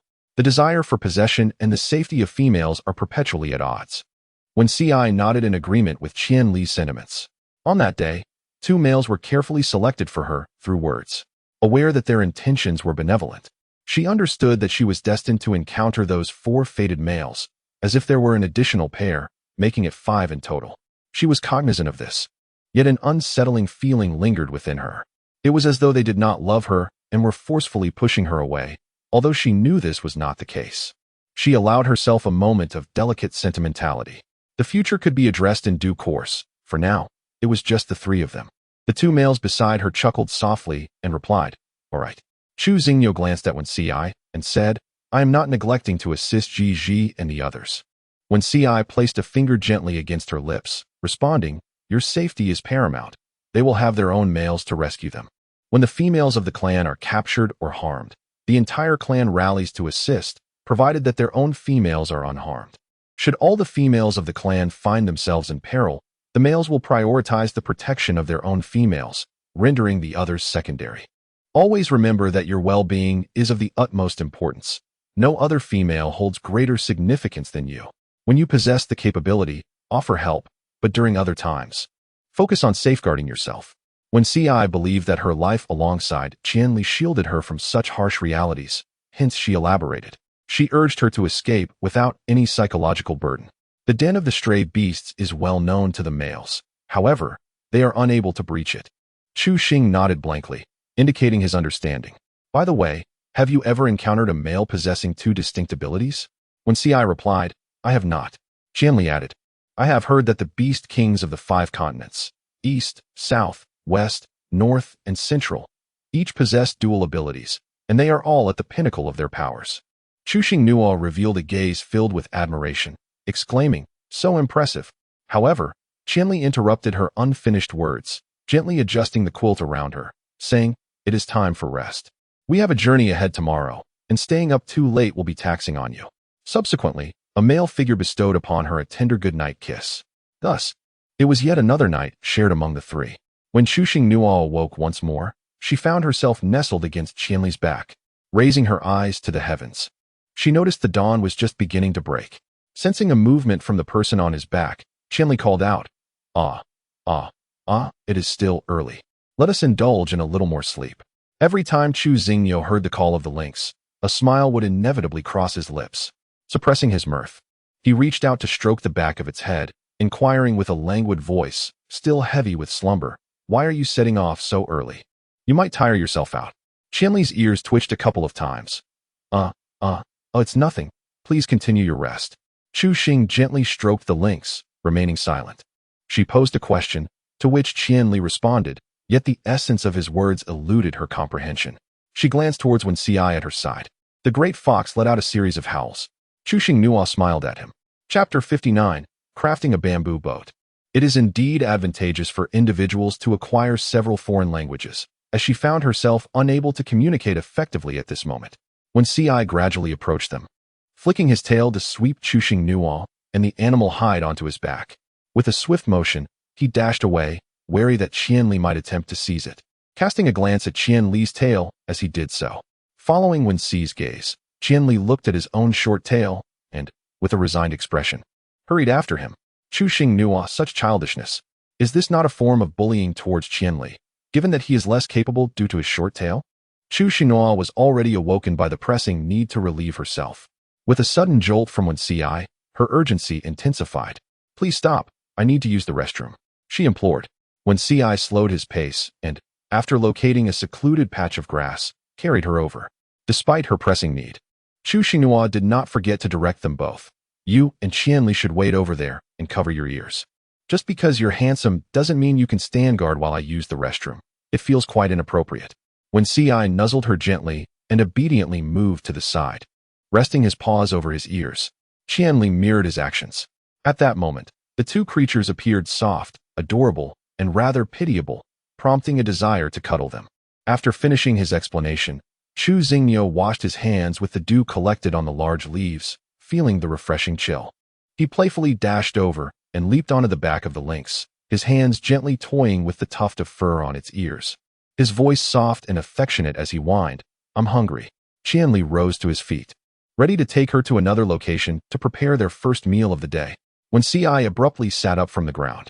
As Chuxing Nuo turned to remind Wen Si to keep up, her gaze inadvertently caught sight of a small red spot beneath its belly. Her slightly parted lips failed to emit a sound, and a warm flush crept onto her cheeks, blooming like two delicate clouds. She hastily averted her eyes. Unfazed by the emergence of the small red spot, Wen Si wagged his large tail and followed closely behind. They arrived at the lakeside, where Qianli plunged into the water and caught two sizable fish. Wen Si extracted the fish bones, washed them thoroughly, and tucked them into their bundle. While Qianli attended to the fish, Wen Si scurried off in search of ingredients. After a flurry of activity, they succeeded in preparing a simple yet delightful grilled fish. Qianli handed the fish, with the bones meticulously removed, into her hands. Chuxing took a tentative bite of the grilled fish, which bore no trace of the fishy odor. Perhaps due to the simplicity of its ingredients, its flavor was rather ordinary. Yet, she savored each morsel with delight. Casually, she inquired, "Where are we headed?" Acknowledging her own lack of skills, she refrained from criticizing the efforts of others, embracing the fortune of having food to eat. As for the texture, they could gradually explore it once they settled in. Qianli replied, "To the eastern continent, where the climate resembles that of this place. You will find it suitable." Chu Xingyo asked again, "Is it far?" Qianli, though feeling anything but relaxed, feigned a light-hearted smile and responded, "It's not too bad. From our current location, barring any unforeseen circumstances, we should arrive in about 22 to 23 days. Chu Xingyo couldn't help but click her tongue in surprise. The distance was indeed considerable. "Are we truly going to run all the way there?" she inquired. Qianli, with her enchanting visage reflected in her eyes, replied with unwavering determination, "Yes. For the sake of safety, let's endure a little longer. Once we reach another continent, it will be far more challenging for the wandering beasts to capture her." as each continent has its own protective laws. Chu Xing's eyes were filled with compassion as she gazed at the two males. A sudden sensation of fullness surged within her, rendering the food in her hands inedible. What joy is there in enduring this when I comfortably rest upon your backs each day? I worry that if you continue to run like this, your bodies will not withstand the strain. Is there not an alternative route we might take that would spare you this exhaustion? You both ought to ponder this together. Rushing through like this is unfeasible, especially since the two of you took the liberty to hasten our journey while I was asleep. Sooner or later, your bodies will succumb to fatigue. I certainly do not wish to become a widow at such a young age, even though the beastly world does not recognize such a concept. I cannot bear to lose either of you. Chu Xinghua pointed at the nearby lake, suggesting, how about taking the waterway? When Ci added some fish meat to her plate, and noticing her reluctance to eat, he directly fed her. He lacked extensive experience, but found the situation quite amusing. Chu Xinghua cooperatively enjoyed the meal. Qianli furrowed his brow, contemplating seriously for a moment. The waterway is indeed extensive and capable of concealing scents, yet swimming requires more stamina than running. Upon hearing the prospect of a performance, Chu Xingyo immediately expressed her thoughts. We need not swim. Instead, we could construct a bamboo raft that accommodates the three of us. It can drift with the current, and we may also fashion 2 paddles to glide to our desired destination. The 2 males, upon hearing this, were visibly intrigued. Qianli inquired, how shall we proceed? When Ci added, how shall we create it? Chu Xingyo used chopsticks to sketch several shapes on the ground, pointing to each one while explaining. This is a bamboo raft, and beside it is a bamboo raft designed to shield from rain. Lastly, this one is a luxurious bamboo raft suitable for dwelling. The creation of these rafts necessitates a substantial amount of bamboo and robust vines for binding, ensuring durability and resistance to breakage. If we can procure these materials, we can navigate by water. When Ci set down the chopsticks and volunteered, this is not difficult. On our way here, I noticed a grove of bamboo. I shall retrieve the bamboo while you keep her safe. With that, he prepared to depart. However, Chu Xingyo held him back. When Ci, slightly perplexed, cast a questioning glance at her, inquiring what was the matter, Chu Xing softly remarked, be cautious. This simple expression of concern instantly lifted Wen Ci's spirits, evident even in the way he scampered like a fox, reflecting his current elation. Qianli guided her in gathering vines nearby. Before long, when Ci had transported an abundance of bamboo, all of uniform thickness, meticulously selected and trimmed at the tops. It was clear that he had chosen with great care. Qianli crouched down to begin tending to the scattered twigs on the bamboo. Chu Xinghua was nearby, assisting by gathering all the slender branches together. Only the main trunks of the bamboo were retained. Qianli began to sort, bind, and test them in the river. If they floated, it would signify success. He personally stepped onto the bamboo raft to test its buoyancy, sensing that over time, it might allow water to seep through.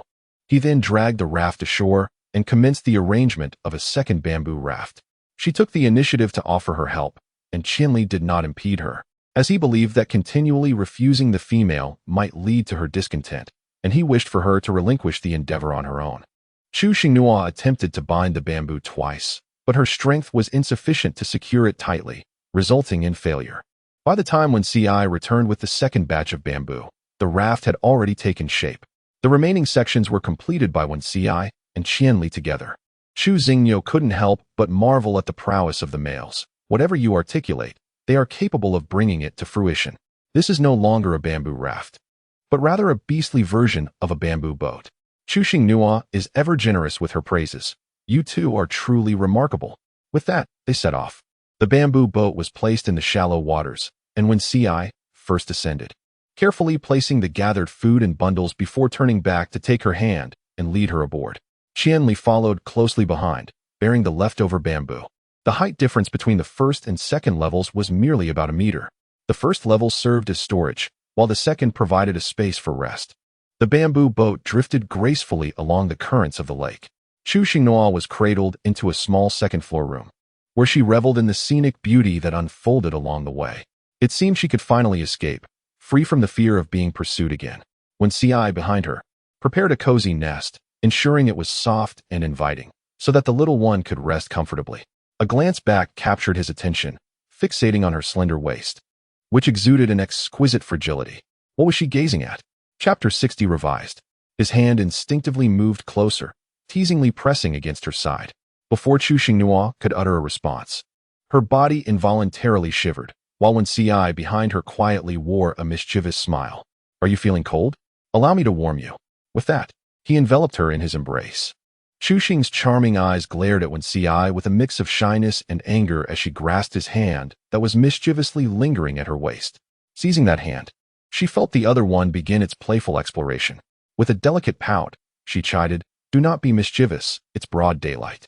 "I am not," Wen Ci retorted, planting gentle kisses on her flushed earlobes, feeling her feeble resistance as her fragrant, soft form gradually yielded, tenderly leaning into his embrace. Chu Xinghua gently bit her inner lip, her gaze a blend of rejection and desire.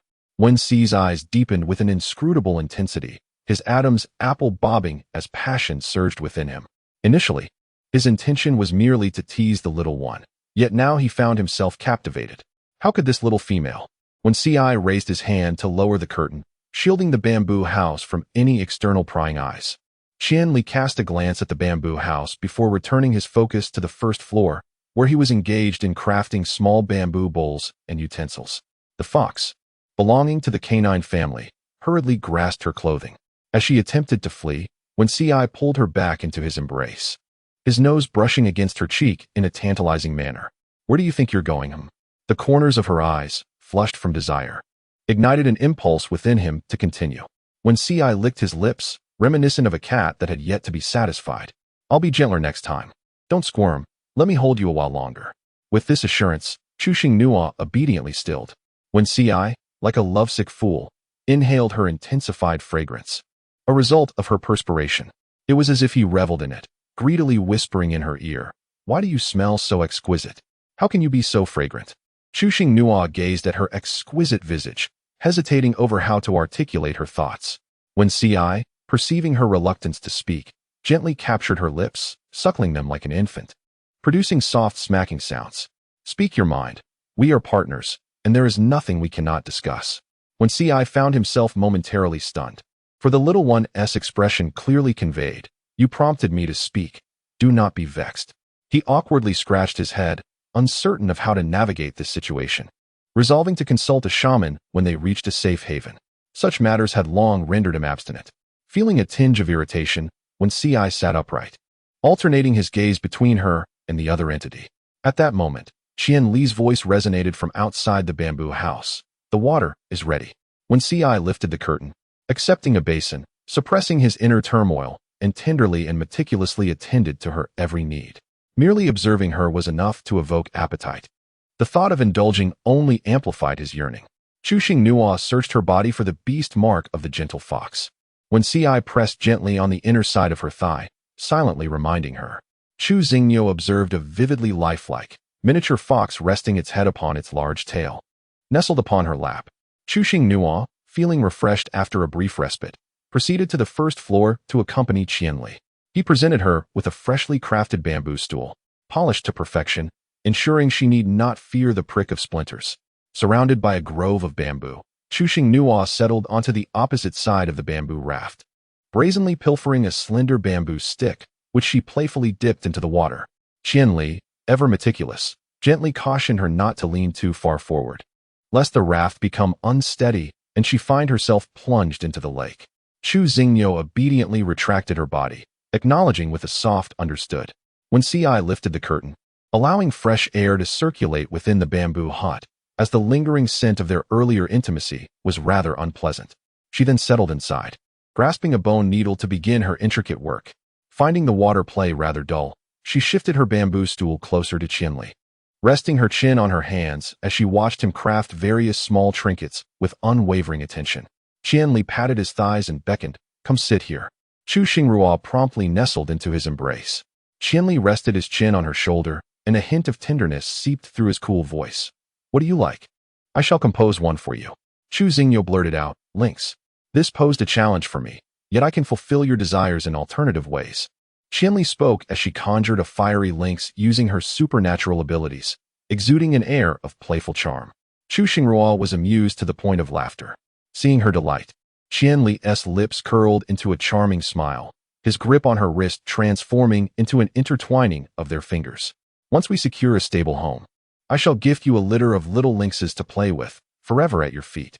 Chu Xinghua suppressed her laughter and let out a delicate hum, declaring, no, I only desire the lynx. In Qianli's heterochromatic eyes, an abundance of affection for her shone through, as he readily replied, very well. We shall not have the small lynx. For other males, offspring represent the continuation of their lineage. However, for him, they are merely an inconsequential aspect. After all, prior to encountering Nua, he had never even contemplated the idea of a mate. Thus, he would never compel the female he cherishes to endure the pains of childbirth. And no little foxes either, Chu Xinghua added thoughtfully. If by chance I were to conceive, I would bear the child. Qianli responded with a simple, I will abide by your wishes. When Ci, eavesdropping from the bamboo hut, couldn't help but marvel at the little one's words, whether good or ill. They were always unwavering and impartial. Chu Xinghua then remarked, my estrus frequency surpasses that of the average female. I wanted to inform you in advance to avoid any undue surprise in the future. Qianli raised an eyebrow, gazing at her profile with a look of astonishment. How many estrus periods do you experience each year? Chapter 61. Title revised, Please Let It Go, Shy. Isn't she the one you raised? How can you not keep track of her estrus cycles? When Ci, as she spoke, finally realized something was amiss. Just how old is this little one? Qianli chose to disregard Wen Ci's inquiry, patiently awaiting Chu Xinghua's response. Chu Xinghua counted on her fingers and remarked, my estrus cycle is rather erratic. Sometimes it occurs every 40 days, and other times it stretches to over 60 days, quite unpredictable. I experience it at least 6 times a year. Upon hearing this, Qianli was taken aback, realizing it was indeed a considerable frequency.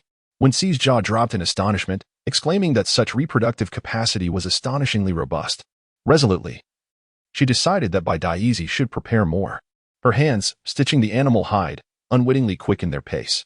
Chuxing nestled lazily in Qianli's embrace, playfully requesting, Qianli, I do not wish to consume the water-stinging beast this evening. Might there be other delicacies from the lake?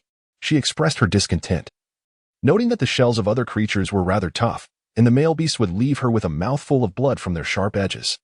Qianli's words were imbued with profound concern. Chu Xinghua hastily interrupted the words of refusal that were about to spill from Qianli's lips, saying, I have a way to ensure it won't harm me. Please, Qianli, I wish to indulge in those delights. Just grant me this small request, will you? Qianli responded to her with unconditional indulgence. When Ci set aside the needle and thread in her hands, lifted Chu Xinghua from Qianli's embrace, and carried her back to the bamboo cottage. Qianli exhibited no signs of discontent, continuing to weave the unfinished bamboo basket. When Ci, using a freshly crafted hair tie, elegantly styled her hair. As Chu Xinghua waited, she did not forget to praise her companion When Ci behind her. Your skills in making hair ties have truly improved. Splendid. The hairstyles that When Ci could create were all learned from her. Although they were not as exquisite, they were still passable. With a soft, Korean-style side braid, she would occasionally fashion some, allowing for the opportunity to exchange a variety of crystals and purchase items that she adored. When Ci reclined against her leg, her fingers dancing lightly across her abdomen. Regardless of the circumstances, one must never compromise their femininity. You're far too slender. There's a small section that needs trimming. At first, Chu Xinghua did not quite grasp his words, but upon reflection, she suddenly understood. She raised her hand and playfully covered his mouth. This mischievous fox truly dared to say anything, and with such a serious tone, it was utterly mortifying. The size was inherently mismatched. When Ci, however, did not resist. She allowed her to cover her mouth, her eyes brimming with gentle affection, creating an illusion of exceptional docility. With a fierce gaze that she deemed intimidating, Chu Xing glared at him sharply, letting out an indignant huff. However, when Ci found himself on the verge of losing his composure, the bamboo boat glided steadily forward, maintaining a calm pace. It was not until dusk that they docked near the riverbank, as resting on the water during the night posed considerable risks. Qianli and When Ci secured the bamboo hut before beckoning her to disembark. No was now free to come down. Chu Xingyao responded with a cheerful acknowledgement as she descended from the second floor.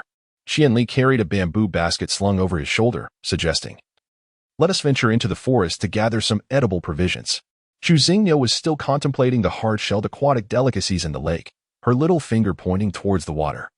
Just as she was about to speak, then she heard Qianli say, there's no rush. Let us collect the ingredients first before we go after that.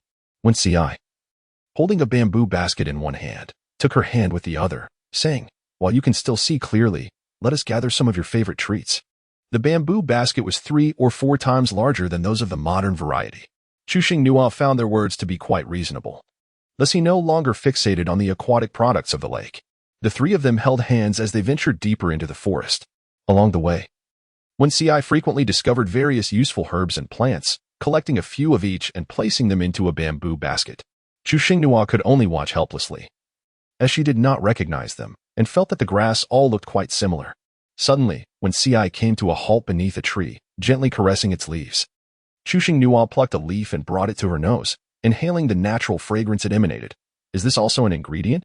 Wen Ci explained to her, this type of leaf can serve as a substitute for salt. When crushed and added to water, it transforms the liquid into a salty concoction. Salty leaves.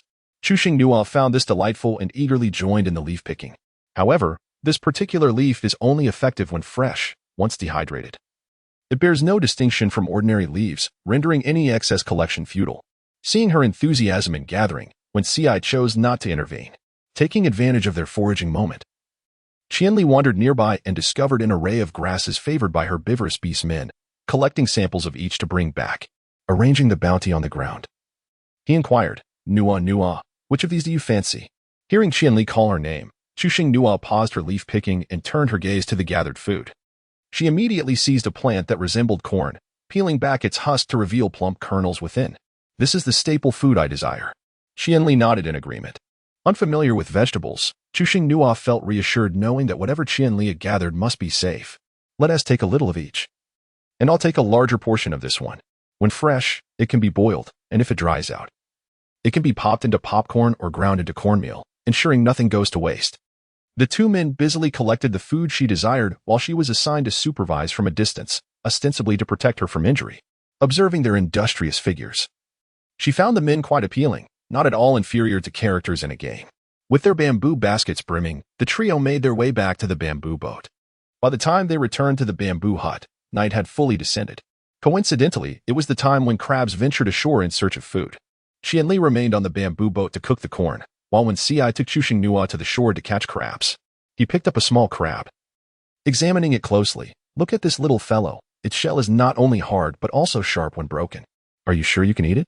Under the moonlight. Witnessing Wen Ci catch crabs with his bare hands made Chuxing Nua's heart race, her anxiety palpable. Use a twig to pinch it. Don't grab it with your hands. Its pincers are quite painful. Be careful. Touched by her concern, Wen Ci felt warmth in his heart as he swiftly dropped the crab into a small bamboo basket with a lid. They can't harm me. Rather, you should be cautious. Chuxing Nua shook the branch in her hand for him to see, proclaiming that she need not grasp it firmly to avoid injury. She was intently focused on her task when a pained exclamation from Wen Ci caught her attention. He was wincing in agony, clutching his finger, abandoning the branch. Chuxing Nua hurried over, her voice laced with concern. Let me see, she urged. I told you to use the branch, but you wouldn't listen. Her tender lips then descended upon his, silencing the remainder of her words as her agile tongue launched a gentle siege upon his defenses. Upon realizing that she had fallen for a trick, Chuxing cast him an annoyed glance and resisted his kiss. However, Wen Ci persisted in his affections, refusing to relent. It was only when Qianli called out, "The food is ready," that Wen Ci finally released her. She hurriedly dashed back to the bamboo boat. Qianli placed a bowl filled with warm corn kernels into her hands, saying, "Eat up. It's been warmed. If it's not enough, I will peel more for you." In Chapter 62, he meticulously peeled each kernel, ensuring that every piece in the bowl remained intact. Chuxing Nua cast an indignant glare at Wen Ci, who was approaching leisurely in a bamboo boat. After a moment, she lowered her head and scooped up some corn kernels with a spoon, savoring them delicately. The kernels were crisp yet tender, bursting with freshness and rich flavor, complemented by a hint of fruity fragrance. Sweet without being cloying, they resembled juicy explosions in her mouth, surpassing even the modern sweet corn in taste. Truly delightful. Chuxing gently scooped a spoonful and brought it to Qianli's lips, indicating for him to taste as well. Although the lynx is predominantly a carnivorous creature, it occasionally indulges in plant matter to maintain a nutritional equilibrium within its body. Qianli savored the morsel offered by the young female, overwhelmed with a sense of bliss. The nourishment was truly delightful. Chuxing Nua smiled and said, "Indeed. I feel the same way."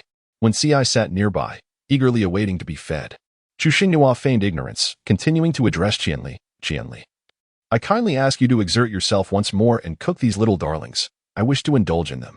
Naturally, Qianli could not refuse her request and rose to cleanse the crabs in the lake water. Upon observing that the little one was disregarding him, when Ci, displaying his perceptiveness, likewise stood up to lend a hand. Once the crabs were cooked, Chuxingnua had just finished a bowl of corn kernels. The advantage of consuming pre-peeled corn is the absence of kernels stuck in one's teeth, while the drawback lies in the loss of the very essence of enjoying corn. Every situation bears its pros and cons. She picked up a crab and began to crack its shell, while when Ci and Qianli washed her hands intently, anxious to avoid any mishap, while also humbly learning the method of consuming this hard-shelled creature. Chuxing handed the peeled crab legs to the two of them, saying, "Try it. Removing the shell this way is not at all prickly, and the meat inside is exceptionally delicious." With that, she took a spoon and began to savor the crab roe. They both thought to themselves that indeed, without the shell, the meat is delightful even without any seasoning.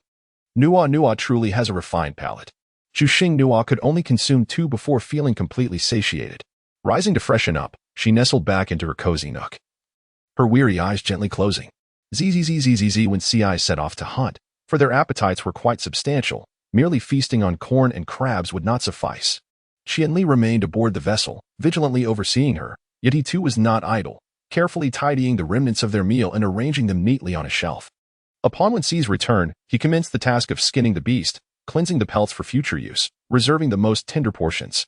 The 2 wolves voraciously devoured the leftover prey, having bathed, and nestled close to Chuxing, one on each side, as they drifted into slumber. Thus concluded a day that was both ordinary and fulfilling. The male's slumber was light. Even the slightest rustle of the wind would rouse him to inspect their surroundings. For resting in the wild harbored inherent dangers. Chuxing was distinctly different. Her lips curved into a subtle smile as she slumbered deeply. It is often said that an early bedtime fosters good health, yet she continued to sleep soundly until her stomach protested, rousing her from her dreams. Rubbing her sleepy eyes, she stumbled out, still in a daze, forgetting that she was on a bamboo boat. She nearly lost her footing, almost tumbling into the mud. Fortunately, when Ci reacted swiftly, catching her and steadying her form. Be cautious while walking. A fall can be quite painful. Though your tears possess a certain beauty, I would rather not witness such beauty. Upon being startled, Chuxing was completely awakened. Her hand instinctively pressed against her rapidly beating heart. Subsequently, she clenched her tiny fist and playfully struck his chest. During their intimate encounter the previous day, he had indeed elicited tears from her, and he had not missed a moment to savor the experience. Men, or rather, the male of the species, are truly deceivers. Qianli set aside his tasks and approached her. "Were you frightened?" Chuxing shook her head and replied, "No. I was just a bit drowsy. I wish to freshen up. My stomach is growling." Qianli led her over to the warm water that had long been prepared, tenderly assisting her in tidying her hair into a small bun. She squatted by the basin, cupping her hands to splash water on her face, playfully flicking it away without needing the animal hide towel. Accepting the flat, prickly fruit that Ci handed her, she meticulously cleaned her teeth while observing the 2 males who were also attending to their dental hygiene. Since she maintained a daily dental routine, she expected the same from her partners. She certainly did not wish to be greeted with an unpleasant odor during their intimacy. The mere thought of it made her stomach churn. After finishing her teeth cleaning, she chewed on a black bean fruit that freshened her breath. Holding her small bamboo bowl, she savored her meal while relishing the scenery, her hands, eyes, and mouth all equally engaged. Spotting a large bird soaring overhead, she smacked her lips and gazed intently at the flying creature, muttering softly, "I wonder if it tastes good?" With that, she took another bite of her food. The 2 males exchanged knowing glances, their understanding evident. Suddenly, a series of thunderclaps erupted in the sky, startling her and causing her to fumble, tipping her bamboo bowl over. The passing bird, ensnared by the thunder and lightning, found no escape and was inevitably stunned, plummeting straight down. Just as it was about 70 or 80 centimeters from the lake's surface, it was ensnared by a rope of fire, appearing in an instant upon the bamboo raft. "Chuxing, my fragrant breakfast, what a pity. Just a moment ago, I was lamenting her breakfast, and in the next moment, a bird she had set her sights on appeared at her feet. Chuxing, it is quite unexpected." As I caressed the feathers of the bird, not only are the colors vibrant and varied, but the texture is also delightful. When Ci leaned closer and inquired, "Do you like it?" "Indeed, I do." Chuxing affirmed with a nod, then added, "Next time, please refrain from such a loud display. The thunder is too boisterous, and I am easily startled." When Ci understood and replied, "Next time, I shall use muffled thunder." Chu Xinghua found herself unable to refute.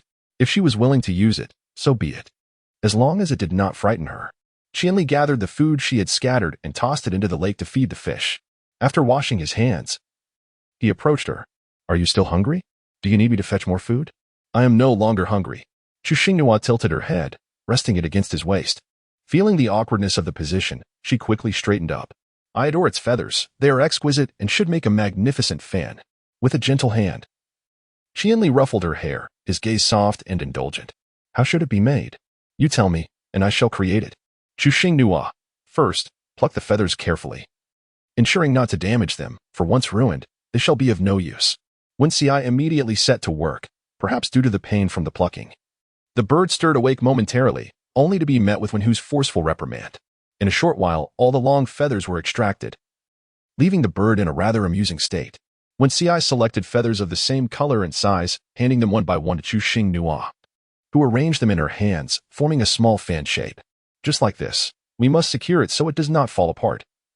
And then add a handle about 2 fingers wide, and it shall be complete, ready to create a breeze. Qianli listened attentively, noting each step she described, and took the feathers from her hands. Chapter 63, same as 4 revised. We shall craft it upon reaching the shore. For our bamboo boat currently lacks the necessary materials. Wen Xi fiddled with the remaining feathers in his hand, having understood the task, and resolved to attempt it that evening. How could he possibly miss the chance to delight the little one? Chu Xinghua suddenly recalled a step she had overlooked. The feathers needed to be adhered together with glue. Without this, her efforts would be in vain. Was there a substance that could serve this purpose? Something that could be applied to the necessary areas and, once dried, would create an inseparable and robust bond? She was uncertain whether the 2 males would comprehend her inquiry. Upon hearing her, both males fell into contemplation, striving to ascertain the whereabouts of such an item. Observing their expressions, Chu Xinghua felt disheartened, as searching for glue in this ancient era seemed akin to chasing a mirage. Just as she prepared to consult Kaka, Wen Xi spoke up. I recall my father mentioning a certain tree that bears fragrant fruits, enticing to beasts. The outer skin is remarkably tough, while the inner flesh is exceedingly viscous and translucent. Herbivorous beastmen have consumed it as a beverage, only to find their lips glued together. It took a shaman's sharp claws to separate their lips, followed by a copious amount of water to save them. Upon hearing Wen Xi's description, Chu Xinghua felt a twinge of fear. Should they fail to locate the shaman, it would undoubtedly transform into a sorrowful tale. However, it is clear that this substance is nothing less than natural adhesive. Upon hearing this, Chu Xingru's eyes brightened as she anxiously grasped Wen Xi's arm and inquired, where can one find this fruit known as jiao? Wen Xi's words seemed to resonate with Qianli, who also had a vague recollection. The sticky fruit tree was not a common species, predominantly flourishing on lofty mountains and rarely found within the woods, thus presenting a slim chance of discovery. Wen Xi tentatively remarked, I believe that is its name. Chu Xinghua quietly listened as they spoke. Upon hearing the phrase take a chance, she felt a twinge of melancholy. Luck, that elusive creature, was what she lacked the most. Rising to stretch a little, she felt discomfort from sitting too long. Wen Xi assumed that the little one had no further needs and was about to place the bird into the water for cleaning, as leaving a dead catch too long would result in a foul odor. Just as the bird was a hair's breadth away from touching the water's surface, Chu Xinghua called out in time, stop. Wen Xi, quickly, halt. Wen Xi, puzzled, retrieved the bird instead. Chu Xing gently remarked, let us not waste the other feathers on its body, pluck them all and save them for future use. She was quite the adept artisan, capable of imbuing value into every item that passed through her hands, especially such exquisite feathers, which were truly rare. Very well, Wen Xi replied, acquiescing, and continued to pluck the feathers. Qianli brought forth a small bamboo basket with a lid, allowing Wen Xi to neatly store the feathers for preservation. Chu Xinghua exclaimed, how many bamboo baskets have you crafted? Qianli, upon hearing this, could not help but smile faintly, and with a tinge of melancholy in her voice, she replied, while you were all preoccupied yesterday, I found myself rather bored and ended up weaving a few. Altogether, there should be 8 of varying sizes. The bamboo baskets serve as a convenient means of storing items, preventing disorder. Observe how subtly the lynx articulates his thoughts, substituting you were busy for a more direct expression. He is, both overtly and covertly, reminding her of his feelings of neglect from the previous day. Especially now, with his gaze lowered, he presents an image of a slighted individual. Chu Xinghua, why are you so eager to ask? Well, now let's see how you will resolve this. Watching the figure of Wenhuli retreat, I almost wanted to give him a shove into the lake, letting him endure the consequences of his incessant prattle.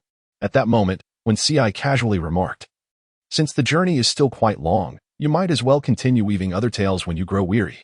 Perhaps when C.I. merely spoke without much thought.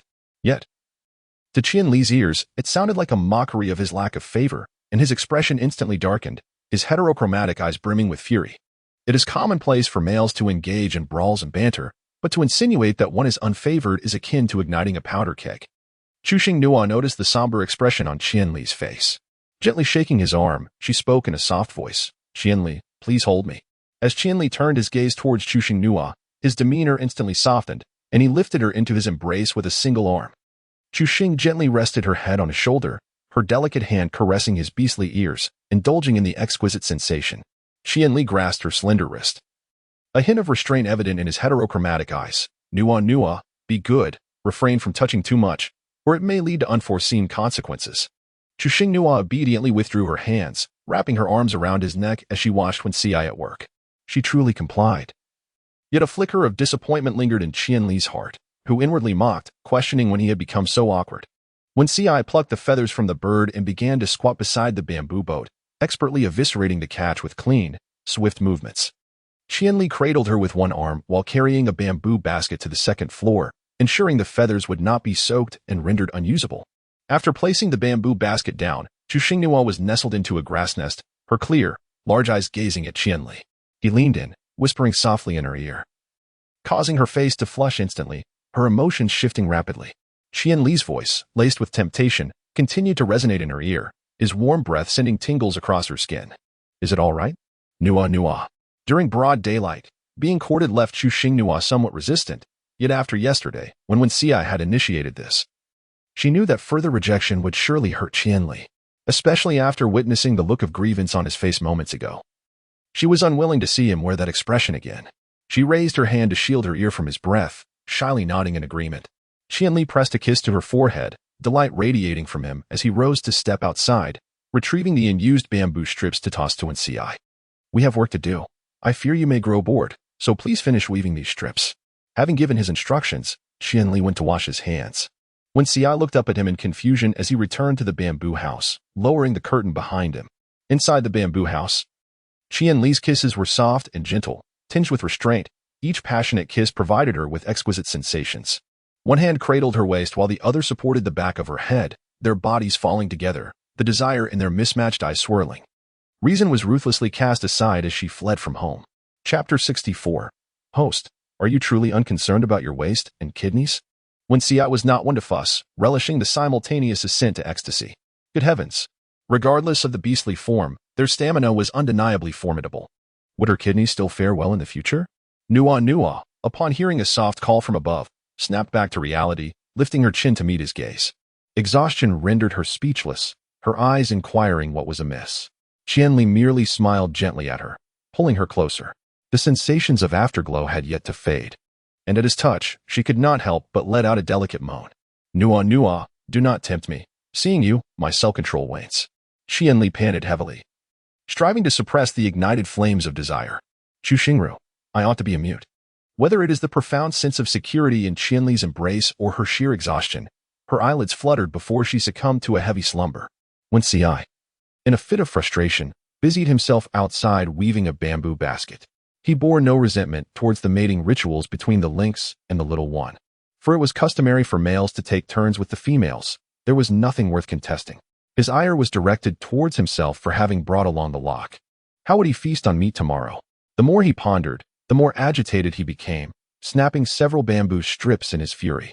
Upon seeing Qian Li emerge from the bamboo hut, enveloped in the pervasive scent of mating, his irritation intensified.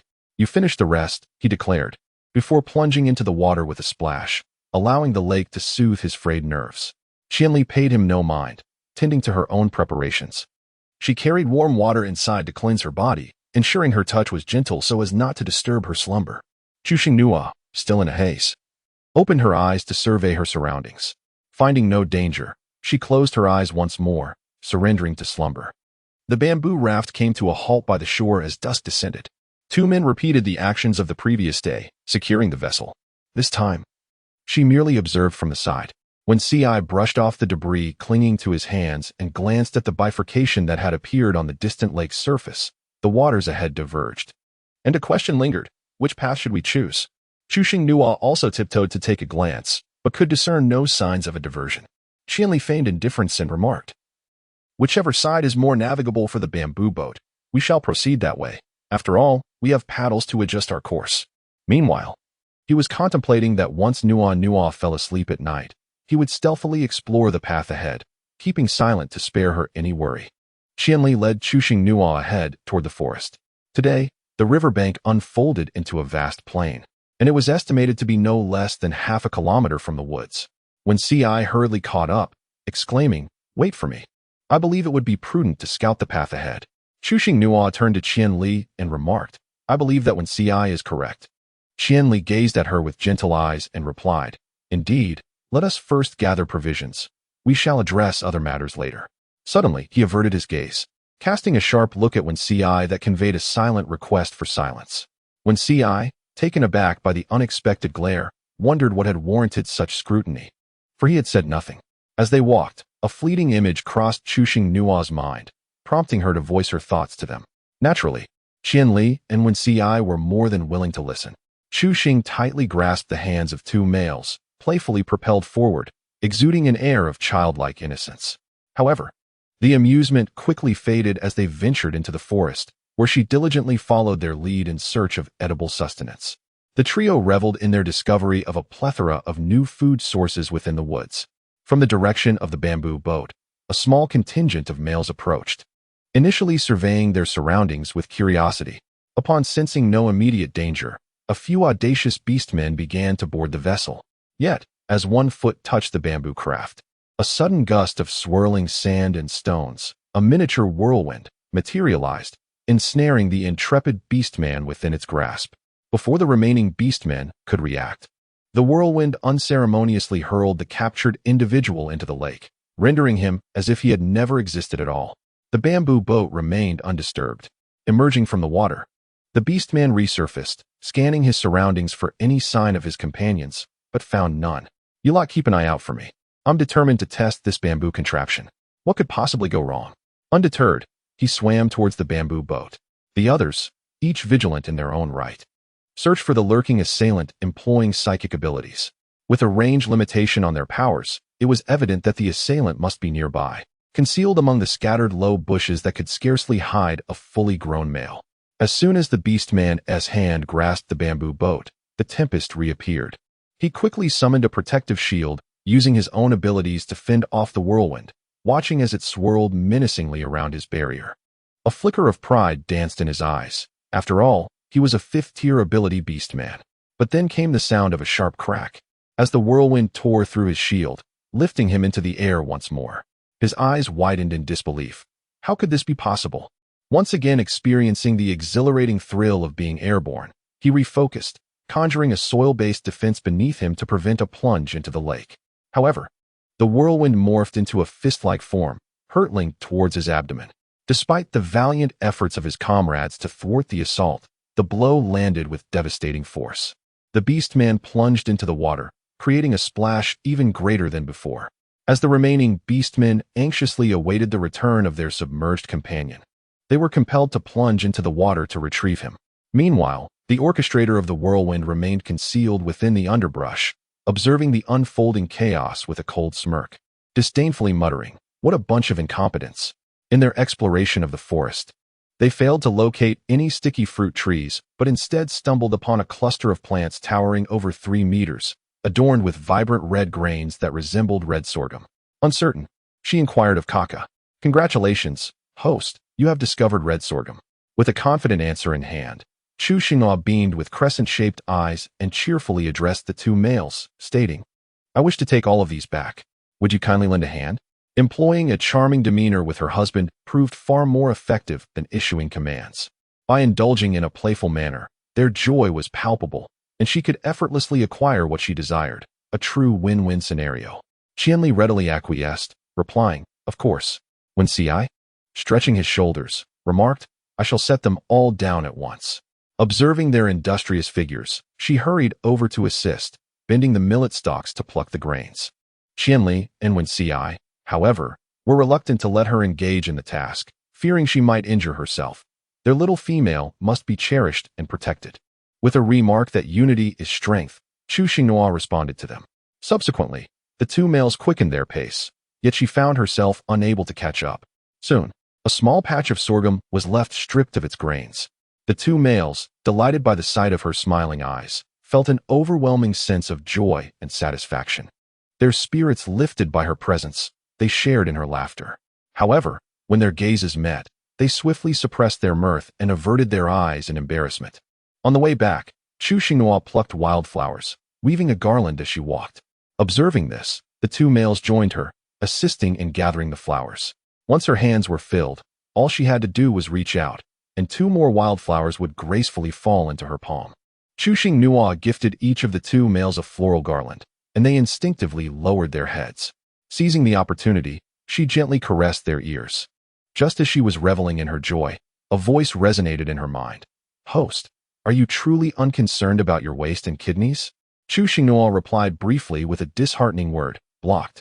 Suddenly, Qianli pulled Chu Xinghua behind him, 20 meters away from the bamboo boat. In Chapter 65, Eating White Rice, he observed numerous lingering footprints near the bamboo vessel, particularly on one side, as if someone had ventured into the lake.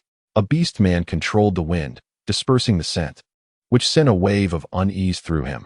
With a furrowed brow, he set down his backpack, gently pushed her into Wen Ci's embrace, and strode forward with measured steps to investigate.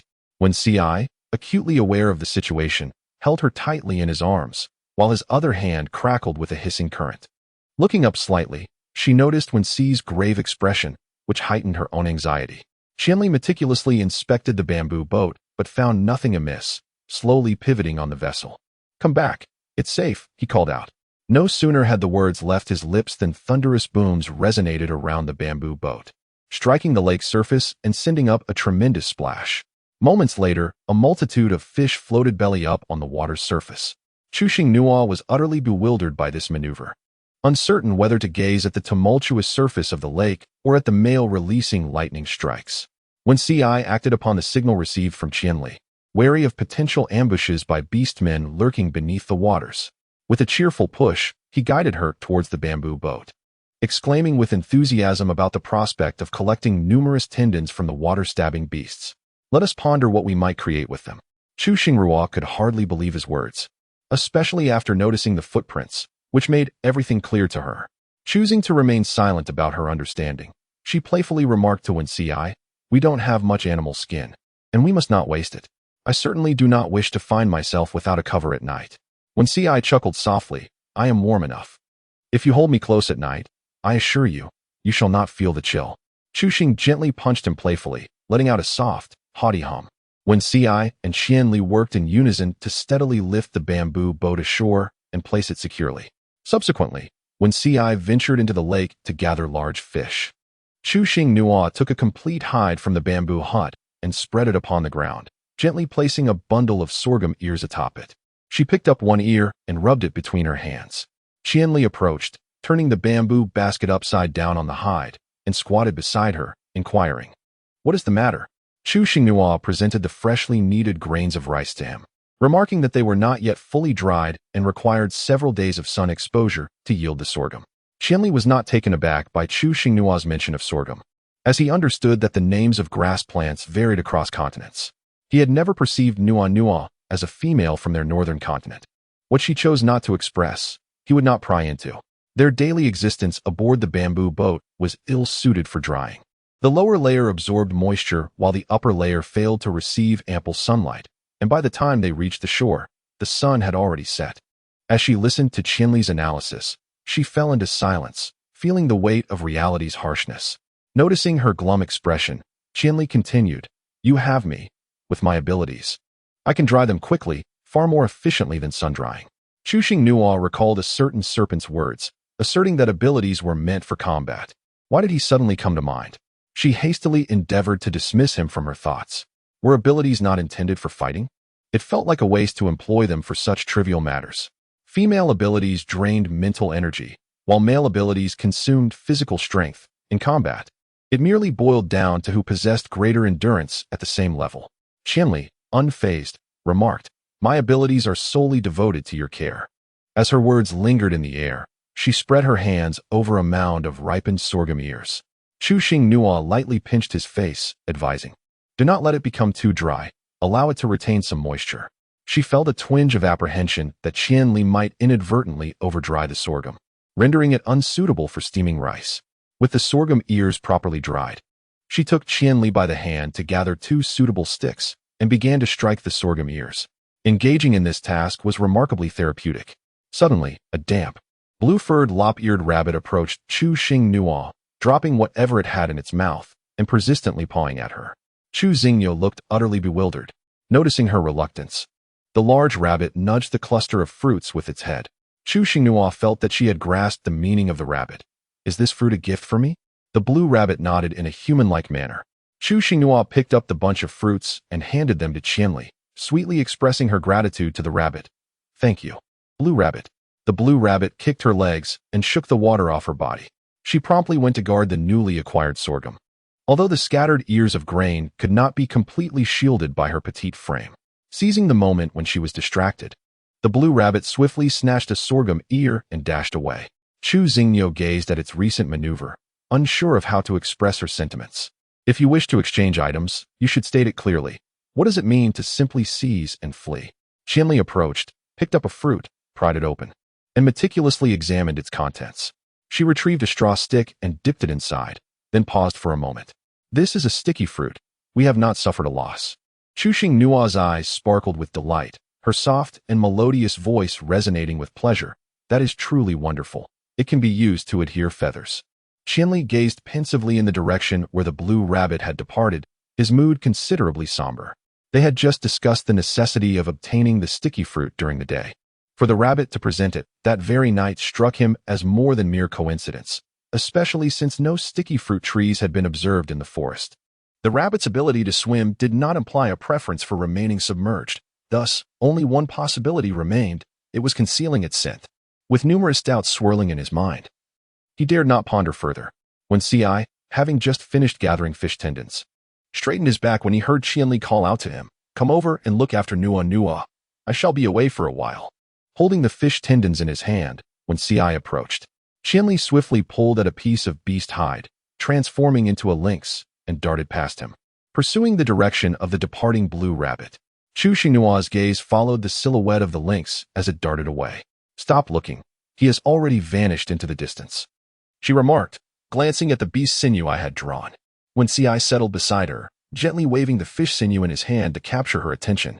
"Chu Xingyo, put it away for now. It won't be needed for the time being." The fish tendons were casually placed aside by Ci, who then took the wooden stick from her hand and said, "Let me do it." With a series of rhythmic clinks and clatters, the sorghum ears were soon all processed. In the absence of a winnowing basket, a bamboo lid was employed as a substitute to shake off the chaff, and the remaining sorghum grains were stored in the bamboo basket. When Ci scooped a handful of sorghum grains, examining them closely, these grains appeared somewhat different from those I had encountered before. Upon hearing this, Chu Xingnua became intrigued. "What did it look like when you encountered it before?" When Ci, pinching a grain of rice, responded, "It had a golden yellow shell, and within it lay a long, slender grain of white rice. Females indulge in it once or twice each month. Such sustenance is exceedingly rare.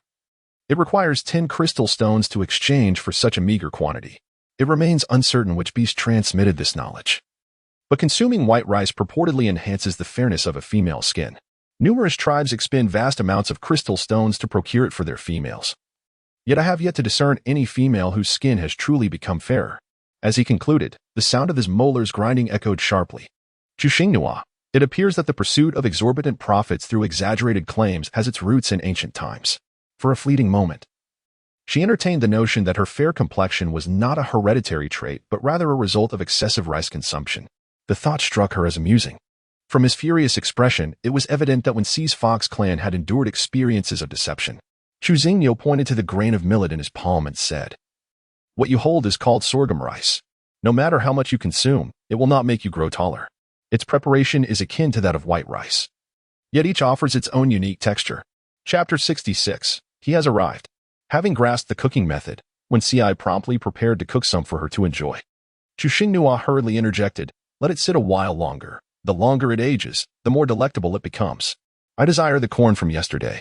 Wen Ci promptly gathered firewood to kindle a flame, only to find the absence of a container rather awkward. Cooking for Qianli was rather straightforward. Requiring no vessels at all, any rough bamboo tube would suffice to hold the ingredients, which could be effortlessly prepared using his abilities. Wen Ci reassured, no worries. We shall roast the corn. Chu Xinghua peeled the corn, gesturing for him to skewer it with a branch. With a snap of his fingers, a small bolt of lightning struck the dry wood, igniting a flickering flame. Wen Ci commenced roasting the corn, noticing Chu Xinghua's boredom. With a gentle tug, he pulled her into his embrace. In a moment, I shall take you to play in the water. Chu Xinghua adjusted herself into a more comfortable position. Nuzzling against his neck, I do not fancy rivers and lakes. Perhaps I might consider the sea. Wen Ci pressed a gentle kiss upon her slightly parted cherry lips. If you do not like it, we shall not go. We can indulge in other pursuits. Chu Xingru grasped his large fluffy tail, playfully caressing it while reminding him, make sure to roast it properly. Burnt corn tastes bitter and unpalatable. Having such a plush companion nearby was truly delightful. As her partner, she could indulge in her affection without any reservations. For someone enamored with all things fluffy, it was a remarkable blessing. Wen Ci's face gradually flushed, warmth creeping up to the nape of his neck, while his lotus petal-colored eyes flickered in the dance of the flames. It should be done by now. Chu Xinghua clutched the large tail, offering a perfunctory nod. Wen Ci casually inserted the roasted corn into the ground. Gently caressing her flawless, pristine face, and in a deep voice, inquired, is it enjoyable? With her delicate eyelashes fluttering, Chu Xingyu responded in a somewhat adorably dazed manner. Yes. I like it very much. Wen Ci gazed at her with an inscrutable expression for a moment before saying, first, let us enjoy our meal. I shall hold you later this evening. Once the corn had cooled, she remained nestled in Wen Ci's embrace, savoring the ordinary roasted corn with unabashed delight. Wen Ci occasionally picked up the fallen corn kernels scattered about. Her charming little face, smudged with remnants of her feast, prompted him to gently wipe it with his fingertip.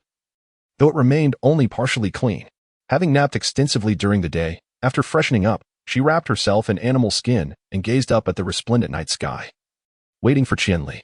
Yet, she fell asleep without ever seeing Qianli return. On the following day, the bamboo boat glided along as usual. And as they approached a fork in the river, they chose the left path. Two strong men gripped the oars tightly, their strokes vigorous, ensuring that the bamboo vessel did not veer into the rushing waters to the right. Everything appeared to be proceeding smoothly until a sudden dull thud resonated from beneath the bamboo boat, causing it to jolt as if it had struck a hidden rock. Chu Xinghua was in the bamboo hut, delicately adhering feathers, when a sudden jolt caused the sticky juice in her hands to splatter onto the ground. Startled, she hurriedly sought a secure spot to place the sticky fruit. Yet, the ordeal was far from over, for the bamboo boat, in close proximity to the bifurcation point, collided directly ahead, resulting in another jarring bump. The vessel, now uncontrollable, veered off course, switching its bow and stern as it entered the right-hand channel. Despite the two males' frantic attempts to stabilize it, their efforts proved futile. Fortunately, once the bamboo boat navigated into the right channel, no further incidents occurred. Only then did the two males relax their taut nerves, reassuring themselves that the tumult was merely the result of a multitude of large fish thrashing about at the confluence. As the bamboo boat steadied, Chu Xinghua emerged from the hut, and Qianli promptly approached to assist her.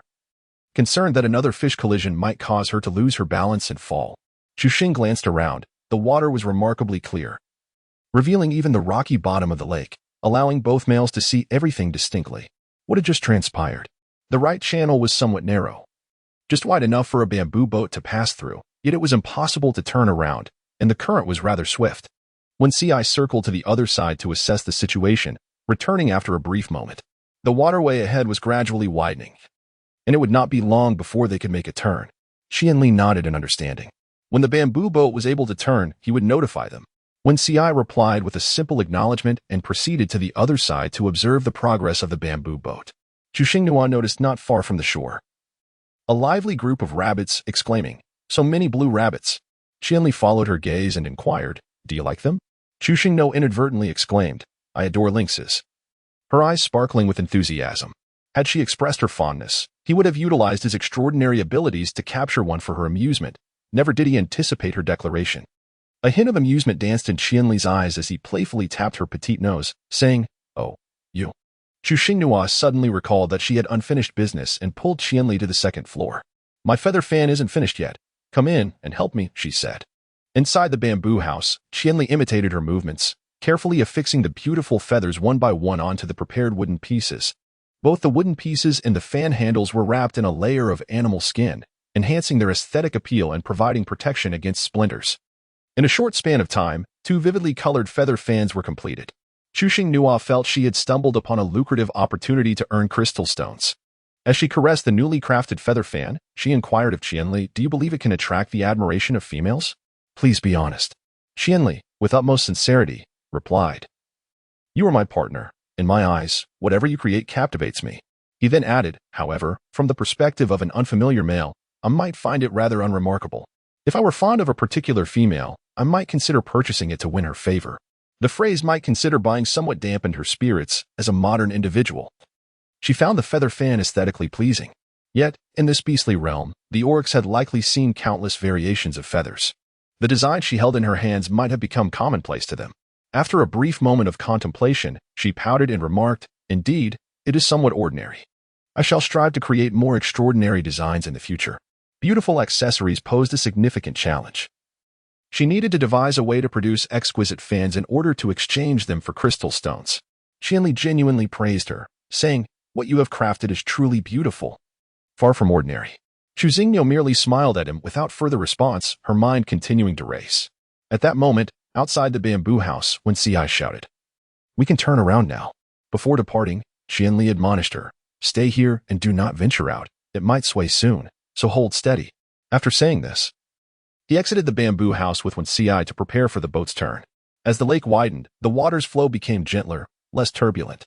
The 2 males effortlessly adjusted the boat's direction, and the bamboo vessel continued to glide smoothly. She held a fan in her hand, gently waving it while gazing ahead, contemplating what type of fan females might prefer. Suddenly, a male with flowing, fiery red hair emerged from the lake, his gaze fixed intently upon her. The bamboo boat seemed to be anchored in place, no longer drifting. The 2 males positioned themselves protectively in front of the bamboo house, their bodies tensing in a state of vigilance, as an invisible yet palpable sense of pressure emanated from the other party. Chapter 67. The Acquisition of 2 Ice Sculptures. Qianli was the first to break the eerie silence, saying, "If the bamboo boat is blocking the way, we shall leave." Xingchen appeared oblivious, clutching a package encased in ice, slowly approaching the bamboo boat. Upon discerning the masculine visage before her, Chu Xingniu was so taken aback that the feather fan slipped from her grasp, as if she had foreseen the fate that awaited her, swallowing hard. They had been away for so many days. How could he have pursued them so swiftly? Her mind began to spiral into disarray. The 2 males fixed their gaze on the approaching serpentine beast, simultaneously wielding their powers to launch a flanking assault on the star. Yet, the star exhibited no inclination to evade. Their abilities met the onslaught head-on. In a tone imbued with icy indifference, they declared, "Conserve your energy. You cannot harm me." Observing the little female's growing fear of him, the star's expression softened slightly, and with a subtle beckoning gesture of his hand, he summoned Chu Xingniu closer. "Come here." As Chu Xingniu gazed into the deep, pool-like eyes of Xingchen, a cryptic emotion shimmered within them. She understood that should she choose not to step outside, Xingchen possessed the means to draw her out. Thus, it was wiser to comply for now, as there would be further discussions to come. "Xingchen, have you come to seek me for something?" she inquired, taking a step toward the bamboo cottage. However, Wen Ci swiftly intervened, enveloping Chu Xingniu in his embrace, and murmured, "Do not go." Upon observing the cold demeanor of Xingchen, Chu Xingniu struggled briefly in Wen Ci's embrace and gently reassured, "It's all right. Just be calm and release me for the time being." If he intended to act, he would not have waited until now. Who can say for certain what might transpire? One thing she could ascertain was that if she did not approach soon, Xingchen would be oblivious to his intentions. Chu Xing gently released Wen Ci's arm and strolled towards Xingchen, kneeling down to adjust her skirt. "I have arrived." Xingchen instinctively ran her fingers across her cheek. The familiar sensation as delightful as ever. Chu Xingniu exhibited no signs of resistance. After the little female departed from him, Xingchen observed that her eyes sparkled with brilliance, and her complexion appeared significantly brighter. He presented her with a gift, handing over the bundle containing ice. Under the subtle indication of his gaze, Chu Xingniu placed the burden onto the bamboo boat and unveiled its contents, revealing silken garments and crystalline stones, items that unequivocally belonged to her. These possessions ought to have been in Uncle Jili's custody. How could they have ended up in Xingchen's hands? Reluctant to harbor negative thoughts about him, she ventured to inquire, "How did these come to be in your possession?" Xingchen regarded her intently, his tone softening slightly as he replied, I acquired them from the old fox. A sudden wave of foreboding washed over Wen Ci, her teeth clenched as she retorted. What have you done to Uncle Geely and the others? Xingchen's eyes darkened with a chilling glare. They were exceedingly noisy. A frigid aura surged toward Wen Ci, creeping up from her feet without granting her the opportunity to resist. Even Qianli, using his extraordinary abilities, was unable to dissipate this chilling presence. Watching helplessly as Wen Ci transformed into a frozen statue. Nor, keep your distance from him, he warned. Chu Xingru, perplexed, turned to see Qianli utilizing his extraordinary abilities to continuously entwine around the icy statue of Wen Ci, attempting to melt the frozen form. Chu Xingnua, disregarding her fear, raised her voice several notches in her anxious plea to the stars. He is my partner. Do not harm him. Release him at once. Qianli, fearing that Chu Xingnua's outburst might incite the wandering beast, attempted to summon her with his powers. However, before his abilities could reach her, he was abruptly encased in ice. Ultimately, he too succumbed, transforming into a frozen statue. The stars, with a gaze as cold as ice, regarded the two entrapped males and remarked, they are far too noisy. In her urgency, Chu Xingyo nearly forgot about her extraordinary abilities, momentarily disregarding the potential exposure of her identity as the female protagonist. With fervor, she commanded Xingchen to release them and swiftly retreat in the opposite direction from the bamboo boat. The instant her words echoed in the air, the icy confinement that ensnared the two males dissipated. A glimmer of joy sparked in her brow. Indeed, her powers were remarkably effective. As she rose to her feet, she felt a sudden tightening around her waist, and in the blink of an eye, she found herself cradled in a warm embrace, already several meters away from the bamboo vessel. Glancing back, she noticed the two males plunging into the water, pursuing her with determination. Chu Xing was bewildered. How could he leave and take her along as well? Chu Xingyo commanded the stars once more, return me to the bamboo boat. For a brief moment, the stars hesitated before swiftly moving in the opposite direction of the bamboo vessel. Damn it! Disobedient. How could this extraordinary ability malfunction? Chu Xing gently implored the stars. Take me back swiftly. I fear the water's creatures will bite me. Please return me at once. Upon hearing her words, the stars shifted from a single arm embrace to a princess carry, ensuring that her feet would not touch the water. Chu Xingyo, do you comprehend why you do not adhere to every instruction?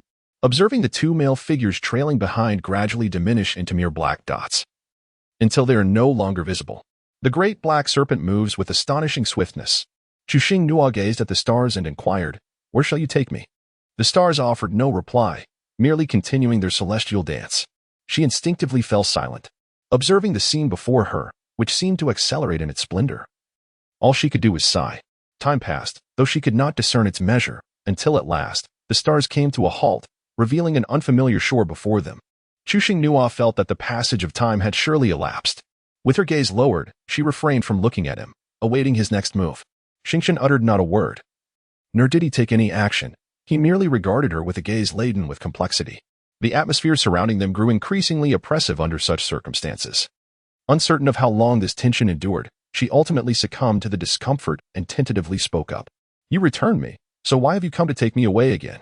Xingchen himself grappled with the inexplicability of the situation. He found himself suddenly overwhelmed, a persistent voice in his mind urging him to depart.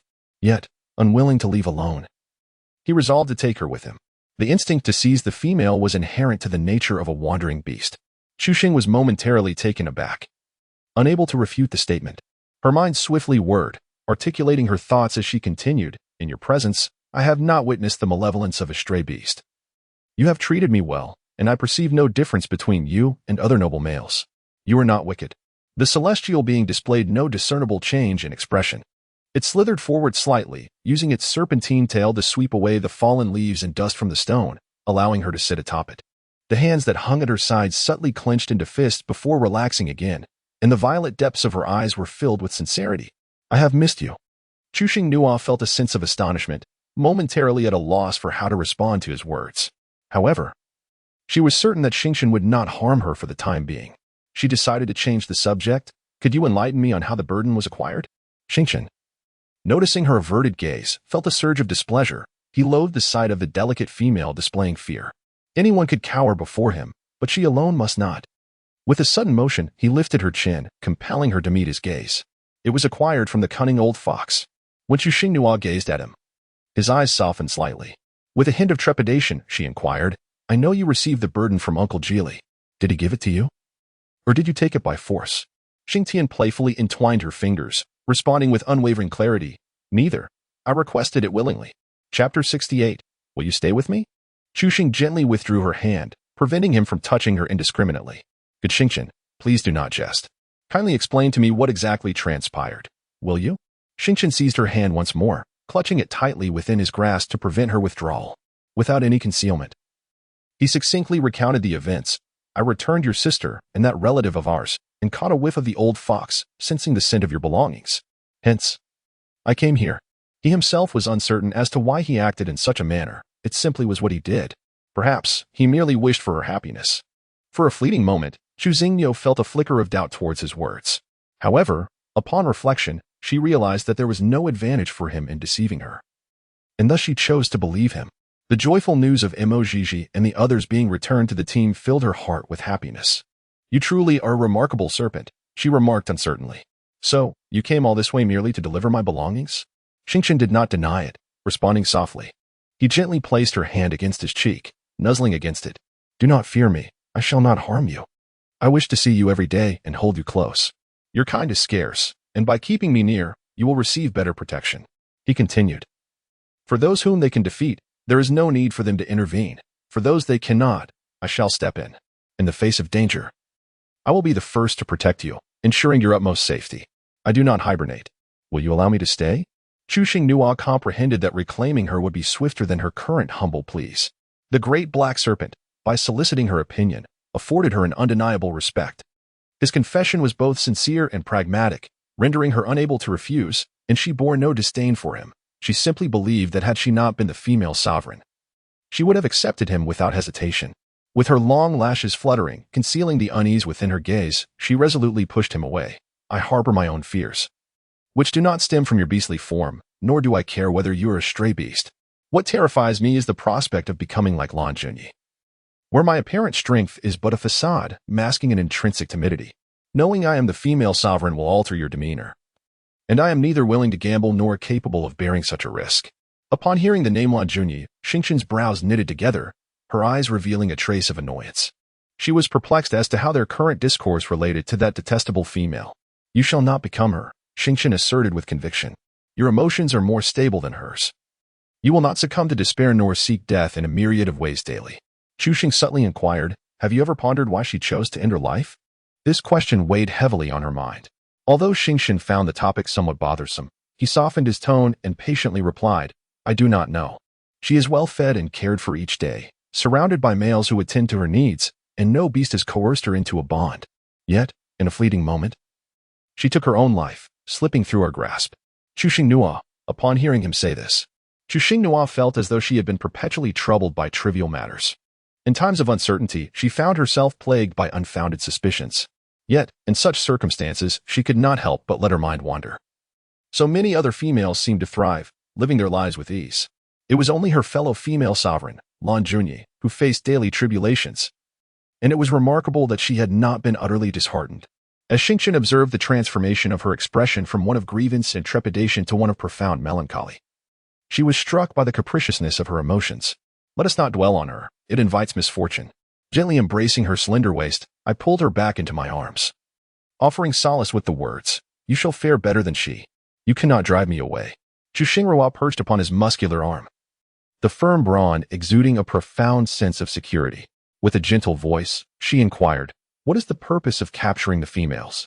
After Star answered her question, they continued their journey deeper into the forest. Indeed, the altar lacked female members of the Serpent clan and the Beastman, which meant that the wandering females of the Beast clan were devoid of any calming presence. This scarcity of soothing energy prompted the need to seize the females. Chu Xing nodded knowingly, sensing that the stars were about to whisk her away, and began to struggle. Where are you taking me? Please, stop. At this pace, when would her partner be able to catch up? The stars gently caressed her spine and succinctly replied, to find food. Once the food is gathered, return me home. I long to be beside my partner. I have been away for too long, and they must be worried. Chu Xing recalled the bamboo boat drifting solitary in the lake. With all her collected food and supplies aboard, a pang of regret washed over her. In a soft voice, she implored, could you please retrieve the bamboo boat? You cannot refuse. You must be obedient while you stay by my side." Upon hearing this, the stars felt a surge of joy within, their eyes shimmering with delight. Rest assured, nothing will be left behind. Chu Xingyo remained silent, accompanying him in the search for sustenance while subtly observing the stars. Feeling her gaze upon him, Xingqian turned his head, a charming smile gracing his lips, enchanting in its allure. It was the first time the young female had gazed at him for such an extended duration. Rays of light filtered through the dense canopy above, casting a gentle halo around his handsome figure. The lynx and the large fox trailed behind, baring their teeth and issuing low growls as warnings to Xingqian. At the sound, she turned her head and beheld two damp, plush figures before her. "You have arrived," she exclaimed. Xingqian knelt to set her down, watching with a hint of melancholy as she dashed towards her companion. The anger in Wen Xi's eyes surpassed that of Qian Li's, wishing fervently to obliterate the stray beast with nothing but a glance. In that fleeting moment of her approach, the two large, plush figures simultaneously transformed into humanoid forms, leaving a small puddle on the ground from their metamorphosis. Qian Li dried himself with his innate powers and enveloped Chu Xingyo in his embrace, carefully inspecting her for injuries before releasing a sigh of relief. The chapter is not yet finished. Please turn to the next page to continue enjoying the captivating content. Gently stroking her inky hair, he asked, "Were you frightened?" Without a moment's hesitation, Chu Xinghua shook her head. "Xingqian simply brought me out to discuss a few matters. I was not frightened, so please do not worry." She gently tugged at Wen Xi's hand. "Do not be upset, brother Wen Xi. I cherish your gentle nature." Wen Xi gradually reined in his emotions, offering her a soft smile, yet his gaze turned sharp as he looked towards Xingqian. "Chu Xinghua, my previous words were uttered in vain. Xingqian does not seem like someone who would offer an explanation to Wen Xi. It is rather up to her. Xingqian has already released Sister Zhizhi and Hai Qiao, and Uncle Ji Li should be escorting them back to their clan." Wen Xi regarded Xingqian with a mixture of skepticism and belief. Xingqian's cold eyes flickered slightly as she cast a sidelong glance at Wen Xi before diverting her gaze elsewhere. This demeanor certainly made it difficult for one to refrain from feeling irked. Chu Xinghua was momentarily at a loss for words. With a tone reminiscent of playful petulance, she inquired of Wen Xi, "Are you going to return and take a look?" Wen Xi, not want to back down, shot a fierce glare at the back of Xingqian's head before turning to Chu Xinghua with a softened expression, saying, "I will follow your lead. Males in a bond seldom depart from their partners unless compelled to do so. Let us return. I wish to meet your father and mother, and also to glimpse your former living environment." Chu Xinghua harbored no interest in any particular race. Her sole desire was to ease Wen Hu's concerns. Wen Xi found it difficult to articulate his emotions at that moment. His little one was truly remarkable. He stated, having come this far, it would be a waste of time to turn back. "I will send a message with the eagle beast to inquire about the situation. Let us continue on our journey." Chu Xinghua said, "Listen to me. I told you to go back, yet you refuse. Do you truly wish to return or not?" Chapter 69. He has arrived, Part 2. Xingqian turned to Chu Xinghua, his violet eyes brimming with an indescribable sorrow. It was one thing for them not to trust him. But why did the little female also harbor doubts? Did he truly seem so unworthy of their faith?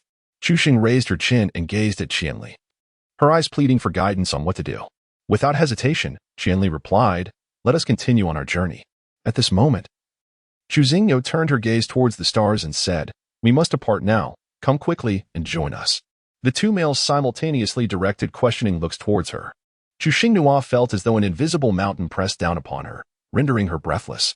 Wen Xi was the first to voice his opposition, even in anger. His tone remained gentle towards her. "No, you cannot choose him. When the wandering beasts mate unhappily, they torment the females, and if they are hungry, they may even devour them. Furthermore, he possesses two, and you would not be able to endure it." Chu Xing glanced at the two fingers raised by Wen Xi, a flicker of discomfort crossing his lips, which was rather intimidating. "Have you truly witnessed my mating?" Xingqian retorted coldly. Wen Xi felt a lump in his throat. Indeed, he had never observed the serpent beast before him, yet he had encountered other serpent beasts in the throes of their mating rituals during his past hunts. Precisely as he had just described, he let out a light scoff, remarking, "As a stray beast, you are hardly in a superior position." In that fleeting moment when the gazes of the two males locked, an invisible tension ignited in the air. Chu Xinghua sensed an imminent conflict and hurriedly exclaimed, "We must not quarrel." Although the orcs held a generally unfavorable view of the stray beasts, her impression of Xingqian was quite positive. If Wen Xi continued to provoke, she was uncertain whether Xingqian would resort to violence. She continued, Every race possesses its own virtues and vices. We cannot condemn all beasts indiscriminately. We must first interact with them before passing judgment. Her words piqued Wen Xi's curiosity. What kind of rod is so formidable that it can slay all beasts? I would like to procure it for use. Chu Xingnua. Qianli finally withdrew his gaze and slowly spoke. Do not ask indiscriminately. Heed Nua's words. The authority to choose the beast husband lies with the females. They can only offer suggestions. Whether to heed them is entirely the female's prerogative.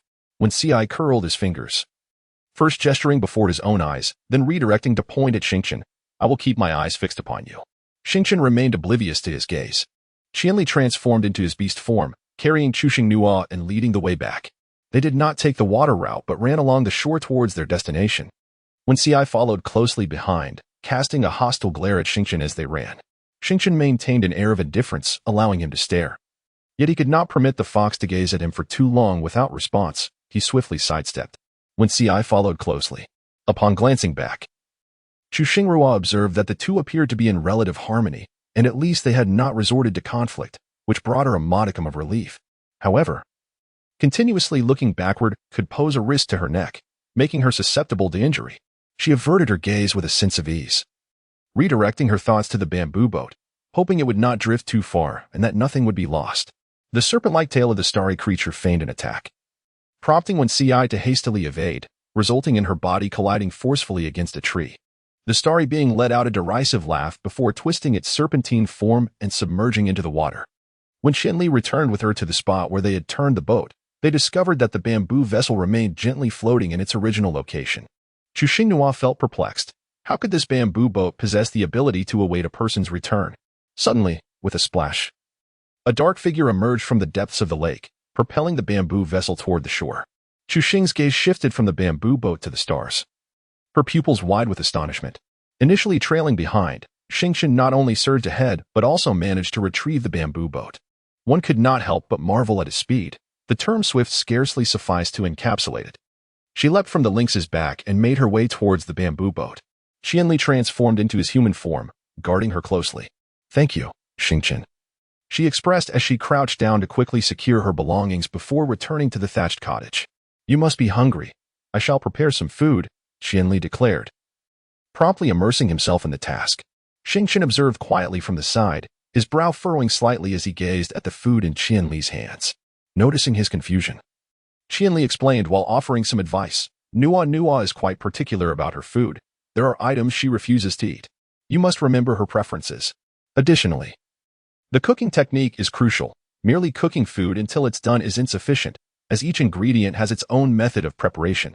Xingqian's cold gaze subtly shifted, focusing on the loquacious lynx before him, and he replied with a simple, Qianli bore no ill towards Xingqian. He merely wished to spare Nua any discomfort. If she insisted on keeping the serpentine beast, then so be it. They would attempt to cultivate a sense of normalcy and gradually coexist. Chu Xingnua placed her burdens down and emerged from the bamboo cottage, taking a seat beside Qianli. She offered a gentle smile to Xingqian, patiently awaiting her meal. Qianli sliced the roasted delicacies and carefully arranged them into a bamboo bowl, presenting it to her. Xingqian, with her keen eyes, spotted a large fox approaching from a distance and remarked to the food-engrossed Chu Xingnua. I have pushed the bamboo boat to the center of the lake. Chu Xingnua swallowed her food and nodded in agreement. All right. As soon as her words fell, Xingqian steadily propelled the bamboo boat towards the center of the lake. The fallen leaves along the shore were too numerous. The center of the lake was preferable.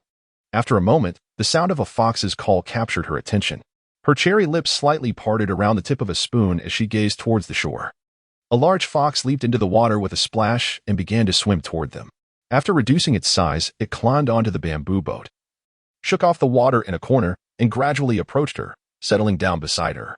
Its gaze fixed on Xingqian with a hint of hostility. From a distance, he had seen the bamboo boat anchored by the shore, and as he drew closer, he was pushed towards the center of the lake by a snake. Why are you so slow today? Chu Xingnua reached out to stroke the fox's head, only to find her hand damp. The texture was far from pleasant. She turned to Qianli and said, Please help him dry off.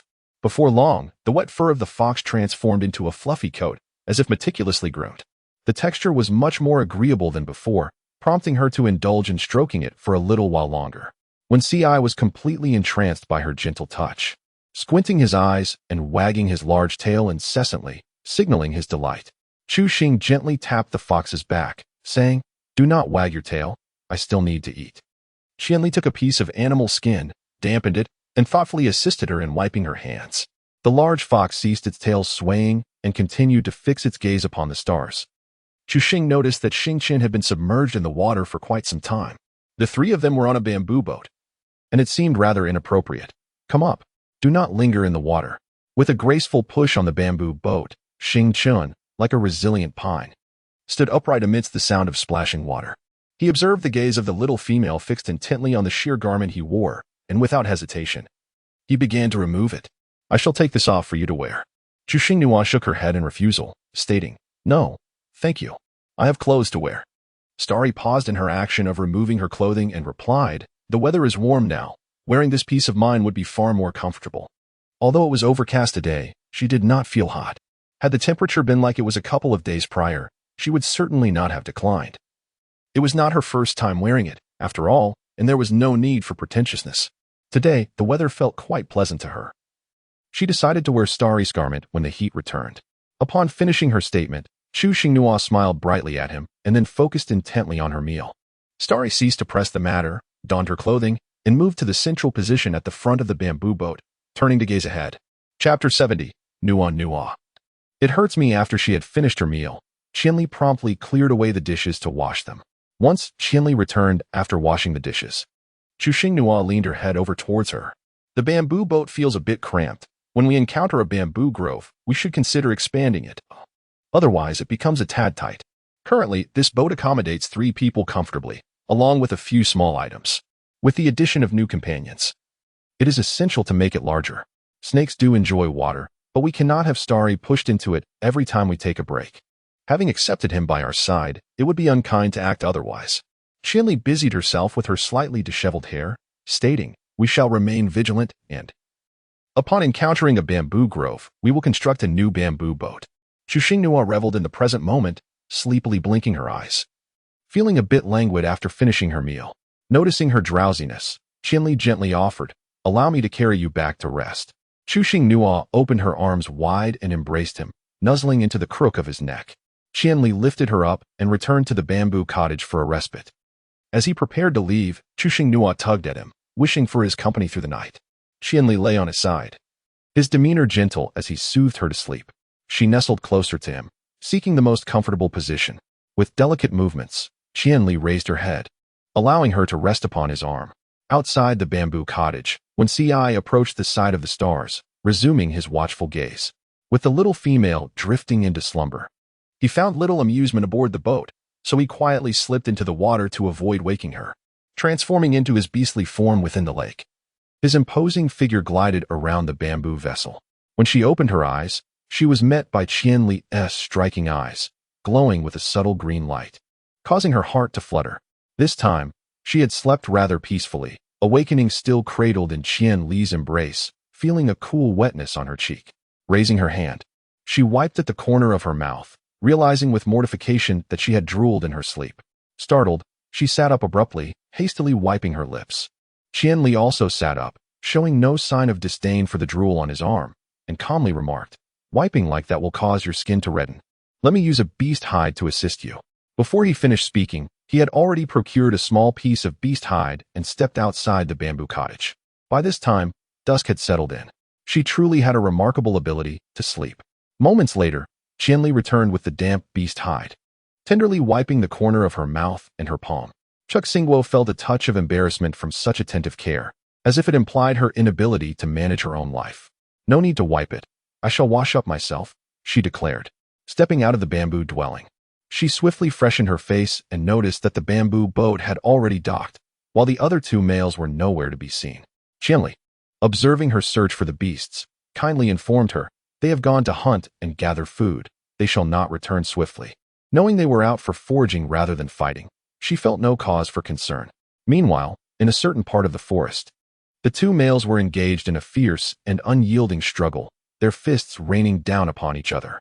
Chu Xinghua raised her hand to cover her mouth and stifled a yawn. Then, Qianli spoke again. Nua, there are some matters I wish to discuss with you."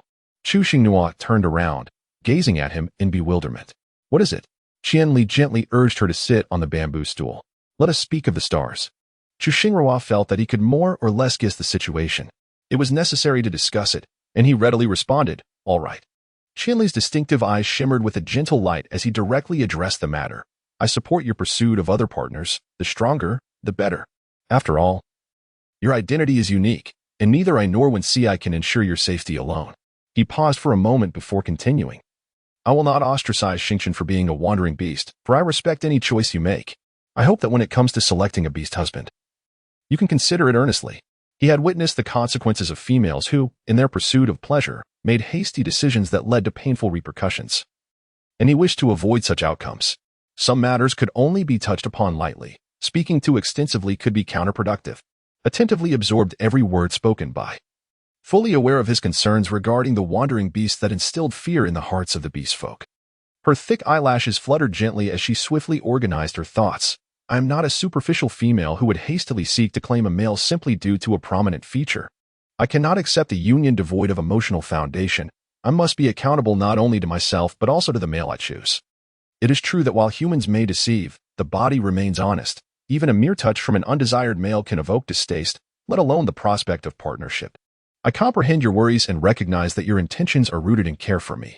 Thus, I do not wish to impose the acceptance of upon you at this moment. Let us take our time to coexist and adapt to one another." She pondered whether grasped her meaning, hoping she had not misused her words. She felt somewhat inadequate in her expression. The presence of each individual is inevitable. To remain is destined, while departure holds no significance. Understood her sentiment and gently ruffled her hair. "Indeed, you are quite right. However, it is still essential to converse with. He is a male residing within the tribe, harboring an innate hostility towards wandering beasts. Should there come a day when he and clash, I hope you can comprehend the situation. Amongst other females, males often engage in conflict over status and companionship, which is deemed normal in the eyes of other beast folk. Yet, I sense that this manner of interaction is not to your liking. Therefore, he has refrained from fighting with." Continued, adding, "In fact, fighting can also serve as a means for males to bond, provided it does not escalate into true violence. It can be overlooked to a degree." He uttered this statement after hearing muffled curses from the woods, and although he could not decipher every word, he could surmise that and were embroiled in a quarrel. Chu Xing flashed him a sweet smile, her eyes seemingly conveying the message that he understood her best. "I will converse with the two of them." Striving to foster a harmonious relationship. There are myriad ways to cultivate connections. Resorting to conflict is certainly not one of them.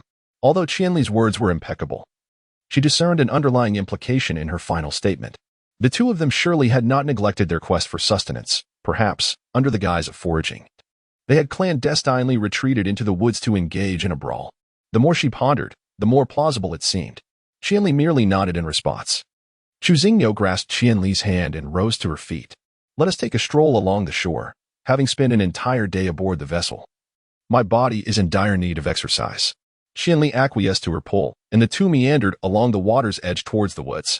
Throughout their walk, Qianli endeavored to engage her in conversation, hoping to divert her attention and prevent her from venturing deeper into the forest. Chu Xinghua was certain that her conjecture was indeed correct. Qianli anticipated her inquiry, preventing her from voicing her question, and leaned in to kiss her instead. She initially resisted slightly, only to find herself ensconced firmly in his embrace. His tender, delicate kisses traversed from the corner of her lips to her cheeks, and then to her brows, continuing their descent. Nua, don't mind them, just tend to my pain, will you?" Qianli gently held the soft bun, bringing it to her lips for a tender bite. "Thank you, my dear ones, for the little gifts you've sent." Chapter 71. The advantages are all seized by this serpent.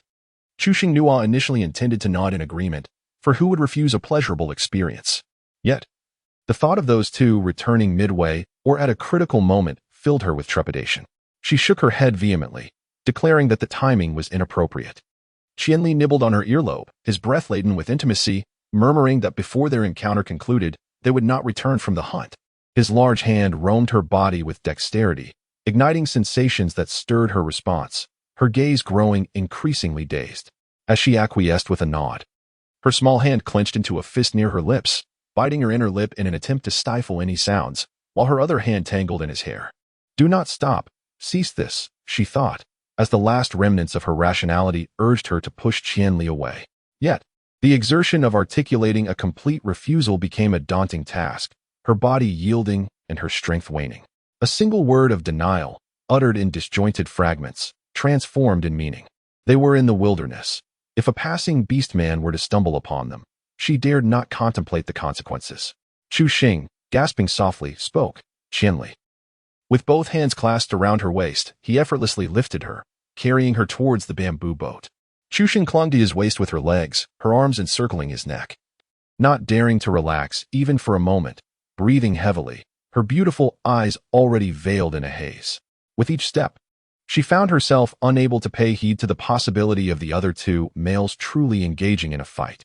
Inside the bamboo boat, the young girl was gently placed into a nest, her ink-black hair slightly tousled, and the touch of skin elicited a melodious, enchanting sound from her lips. The sense of emptiness caused her to pout in dissatisfaction, her delicate, boneless hands gliding over his abdominal muscles, her glistening eyes shimmering with a dreamy light. I want. Upon hearing these words, the desire flooding Chu Xing's gaze intensified, leading her to indulge in a passionate kiss. She resolved to give it a try herself. Chu Xingnua's clumsy attempt revealed her limitations, and her beautiful eyes brimmed with a hint of grievance as she looked at him with a pleading gaze. Qianli pressed a gentle kiss upon her brow, murmuring, I was wrong, I shouldn't have teased you. His tenderness flowed like water, yet an unwavering determination lingered beneath. After a night of shared intimacy, the following morning found her seated upon a wooden stool, her gaze fixated intently on Wen Ci, whose body bore the marks of bruises. Wen Ci felt a twinge of guilt under her scrutiny, yet his eyes remained steadfastly locked on the delicate markings adorning Chu Xingnua's neck, which had transformed from faint to vivid. Meanwhile, the lynx, taking advantage of his absence, indulged in a forbidden feast, its heart racing in turmoil. Chu Xing lowered her head, observing her surroundings but finding nothing of significance, instinctively tightening her coat. She then turned her gaze towards the large black snake gliding through the lake. The serpent sensed a pair of eyes upon it. With a twist of its head, its bulbous eyes locked onto the delicate orbs of the young female. It flicked its slender, crimson tongue, producing a hissing sound that echoed through the air. Chu Xingnua, I completely cannot comprehend the language spoken. She cast a glance at the exposed upper half of the serpent's body, noting the absence of scales in her line of sight. She gestured for the large black snake to turn in circles. The black serpent slowly circled in the water, even lifting its tail to display it to her. Chu Xingnu waved at the great black serpent, beckoning it to come forth. In an instant, the serpent transformed into human form, gracefully ascending onto the bamboo boat and approaching her side, where it came to a halt. Chu Xing nodded and said, Remove your upper garment. Allow me to examine for any injuries. The speed at which Xing Chun shed her clothing surpassed her words, the silk garment cascading gracefully onto the bamboo boat's deck. With broad shoulders and a slender waist, she embodied the quintessential inverted triangle. Her physique, completely exposed, revealed a skin tone even fairer than that of her companion, emanating a chilling aura of moisture. Chu Xingru, her mind devoid of distractions, scanned every inch of his body, finding no bruises. Wen Ci swiftly covered her eyes. His gaze fierce as he admonished Xingchen, Put it on now. No tempting the little one. The advantages were entirely in favor of this snake. Qianli, the one crafting the tale, also cast a glance over. In terms of masculinity, aside from being fewer in number, he was in no way inferior. Chu Xingnua, am I the kind of indifferent female? Such a thing could hardly entice her, especially considering its lack of charm. Xingchen cast a glance at Wen Ci and inquired of Chu Xingnua, Are you still watching? No, put your clothes on, replied Chu Xingnua. Wait a moment. Once you're dressed, don't go into the water, just stay on the boat. Xingchen paused in the act of dressing, thinking she might want to see again. But to his surprise, her words diverged from his expectations. The boat is too small. It would be cramped for me up here. And besides, I prefer to be in the water. Swiftly donning his attire, he leapt into the water, transforming into a giant python. Hearing the splash, Chu Xingnua reached to push aside the large hand obstructing her view, observing the sinuous movements of the giant python in the water. Sighing inwardly at his persistent avoidance of connecting with Wen Ci and Qianli, Chu Xingnua turned to Wen Ci and said, Come in with me.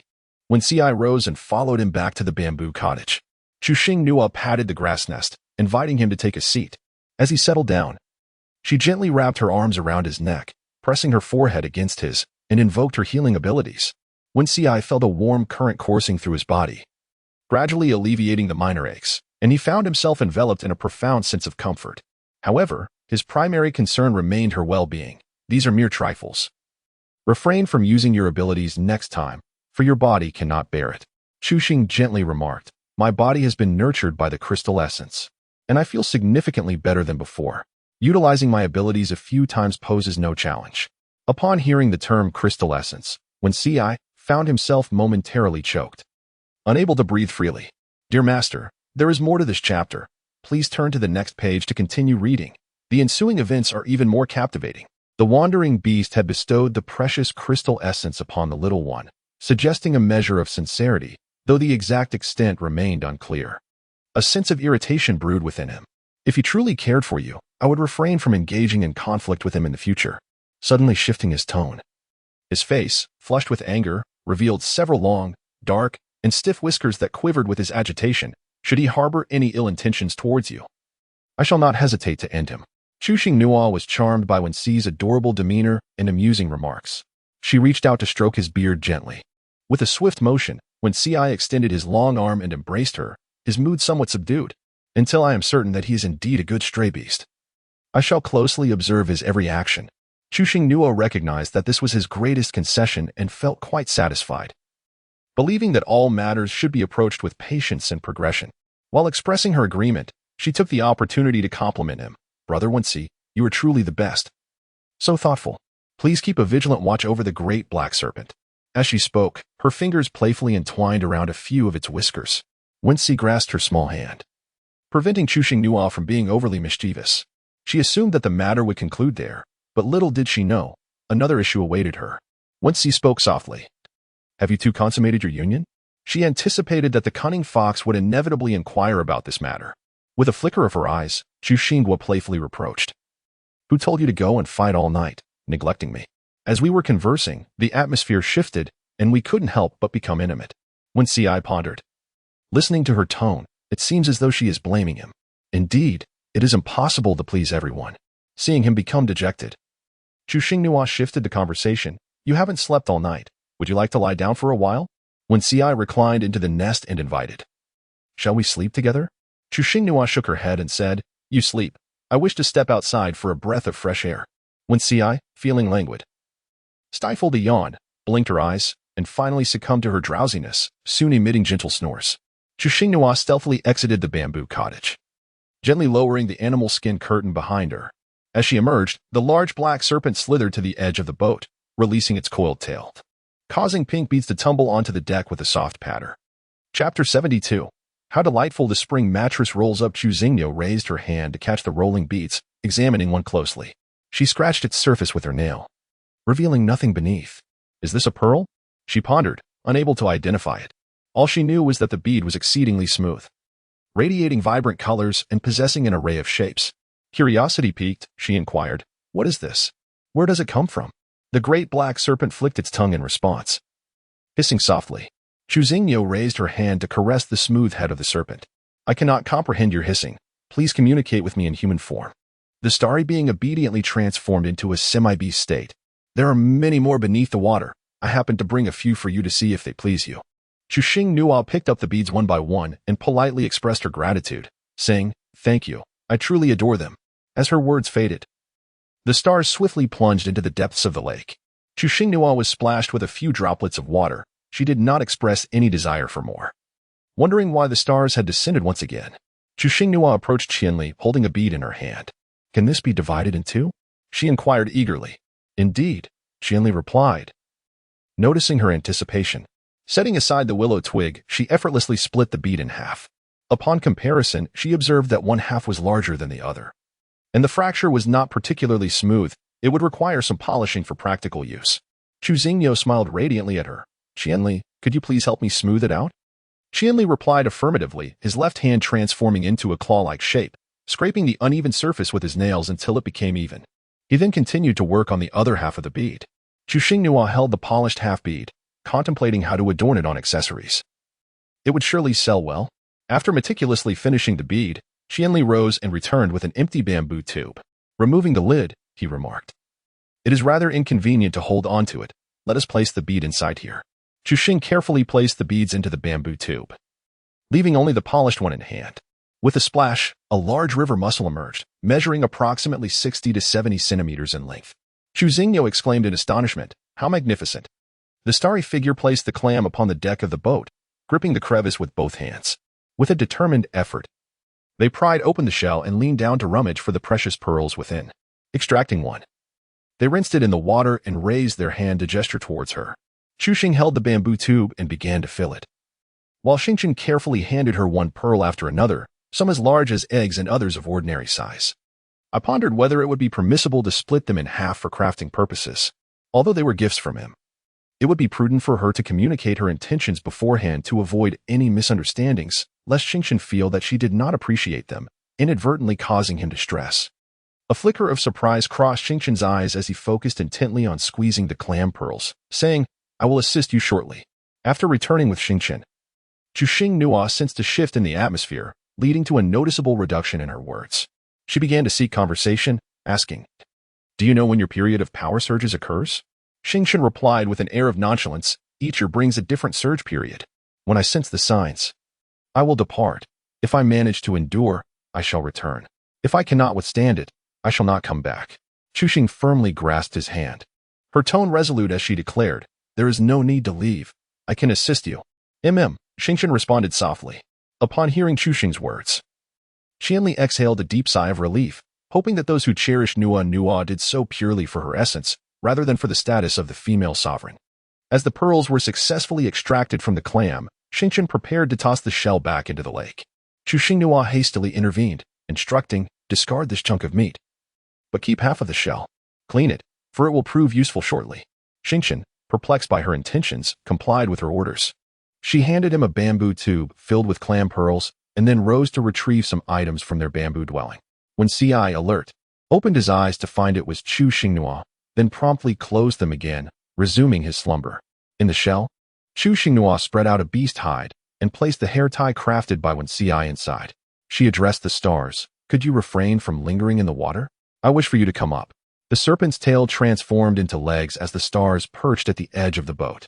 She beckoned to Qianli, who approached with 2 bamboo stools, offering one to the stars, saying, "Sit here." The trio gathered closely, and she selected a mix of smooth and oddly shaped pearls, instructing the 2 males to pry them open. The remaining pearls were covered and preserved. Qianli continued to extract the pearls from the shells. In contrast, the stars swiftly plucked a scale from her body, deftly slicing the pearls, each cut remarkably neat, eliminating the need for further polishing. Qianli quietly set aside the pearls in his hands, clearly realizing his skills were no longer required here. As Qianli prepared to depart, Chuxing Nua grasped his arm, saying, "I do not wish to work today. I will guide you shortly. Would you affix the pearls onto the hair tie for me?"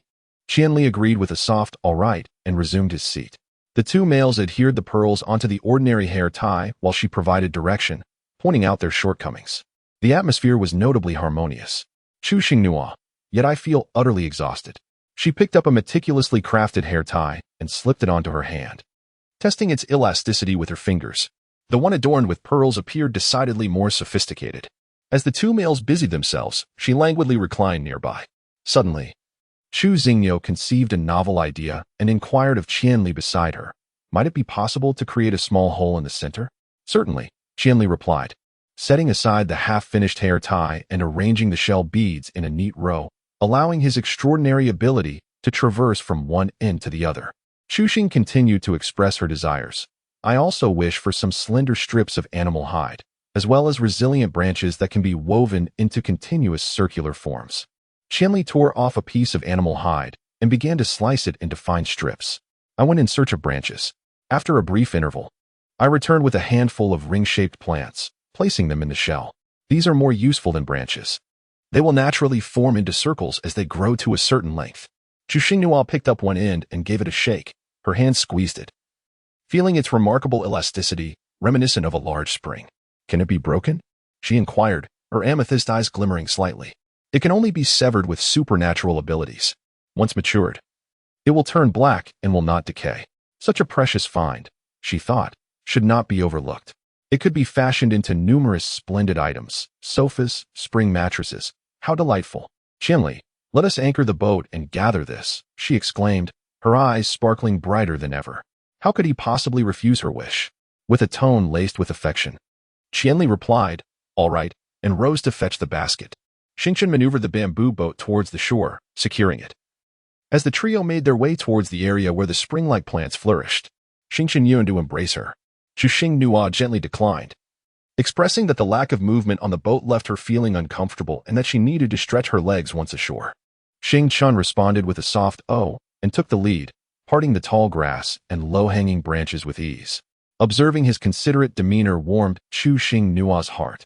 Her steps were small, especially in such a wild and overgrown area, prompting both males to instinctively slow their pace. The plant springs were not far from the shoreline.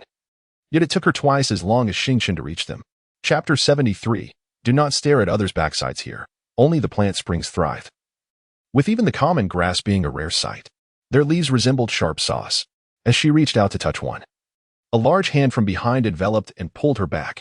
Their leaves are quite sharp, especially since your skin is delicate and should not be exposed. Chuxing Nua was a well-behaved child who readily heeded advice, promptly placing her hands back at her sides. You carry on. I shall merely observe, she declared, resolutely refusing to extend her hands. Two males beside her employed their extraordinary abilities, and soon, a cascade of plant springs descended, all settling near the roots. She glanced around, noticing some broken branches, and walked directly over to collect one, which fit perfectly in her grasp. Returning to her original position, she crouched down and began to use the stick to sift through the ground, collecting the branches and tossing them into her backpack. Qianli reiterated his advice. Do not pick anything up. We are here for that. Once they deemed it sufficient, the two males began to fill the backpack. To avoid witnessing the stark white spectacle, Chuxing Nua turned her back to them, drawing patterns on the ground with her stick. Once the collection was complete, both males were curious about Chuxing Nua's quiet engagement and, in unison, bent down to inspect the artistic creations of their little female. There, on the ground, were three distinct creatures, a large-faced feline with only its face visible, a small snake coiled like a pastry, and a creature bearing some resemblance to a cat. She murmured softly, the lynx should have little braids atop its pointy ears. With that, she added 2 strokes to the lynx's ear tips, feeling that the sideburns needed to be transformed into a braid. Qianli remarked, Is my beast form truly so unappealing? I have seen my reflection on the water. Do I not appear thus? Did she express dissatisfaction with his beastly appearance? The snake's tail, she mused, ought to have delicate flowers to enhance its charm, contemplating what embellishments would suit the large fox.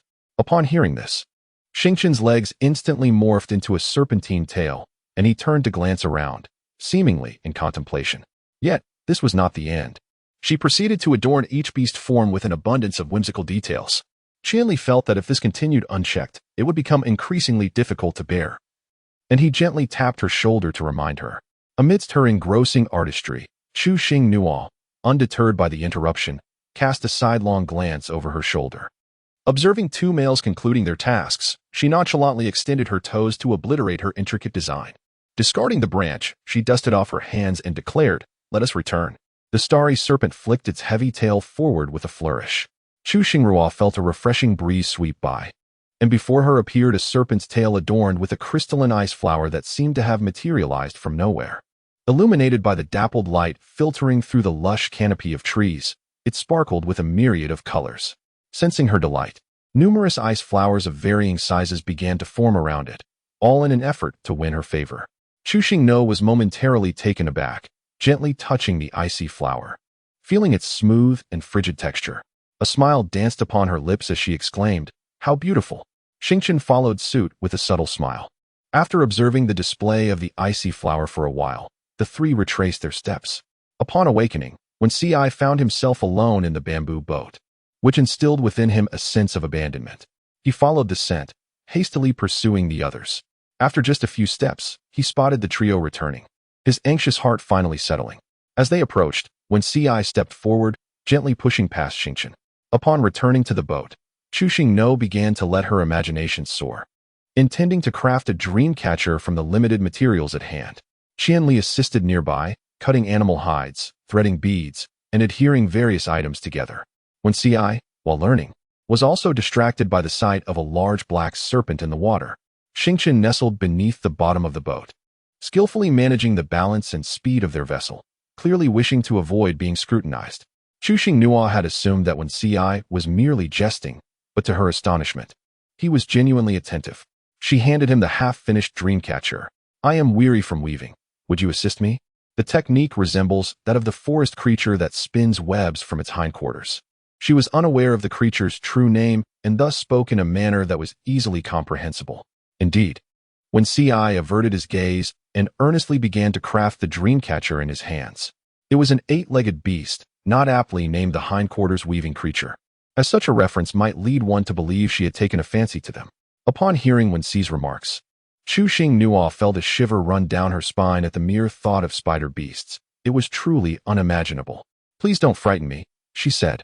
"Their eyes look terrifying, and there are so many of them. I certainly do not appreciate that." Wen Ci replied with a casual adding, "Next time, try not to gaze at their behinds. It may lead to misunderstandings." Chu Xinghua, feeling rather exasperated, retorted, "I am not some pervert. I have no interest in staring at the behinds of beastmen. When did I ever fixate on that? They just appeared so suddenly that it was impossible not to look." Meanwhile, Qianli interjected with a soothing tone, "For females, lingering their gaze on males for even a moment can be interpreted as interest, which prompts them to draw closer." Chu Xinghua mused. She altered a line of lyrics simply because she had cast an extra glance amidst the throng, where a multitude of males surrounded her. This was indeed a considerable deviation from the norm. "How is it that I am not permitted to admire charming creatures with a lingering gaze? It is quite vexing. Are our eyes not meant to appreciate beauty, but merely to draw breath?" With a hint of melancholy, she remarked, "From now on, I shall cover my eyes with silk threads to avoid any misunderstandings from the males." Upon hearing this, Wen Ci's eyes sparkled, and her expression gradually turned peculiar as she regarded Chu Xinghua with a gaze that was rather unabashed. "This is an excellent idea. I shall certainly consider it in the future. Chu Xinghua, this individual is undoubtedly brimming with unsavory thoughts. He was not like this before coupling. What has caused such a transformation?" She rose and returned to the bamboo house, opting to conclude this topic through action. Taking out a feather fan, she began to fan herself. Qianli got up to prepare a meal, cooking some sorghum rice along with a medley of seafood. At noon, only Chu Xinghua dined alone, so there was no need to prepare an abundance of food. After a simple lunch, she remained nestled in the bamboo house. As time passed, the afternoon air grew increasingly stifling, and the breeze from the fan felt like hot air. Chu Xinghua felt a sense of breathlessness, silently lamenting the unbearable weather. Glancing outside, she observed Qianli and Wen Ci appearing utterly unfazed. She leaned against the window and called out, "Xingchen, I am feeling quite overheated." Suddenly, a large black serpent swiftly emerged from the water's surface, its tail reaching towards the window, signaling her to remove the ice flower. As the serpent's tail approached, a refreshing coolness enveloped her, providing immediate relief. She carefully placed the ice flower into the grass nest. Returning to the window, she requested, "I would like another piece." The black serpent flicked its tongue at her, hissing softly. Chu Xinghua leaned halfway out of the window, using her fan to lightly tap the enormous black serpent. "Speak," she commanded. The serpent transformed into a semi-beast form, its hands gripping her underarms as it lifted her from the window. "As long as I hold you, the heat shall not trouble me." Once in contact with the starlit night, apart from the areas exposed to the sun's blaze, the rest of her body felt remarkably comfortable. Chu Xinghua let out a comfortable sigh. Chapter 74. We cannot consume poisonous prey. When Ci stood on the deck, witnessing Chu Xinghua cradled in the arms of Xingchen, his gaze filled with a fierce intensity akin to that of a predator. He recalled that the snake beast possessed ice attributes and quelled his fiery temper. Nua is afraid of water. Do not hold her in the water, especially under such blazing sunlight. Do you wish to expose her to illness?" As he spoke, when Ci gestured towards the sky, Xingchen lifted Chu Xinghua slightly, seemingly to provoke Wen Ci, conjuring a vine umbrella with his extraordinary abilities. He was well aware of the little female's aversion to water and had been taking great care of her in his presence. When Ci expressed his frustration, "It truly vexes me to see you, Fox. Allow her to play less in the lake and return together." The intent of Qianli was unmistakable. Xingchen could enter the bamboo house. Xingchen nodded slightly to Qianli. "It will rain before nightfall. I shall take her ahead to find shelter." When Ci immediately countered, "You cannot take the little one away alone." Xingchen, unfazed and smiling, replied, "If I wish to seize her, you shall not be able to stop me, no matter how fiercely you try." When Ci, momentarily at a loss for words, remained resolute. After a few seconds of silence, he defiantly asserted, "How can we know unless we fight for it? In any case, you cannot take her away alone." At the moment their gazes collided, the air crackled with palpable tension. Chu Xinghua placed a hand upon his forehead, remarking how the two of you could never seem to coexist peacefully, igniting an argument with just a few exchanged words. As I return to the bamboo boat, you may continue your sharp-tongued sparring, should the thrill prove insufficient. Feel free to take your quarrel to the shore and engage in a proper bout, sparing no mercy. Chu Xingyo bit her inner lip fiercely, and the pain caused tears to cascade down her cheeks. Let me remain in this state of warmth, even if it leads to illness. It is best if no one intervenes. After all, the two of you cannot coexist peacefully and are indifferent to my feelings. The more I spoke, the more sorrowful I became, my tongue grazing the sore spot, intensifying the pain. Xingchen felt a pang in his heart, pressing her head against his shoulder and using his own garment to wipe her tears. I will not argue with him, nor will I fight. Just please, do not cry. When Ci, upon witnessing her tears, immediately panicked. No, I did not argue with him. I just worry about him taking you away alone. Let him hold you. Please don't overheat and fall ill. Chu Xingnua observed the two males yielding, feeling that her objective was achieved. However, it was still prudent to keep them in suspense for a while longer. With tearful eyes, she opened her arms, sniffled, and coquettishly pleaded with Qianli for a hug. Just as Qianli was about to enter the water, Xingchen took the initiative to send her over. Qianli embraced her and returned to the bamboo house, placing her back in the grass nest, then lowered the door and window curtains while fanning the air with a handheld fan, creating a gentle breeze. Although light streamed into the bamboo house, it was not overly dim. Qianli took a piece of animal skin to wipe her tears and examined her swollen lower lip, which she had bitten. He felt an urge to reprimand her, yet he could not bring himself to utter a harsh word. When Ci glanced at the lowered curtain of the bamboo house, then turned to Xingchen, shifting his body inward to make room for him to board the boat. Xingchen conjured a block of ice out of thin air, extending his hand through the window, withdrawing only when he felt the ice was taken away. Addressing the tightly shut bamboo house, he said, I shall seek shelter from the rain. After casting a glance at Wen Ci, he dove into the lake. Xingchen roughly gauged the speed of the bamboo boat, heading ahead to find a place to escape the rain. On either side, there were trees as far as the eye could see, with a considerable distance still to the mountains. Though there were many soil burrows along the way, they were unsuitable for shelter. Xingchen awaited the bamboo boat's approach to the shore. When Ci, upon seeing Xingchen, felt no surprise and refrained from speaking, pretending not to notice. As the bamboo boat finally touched land, Chu Xingnua emerged with Qianli from the bamboo house.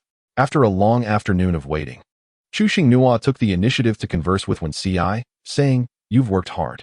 Wen Ci, initially feeling somewhat dispirited, found his spirits lifted the moment he heard her speak. It's not hard at all, as long as you are not upset. Chu Xingnua, we have reached the shore. As we passed by Xingchen, I uttered a similar phrase. Thank you for your hard work. Xingchen responded indifferently with a simple, The three of us lifted the bamboo boat onto the shore and secured it, beginning the allocation of our burdens, each taking a basket. The bamboo hut would undoubtedly leak during the rain, so they needed to carry away all their supplies. As Chu Xingnua clutched a bundle of animal hides, a shadow darted past, leaving her arms feeling empty as the hides appeared entwined around the tail of a celestial serpent. Anything she attempted to grasp would invariably be snatched away. Chu Xingnua, carrying their belongings, the stars illuminated the path ahead, with the three trailing behind. The journey was somewhat lengthy, taking over half an hour to reach a cave. The entrance of the cave was not particularly large. One had to traverse a long passage to enter, where the light was exceptionally dim. Qianli set down her belongings and ignited flames from her palms, the fire roaring and casting two warm glows into the desolate cavern. Only then could she discern the entirety of the cave's interior. They stood at the base, and 2 meters ahead lay a smooth slope, with another level above it, devoid of anything but some dry kindling. Qianli moved to one side to tend to the fire, while Wen Ci took the animal skin to spread a resting place on the slope. Chu Xingnua desired to join as well, yet the slope was exceedingly slick, resembling a surface coated in oil. Despite her efforts to ascend using both hands and feet, she found herself unable to climb and nearly tumbled into the mud. With a swift flick of his serpentine tail, the starry serpent ensnared her slender waist, cautioning, Be careful. I shall smooth it out for you before you attempt to ascend.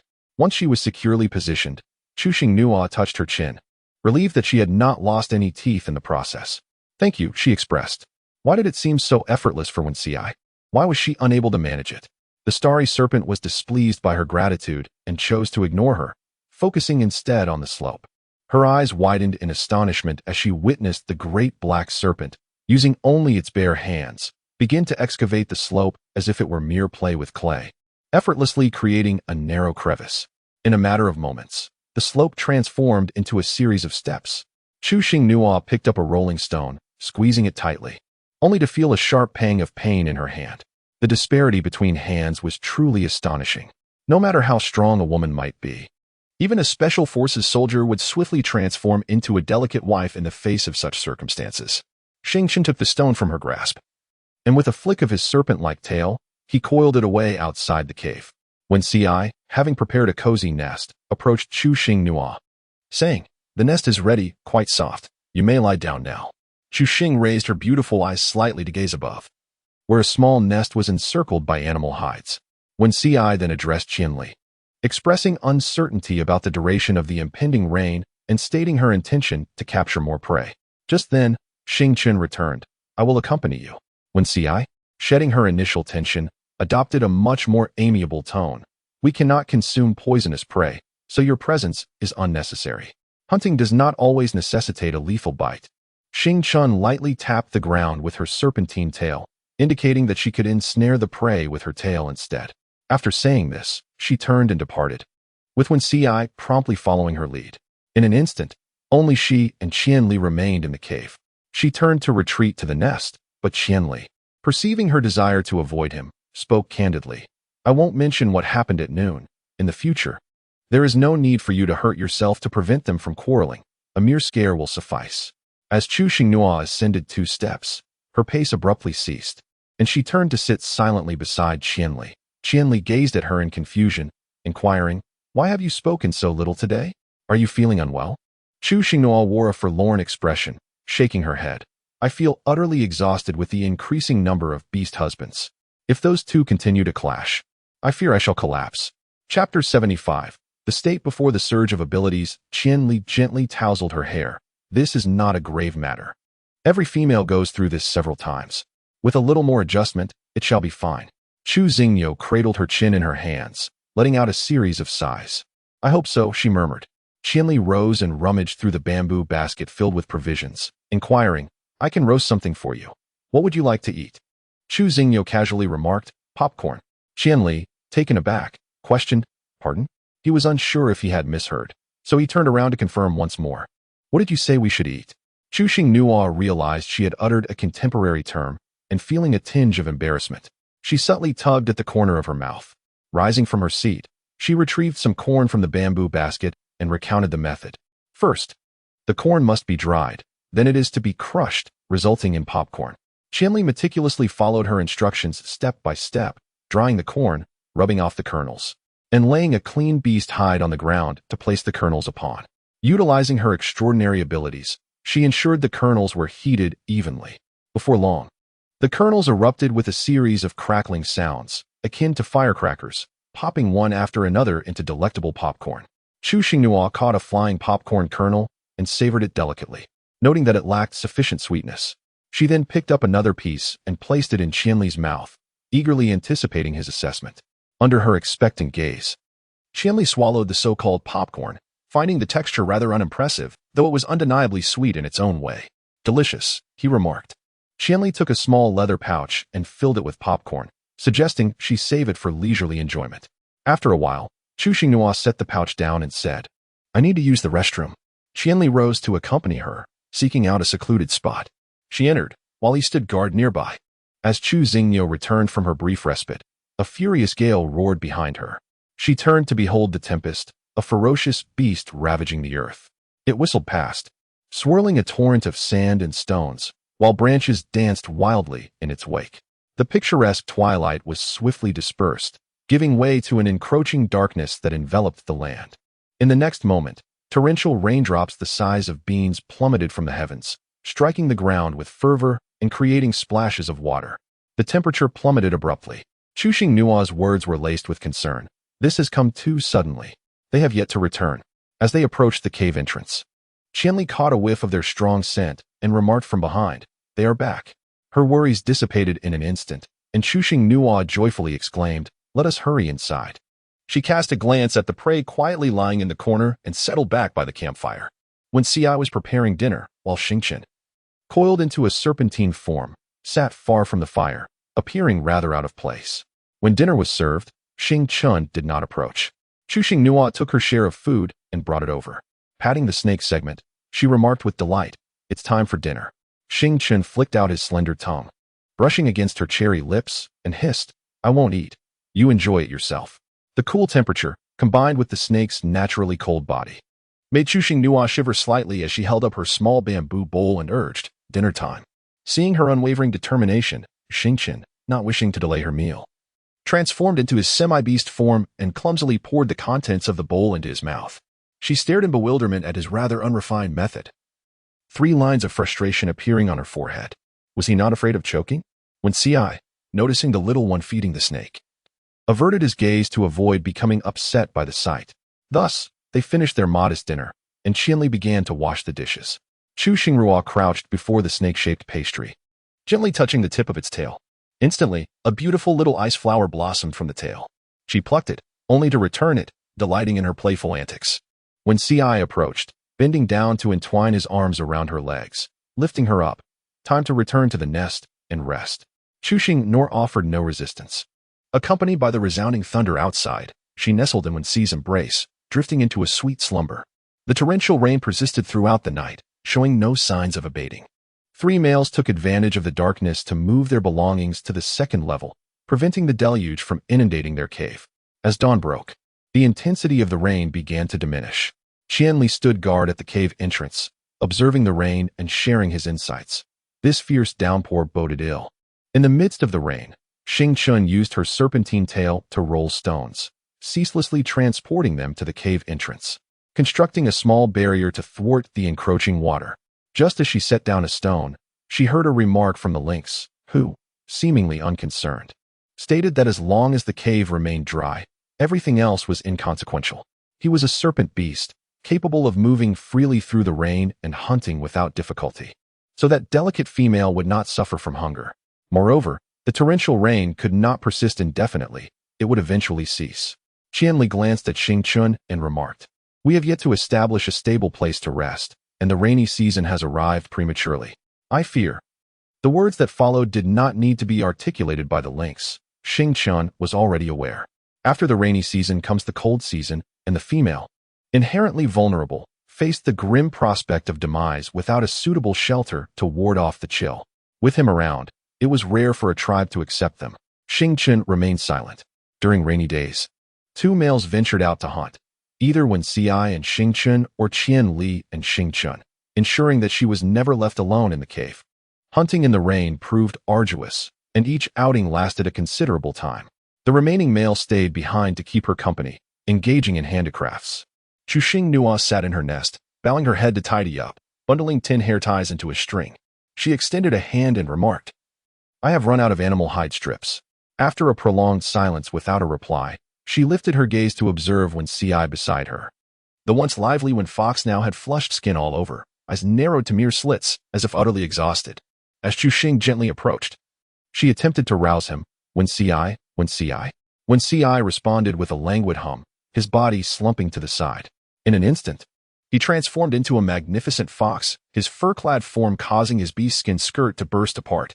Chu Xingnua reached out to assist, but not only did she fail to support, she was instead pushed to the ground, her hand struck painfully.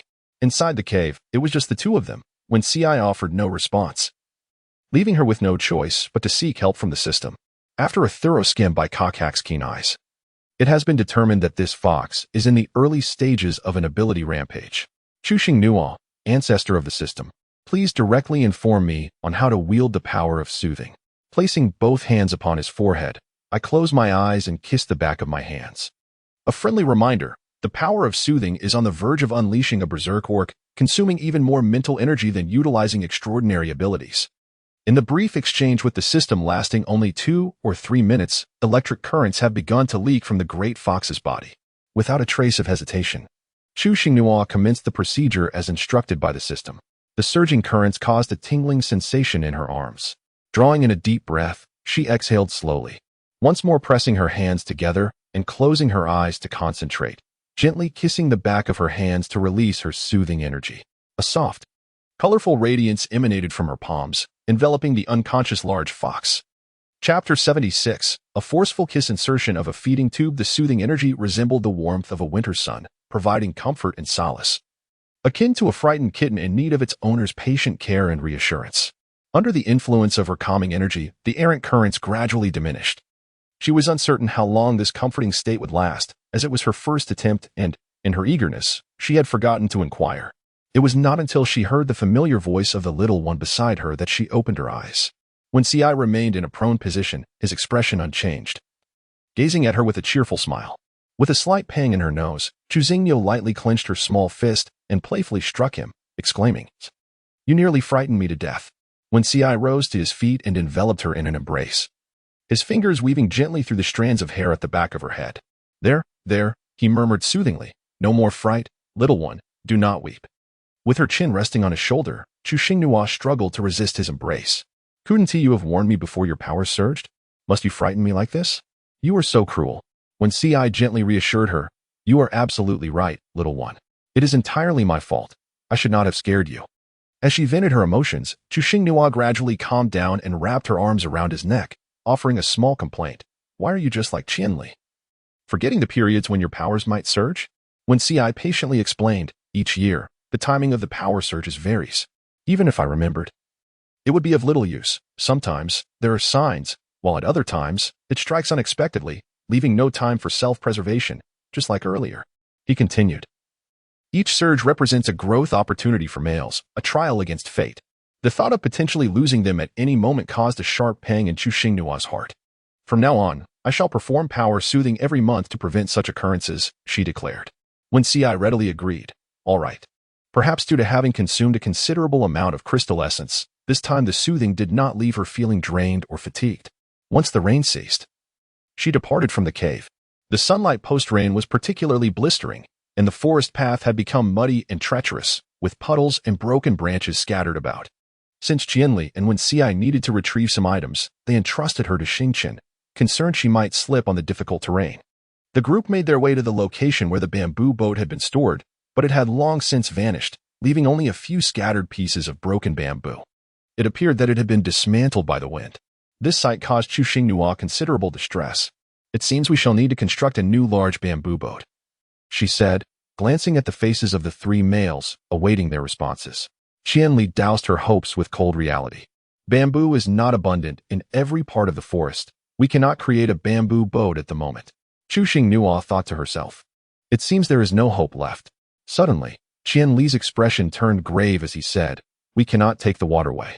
Let us search the vicinity for a better tribe to join." When Ci replied, "I have no objections." Xingchen added, "It matters not to me." When Ci cast a glare at Xingchen, clearly conveying the message, "Why are you mimicking me?" Xingchen merely shot him a sidelong glance. An invisible tension began to permeate the air once more. "Chu Xingniu, you two cannot find a moment's respite." Raising a hand to obscure the gaze of the stars, severing the connection at its very source. "Without the alignment of our gazes, I wonder how you two will proceed." When Ci met her gaze, softening his own eyes considerably, Chu Xingniu responded to him with a radiant smile, saying, "Let us find a tribe to sell what we have crafted. Only with ample crystal stones can we secure a place in a better tribe. Having so many hairpins unsold is cumbersome. They weigh heavily and occupy considerable space."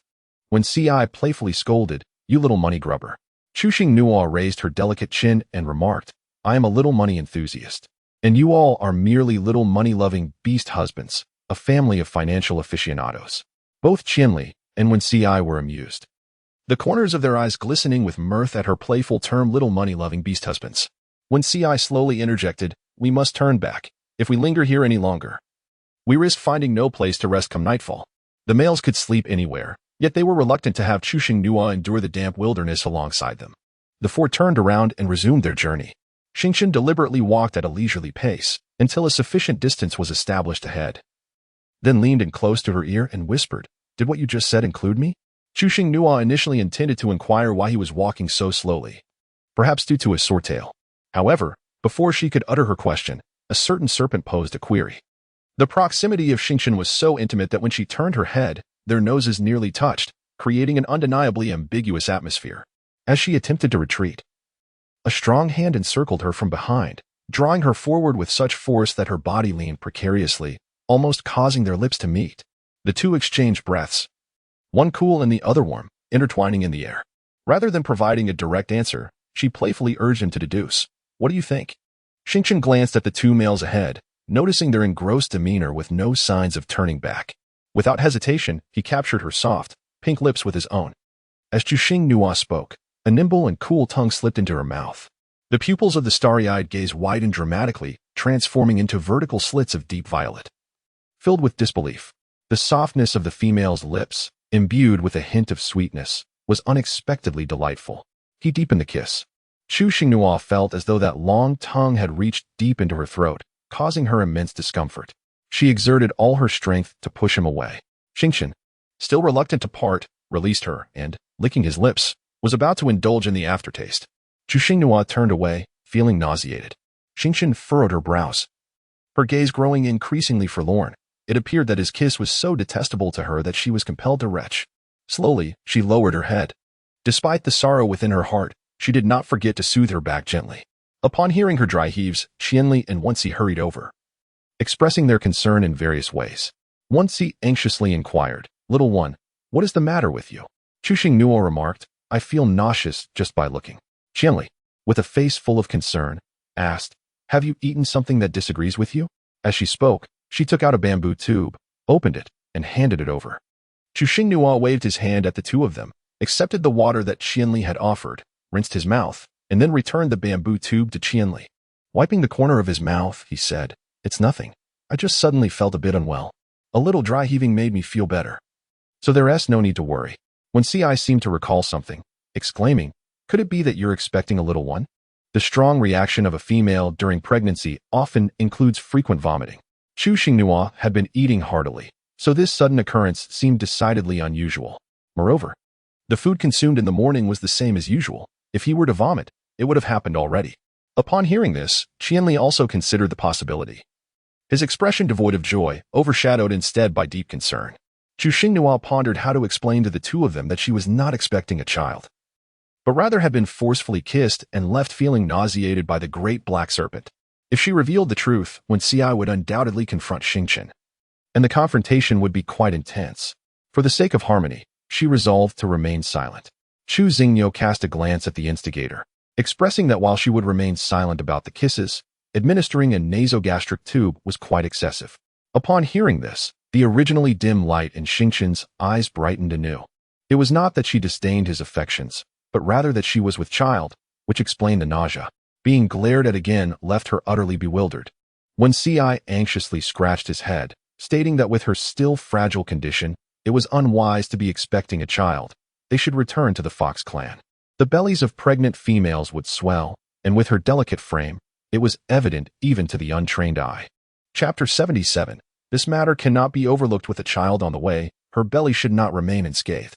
How could one feel at ease without a shaman nearby? It would be more reassuring to return to their tribe. Chu Xingyo clarified, "I merely have a sore throat. It cannot possibly mean I am expecting. Please do not say such things. It adds to my stress." She was not particularly concerned about having a child just yet. Qianli gestured to Wensi to refrain from further comments that might alarm her. As a pregnant female's emotions could be unstable, they should prioritize her well-being. Even if Nua claimed that stones could blossom, they would have to agree with her. Qianli soothingly assured her, "Do not heed his nonsensical claims. Nua is not pregnant. She simply had an unsuitable breakfast. What would you like for lunch? I shall prepare it in advance." You merely expressed it differently. Yet the essence remains akin to one whose sentiment. Chu Xingyo lightly uttered 2 words, "on the road." Since she found no value in further explanations, she would refrain from voicing her thoughts, intending to let the shaman clarify matters later. Qianli then turned to Wensi, instructing, "Lead the way." Wensi replied affirmatively. "All right." Qianli then addressed Chu Xingyo, "If you feel unwell, do not hesitate to speak up. Do not endure in silence." Chu Xingnua sweetly replied, "Got it." Ever since the two of them suspected that she might be pregnant, their concern for her had reached an unprecedented level. Less than an hour after a meal, they would present her with more food, fearful that she might go hungry, despite her protests and the fact that she could not finish what was already before her. This situation arose due to the great black snake, which prompted Chu Xingnua to turn her attention to Xingqian, feeding him instead. Xingqian obediently opened his mouth, resembling an emotionless machine, continuously repeating the motion of swallowing. Chu Xing, while feeding, furtively glanced at the two male figures ahead, anxious that they might turn around and notice her. As a carnivorous serpent, the sensation of being continually offered fruits and popcorn, food she detested, was quite peculiar. However, she found these offerings rather sweet. Just as she finished the morsels in her hand and prepared to take a respite, Qianli approached her once more, inquiring whether she was thirsty, fatigued, or unwell. How could she possibly be weary when she hadn't even left the ground? If she were to claim fatigue, it would solely be due to her eyes, struggling to keep pace with the rapid changes around her. Their concern did not irritate her. Rather, it left her feeling somewhat gloomy and, more often than not, at a loss for words. Chu Xingnua smiled as she responded, expressing that she felt neither fatigued nor hungry, and was free from discomfort. Suddenly, when Ci, who had been leading the way ahead, interjected, "We are not too far from the Fox clan. It will take about 5 or 6 days to reach there," he continued. "At our current pace, it will require approximately 10 days.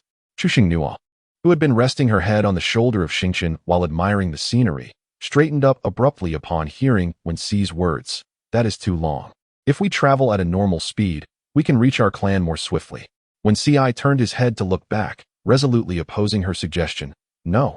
You are carrying a child. A hasty journey would be detrimental to your health." Chu Xingnua, "It seems this matter cannot be overlooked, does it?" Every word is infused with longing for the child. Chu Xingnua spoke softly. "As long as we travel at a normal pace, I can manage. Rather than wasting time on the road, it would be better to reach the clan quickly.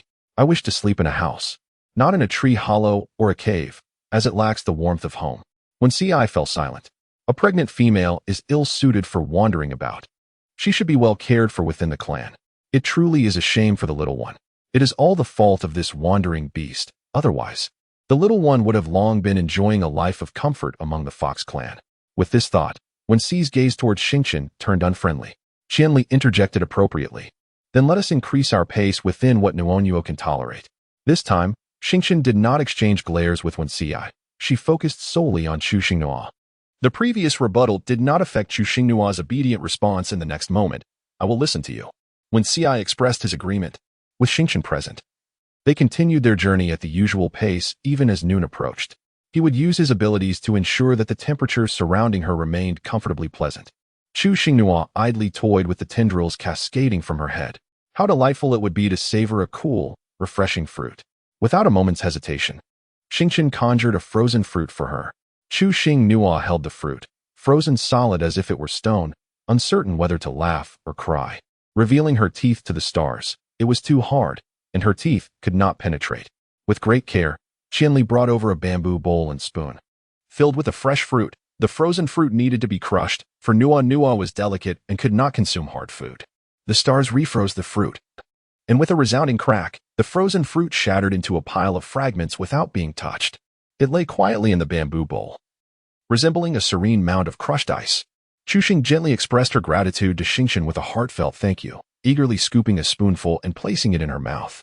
The fruit retained its original fragrance, cool and refreshing, melting delightfully upon her tongue, filling her with blissful contentment. It was simply delectable. I encourage you all to take a spoon and savor it. It truly is exquisite. No male would dare to compete with a female for food, especially when it is something she adores. Chu Xingnio instructed Qianli to take out the spoons, and a male participant served a spoonful. Wen Ci, come here quickly. Only upon being called did Wen Ci approach. Chu Xingnio scooped a spoonful of fruit slush and offered it to his lips, stating, "There are no extra spoons. We shall share this one." Wen Ci felt a shiver as the icy treat grazed his ears, causing them to twitch slightly. He cautioned her, "Take only a small amount. Do not chill your stomach too much." As Chu Xingnua ate, she nodded absent-mindedly. Her gluttony led her to consume an entire bamboo bowl of shaved ice. Comfortably nestled in the embrace of the great black serpent, her body succumbing to lethargy. It is in moments of ennui that one easily drifts into slumber. With no beastmen to disturb her, she could sleep for as long as she wished. Strangely, despite feeling drowsy, she found herself unable to sleep, her eyes narrowing in frustration. The three of them continued their journey tirelessly. During their travels, Wen Ci's demeanor toward Xingqian had noticeably softened, no longer scrutinizing him with a critical eye. It was only when darkness fell that she finally extracted herself from Xingqian's arms, rejuvenated the moment her feet touched the ground. Xingchen remained closely at her heels. Meanwhile, Qianli ventured out to hunt. When Ci set down her belongings, transforming into her beast form to leap around, ensuring their surroundings were secure. Once satisfied with the safety of their vicinity, she began to search for shelter, glancing back toward Chu Xinghua intermittently. As they walked, Chu Xinghua spotted a large, round mud pit and felt an irresistible urge to step into it. Just as she acted on her impulse, she was swiftly lifted from one side of the pit to the other. Xing Chen's violet eyes reflected his disdain for the muddy pit. It was filthy. Chu Xinghua nodded clearly. I simply wished to give it a try. Seizing a moment of his inattention, she turned abruptly, preparing to step away. Unsurprisingly, Chu Xinghua was once again unsuccessful. She patted the serpent's tail and pouted, saying, "Put me down. I no longer wish to play in the mud." After Chu Xinghua repeatedly assured him, Xingchen finally released her and accompanied her for a stroll in the vicinity. He was unaware of why she found such ordinary things so captivating, as even a grasshopper could evoke a radiant smile in her eyes. Chu Xinghua, feeling bored without her phone to play games, observed as the big fox busily searched for a hollow tree, collecting twigs to build a nest. Once the nest was completed, it perched on a branch, intently watching the movements of the two. Noticing Qianli returning with the prepared prey in hand, Chu Xinghua ceased her playful antics and hurried back. When Ci leapt down from the tree to lend a hand. Chapter 78. The new map. Qianli set down the prey, wiped his hands, and approached with a gentle and affectionate tone, urging her to slow down and be cautious lest she fall. Upon noticing the mud splatters on her exposed calves and skirt, he immediately took out a piece of animal hide, dampened it, and knelt down to clean her legs, remarking that the tidy little Nua seemed to have disappeared. Chu Xinghua, in harmony with her twisting legs, playfully moved her hands over her two clusters of braids, exclaiming, "You cannot despise me." Qianli, firmly grasping her mischievous hands with one hand, replied, "I do not despise you, but you must refrain from moving about recklessly." Having snacked throughout the journey and feeling no hunger, she found herself satiated after just a few bites at dinner, after which Qianli led her to wash up. Upon returning, she was astonished to discover a rectangular vine-covered cottage had appeared between two trees, seemingly without a door. Chu Xinghua let out a soft exclamation. At that moment, the stars aligned as he emerged from within, unfurling a hide. His cool voice softened slightly. "You will sleep here tonight." Chu Xinghua looked up at the nest perched on the tree branch, just as she was about to speak, when Ci crossed her arms and leaned against the trunk. With a sardonic tone she remarked, "My nest is too high. It's safer to sleep in the vines." Chu Xinghua, naive. "This is even better. I haven't even mentioned where I'll sleep."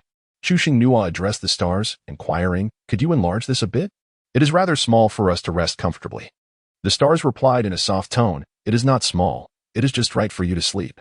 Chu Xinghua comprehended the meaning behind Xingchen's words and allowed her to rest. She approached and linked her arm with Wenxi's, playfully asserting, "You are aware of my timid nature. Sleeping on a tree branch frightens me.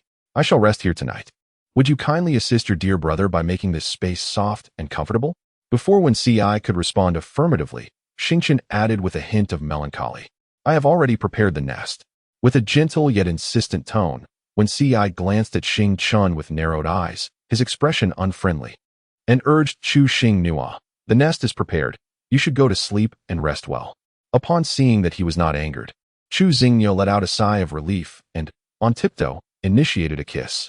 Wenxi, concerned that she might lose her balance in such a stance, encircled her delicate waist with his arm and leaned down to cover her glistening cherry lips. This was not a mere fleeting touch, but an impassioned kiss, as if they were the only two souls in existence. Chu Xinghua felt a touch of embarrassment from the kiss. Her cheeks flushed as she gently pushed away, reminding Wenxi that it was time to release her, for further intimacy could lead to complications. After all, two male spectators stood nearby, making the situation feel akin to being caught in a clandestine affair, exhilarating yet precarious. Both Qianli and Xingchen simultaneously detected the intoxicating scent of female arousal permeating the air, enticing them in an almost torturous manner. Wenxi's earlier discontent was effortlessly dispelled by that singular kiss. However, a more pressing concern arose as a wave of heat surged within him. While Juju also stirred restlessly.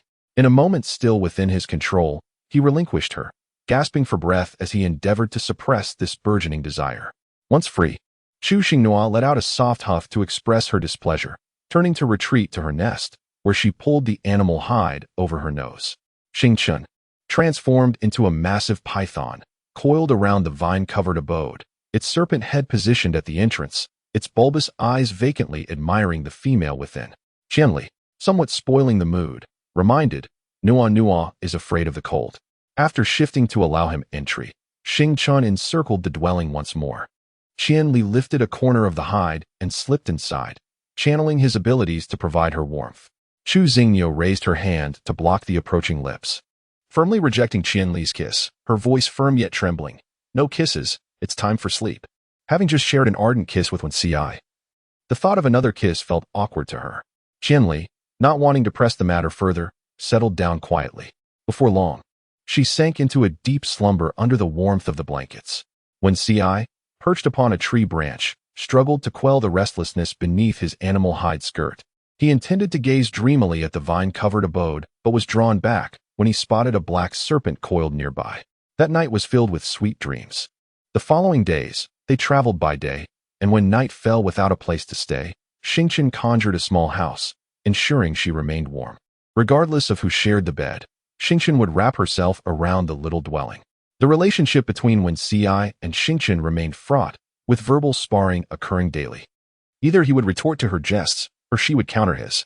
Yet, without fail, Qianli emerged victorious each time. Gradually, Wen Ci began to realize this dynamic and ceased to engage in arguments with Xingchen. After a week of intermittent travel, they found themselves within the territory of the Fox clan. The mountains loomed majestically, shrouded in mist, imparting an aura of mystery and solemnity. At the foot of the mountains, a crystal-clear stream flowed gently, while a group of vividly colored little foxes frolicked beneath the water's surface. The stream's banks were lush with aquatic plants, and wildflowers bloomed, releasing a delightful fragrance. The harmonious environment, nestled between the mountains and water, instilled a sense of comfort within her. A keen-eyed little fox spotted Wen Ci and attempted to leap towards her, but upon noticing Xingchen it hesitated, retreating to a safe distance before darting back toward the tribe, its frantic cries echoing as it ran. The other playful little foxes, previously engaged in their antics, abruptly halted their frolicking and scattered in a panic. Wen Ci called after the fleeing foxlings, "You little rascals, stop your shouting." Chu Xingniu could not comprehend the meaning behind the cries of the little ones. Yet she could surmise their intent and was startled by the stars. She extended her hand backward, clasping Star's hand, offering him silent reassurance. Star had long grown accustomed to such reactions from them. It would have been unusual if he were not unfazed. He was indifferent. Yet the fact that this small creature considered his feelings warmed his heart. "I shall remain in the water. You go to the clan. And do visit me when you can." Wen Ci felt that the serpent beast was merely feigning vulnerability in front of the little one to elicit sympathy, which displeased him. If you hide in the stream, no beastman in the clan would dare approach to fetch water. Do not monopolize the water source, reside with us instead, so I can keep an eye on you. The cries of the fox cubs soon summoned over a dozen males from the clan, hastening to the stream to assess the situation. The foremost male bore an uncanny resemblance to Wen Ci, as if they were cast from the same mold. Albeit one was aged while the other was youthful. Wen Ci called out, "Father." The beastman addressed as father scanned their group, pausing a few seconds longer on Star, responding with a tone that conveyed authority without anger. Wen Ci guided Chu Xingniu to stand before Jun Xiang, introducing her. "Father, this petite female is my partner, named Nua. Nua, this is Jun Xiang, the leader of the Fox clan, and also my father. Quickly greet him," he signaled with his gaze, urging her to extend her greetings. Chu Xingniu sweetly greeted, "Hello, father." The moment had arrived for her to meet the family. Despite the serious demeanor of this elder, she felt slightly anxious, uncertain if addressing him directly as father was appropriate. Nevertheless, having uttered the words, she decided to forge ahead. Jiwenxiang's expression softened somewhat. There is no need for nervousness. The Fox clan's beastmen are quite amiable. Chapter 79. Residing in the Fox clan, the male companions behind Jiwenxiang began to murmur among themselves, all discussing Chu Xingniu. When Ci pointed towards Qianli and introduced, "He is Nua's primary beast husband." Jiwenxiang shot him a disapproving glance, unamused by his remark. Qianli politely offered a greeting, to which Jiwenxiang nodded in acknowledgement. When Ci struggled to find the right words to introduce Xingchen, ultimately managing only a brief, "He is as well." Jiwenxiang had already heard about the events that transpired along the way from Jili and was not overly surprised. He refrained from imposing his judgments on the matters among the young ones. In a tone laced with affection, Jiwen Xiang addressed Chuxing Nua. The journey can be quite exhausting. You all should return and rest. If there is anything you lack, let Wen Si fetch it from my place. He added. The young ones in the clan are quite timid. Unless absolutely necessary, they should not transform into their beast forms, as it may frighten them. Wen Si replied, Thank you, Father. Chuxing graciously expressed her gratitude, saying, Thank you, Father. She felt that Wen Si, as the clan leader, indeed possessed a remarkable subtlety in his speech. His reminders were articulated with such delicacy that they were easily received by others. Upon hearing this, Xingqian's serpent tail instantly transformed into long, elegant legs, and she followed closely behind them into the clan. Wen Si led them directly to his dwelling, an unremarkable stone house, featuring a single door and 2 windows. Indistinguishable from the others. Due to prolonged disuse, the abode had accumulated dust, prompting Qianli and Xingqian to take the initiative to tidy up. Standing at the entrance, she surveyed the interior, which was laid out in a manner that allowed for a comprehensive view across approximately 60 square meters. The furnishings were quite simple, a large grass nest, alongside a pile of animal hides over a meter high, resting on wooden planks, with 2 small baskets hanging on the wall. It was evident that Wen Si was a male of meticulous cleanliness. Wen Si remarked, Let them handle the cleaning. I shall take you to find the shaman to examine your health. Chu Xingru could hardly contain her desire to teleport to the shaman's dwelling, for the incessant chatter about pregnancy had nearly driven her to despair. Having a shaman as a witness was far more effective than 100 of her own explanations. Along the way, every male they encountered greeted Wen Si with warmth. Some playfully teased him. Wen Si, you're back. Oh, weren't you swept away by a beautiful female? What brings you back here? Is it because your temper drove her away? Wen Si raised their interlocked hands for all to see, declaring, You are mistaken. I have brought the beautiful female back to our tribe.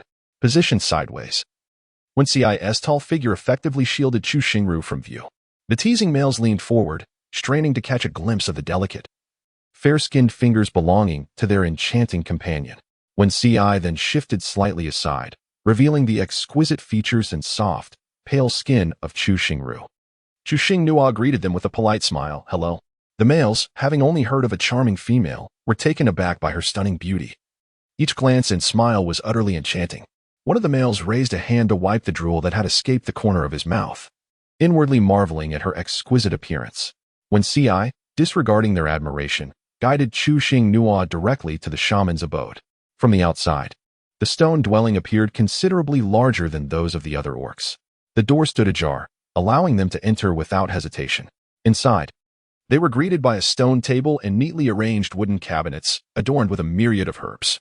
The shaman, an elderly orc, upon noticing the presence of his kin seeking medical attention, set aside the herbs in his hands and approached with a smile, stroking his beard. Catching sight of Chu Xingnua, he remarked, a fresh face. Wen Si, with a sense of pride, introduced her to the old shaman, saying, This is my partner. I have brought her for a health checkup, and I suspect she may be with child. Chu Xingnu made no rebuttal, standing docilely beside him with a constant smile. Despite her extensive explanations, no one believed her. Upon hearing her words, the old witch doctor's eyes gleamed with delight. The continuation of their lineage was indeed a matter of utmost concern for the clan. Please, have a seat. Chu Xingnu sat down beside the old shaman, who gestured for her to extend her hand. She complied obediently.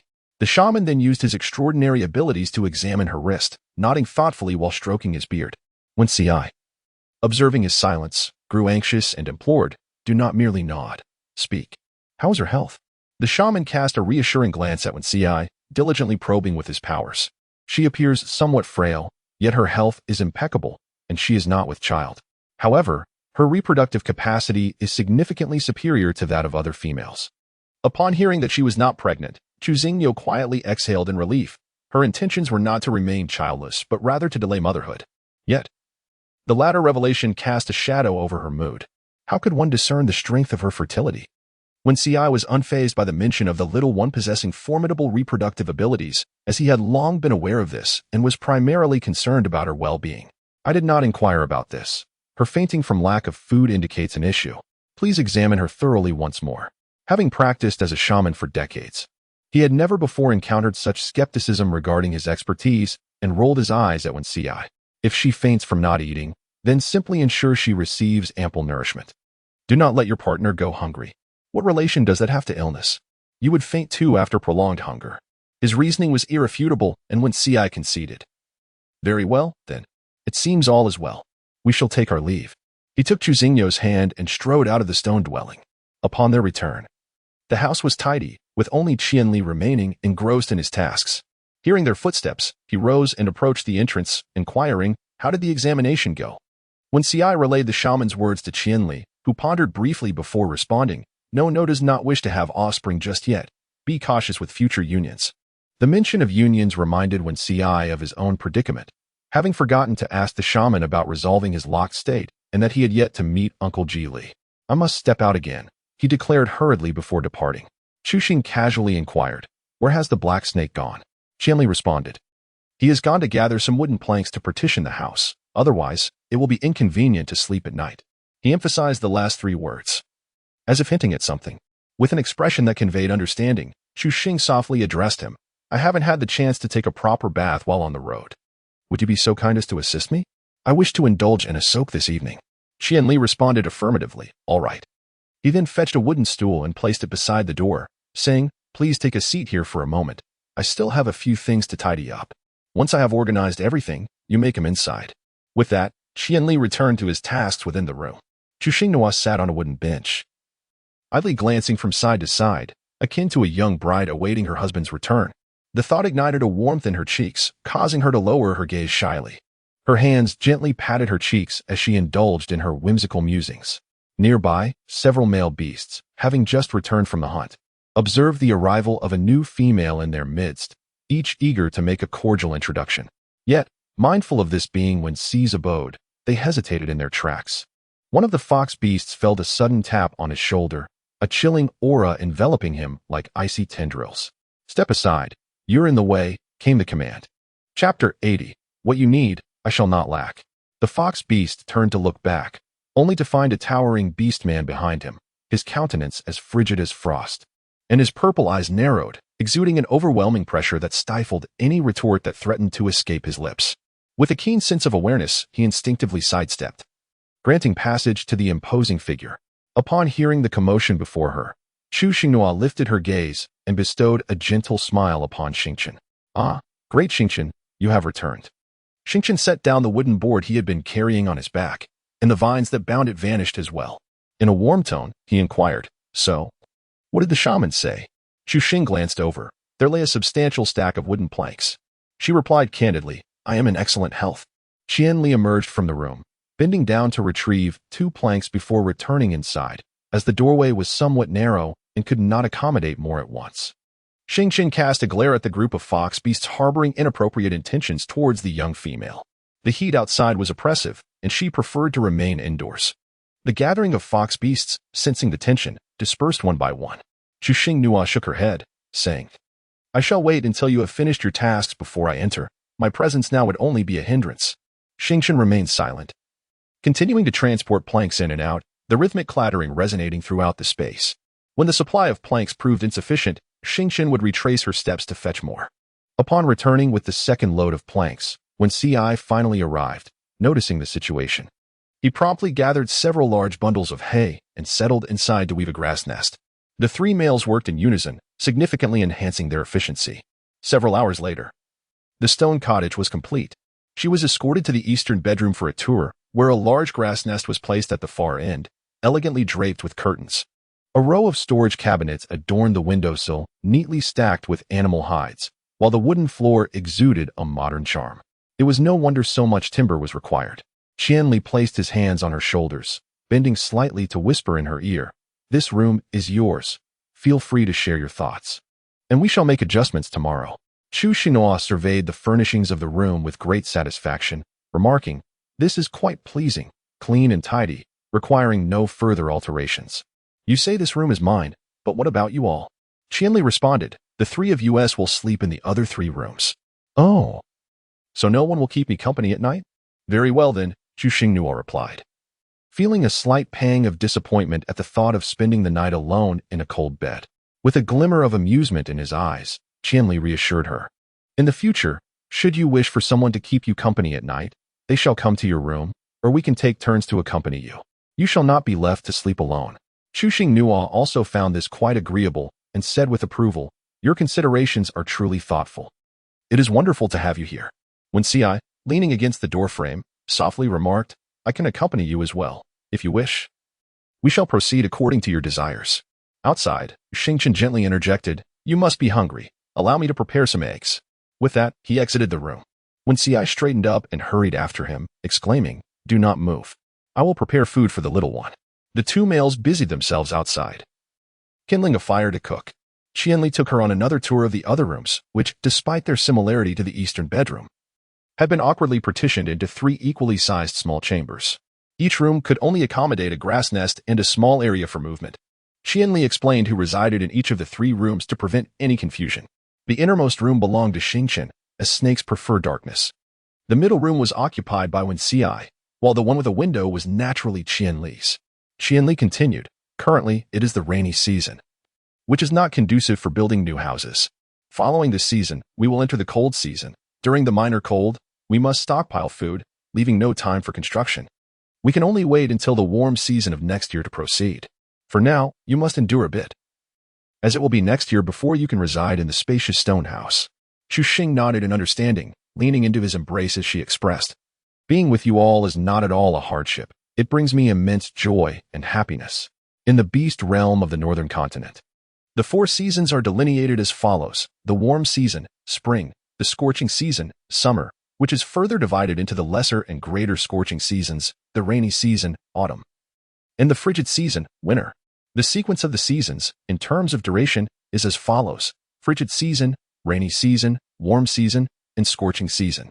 When Ci and Xingchen were remarkably swift in their movements, and dinner was prepared in no time. A small square table was just sufficient to accommodate the 4 of them.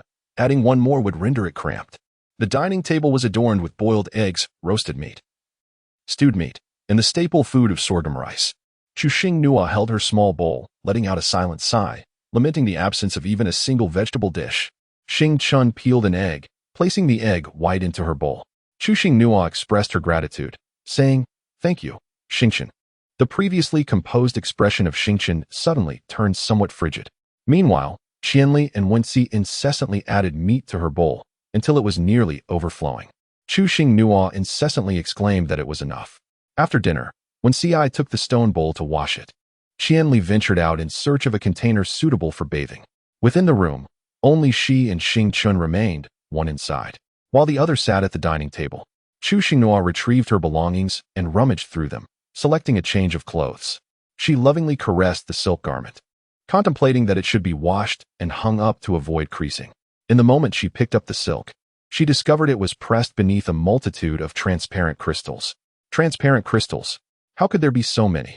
A quick count revealed over 30. She called out to the living room, "Xingchen, please come in for a moment." Xingchen entered with measured steps. Chu Xingniu extended her finger, pointing at the translucent crystals, and inquired of Xingchen, "Why did you not mention placing these in the bundle? What if I were to carelessly misplace them?" Xingchen, with an air of nonchalance, slowly replied, "You will come to know in due time, even without my prompting. If they are lost, I shall simply procure more. Your sustenance is never in jeopardy." Upon hearing this, Chu Xingniu fell into a brief silence before softly inquiring, "What are your thoughts?" Xingchen's lips curled into a charming smile as she replied, "The shaman has assured me that you are well, which brings me great joy. It is not merely the relief from the expense of the crystal that delights me, but rather the assurance that you will no longer faint unexpectedly." Pausing for a moment, Xingchen continued, "You may keep these crystals for the future. To consume when you bear children, they hold significant value." Upon hearing these words, Chu Xinghua could not help but exchange a glance with him, fortuitously meeting the profound affection that shimmered in his eyes. In that fleeting moment, she felt a wave of disarray, momentarily at a loss for words.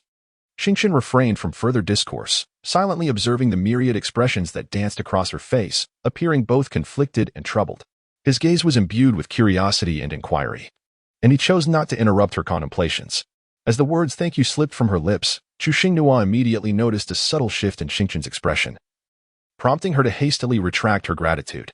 Chapter 81. Would you bind me for a lifetime, if you please? She swiftly altered the subject, justifying herself with, "I did not intend to say thank you. The shoes you gifted me fit perfectly." What she truly longed to express was indeed her gratitude. But the words had come so easily. Alas, a change is needed in the future. Xingqian listened to her somewhat awkward explanation, a faint smile playing at the corners of his mouth. I shall craft a few more pairs tomorrow, so that you may alternate wearing them. Upon hearing this, Chu Xinghua felt a flush of embarrassment and replied, that would be quite troublesome for you. However, Xingqian abruptly shifted the conversation, leaning closer to Chu Xinghua and softly inquiring, am I not deserving of some reward for being so obedient? Chu Xinghua looked at him with confusion and inquired, what do you desire? Xing Tian placed one hand on her side and gently traced his fingers along his own delicate pink lips, suggesting with a profound implication, this. Chu Xinghua blinked innocently, feigning a dazed expression. Quite beautiful, she remarked. Observing her act of naivety, Xingqian extended his slender fingers, weaving them gently through her soft, silky hair, and delicately pressed her head forward. His cool, alluring lips landed precisely on her tender ones, caressing them repeatedly before ultimately succumbing to a fervent kiss. After what felt like an eternity, Xingqian reluctantly released her, savoring the sweetness of her lips, reminiscent of honey. As he gazed at the charming figure before him, her cheeks flushed from his kiss, he couldn't help but chuckle softly.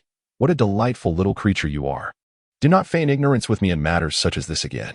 Should there be a next time, I shall be even more audacious, savoring you bite by bite. Chu Xinghua secretly exhaled in relief, fortunate that the great black serpent had not extended its tongue today. Otherwise, she would have had to endure another round with the gastric tube. Why did his action of licking his lips appear so tantalizing?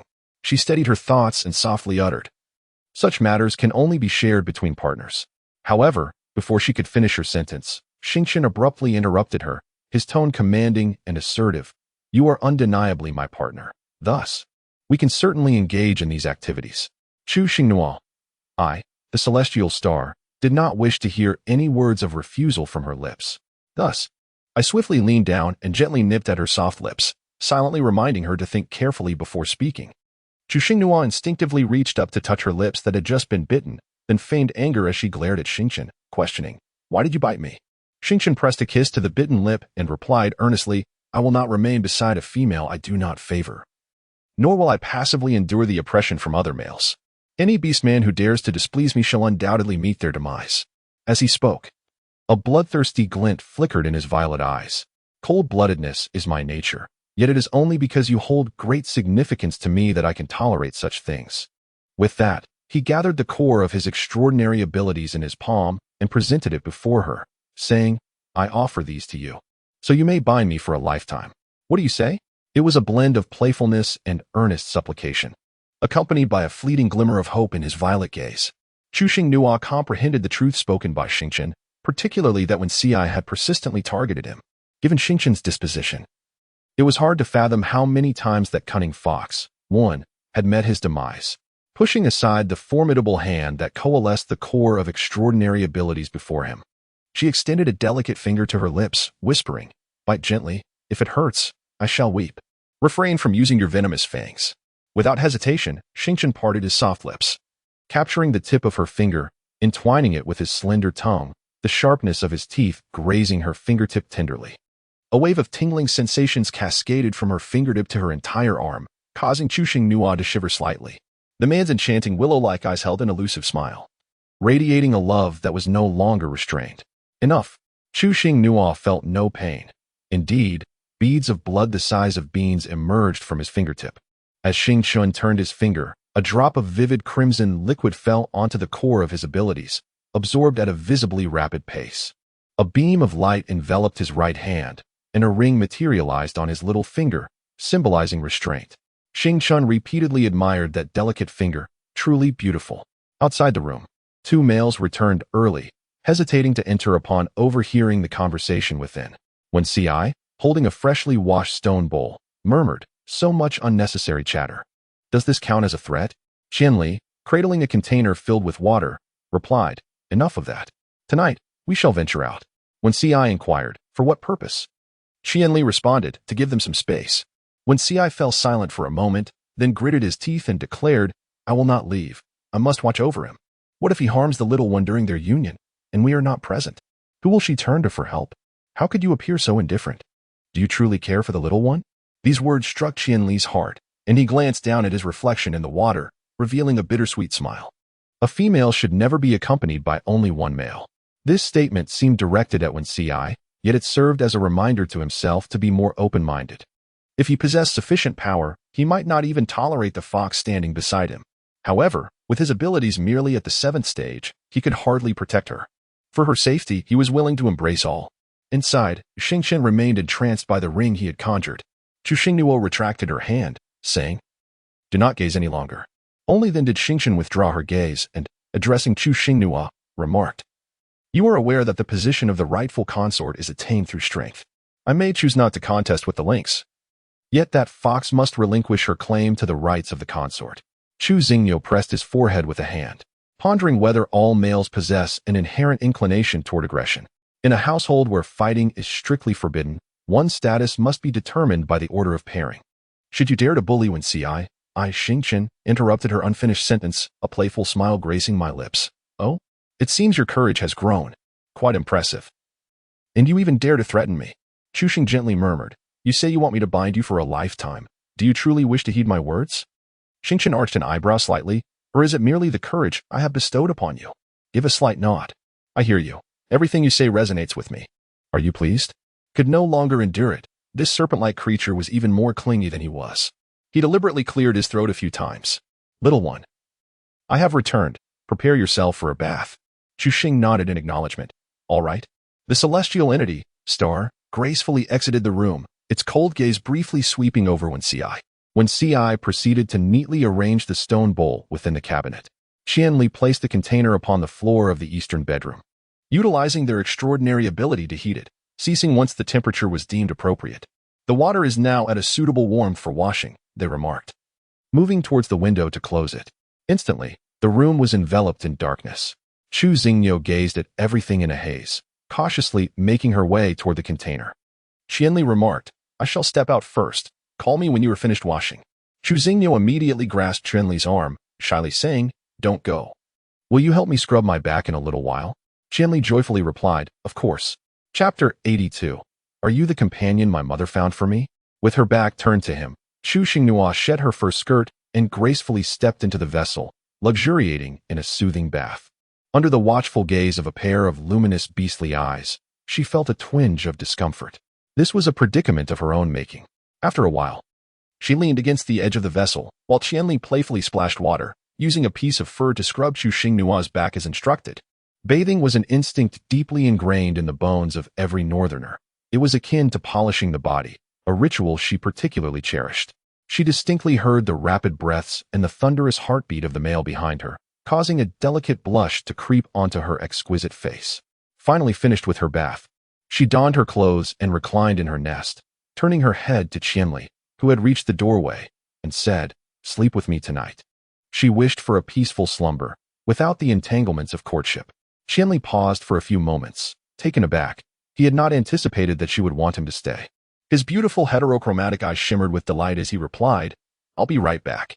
After pouring out the water and taking a quick battle bath, Qianli hurriedly climbed into her nest, extending his long arms to envelop her in his embrace, resting his chin atop her head, savoring the softness within his grasp.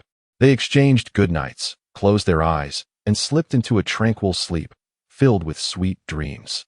As dawn broke, the morning sun rose steadily, casting a rosy hue upon the earth. Upon awakening, Chu Xingnuo was informed that Wen Ci had taken the team on a hunting expedition. Still in a daze, she nodded slightly and proceeded to freshen up. Just as she sat at the table, bowing her head to sip her porridge, a captivating voice, reminiscent of a charming and authoritative woman, echoed from outside the door, "Little Wen Ci." Upon instinct, Chu Xingnuo turned towards the sound, only to behold a figure at the entrance. It was a female with cascading pink hair that fell gracefully over her shoulders.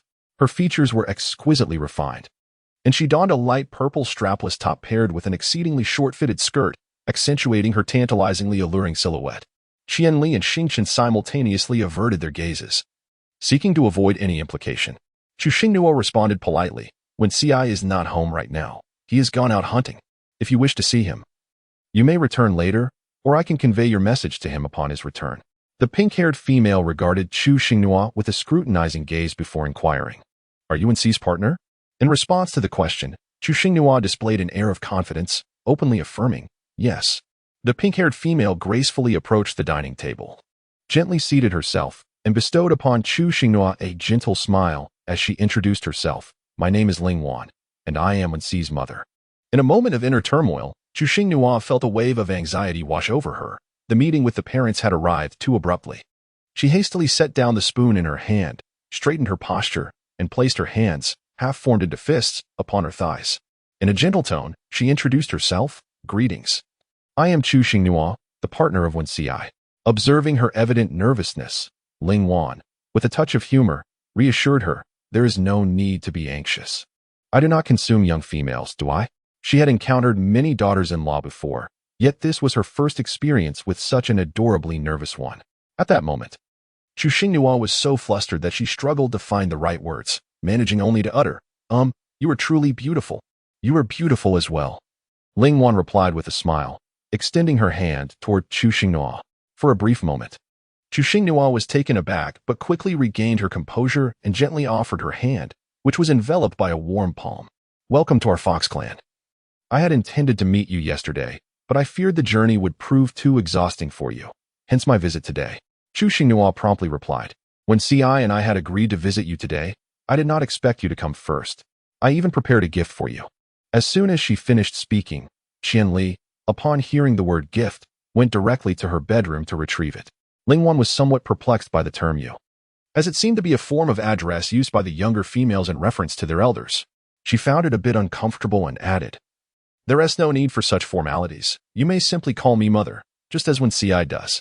Chu Xinghua obediently nodded and sweetly called out, Mother. Ling Wan couldn't help but smile brightly, secretly marveling at how well-behaved this little female was. At that moment, Qian Li had already brought over the dream catcher crafted by Chu Xinghua. As Chu Xinghua handed over the gift, she remarked, this is a small token for your mother.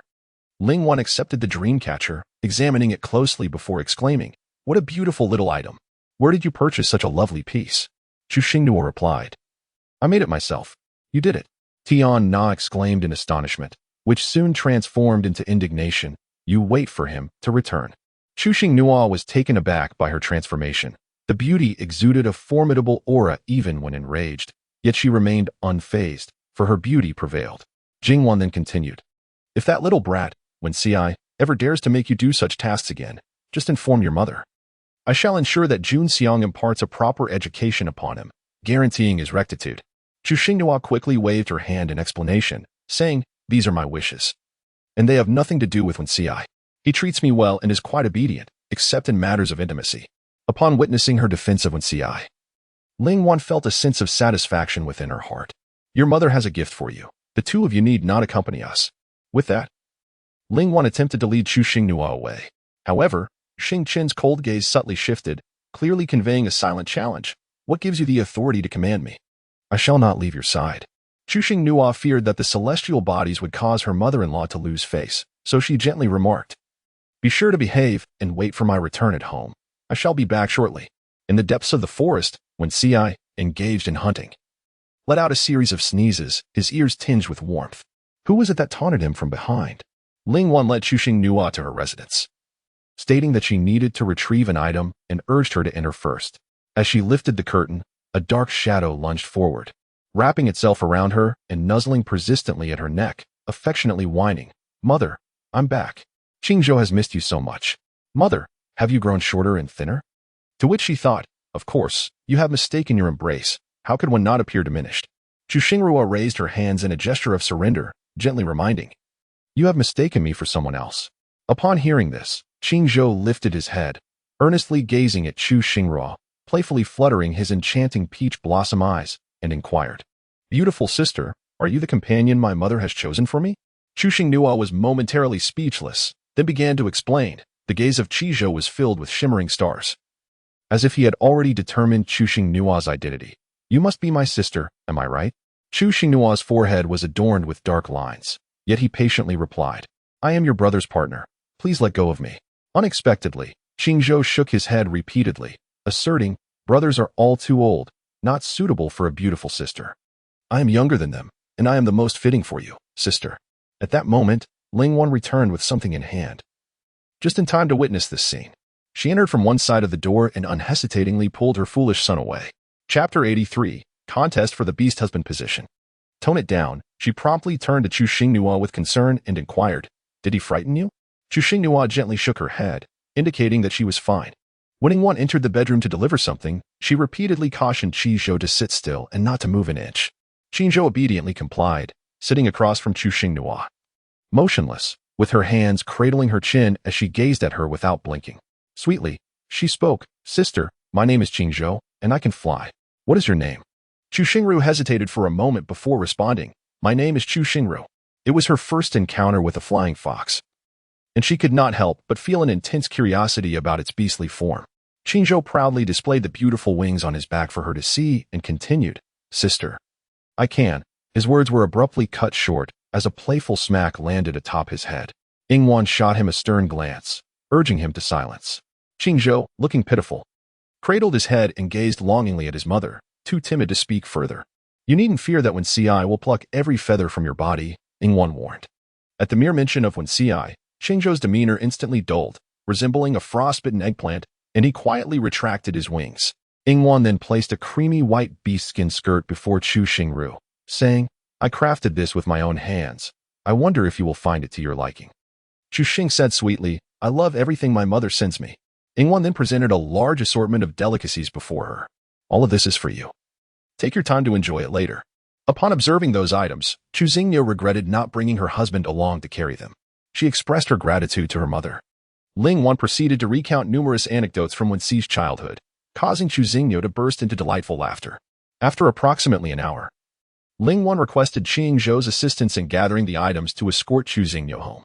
Qingzhou eagerly complied, lifting everything with enthusiasm. Chu Xing politely bid farewell to Ling Wan. After their departure, a man emerged from another bedroom, embracing Ling Wan. Ling, I have returned." Ling Wan responded with an affectionate kiss. An unspoken tension of intimacy lingered in the stone house. Qingzhou set down his belongings and departed. He had no choice but to leave, as the sound of a serpent's tail striking the ground was truly terrifying. Qianli began to organize the items he had brought back. Xingchen re-entered with the warm breakfast, insisting on feeding her bite by bite, whispering in her ear, "When will it be my turn to hold you while you sleep?" Chu Xingniu nearly choked on the porridge she had just taken a sip of, letting out a muffled cough before casting him a sidelong glance. "Tomorrow night," she said. The busy Qianli turned to glance back, reassured by her well-being, and resumed his tasks. Xingchen's voice was deep and resonant. "I am very much looking forward to it." Chu Xingniu, having satisfied her hunger, ventured inside to try on her new attire. Yet, after changing, she hesitated to emerge, peeking out from behind the curtain with her little head. "It's too short." Qianli comforted her, saying, "It's all right. Come out and let us take a look. If something is amiss, I shall alter it before you wear it again." Chu Xingrua emerged wearing a beastskin ensemble in a different hue from Ling Wan's, taking delicate steps. Her attire left only the essential areas concealed, exposing much of her skin to the chill of the air, and it was rather short. She stood with her legs crossed, while two males gazed at her with intense eyes. Qianli gasped for breath, struggling to articulate anything further after a prolonged silence. Suddenly, Xingchen's expression shifted, and she sprang from her seat, startling Chu Xingrua with her abrupt movement. Coincidentally, Wen Ci, returning from a hunt, witnessed this scene and rushed in, draping a curtain over her shoulders with urgency. He sharply demanded, "What are you doing allowing her to dress like this?" Chu Xing's spirited eyes blinked playfully as she declared, "I am trying on new clothes." Wen Ci, visibly agitated, felt a surge of indignation. This little one was meant to be a private delight for him alone. Those mischievous beasts had taken advantage of his absence to dress her in such a manner, which he found utterly intolerable. "What is this? Do you both find her appearance appealing?" Star slowly resumed her seat, expressing without hesitation, "I find it delightful." Wen Ci then turned his gaze to Qianli, inquiring, "Do you think it looks good as well?" After a moment's hesitation, Qianli replied, "I believe it's quite nice for an occasional wear at home."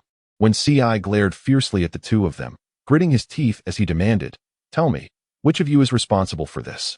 I shall make them pay." Chu Xingnua pondered whether revealing the truth would dishearten Wen Ci, hesitating momentarily before stating, "Is it possible that your mother sent this to me?"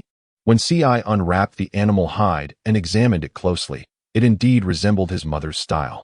Remarkably, the little one looked enchanting in anything, especially in this style of animal hide skirt, which suited her exquisitely. He found himself feeling parched, licking his lips in response to the sight. How vexing it was to witness such beauty. Xingchen, ever the instigator, chimed in from the sidelines, "Go on. Bite. We won't stop you. Yet. He lacked the courage to retaliate. He knew that a few fatherly figures could easily tear him apart. When Ci, dismissing the taunt, changed his tone, it looks rather splendid. From now on, you may wear it solely for my eyes. No, Chu Xinghua promptly rejected, retreating to her bedroom to change clothes. Upon turning around, when Ci was met with Xingchen's mercilessly mocking expression, which infuriated him, he mouthed, "Let's go outside and settle this." Xingchen immediately sprang to his feet, eager to comply. Qianli did not seem inclined to intervene but instead kindly advised, "Return promptly." Before his words could fully resonate, the two males had already vanished from sight. Xingchen and Wen Ci dashed out of the Fox clan, distancing themselves from the creek, and arrived at a clearing. Xingchen, unhurried and composed, declared, "I need not employ my abilities to intimidate you. Choose whether to fight in beast form or human form." He added with a smirk, "If you lose, you'll concede the position of primary mate." When Ci, teeth clenched in frustration, knew the serpent's words held truth. Without delay, he transformed into a magnificent fox, the animal hide skirt flinging away. Xingchen morphed into a giant python, languidly flicking his tongue as he awaited the fox's assault. Seeing the serpent remain inactive, when Ci lunged forward, in the next moment, the fox and the serpent were entwined in a fierce struggle. Observing this spectacle from a distance, some beastmen rushed back to report the news. Curious males and females hurried to the scene, eager to witness the commotion, each racing faster than the last to secure a front-row view. Soon, a large circle formed around the clearing, with beastmen watching with fervor. Qingzhou flapped his wings, observing the skirmish below, unable to contain a snicker. What a ragged fox and a scaly snake. How comical. The two males, initially locked in combat, looked up in unison upon hearing the beast's laughter. Sensing the weight of the gaze upon them, Qingzhou quickly stifled his laughter, his mind racing with a singular thought, flee. He was suddenly ensnared by numerous bolts of lightning, darting away in fear of singeing his beautiful feathers.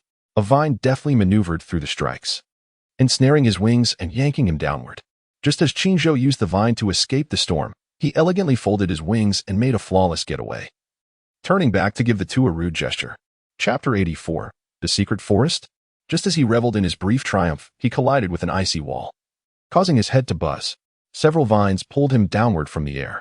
With a thud, Qingzhou landed on the ground, shaking off the stars in his vision and attempting to incinerate the vines with his powers, only to find them impervious to his flames. Fear filled his eyes as he beheld the two advancing males. "This is it. I celebrated too soon. Brother, brother, brother. We share the same mother." Qingzhou attempted to awaken their brotherly bond, but it seemed futile. After they departed, Qianli went to the east bedroom, rehanging the animal hide he had just torn down. Chu Xinghua had already changed her clothes and was tidying her hair when she casually inquired, "Where did those two go?" Qianli hung up the door curtain and approached her to assist with her hair, saying, "They must have something to attend to. Since they are not here and I am at home with you, feel free to do whatever you wish." Chuxing gently remarked, "The hair ties I crafted during my journey have yet to be sold. I wish to create a few more to take to a larger market and amass additional crystal stones. Aside from being used for purchases, do crystal stones serve any other purpose?" Qianli skillfully arranged her hair and softly pecked her cheek, explaining, "Crystal stones can also assist males in enhancing their extraordinary abilities. However, to elevate one's prowess by a single tier using these blue stones, one must absorb nearly 2,000. The higher the tier one wishes to attain, the greater the number required.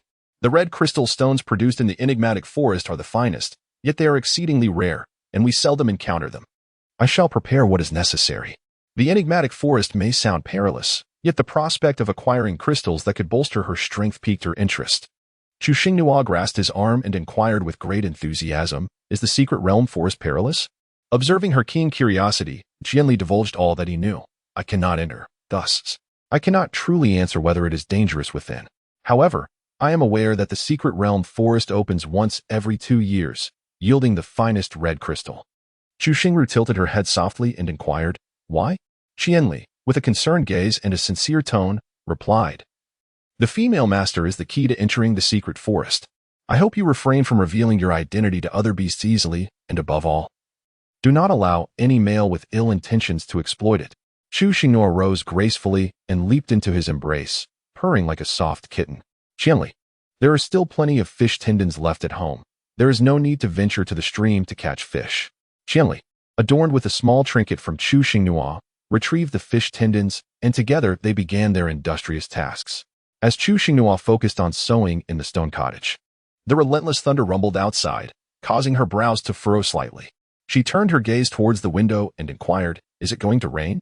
Qianli stood and approached the window, silently shutting it. "It seems so. Closing the window will muffle the thunder a bit, lest it frighten you." Chu Xing smiled gently, expressing her heartfelt appreciation. Time passed unknowingly until when Ci and Xing Chun returned, one in beast form and the other in human form.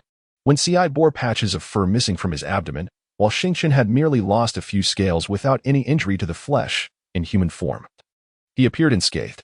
Chu Xinghua did not perceive anything unusual. It was merely that the fur of the large fox appeared somewhat soiled, as if it had rolled on the ground. Xing Chun placed a large bundle of exquisite feathers upon the grassy nest. Chu Xingyo gazed fondly at the exquisite feathers, feeling a sense of familiarity that eluded her memory. "Have you been gathering feathers?" she inquired. Xiangchen settled beside her, saying, "The dream catcher still requires feathers. Upon seeing these beautiful ones, I thought to bring them back for you. I crafted this alongside him." The great fox sat before her, resting its chin upon her lap and letting out a couple of soft calls. Chu Xing was quite pleased to see the two of them getting along harmoniously. He gently rubbed his hand over the head of the large fox, causing Wenci to comfortably squint his eyes. "You both are truly wonderful." Xingchen casually picked up a hair tie and inquired, "Why are you making these again?"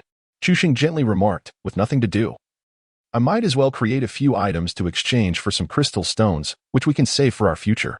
Starry, pleased with her words, softened his tone. "There is no need for such toil. I possess an abundance of crystal stones. When I return the day after tomorrow, I shall bring them to you. By whatever you desire, there is no need for you to create these." Qianli and Wenci simultaneously glanced at Starry, sensing an air of ostentation in his demeanor, yet feeling helpless, as both had but a meager supply of crystal stones. Chu Xinghua paused for a moment and smiled, saying, "Very well, certain tasks must be accomplished. Who would ever find fault with an abundance of crystal stones? My great black serpent will surely support me in pursuing my passions, won't it?"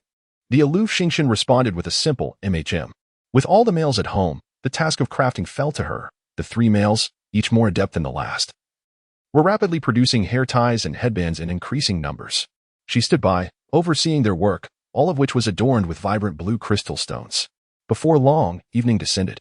The four of them hastily consumed their meal, spent a while outside digesting, and upon returning, after having bathed, only she and the great fox remained in the eastern bedroom. When Ci produced a small fruit resembling a yellow bean and said, "Little one, open your mouth and consume this." Chu Xing gently opened her mouth. The texture of the little fruit resembling that of a mushroom, rather acceptable.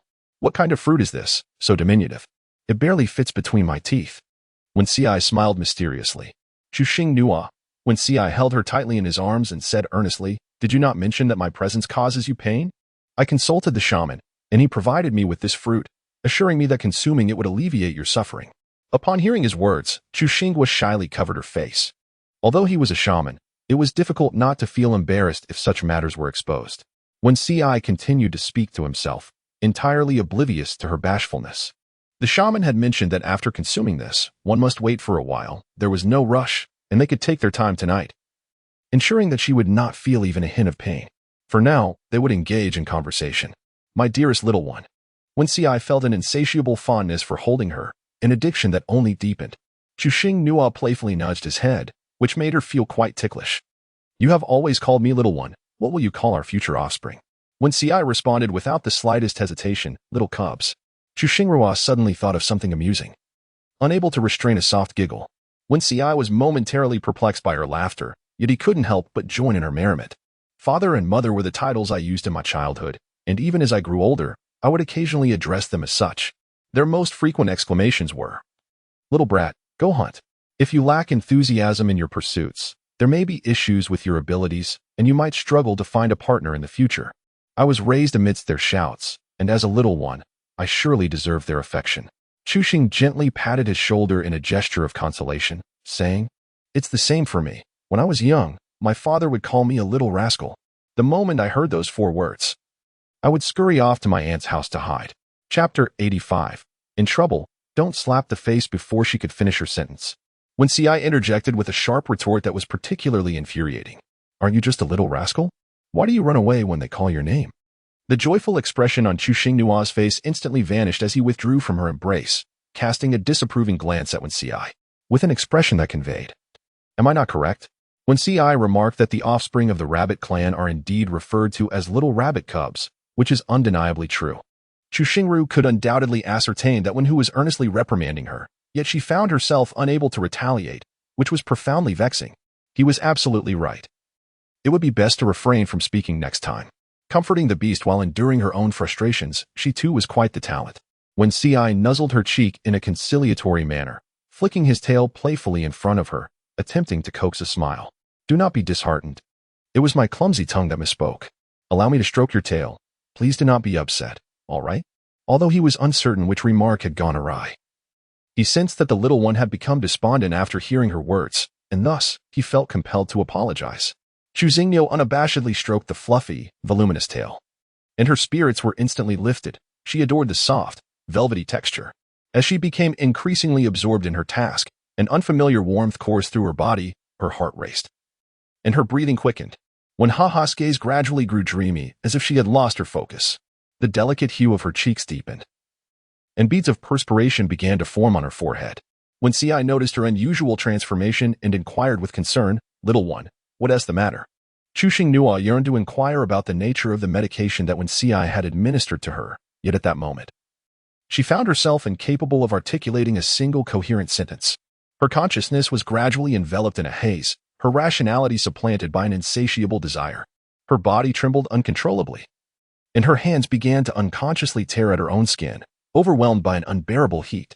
The touch of Wen Ci was exquisitely pleasurable, igniting within her an intense yearning for more. She boldly offered her cherry lips, employing her somewhat inexperienced skills in an attempt to entice his pearly teeth. Wen Ci inhaled the intoxicating scent that radiated from her, pondering what potion the shaman had bestowed upon him. Surely, it could not be an aphrodisiac. Such a substance required numerous encounters to diminish its effects. While he could certainly withstand it, could the petite figure endure? This was a predicament. The sensation of her wandering hands, clumsily brushing against him, sent a shiver throughout his entire being. She stood there, motionless, a temptation in itself, now, with her assertiveness. He found it impossible to resist, swiftly taking the initiative. The air was thick with hurried breaths, filling the dimly lit bedroom as two mismatched silhouettes entwined in a fervent dance, oblivious to fatigue. The absence of a door rendered the room devoid of any soundproofing. With reason having fled, Chu Xingnua had long forgotten the need to stifle her voice. Her melodious and captivating sounds undoubtedly reached the ears of Qianli and Xingqian. It was destined to be a sleepless night for all. As the effects of the drug began to wane, she was drenched in fragrant perspiration, akin to emerging from a steam room. Her body felt utterly languid, particularly with lingering emotions still simmering, rendering any touch unbearable. Wen Ci gently wiped the sweat from her brow, urging her, "Hold on a little longer. Don't sleep just yet." Chu Xingniu gently closed her eyes, nodding slightly. Wen Ci hurriedly got out of bed to prepare breakfast, cradling her in his arms as he fed her bite by bite. Once she was satiated, he returned with water for her bath. Chu Xingniu relaxed her body, allowing herself to be at the mercy of those around her. Wen Ci posed numerous inquiries, yet she was too weary to engage in conversation, responding only with nods and shakes of her head. Unbeknownst to her, she drifted into slumber. Wen Ci gently pressed a kiss to her forehead, recognizing her petite form, undoubtedly exhausted after a night of turmoil. He carefully lifted her from the vessel and tended to her needs before stepping outside with the bathwater. Qianli and Xingqian had been waiting outside, one on each side. Wen Ci felt a sense of foreboding. In their presence, he had no chance to resist. Having stirred trouble, he was certain to face consequences. "No slaps to the face, please." Upon awakening, Chu Xingniu found Qianli seated beside her, tirelessly fanning her with a gentle smile. The room was now adorned with numerous small ice cubes. Noticing her stir, Qianli inquired softly, "Did you sleep well?" As Chu Xinhua was about to respond, she felt a sharp pain in her throat as she spoke and swallowed hard. Qianli handed her a glass of water. Chu Xingniu propped herself up, her weary body finding momentary relief as she gulped down a generous sip. She had slept soundly, thanks to my noble lynx, whose unwavering care allowed her to indulge in such comfort. The memory of Wen Ci brushing her teeth lingered, assuring her of freshness, followed by a tender kiss bestowed upon Qian Li's cheek as a reward. Qian Li's heterochromatic eyes shimmered slightly. "Is there anywhere that feels amiss? Shall I summon a shaman to assess your condition?" Chu Xinghua took a moment to assess her condition, aside from a slight throat irritation and a lingering fatigue. She felt no other discomfort. Suddenly, an urgent need arose, prompting her to shiver slightly. "I will go to the restroom and return shortly," she announced, lifting the animal hide and stepping onto the ground. The instant her feet touched the floor, she realized she had overestimated her strength, as her legs began to tremble uncontrollably. Just as she finished speaking, Xingqian entered with a somber expression, carrying a small wooden bucket, which he placed behind the curtain. Chu Xingyo, with a flushed face, comfortably finished his business behind the curtain before taking away the wooden bucket, not uttering a single word to her. Chu Xing glanced at Qianli, seeking an explanation. Qianli spoke softly, expressing concern. "He is quite worried about you and equally frustrated with your indiscretion last night. I share his ire. Aware of your fragile condition, he refrained from engaging in extensive intimacy, ensuring that our preliminary interactions were ample, yet the actual acts were often hurried." He continued, "However, we cannot intrude and forcibly separate the two of you, especially considering when C's unique circumstances. We fear it may cause you harm." Chu Xing, with a gentle and clever demeanor, expressed her apologies, lamenting, "I am sorry for causing you concern." She had not anticipated such a turn of events, after all. It was her own choice to indulge in the intoxicating allure of the herb, and it was she who persistently sought the company of the cunning fox. Just the mere thought of it filled her with embarrassment. Qianli tenderly ruffled her hair, reassuring her, "There is no need for apologies. We harbor no intentions of blaming you. Our primary concern is for your well-being. Please refrain from such actions in the future. You must prioritize your health. If you were in good shape, I wouldn't have to say so much. Any one of us three would gladly accompany you in your endeavors." As Qianli admonished Chu Xing, she could only acquiesce with a nod. Truly intimidated by the ordeal, a night of such exertion was indeed taxing, and once she reached the pinnacle, she found herself unable to descend. The pleasure was undeniable. Yet she feared she might perish atop that peak. It was indeed a test of endurance. Suddenly, Qianli shifted the topic, stating, "Xingqian and I had a rather stern conversation with Wenxi, and we hope you will not take offense." Chu Xing Nuo replied in agreement. "He bullies me so much. He deserves to be punished. Please help me deal with him. It would save me the trouble, and my hands would ache from the effort." After speaking, she playfully lifted her hand for Qianli to see. Once the matter was settled, any plea for mercy or further discussion would be inappropriate, as any wrong word might inadvertently hurt the two involved. It was also a lesson for him to remember not to offer her anything without proper inquiry. Outside, Xingqian, upon hearing her words, felt a significant sense of relief, though his demeanor remained aloof and composed. When Ci also recognized his own mistake and found no fault in Chu Xing Nua's words. Chapter 86. When comforting turns into flirting as Chu Xing Nua emerged from the bedroom. Her legs steady once more, she immediately spotted the diminutive and helpless figure of Wenhuli seated at the dining table. Upon locking eyes with her, Wenxi's expression transformed instantly into that of a remorseful puppy, gazing at her with an air of contrition. In stark contrast, Xingqian narrowed his eyes slightly, observing her with a piercing gaze. With a resolute heart, Chu Xing turned away from Wenxi and, facing the stars, opened her arms wide. Her voice soft and tender as she said, "Big black snake, embrace me." However, the stars remained unresponsive. She coquettishly implored again, "Embrace me." The purple gaze of the stars flickered slightly, and then, with measured steps, they approached her. Gently, they lifted her into their arms, yet still made no sound. Chu Xingrua was aware that he was still upset. After a moment of contemplation, he suggested, "I wish to step outside and bask in the sunlight." Xingqian replied in a tone that was neither warm nor cold, "The sun is nearly setting. There is little to be gained from that." Chu Xinhua couldn't help but marvel inwardly, reflecting on how late it had grown. She found herself at a loss, pondering whether to commend the great fox for its stamina or to chide herself for her propensity to sleep. After a brief silence, she continued, "Then let us take a stroll." This time, Xingqian did not respond. He merely held her in silence as they exited the stone dwelling. Dusk had descended, cloaking the world in a delicate golden veil, evoking a serene beauty. Along the way, she racked her brain for topics of conversation, determined to find something engaging. Preferring to avoid any awkward exchanges, gently tugged at his gauzy garment. The stars averted their gaze for a moment, quietly observing her. After a brief pause, he extended a finger and lightly prodded her forehead. "Have you eaten, Tuajing?" Chu Xing Nua remarked, "If the reasoning is unjust, my indignation shall remain unyielding. You did not nourish me, thus I cannot recall the taste of sustenance." The stars were left in a state of bemusement by her words, pondering, "Am I to be blamed? Upon noticing the gradual alleviation of his expression, Chu Xingrua too relaxed, continuing to soothe him with sweet words. It is not your fault. I simply desire to savor the crystal delicacies you prepare. Xingqian lifted her chin, a mischievous smile curling at the corners of her lips. Very well then. Next time I shall feed you with my own lips. Chu Xingnua was momentarily taken aback, a blush blooming on her cheeks, as she found herself being teased rather than appeased.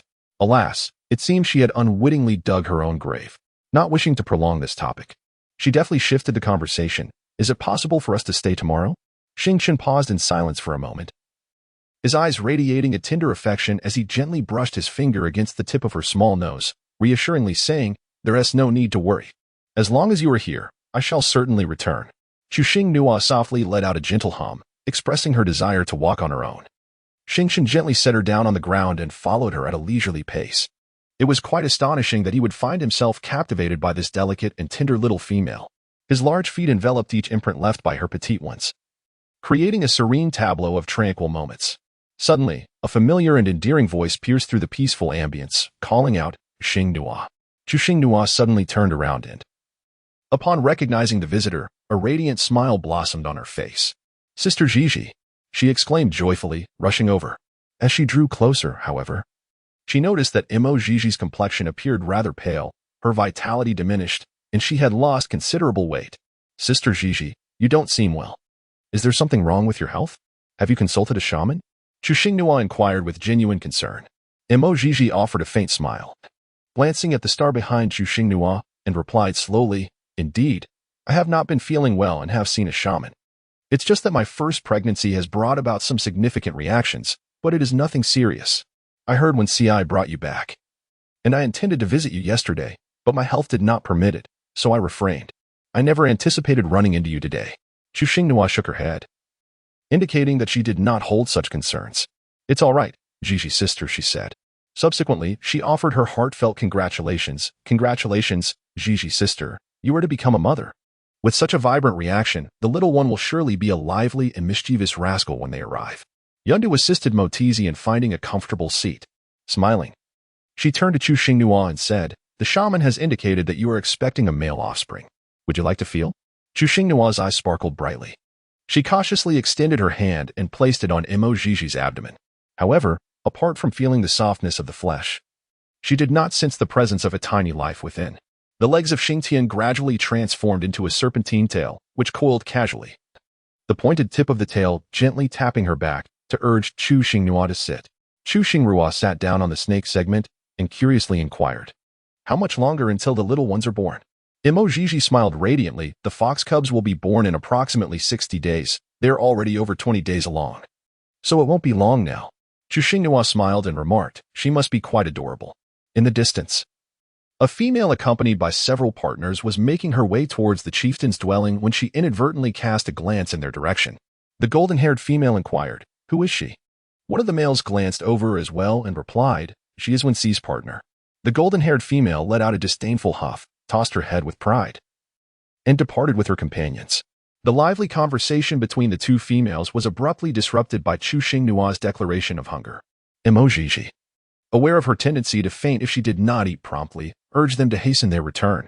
Before Chu Xingnu could utter her farewell, she felt a sudden tightening around her waist, followed by a rush of wind at her ear, and in the blink of an eye, she found herself back in the stone house. Qianli had long since prepared the meal, eagerly awaiting their return.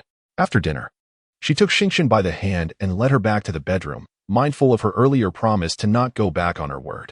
Xingqian retrieved a crystal orb, ready to feed it to her. Chu Xing gently declined, saying, my body has already recovered. There is no need for food. Starry Sky had no choice but to return the crystal to its place. He then sat down by the nest, cradling her in his lap, and softly said, sleep now. I shall do nothing.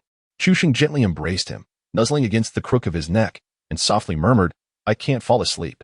Why don't you lull me to slumber? Xingqian responded with a simple, emotionless He contemplated various methods to coax her into a peaceful sleep, yet the little female in his arms maintained her wide, unblinking eyes, showing no sign of drowsiness. Lowering his voice, he tenderly urged, be good, close your eyes. Chu Xingnua gently closed her eyes, relishing the unique lullaby of the great black serpent, and unknowingly drifted into slumber.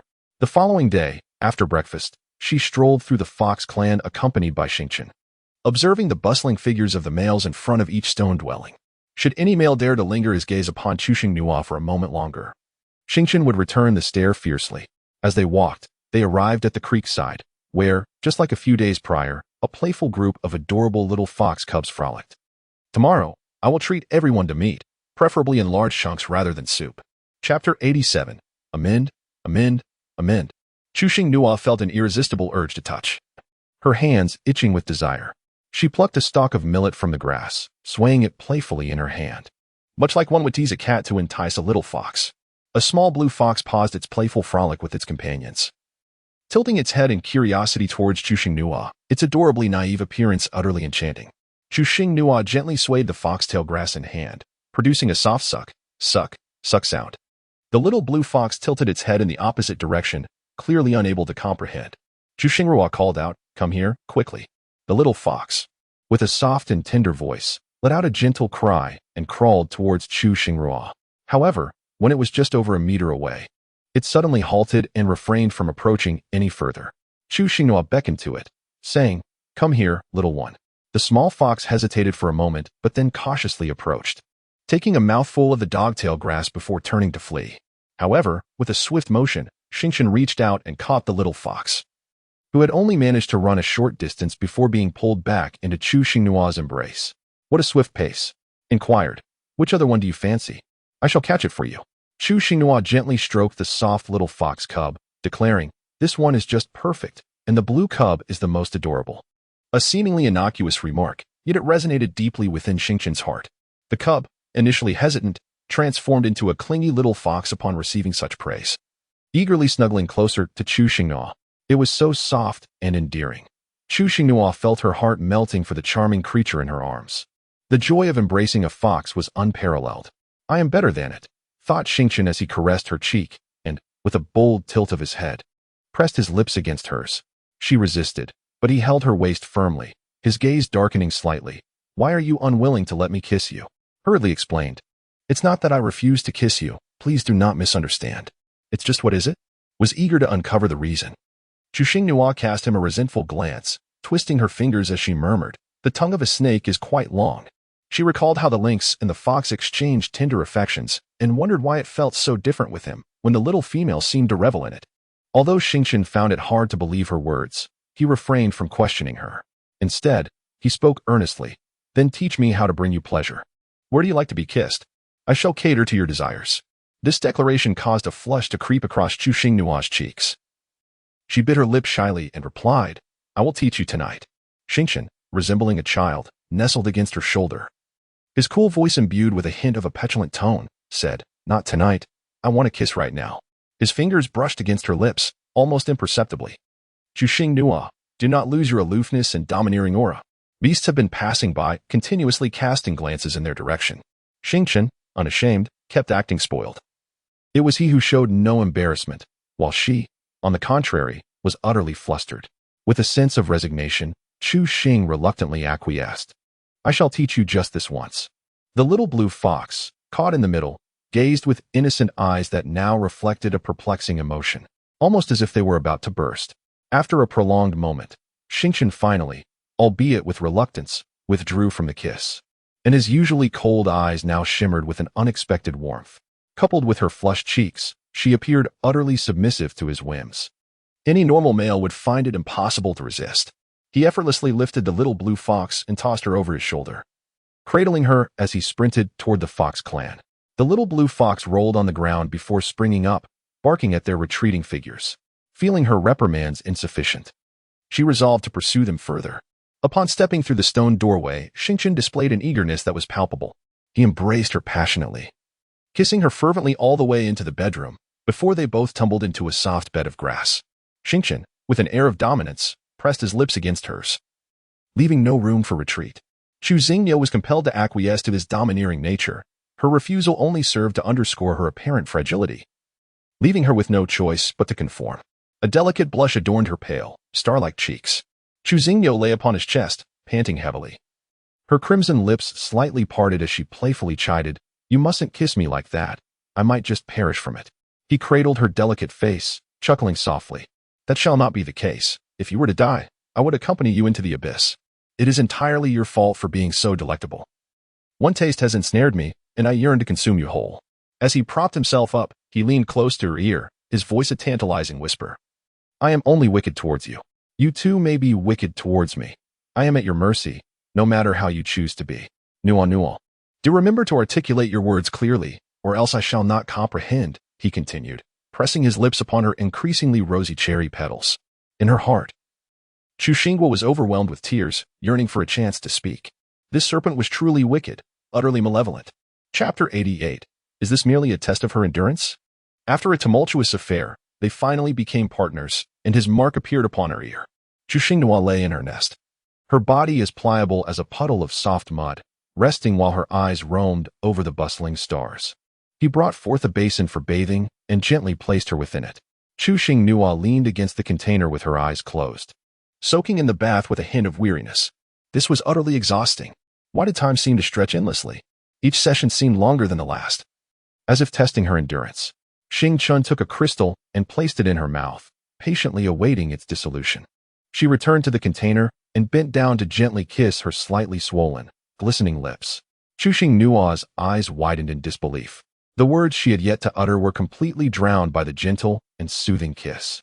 Xingchen grasped her resisting hands, deepening the kiss while feeding her the dissolved crystal. It was not until she had swallowed every last drop that Xingchen straightened his posture, as the crystal flowed down her throat and into her lungs. Chushingwa felt her fatigue dissipate entirely, letting out a comfortable sigh.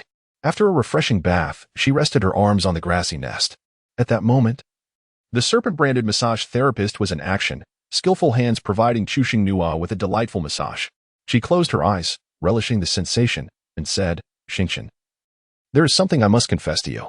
Xingchen's hands did not falter. They maintained the perfect pressure while he distractedly replied, You need not confess. I do not pry into your secrets. Chushingwa straightened her posture, her gaze resolutely fixed upon the stars. With solemnity, she declared, No, this cannot be. You must understand that you are my partner. Taking a deep breath, she continued, In truth, I am the other female sovereign you speak of. Though I have concealed my mark, which is why you have not discovered it. Chu Xingyo paused momentarily before earnestly stating, If you feel unwell or sense any ominous signs of your powers about to erupt, you must inform me. I can heal both. Xingchen listened intently, refraining from interjecting a single word. A fleeting glimmer of astonishment flickered in her violet eyes as she smiled and remarked, So, this little female is quite remarkable. Not only can she captivate hearts, but she is also a dominant figure with healing abilities. I have indeed stumbled upon a treasure. Xingchen raised her hand to gently caress the beast mark on her left ear, whispering, Thus, it is clear why you risked everything to escape. Chu Xingyo quietly lowered her head, tacitly acquiescing to the statements made by Xingchen. It was only because Lanha had singled her out that she felt an overwhelming sense of dread. Otherwise, he would have endlessly awaited Xinli and Wensi to come to her rescue. Cautiously, Lanha inquired, Did he say anything to you? Xingchen shook her head, replying, He said nothing to me. Upon realizing her absence, the foolish scorpion had pursued her and encountered Lanha along the way, recklessly charging at him in a futile attempt to engage in combat, only to be soundly defeated by the tempestuous daily antics. He ruthlessly administered a beating to Lanha. It turned out that the foolish scorpion sought to protect her. Xingchen continued, No wonder you felt fear when you saw me chase after her. You claim not to care about my identity as a stray beast, yet you are apprehensive about becoming that foolish, incompetent female. It seems that your self-harm and resistance truly frightened you. Even if I were to mistreat females, did you never consider that in my presence you would be a unique existence? From the moment she fell into his embrace, she was unlike any other female, and the wheels of fate began to turn quietly. Chuxing murmured to herself, I am timid and weak, merely wishing to live well, never daring to gamble with my own existence. She never harbored the delusion that she could win such a wager. However, the stars suddenly interrupted her, their violet gaze fixed intently upon Chuxing's beautiful eyes. Are you afraid that once I discover you are the female protagonist, I will shed my facade and torment you? Are you not concerned that I might also be in disguise, merely awaiting your confession? The final syllable lingered in the air, drawn out by his voice. Chu Xingyo did not respond, but instead posed a question. Will you hurt me? Starry gazed at her tenderly, responding with unwavering certainty. I will not. However, the subsequent words from Starry left her blushing furiously. But I will mercilessly tease you here. You may ponder the implications. Chuxing hurriedly covered his mouth, fearing that even more indecent words might escape those thin lips. She playfully chided, "Do not be so improper." Yet, Xingchen remained unfazed, gently removing her hand and resting it against his cheek, nuzzling it softly. His enchanting willow leaf eyes sparkled with a captivating glimmer as he said, "In the presence of other beastmen, I am quite respectable. However, when it is just the two of us, a little levity is inconsequential. Wouldn't you agree?" Chuxing gazed at him with bashful eyes. At that moment, the stars leaned closer to her ear and whispered with a soft chuckle, "I too have a secret to share with you." Chu Xingnua's heart raced uncontrollably, filled with an inexplicable anticipation of what he might say. Xingchen leaned closer, whispering playfully in her ear, "If ever I were to lose my senses and become unruly, you may employ this method to end my life in a single strike, leaving me no opportunity to resist. Do you remember?" Upon hearing his words, Chu Xingyo was filled with astonishment, her beautiful eyes brimming with disbelief. For a moment, she was at a loss as to how to respond. He had revealed to her the essence of his very life. Chu Xinghua vigorously shook her head, attempting to expel the words she had just heard from her mind. These sentiments stirred within her a blend of emotion and fear. She simply could not retain them. "I have a poor memory, and I hardly remember what you said," she thought. However, a sly smile subtly graced Xingchen's lips, revealing a hint of mischief. "No matter," he replied. "Each time emotions stir within you, I shall remind you once more. In due course, you shall remember." The blush that had previously faded from Chu Xingrua's face returned once more, and she playfully shot a glare at Xingchen, exclaiming, "Pervert! I shan't pay you any mind." Observing Chu Xingrua's bashful and endearing demeanor, Xingchen's heart swelled with delight, and his smile grew ever more radiant. Suddenly, his legs transformed into a sleek serpent's tail, playfully teasing her, entwining around her legs to continue his playful antics. Chu Xingnua shuddered, exclaiming, "Bad snake, I wish to sleep." The stars responded affirmatively, and soon the serpentine tail ceased its frolicsome antics, quietly accompanying Chu Xingnua, allowing her to drift into a serene slumber. When Qianli and Wenxi returned, a faint fragrance lingered in the stone dwelling, and it was evident that all necessary deeds, both right and wrong, had been completed. Observing the small female peacefully asleep in the grass nest, they noticed nothing amiss, and both felt a slight sense of relief. Their suspicions were confirmed. The stars had successfully pilfered the abode. The stars, previously lounging in the vicinity of the grass nest, lazily transformed back into their human form upon their return, their fervid demeanor having long since evaporated. Without needing to be prompted, they volunteered, "We bathed, received massages, and she was quite pleased." Qianli remarked, "As long as she is happy." Wenxi, however, expressed concern, inquiring, "You didn't tire her out, did you?" The star snorted dismissively, retorting, "Do you think I am you?" The previous incident had been his fault, and now the serpent had taken note of it, leaving Wenxi momentarily speechless. Chapter 89. Her eyes seemed to whisper of favoritism, noticing the tense atmosphere. Qianli interjected, "We brought everything back, while Nua sleeps. Let us busy ourselves for a while." The three males divided their tasks with clarity. Wenxi and the stars ventured outside to erect a fence, preparing to enclose a small courtyard around the stone dwelling. Curious, the stars inquired of Wenxi, "Whose blue little fox is that?" After a moment's thought, Wenxi replied, "That belongs to Uncle Geely. I must warn you, you are now a serpent beast with a female and a tribe. You cannot covet the younglings of our kin as potential meals. It would bring trouble to the little ones, and we would find ourselves unable to stay here. You surely do not wish for her to wander with us during the cold season, do you?" The stars rolled their eyes dramatically, continuing to work on the fence while stating, "Nua likes them. I intend to catch one for her to play with." Upon hearing that it was for the little one, Wenxi grew enthusiastic, declaring, "You plant. I shall go and snatch that entire litter of blue cubs right away." The stars cautioned, "No need to catch them all, just the one that was most vociferously scolding the beasts at the entrance of the stone dwelling today." Wenxi paused for a few seconds, processing the request, and then responded with a soft, "Oh." A flicker of doubt crossed his mind. Those little cubs had been rather well behaved. When had they learned such behavior? Chu Xingnua awoke naturally from her slumber. Upon opening her eyes, she beheld a pair of round, glistening eyes intently fixed upon her from the edge of the grass nest. Startled, she swiftly sat up, a little blue fox. The little blue fox, upon noticing her wakefulness, clawed at the grass nest with its front paws, desperately attempting to leap up with its hind legs. However, being still too small, it became anxious and began to whimper. Qianli extended a hand to assist it, and gently remarked to Chu Xingnua, We have brought everything back. You may want to check shortly to see if anything is still needed. The little blue fox then darted into Chuxing Nua's embrace, adorably seeking affection. Chuxing gently stroked the little blue fox and said to Qianli, "Thank you for your hard work." After a brief pause, she continued, "I have united with Xingqian." No sooner had she uttered these words than Qianli abruptly exited the bedroom. Chuxing Nua, is the lynx sulking because it is upset about her bond with Xingqian? Did she not already express her desire for Xingqian, and did he not tacitly agree? How could it come to this? A wave of sorrow washed over her, leaving her feeling somewhat wronged. Upon returning from washing his hands, Qianli noticed Chuxing Nua's tearful expression and hurried over to inquire, "What's wrong? Are you unwell? Is your mood off? Did it bite you?" The little blue fox, who had been innocently accused, immediately expressed its displeasure, jumping out of Chuxing Nua's embrace and snapping at Qianli's tail. "How dare you wrong me? The tail is the most vulnerable part of a beastman." And Qianli gasped in pain, "Ouch." The little blue fox was unceremoniously tossed aside for the second time today. "Are you all right?" Chuxing Nua asked anxiously, grasping his tail to inspect it closely. Qianli's eyes darkened with a hint of restrained desire. No, please stop touching it. Something might happen." Chuxing Nua realized and immediately let go. "Why did you leave before I finished speaking?" Qianli candidly replied, "I was sewing the white cloth and touched the little fox. I feared you would find it dirty, so I went to wash my hands." Chuxing Nua, I once believed. "Qianli, you have chosen to bond with the stars. I harbor no discontent. On the contrary, I am quite elated. For you now have another unwavering protector by your side."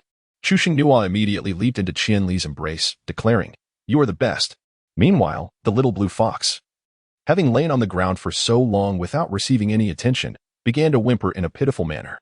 When Ci lifted the curtain and entered from outside, seizing the little creature by its tail and preparing to take it out for a lesson, Chuxingyo couldn't bear to watch. "When Ci, be gentle, its tail might break." When Ci deliberately shook it to demonstrate that the tail was indeed robust. Male cubs are tough and resilient. It's perfectly fine. The little one should be treated this way. Chuxingyo watched helplessly as the little blue fox was taken away, a pitiful creature indeed. Chuxingrua, feeling a bit lethargic, chose not to go outside. Moreover, a glance through the window revealed the harshness of the sunlight outside. She quietly observed Qianli sewing a cotton pad. The cotton pad resembled a rudimentary version of a feminine hygiene product affixed to a strip of unshorn animal hide. Qianli spoke softly. "Last time you mentioned that using the cotton pad alone would lead to leakage. I contemplated this and believed that adding a layer of animal hide would improve it." Chuxing Nua remarked, "Qianli, you are truly remarkable. I have a small suggestion. Could we possibly use a thinner type of hide?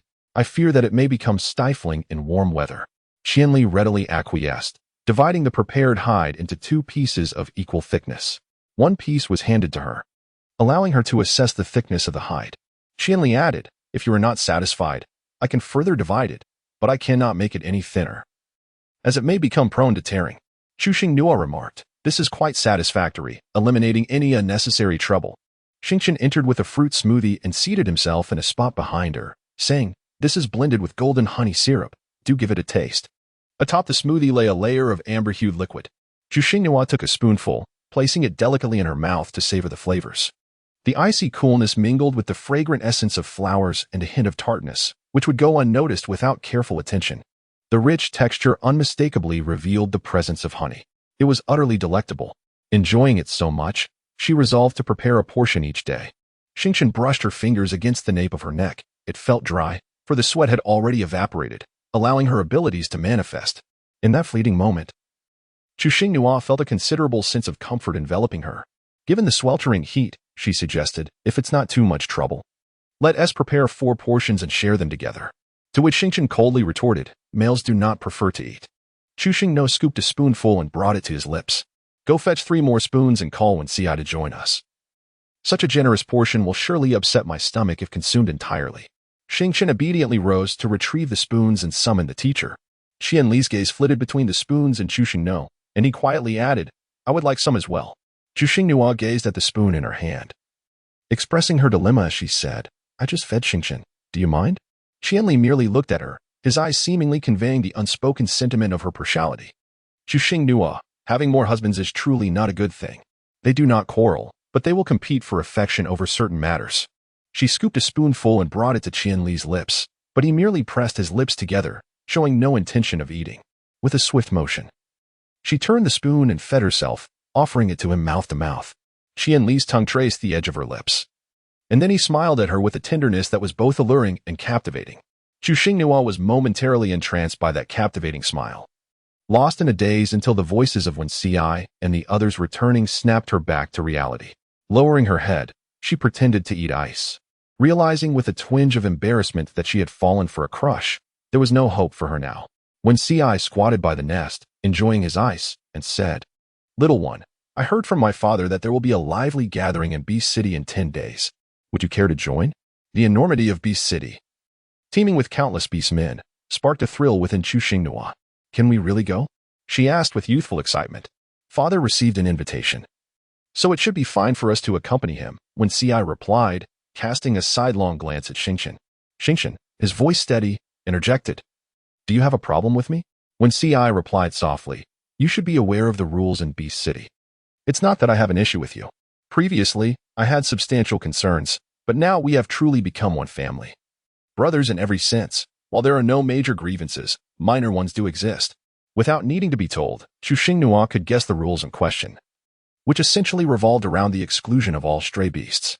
The three husbands certainly couldn't leave the large black snake behind in the tribe. He would undoubtedly feel jealous. She couldn't help but sigh, lamenting the bothersome rules. Perhaps they shouldn't go after all. Xingqian affectionately ruffled her hair and said understandingly, "If you can go, then you should. I'll return to fetch a few things, and by the time you return from Beast City, I should be back too." Wen Xi found this suggestion quite agreeable. "I'll ask my father right away to avoid missing the opportunity to the other brothers." Wen Xi headed directly to his father's stone house, where he promptly encountered Qizhou. Qizhou, guarding his wings, cautiously retreated, fearful of being plucked again.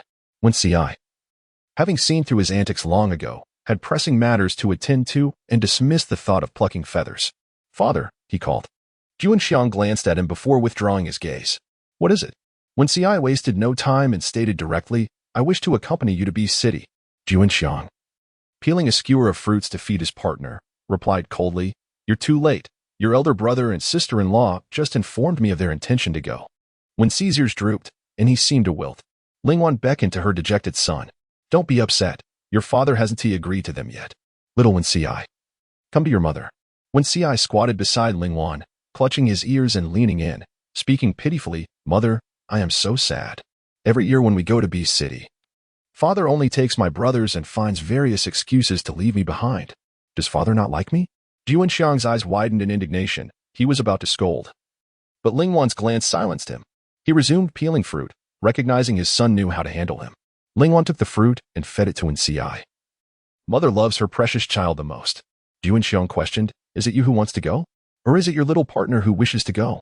Wen Xi found the fruit exceedingly sweet and contemplated bringing some back for the little one. Upon hearing his father's query, he promptly replied, "Of course. I wish to take her for a stroll. Mother, you know I have 3 beast husbands by my partner's side, and I am the least capable among them.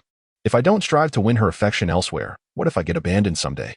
"Mother," Lingwan recognized the logic in his argument and felt compelled to support her son.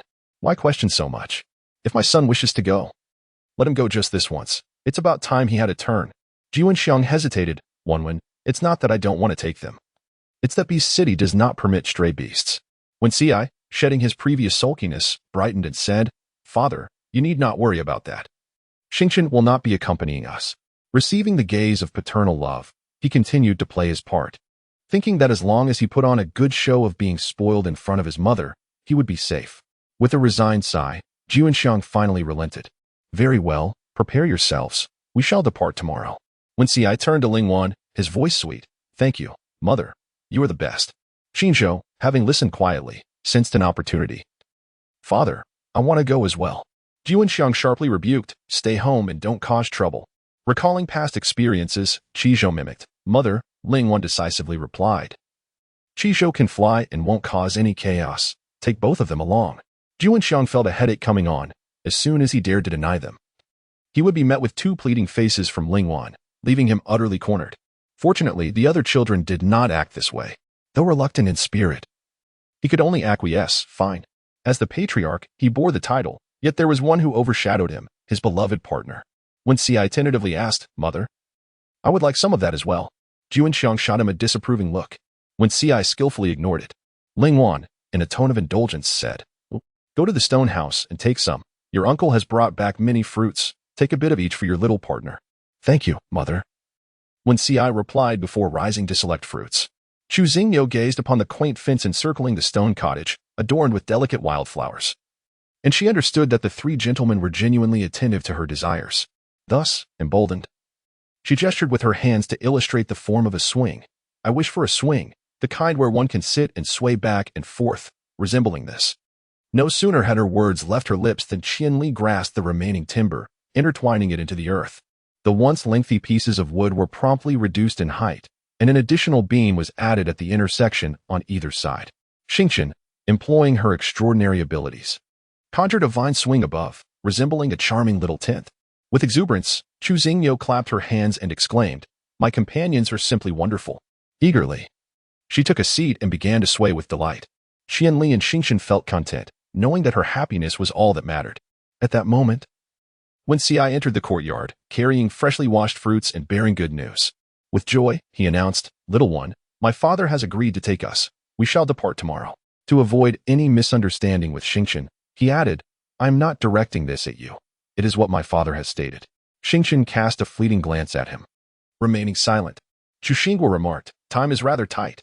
The stars exhibited no signs of discontent. With a cool and composed voice, she replied, "It is indeed better to leave early and return early." When Ci placed the basket on the ground, plucked a peeled fruit, and offered it to her, echoing, "Indeed. We must set off early to secure a prime location for selling our wares. The Beast City is considerably more affluent than our small clans, and the prices for our offerings are bound to rise. Be sure to bring along those dream catchers and fans you crafted. They will surely appeal to the females of Beast City." Chu Xinghua nibbled on grapes, her gaze drifting towards the stars. The stars comforted her, saying, "You will return after your journey. I am fine." Then, shifting the conversation, it added, "If you tarry too long in Beast City, I shall personally come to fetch you." With that, it excused itself, saying, "You carry on. I shall prepare my belongings." Qianli, sensing he was out of place, discreetly retreated to the stone cottage. The three of them had little to discuss, when Ci took it upon herself to feed her, while she offered a few words of comfort to the stars. That evening, she used her soothing abilities to help calm the stars' powers, ensuring no mishaps occurred in her absence. On the following morning, after bidding farewell to the stars, the trio hurried towards the gathering place. In the clearing of the Fox clan tribe, 5 eagle beasts had alighted, one of which bore uniquely vibrant feathers. Chapter 91. Are you itching for trouble again? Chu Xinghua could not help but cast a few glances, uncertain whether the figure before her was indeed an eagle, particularly as its feathers bore a striking resemblance to those brought back by the stars. Qingzhou, noticing that the beautiful sister was fixated on him, must have been captivated by his exquisite plumage. He shook himself slightly and approached her. Coming to a halt before her, he lowered his voice, emitting an eagle's call. "Beautiful sister." When Ci swiftly swatted at him, exclaiming, "Go away," Jun Xiang surveyed the assembled beastmen with an air of authority and declared, "Now that everyone is present, we shall set forth." Together with Chu Xinghua, there were 6 beastmen in total, among whom was a golden-haired female, while Jun Xiang rode alone upon an eagle's back. The others paired off, one of them carrying a bundle. When Ci promptly lifted Chu Xinghua onto Qingzhou's back and turned to Qianli, saying, "Today, I shall accompany the little one. Tomorrow, you shall attend to her." Chu Xingyo instinctively grasped a few feathers. "Very well." Qianli did not argue, casually mounting the back of a hawk beast with his baggage. Taking advantage of the moment when Ci was speaking, Qingzhou stealthily shifted to the side. Upon seeing his father take flight with his grandfather, he swiftly followed suit. When Ci turned around, utterly dumbfounded, and bellowed towards the sky, "Qingzhou, are you feeling mischievous again?" Qingzhou glanced back down, his eyes brimming with defiance, as he soared closely beside his 2 fathers. "Chu Xing, that clingy little brother." Chu Xing called out his name, Qizhou. Beneath her, the eagle beast responded with a cry, "Sister, it is I." Chu Xing spoke to the beast like Qingzhou in a tone meant to soothe the child. "Shall we go down to meet Wen Ci? It's a bit frightening for me to sit on your back alone." Qingzhou must be obedient. She was genuinely afraid, while flying in an airplane. The enclosed space alleviated her fears of falling. However, now, perched upon the back of an eagle, surrounded by vast emptiness, she truly feared that a sudden gust of wind might send her tumbling down. Qingzhou let out another eagle cry, We cannot go down now. Brother will strike me with lightning. Chu Xingrua, this is completely incomprehensible. The eagle beast beneath Juanxiang let out a piercing cry. Look at your pathetic demeanor. Juanxiang reassured Chu Xingrua, it is quite safe atop the eagle's back. There is no risk of falling. Moreover, riding a single beast is far more comfortable than being cramped with another. Relax and truly embrace the experience. Endeavor to relax her taut nerves, taking a deep breath and indeed feeling significantly better than before. With a sweet voice, Juanxiang remarked, Thank you, Father, for your guidance. I feel much improved. Juanxiang added, Every female should have a flying male by her side for true completeness. Chu Xingnua sensed that her father-in-law's words seemed to carry an unspoken implication, though it was equally possible that she was overthinking the matter. Unsure of how to respond, she merely offered a polite smile. Juanxiang then inquired, How old are you this year? Chu Xing answered truthfully, 20 years old. Juanxiang's pupils dilated momentarily, revealing a depth of meaning as he remarked, Qing Zhou has just turned 19. It was clear to me that Qing Zhou was her younger brother, and the weight she placed on the word brother was palpable. During the break, she moved closer to Qianli, deliberately distancing herself from Qing Zhou, for she held no interest in him. When Ci observed as they soared away, promptly leaping onto the back of an eagle. Excellent. Daring to steal his partner, he vowed that by the time they arrived at their destination, not a single feather would remain on Qing Zhou. Throughout the flight, when Ci's gaze remained fixated on Qing Zhou, with beautiful companions on either side, Qing Zhou felt a sense of insecurity under their scrutiny, almost forgetting how to flap his wings. On the afternoon of the 7th day, they arrived at the so-called Beast City. At the city gates, they transformed back into human form, needing to present their identities and numbers to the guarding beastmen for verification before being granted entry. Females could enter freely, but if accompanied by a male, they were subject to questioning. Juanxiang took the initiative to approach the gatekeeper beastman for negotiations. Chu Xinghua surveyed Beast City, its walls towering 10 meters high, constructed from solid stone blocks. The city gate stood firmly closed, with imposing lion heads intricately carved on each of the 2 doors. One of the golden-haired orc guards approached to tally the number of individuals, and upon reaching Chu Xinghua, he could not help but steal an extra glance. Chu Xinghua found herself enveloped in Qianli's embrace, her enchanting eyes momentarily gazing at the beastman before swiftly diverting her gaze. She was acutely aware that lingering too long could lead to misunderstandings. Takizawa, under the impression that the unsightly scars marring the right side of his face had startled the young female, hastily tousled his hair to conceal them. In a solemn tone, he introduced himself to Juanxiang. My name is Takizawa, and I extend a warm welcome to your arrival. Allow me to guide you into the city. With that, he cast another sidelong glance towards Chu Xingnua. The heavy city gates were abruptly swung open. Chu Xingru and her companions followed Takizawa into the Beast City. She curiously glanced around. The streets were spacious, lined with neatly arranged stone houses, each adorned with a small wooden sign at the entrance, displaying various or identical patterns. The thoroughfare bustled with a myriad of creatures from diverse races, creating a lively atmosphere. Qianli, noticing her distracted demeanor, lifted her effortlessly and whispered, Take a moment to observe and decide which place you fancy. Once you've noted down where we'll stay, we can venture out to explore.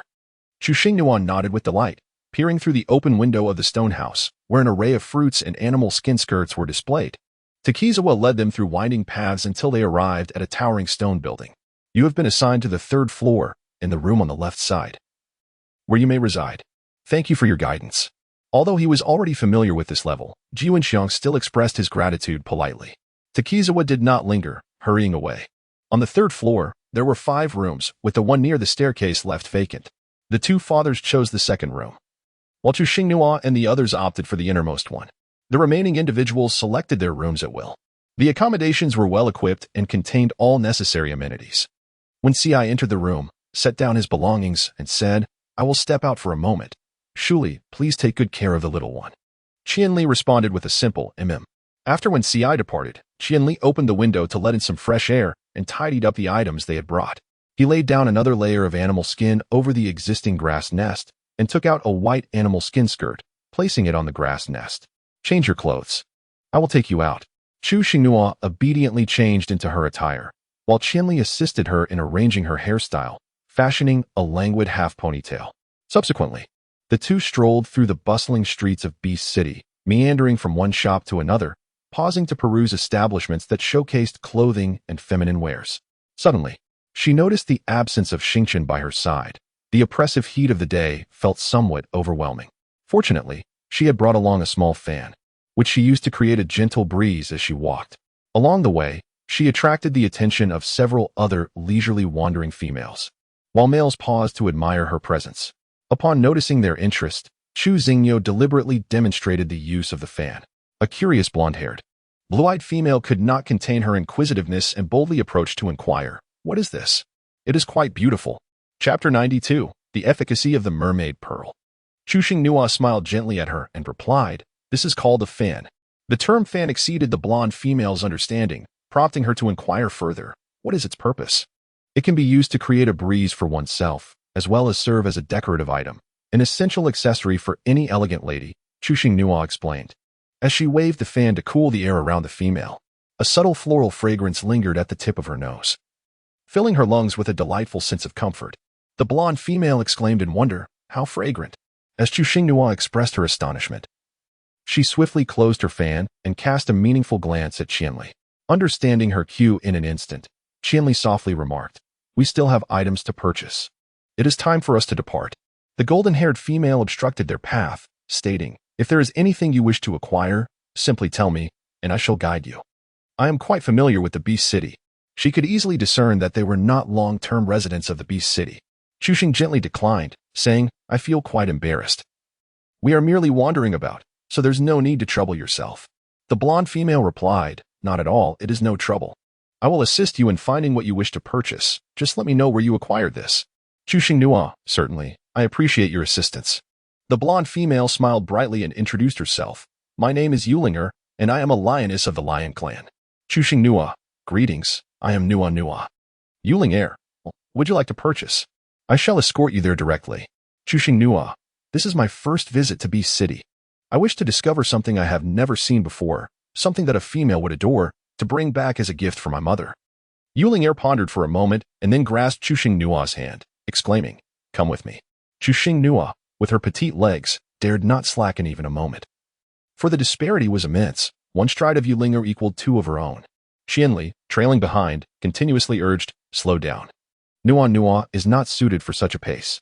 Upon hearing this, Yulinger considerably reduced her speed. After approximately 10 minutes, Yulinger halted before a stone hut, remarking, "The wares sold here are favored by females. Let us enter." Chu Xingnua, thoroughly exhausted from being dragged along, found the sweltering heat utterly unsuitable for running, especially on such long roads that felt as though they might burst his lungs. With hands on his hips, he gasped for breath, only to be pulled into the stone house after a mere 10 seconds of respite. This female was excessively enthusiastic. Yulingo attentively introduced him to the various wares within, displaying a level of consideration that surpassed even that of the male shopkeepers. Chu Xingnua cast a cursory glance and nodded frequently to indicate her understanding. Yulingo introduced everything in detail and then turned to Chu Xingnua, inquiring, "Nua Nua, have you decided what to purchase for your mother? Would you like me to assist you in selecting something?" Chu Xingnua casually picked up a bead and remarked, "I find this bead quite exquisite." Yulingo's expression grew somewhat peculiar, precisely reflecting a sense of discomfort. Before Chu Xingnua could inquire about her reaction, a male voice from the stone chamber announced, "This bead is priced at 150 crystal stones."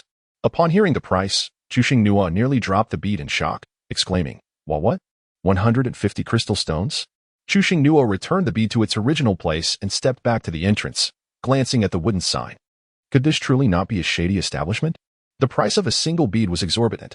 Why not simply resort to theft? The male continued, "This is a mermaid's life bead, renowned for its ability to enhance a female's beauty, highly coveted among them." Upon hearing this, Chu Xingnua felt that the steep price was somewhat justifiable and thus was no longer as agitated as before. Yulinger leaned in closer to Chu Xingnua's ear and whispered, "Do not heed his nonsense. While the bead does possess some efficacy, it is rather limited. He hardly sells more than 2 a year, and the price can certainly be driven down."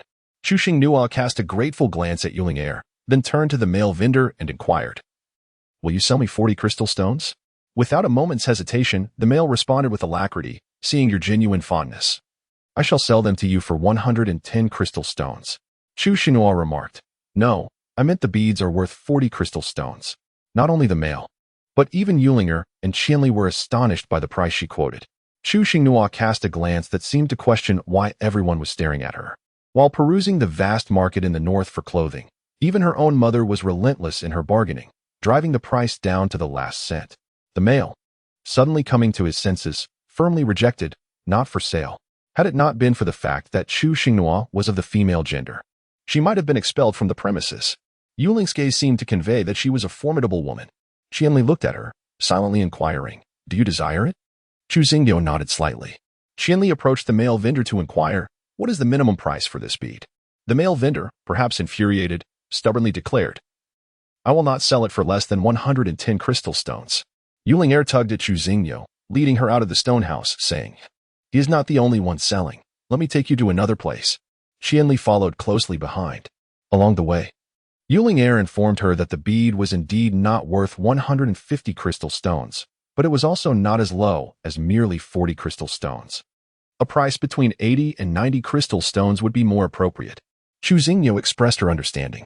A few minutes later, they entered the second shop, where an enthusiastic male greeted them warmly. Chu Xingyou first inquired about the price of the pearl. "How many crystals?"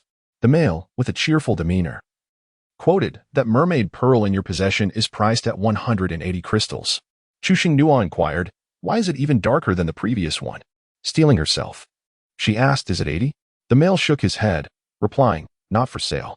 Yuling shouted at him, "You ought to be reasonable." The male, attempting to appease, said, "That price for you is simply unfeasible. Considering she is your sister, I will part with it for 100 crystal stones. Any lower is simply impossible. The fish pearl she possesses bears yellow markings, distinct from the others. Were it any other, I would certainly sell it for 80. Upon closer inspection of the transparent mermaid pearl held before her, Chu Xinghua discerned a few faint golden threads within. Yuling, not wishing to be indebted to the affections of the masculine, chose to remain silent and shifted her gaze towards Chu Xinghua. Chu Xingyou did not believe that merely adorned with a few golden threads, it could be deemed valuable. She inquired, apart from the intricate patterns, "How does it differ from other beads?" The male kindly advised, "The rejuvenating effects are far more pronounced. However, you are still young and do not require such an expensive bead. Those mermaid tears would suffice for your needs." Chu Xinghua said to Qianli, "I desire this." Qianli felt a twinge of embarrassment, replying, "I only brought 50 crystal stones with me. To purchase this, I must make a trip back." Chu Xinghua took the small pouch filled with crystal stones and obediently said to Qianli, "Then you should hurry back. I will not wander off, but will wait right here." Qianli gently ruffled her hair before swiftly departing from the stone house. The male figure, with a cheerful smile, brought over 2 stools, and Yulinger and Chu Xinghua settled down on them. Upon noticing that Yulingo was fixated on the fan in her hand, Chu Xinghua understood her thoughts and gently took Yulingo's hand, placing the folding fan upon it. "Thank you for accompanying me on this shopping excursion today. Otherwise, we might have wandered for quite some time. If you don't mind, I would like to gift this to you." Chapter 93. They have all become little fire spirits. Yulingo opened the fan and held it to her nose, inhaling its scent. "A gift for me? But what will you use?" she inquired. "Just tell me where you purchased it, and I will have my brother procure one for me." Chu Xinghua smiled brightly and said, "It is only natural for me to gift you a small trinket in gratitude for your assistance. A fragrant fan compliments a beautiful lady, does it not?" Yulinger, taken aback by her words, felt a tinge of embarrassment and replied, "Do you truly feel that way?" Chu Xing nodded. "I shall accept this. Should you require anything in Beast City, do not hesitate to seek me out." Yulinger then provided her home address. Chu Xingyou cautiously inquired, "Do you think the female inhabitants of this folding fan Beast City would appreciate it?" Without a moment's hesitation, Yulinger replied, "Females are invariably drawn to novel items, particularly those that are fragrant. Their competitive nature is quite pronounced." After a brief pause, she continued, "However, this is worth only 20 crystal stones. If it were any more expensive, even if it were novel, the females would likely refrain from purchasing it. By the way, how much did you acquire yours for?" Chu Xingyou silently noted Yulinger's words. As long as there is a sense of comparison, it is sufficient. The initial price she set was merely 10 crystal stones. Yet it has now doubled to 20. Chu Xinghua chuckled and remarked, "It's quite similar to what you mentioned." Yulinger replied, "You are truly generous. No, I must also present you with a token of gratitude." Chu Xinghua, "There is no need for a return gift. If you truly wish to express your gratitude, could you assist me with a small favor?" Yulinger, "Speak your mind." Chu Xinghua whispered, Could you inform me where the females typically congregate? I have something I wish to sell. Yulingo pondered for a moment and replied, certainly, I shall seek you out tomorrow. In the midst of their conversation, Qianli returned with the crystal stones and paid the male with the gems. Chu Xingnua bid a brief farewell to the mermaid Pearl and Yuling Air before strolling back to her residence with Qianli. Upon their return, she recounted the earlier conversation to Qianli, who replied in a gentle tone, this proves that Nua has an exceptional taste in her creations. Chu Xingnua settled onto the grass nest and spoke softly, I wonder if what she said is true. If it is, I feel as though I've fallen short. Qianli smiled gently and reassured her, we not only possess folding fans but also feather fans, hair ties, and so forth. We have more than enough to sell. Chu Xingnua lazily leaned on her arms, her small feet gently swinging as she mused, if it sells well, we should make more and try our luck in other beast cities. The sweat on her body made her feel sticky, and she yearned for a bath. Qianli responded with a soft acknowledgement, I will prepare it. In a moment, the bathwater was ready, and Chu Xingnua happily immersed herself. Meanwhile, Qianli busied herself washing clothes, wringing them thoroughly before using her abilities to dry them, neatly folding and storing them in her bundle. She laid out a piece of beast skin on the ground with the smooth side facing up and ensured her feet were clean. Approaching the container, Qianli spoke gently. If you soak too long, it may be detrimental to your health. Let me carry you out. Chu Xingnua cradled her hands against her chest, shaking her head in refusal. I wish to soak a little longer.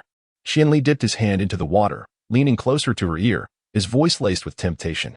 Nua, I am but a normal male. Your actions make it quite difficult for me to maintain my composure. Are you certain you wish to continue soaking?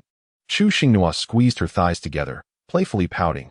Naughty little rascal, Qianli gently pinched her soft flesh, maintaining a calm demeanor as she inquired, am I really that bad?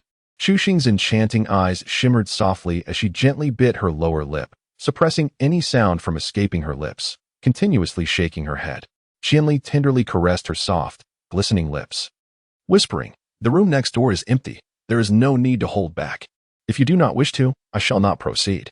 With a hint of embarrassment, remarked, you are incorrigible. Suddenly, a splash echoed as Qianli shed her beast skin skirt and immersed herself in the vessel. The two phrases resonated deeply within the chamber, rich with meaning, as she savored the stir-fried noodles, a homophone, indeed, not a typographical error. Qianli nibbled on the meat bun, relishing each bite as if she were indulging in a delicacy from the beastly realm. The bun was springy and sweet, perhaps more aptly described as a sugar bun, enticing the beast to crave more upon tasting. The blossoming flower buds released a captivating fragrance, and Qianli glanced at her hands, observing the gradually entranced expression on Chu Xingnua's face, her lips curling into an enchanting smile. After being graced by a gentle drizzle, the floral aroma intensified, spreading throughout the room. The battle had concluded, leaving Chu Xingnua slightly fatigued, her breath coming in soft gasps, with disheveled strands of hair clinging to her face. Her fair skin tinged with a delicate blush reminiscent of cherry blossoms. As Qianli wiped away the sweat, she inquired, No, do you not wish to offer your thoughts? Chu Xing cast a shy glance at him, her eyes filled with embarrassment. From now on, no more during the day, it's too hot. Qianli playfully bit her pouting red lips and replied, I see. Does this mean you are inviting me to continue in the evening? Chu Xingnua let out a soft snort, expressing her disbelief at the fanciful notion. Qianli smiled gently, suggesting that after a refreshing shower, she should rest soundly. After bathing, Chu Xingnua drowsily succumbed to slumber, only to be roused by the gentle rumbling of her stomach. The moonlight streamed through the window, cascading like gossamer threads, tenderly caressing everything within the room, as if draping them in a silvery luminescence. Chu Xingnua nestled into the shadow beside her, exclaiming, Qianli, I am famished. No sooner had her words escaped her lips than a furry, bushy tail curled around her slender waist, playfully questioning, why do you enjoy being so affectionate? Upon realizing that she had inadvertently cuddled the wrong male, Chu Xingnua felt a fleeting moment of embarrassment in her beautiful eyes, yet boldly stroked the fox's tail. Do not tease. I am truly hungry. In an instant, an orange glow filled the room, illuminating every corner. Qianli brought forth the food he had meticulously prepared, placing it beside the nest. As Chu Xingnua sat up, she gazed at Qianli, who was enveloped in flames, and chuckled softly. You've turned into a little fire person. Qianli replied, if the flames were a bit larger, you would see me more clearly. When I took some food and offered it to her. But Chu Xingnua did not eat. Instead, she earnestly said to Qianli, I know you mean well, but my sense of humor is rather low. and I cannot help but laugh. Qianli subdued his powers, though the flames still flickered around his lower half. When Ci, stroking his chin, curiously inquired about the areas concealed by his animal skin skirt, "Aren't you afraid that if you lose control, you might charge Juju?" Qianli generously rolled his eyes at him, saying, "If you wish to be scorched, I can assist you at any moment." When Ci protected himself, saying, "Stop right there. I intend to reserve that for giving the little one a unique experience." As Chu Xingniu savored her meal, she listened to the playful banter between two males, their exchange proving quite entertaining. However, to her surprise, the topic soon shifted to her. "Chu Xingnua, what does it have to do with me?" Chu Xingnua swallowed her food and cleared her throat, addressing Qianli. "In the future, if anyone at home misbehaves, you shall use flames to teach them a lesson." When Ci rested her chin on her hand, gazing at Chu Xingnua as she ate, "I have ample reasons to believe you are referring to me. There are only 3 males by your side, and he can only contend with me. Am I truly so flawed? Am I unable to satisfy you? Why must you resort to destruction?" Chu Xing was taken aback by Wen Ci's 3 consecutive questions, leading her to cough. When Ci gently patted her back to provide comfort, Qianli brought over a bamboo tube filled with water and handed it to her. Chapter 94. Could it be that Shaoxi is in this beast city? Chu Xinghua took a sip of water to soothe her throat, her voice tinged with a hint of restrained anger. "From now on, during meals, we shall not discuss such matters." In an instant, when Ci's mood soured, her lips pouting as she replied, "Understood." Chu Xinghua explained to herself, "I did not scold you. Choking on food is truly uncomfortable." When Ci urged, "Hurry and eat. What you just said hardly qualifies as scolding. Had you not mentioned it, I would have thought you were merely being playful. Little one, you must quickly adapt. Once all 7 beastly husbands are gathered, we shall collectively discuss matters of intimacy and come to understand all your preferences." Chu Xinghua felt fortunate that he had finished his meal when those words were uttered, as he had narrowly escaped the choking incident. His cheeks flushed with a blend of embarrassment and indignation. "No discussions allowed. Are you not ashamed? Why do you harbor such perverse thoughts? Do you not find it awkward to discuss such matters openly? Isn't it who has the shorter time that feels embarrassed? Well, she prefers brevity. Having their original time would be ideal." Qianli assured, "I shall remain silent." When Ci, realizing that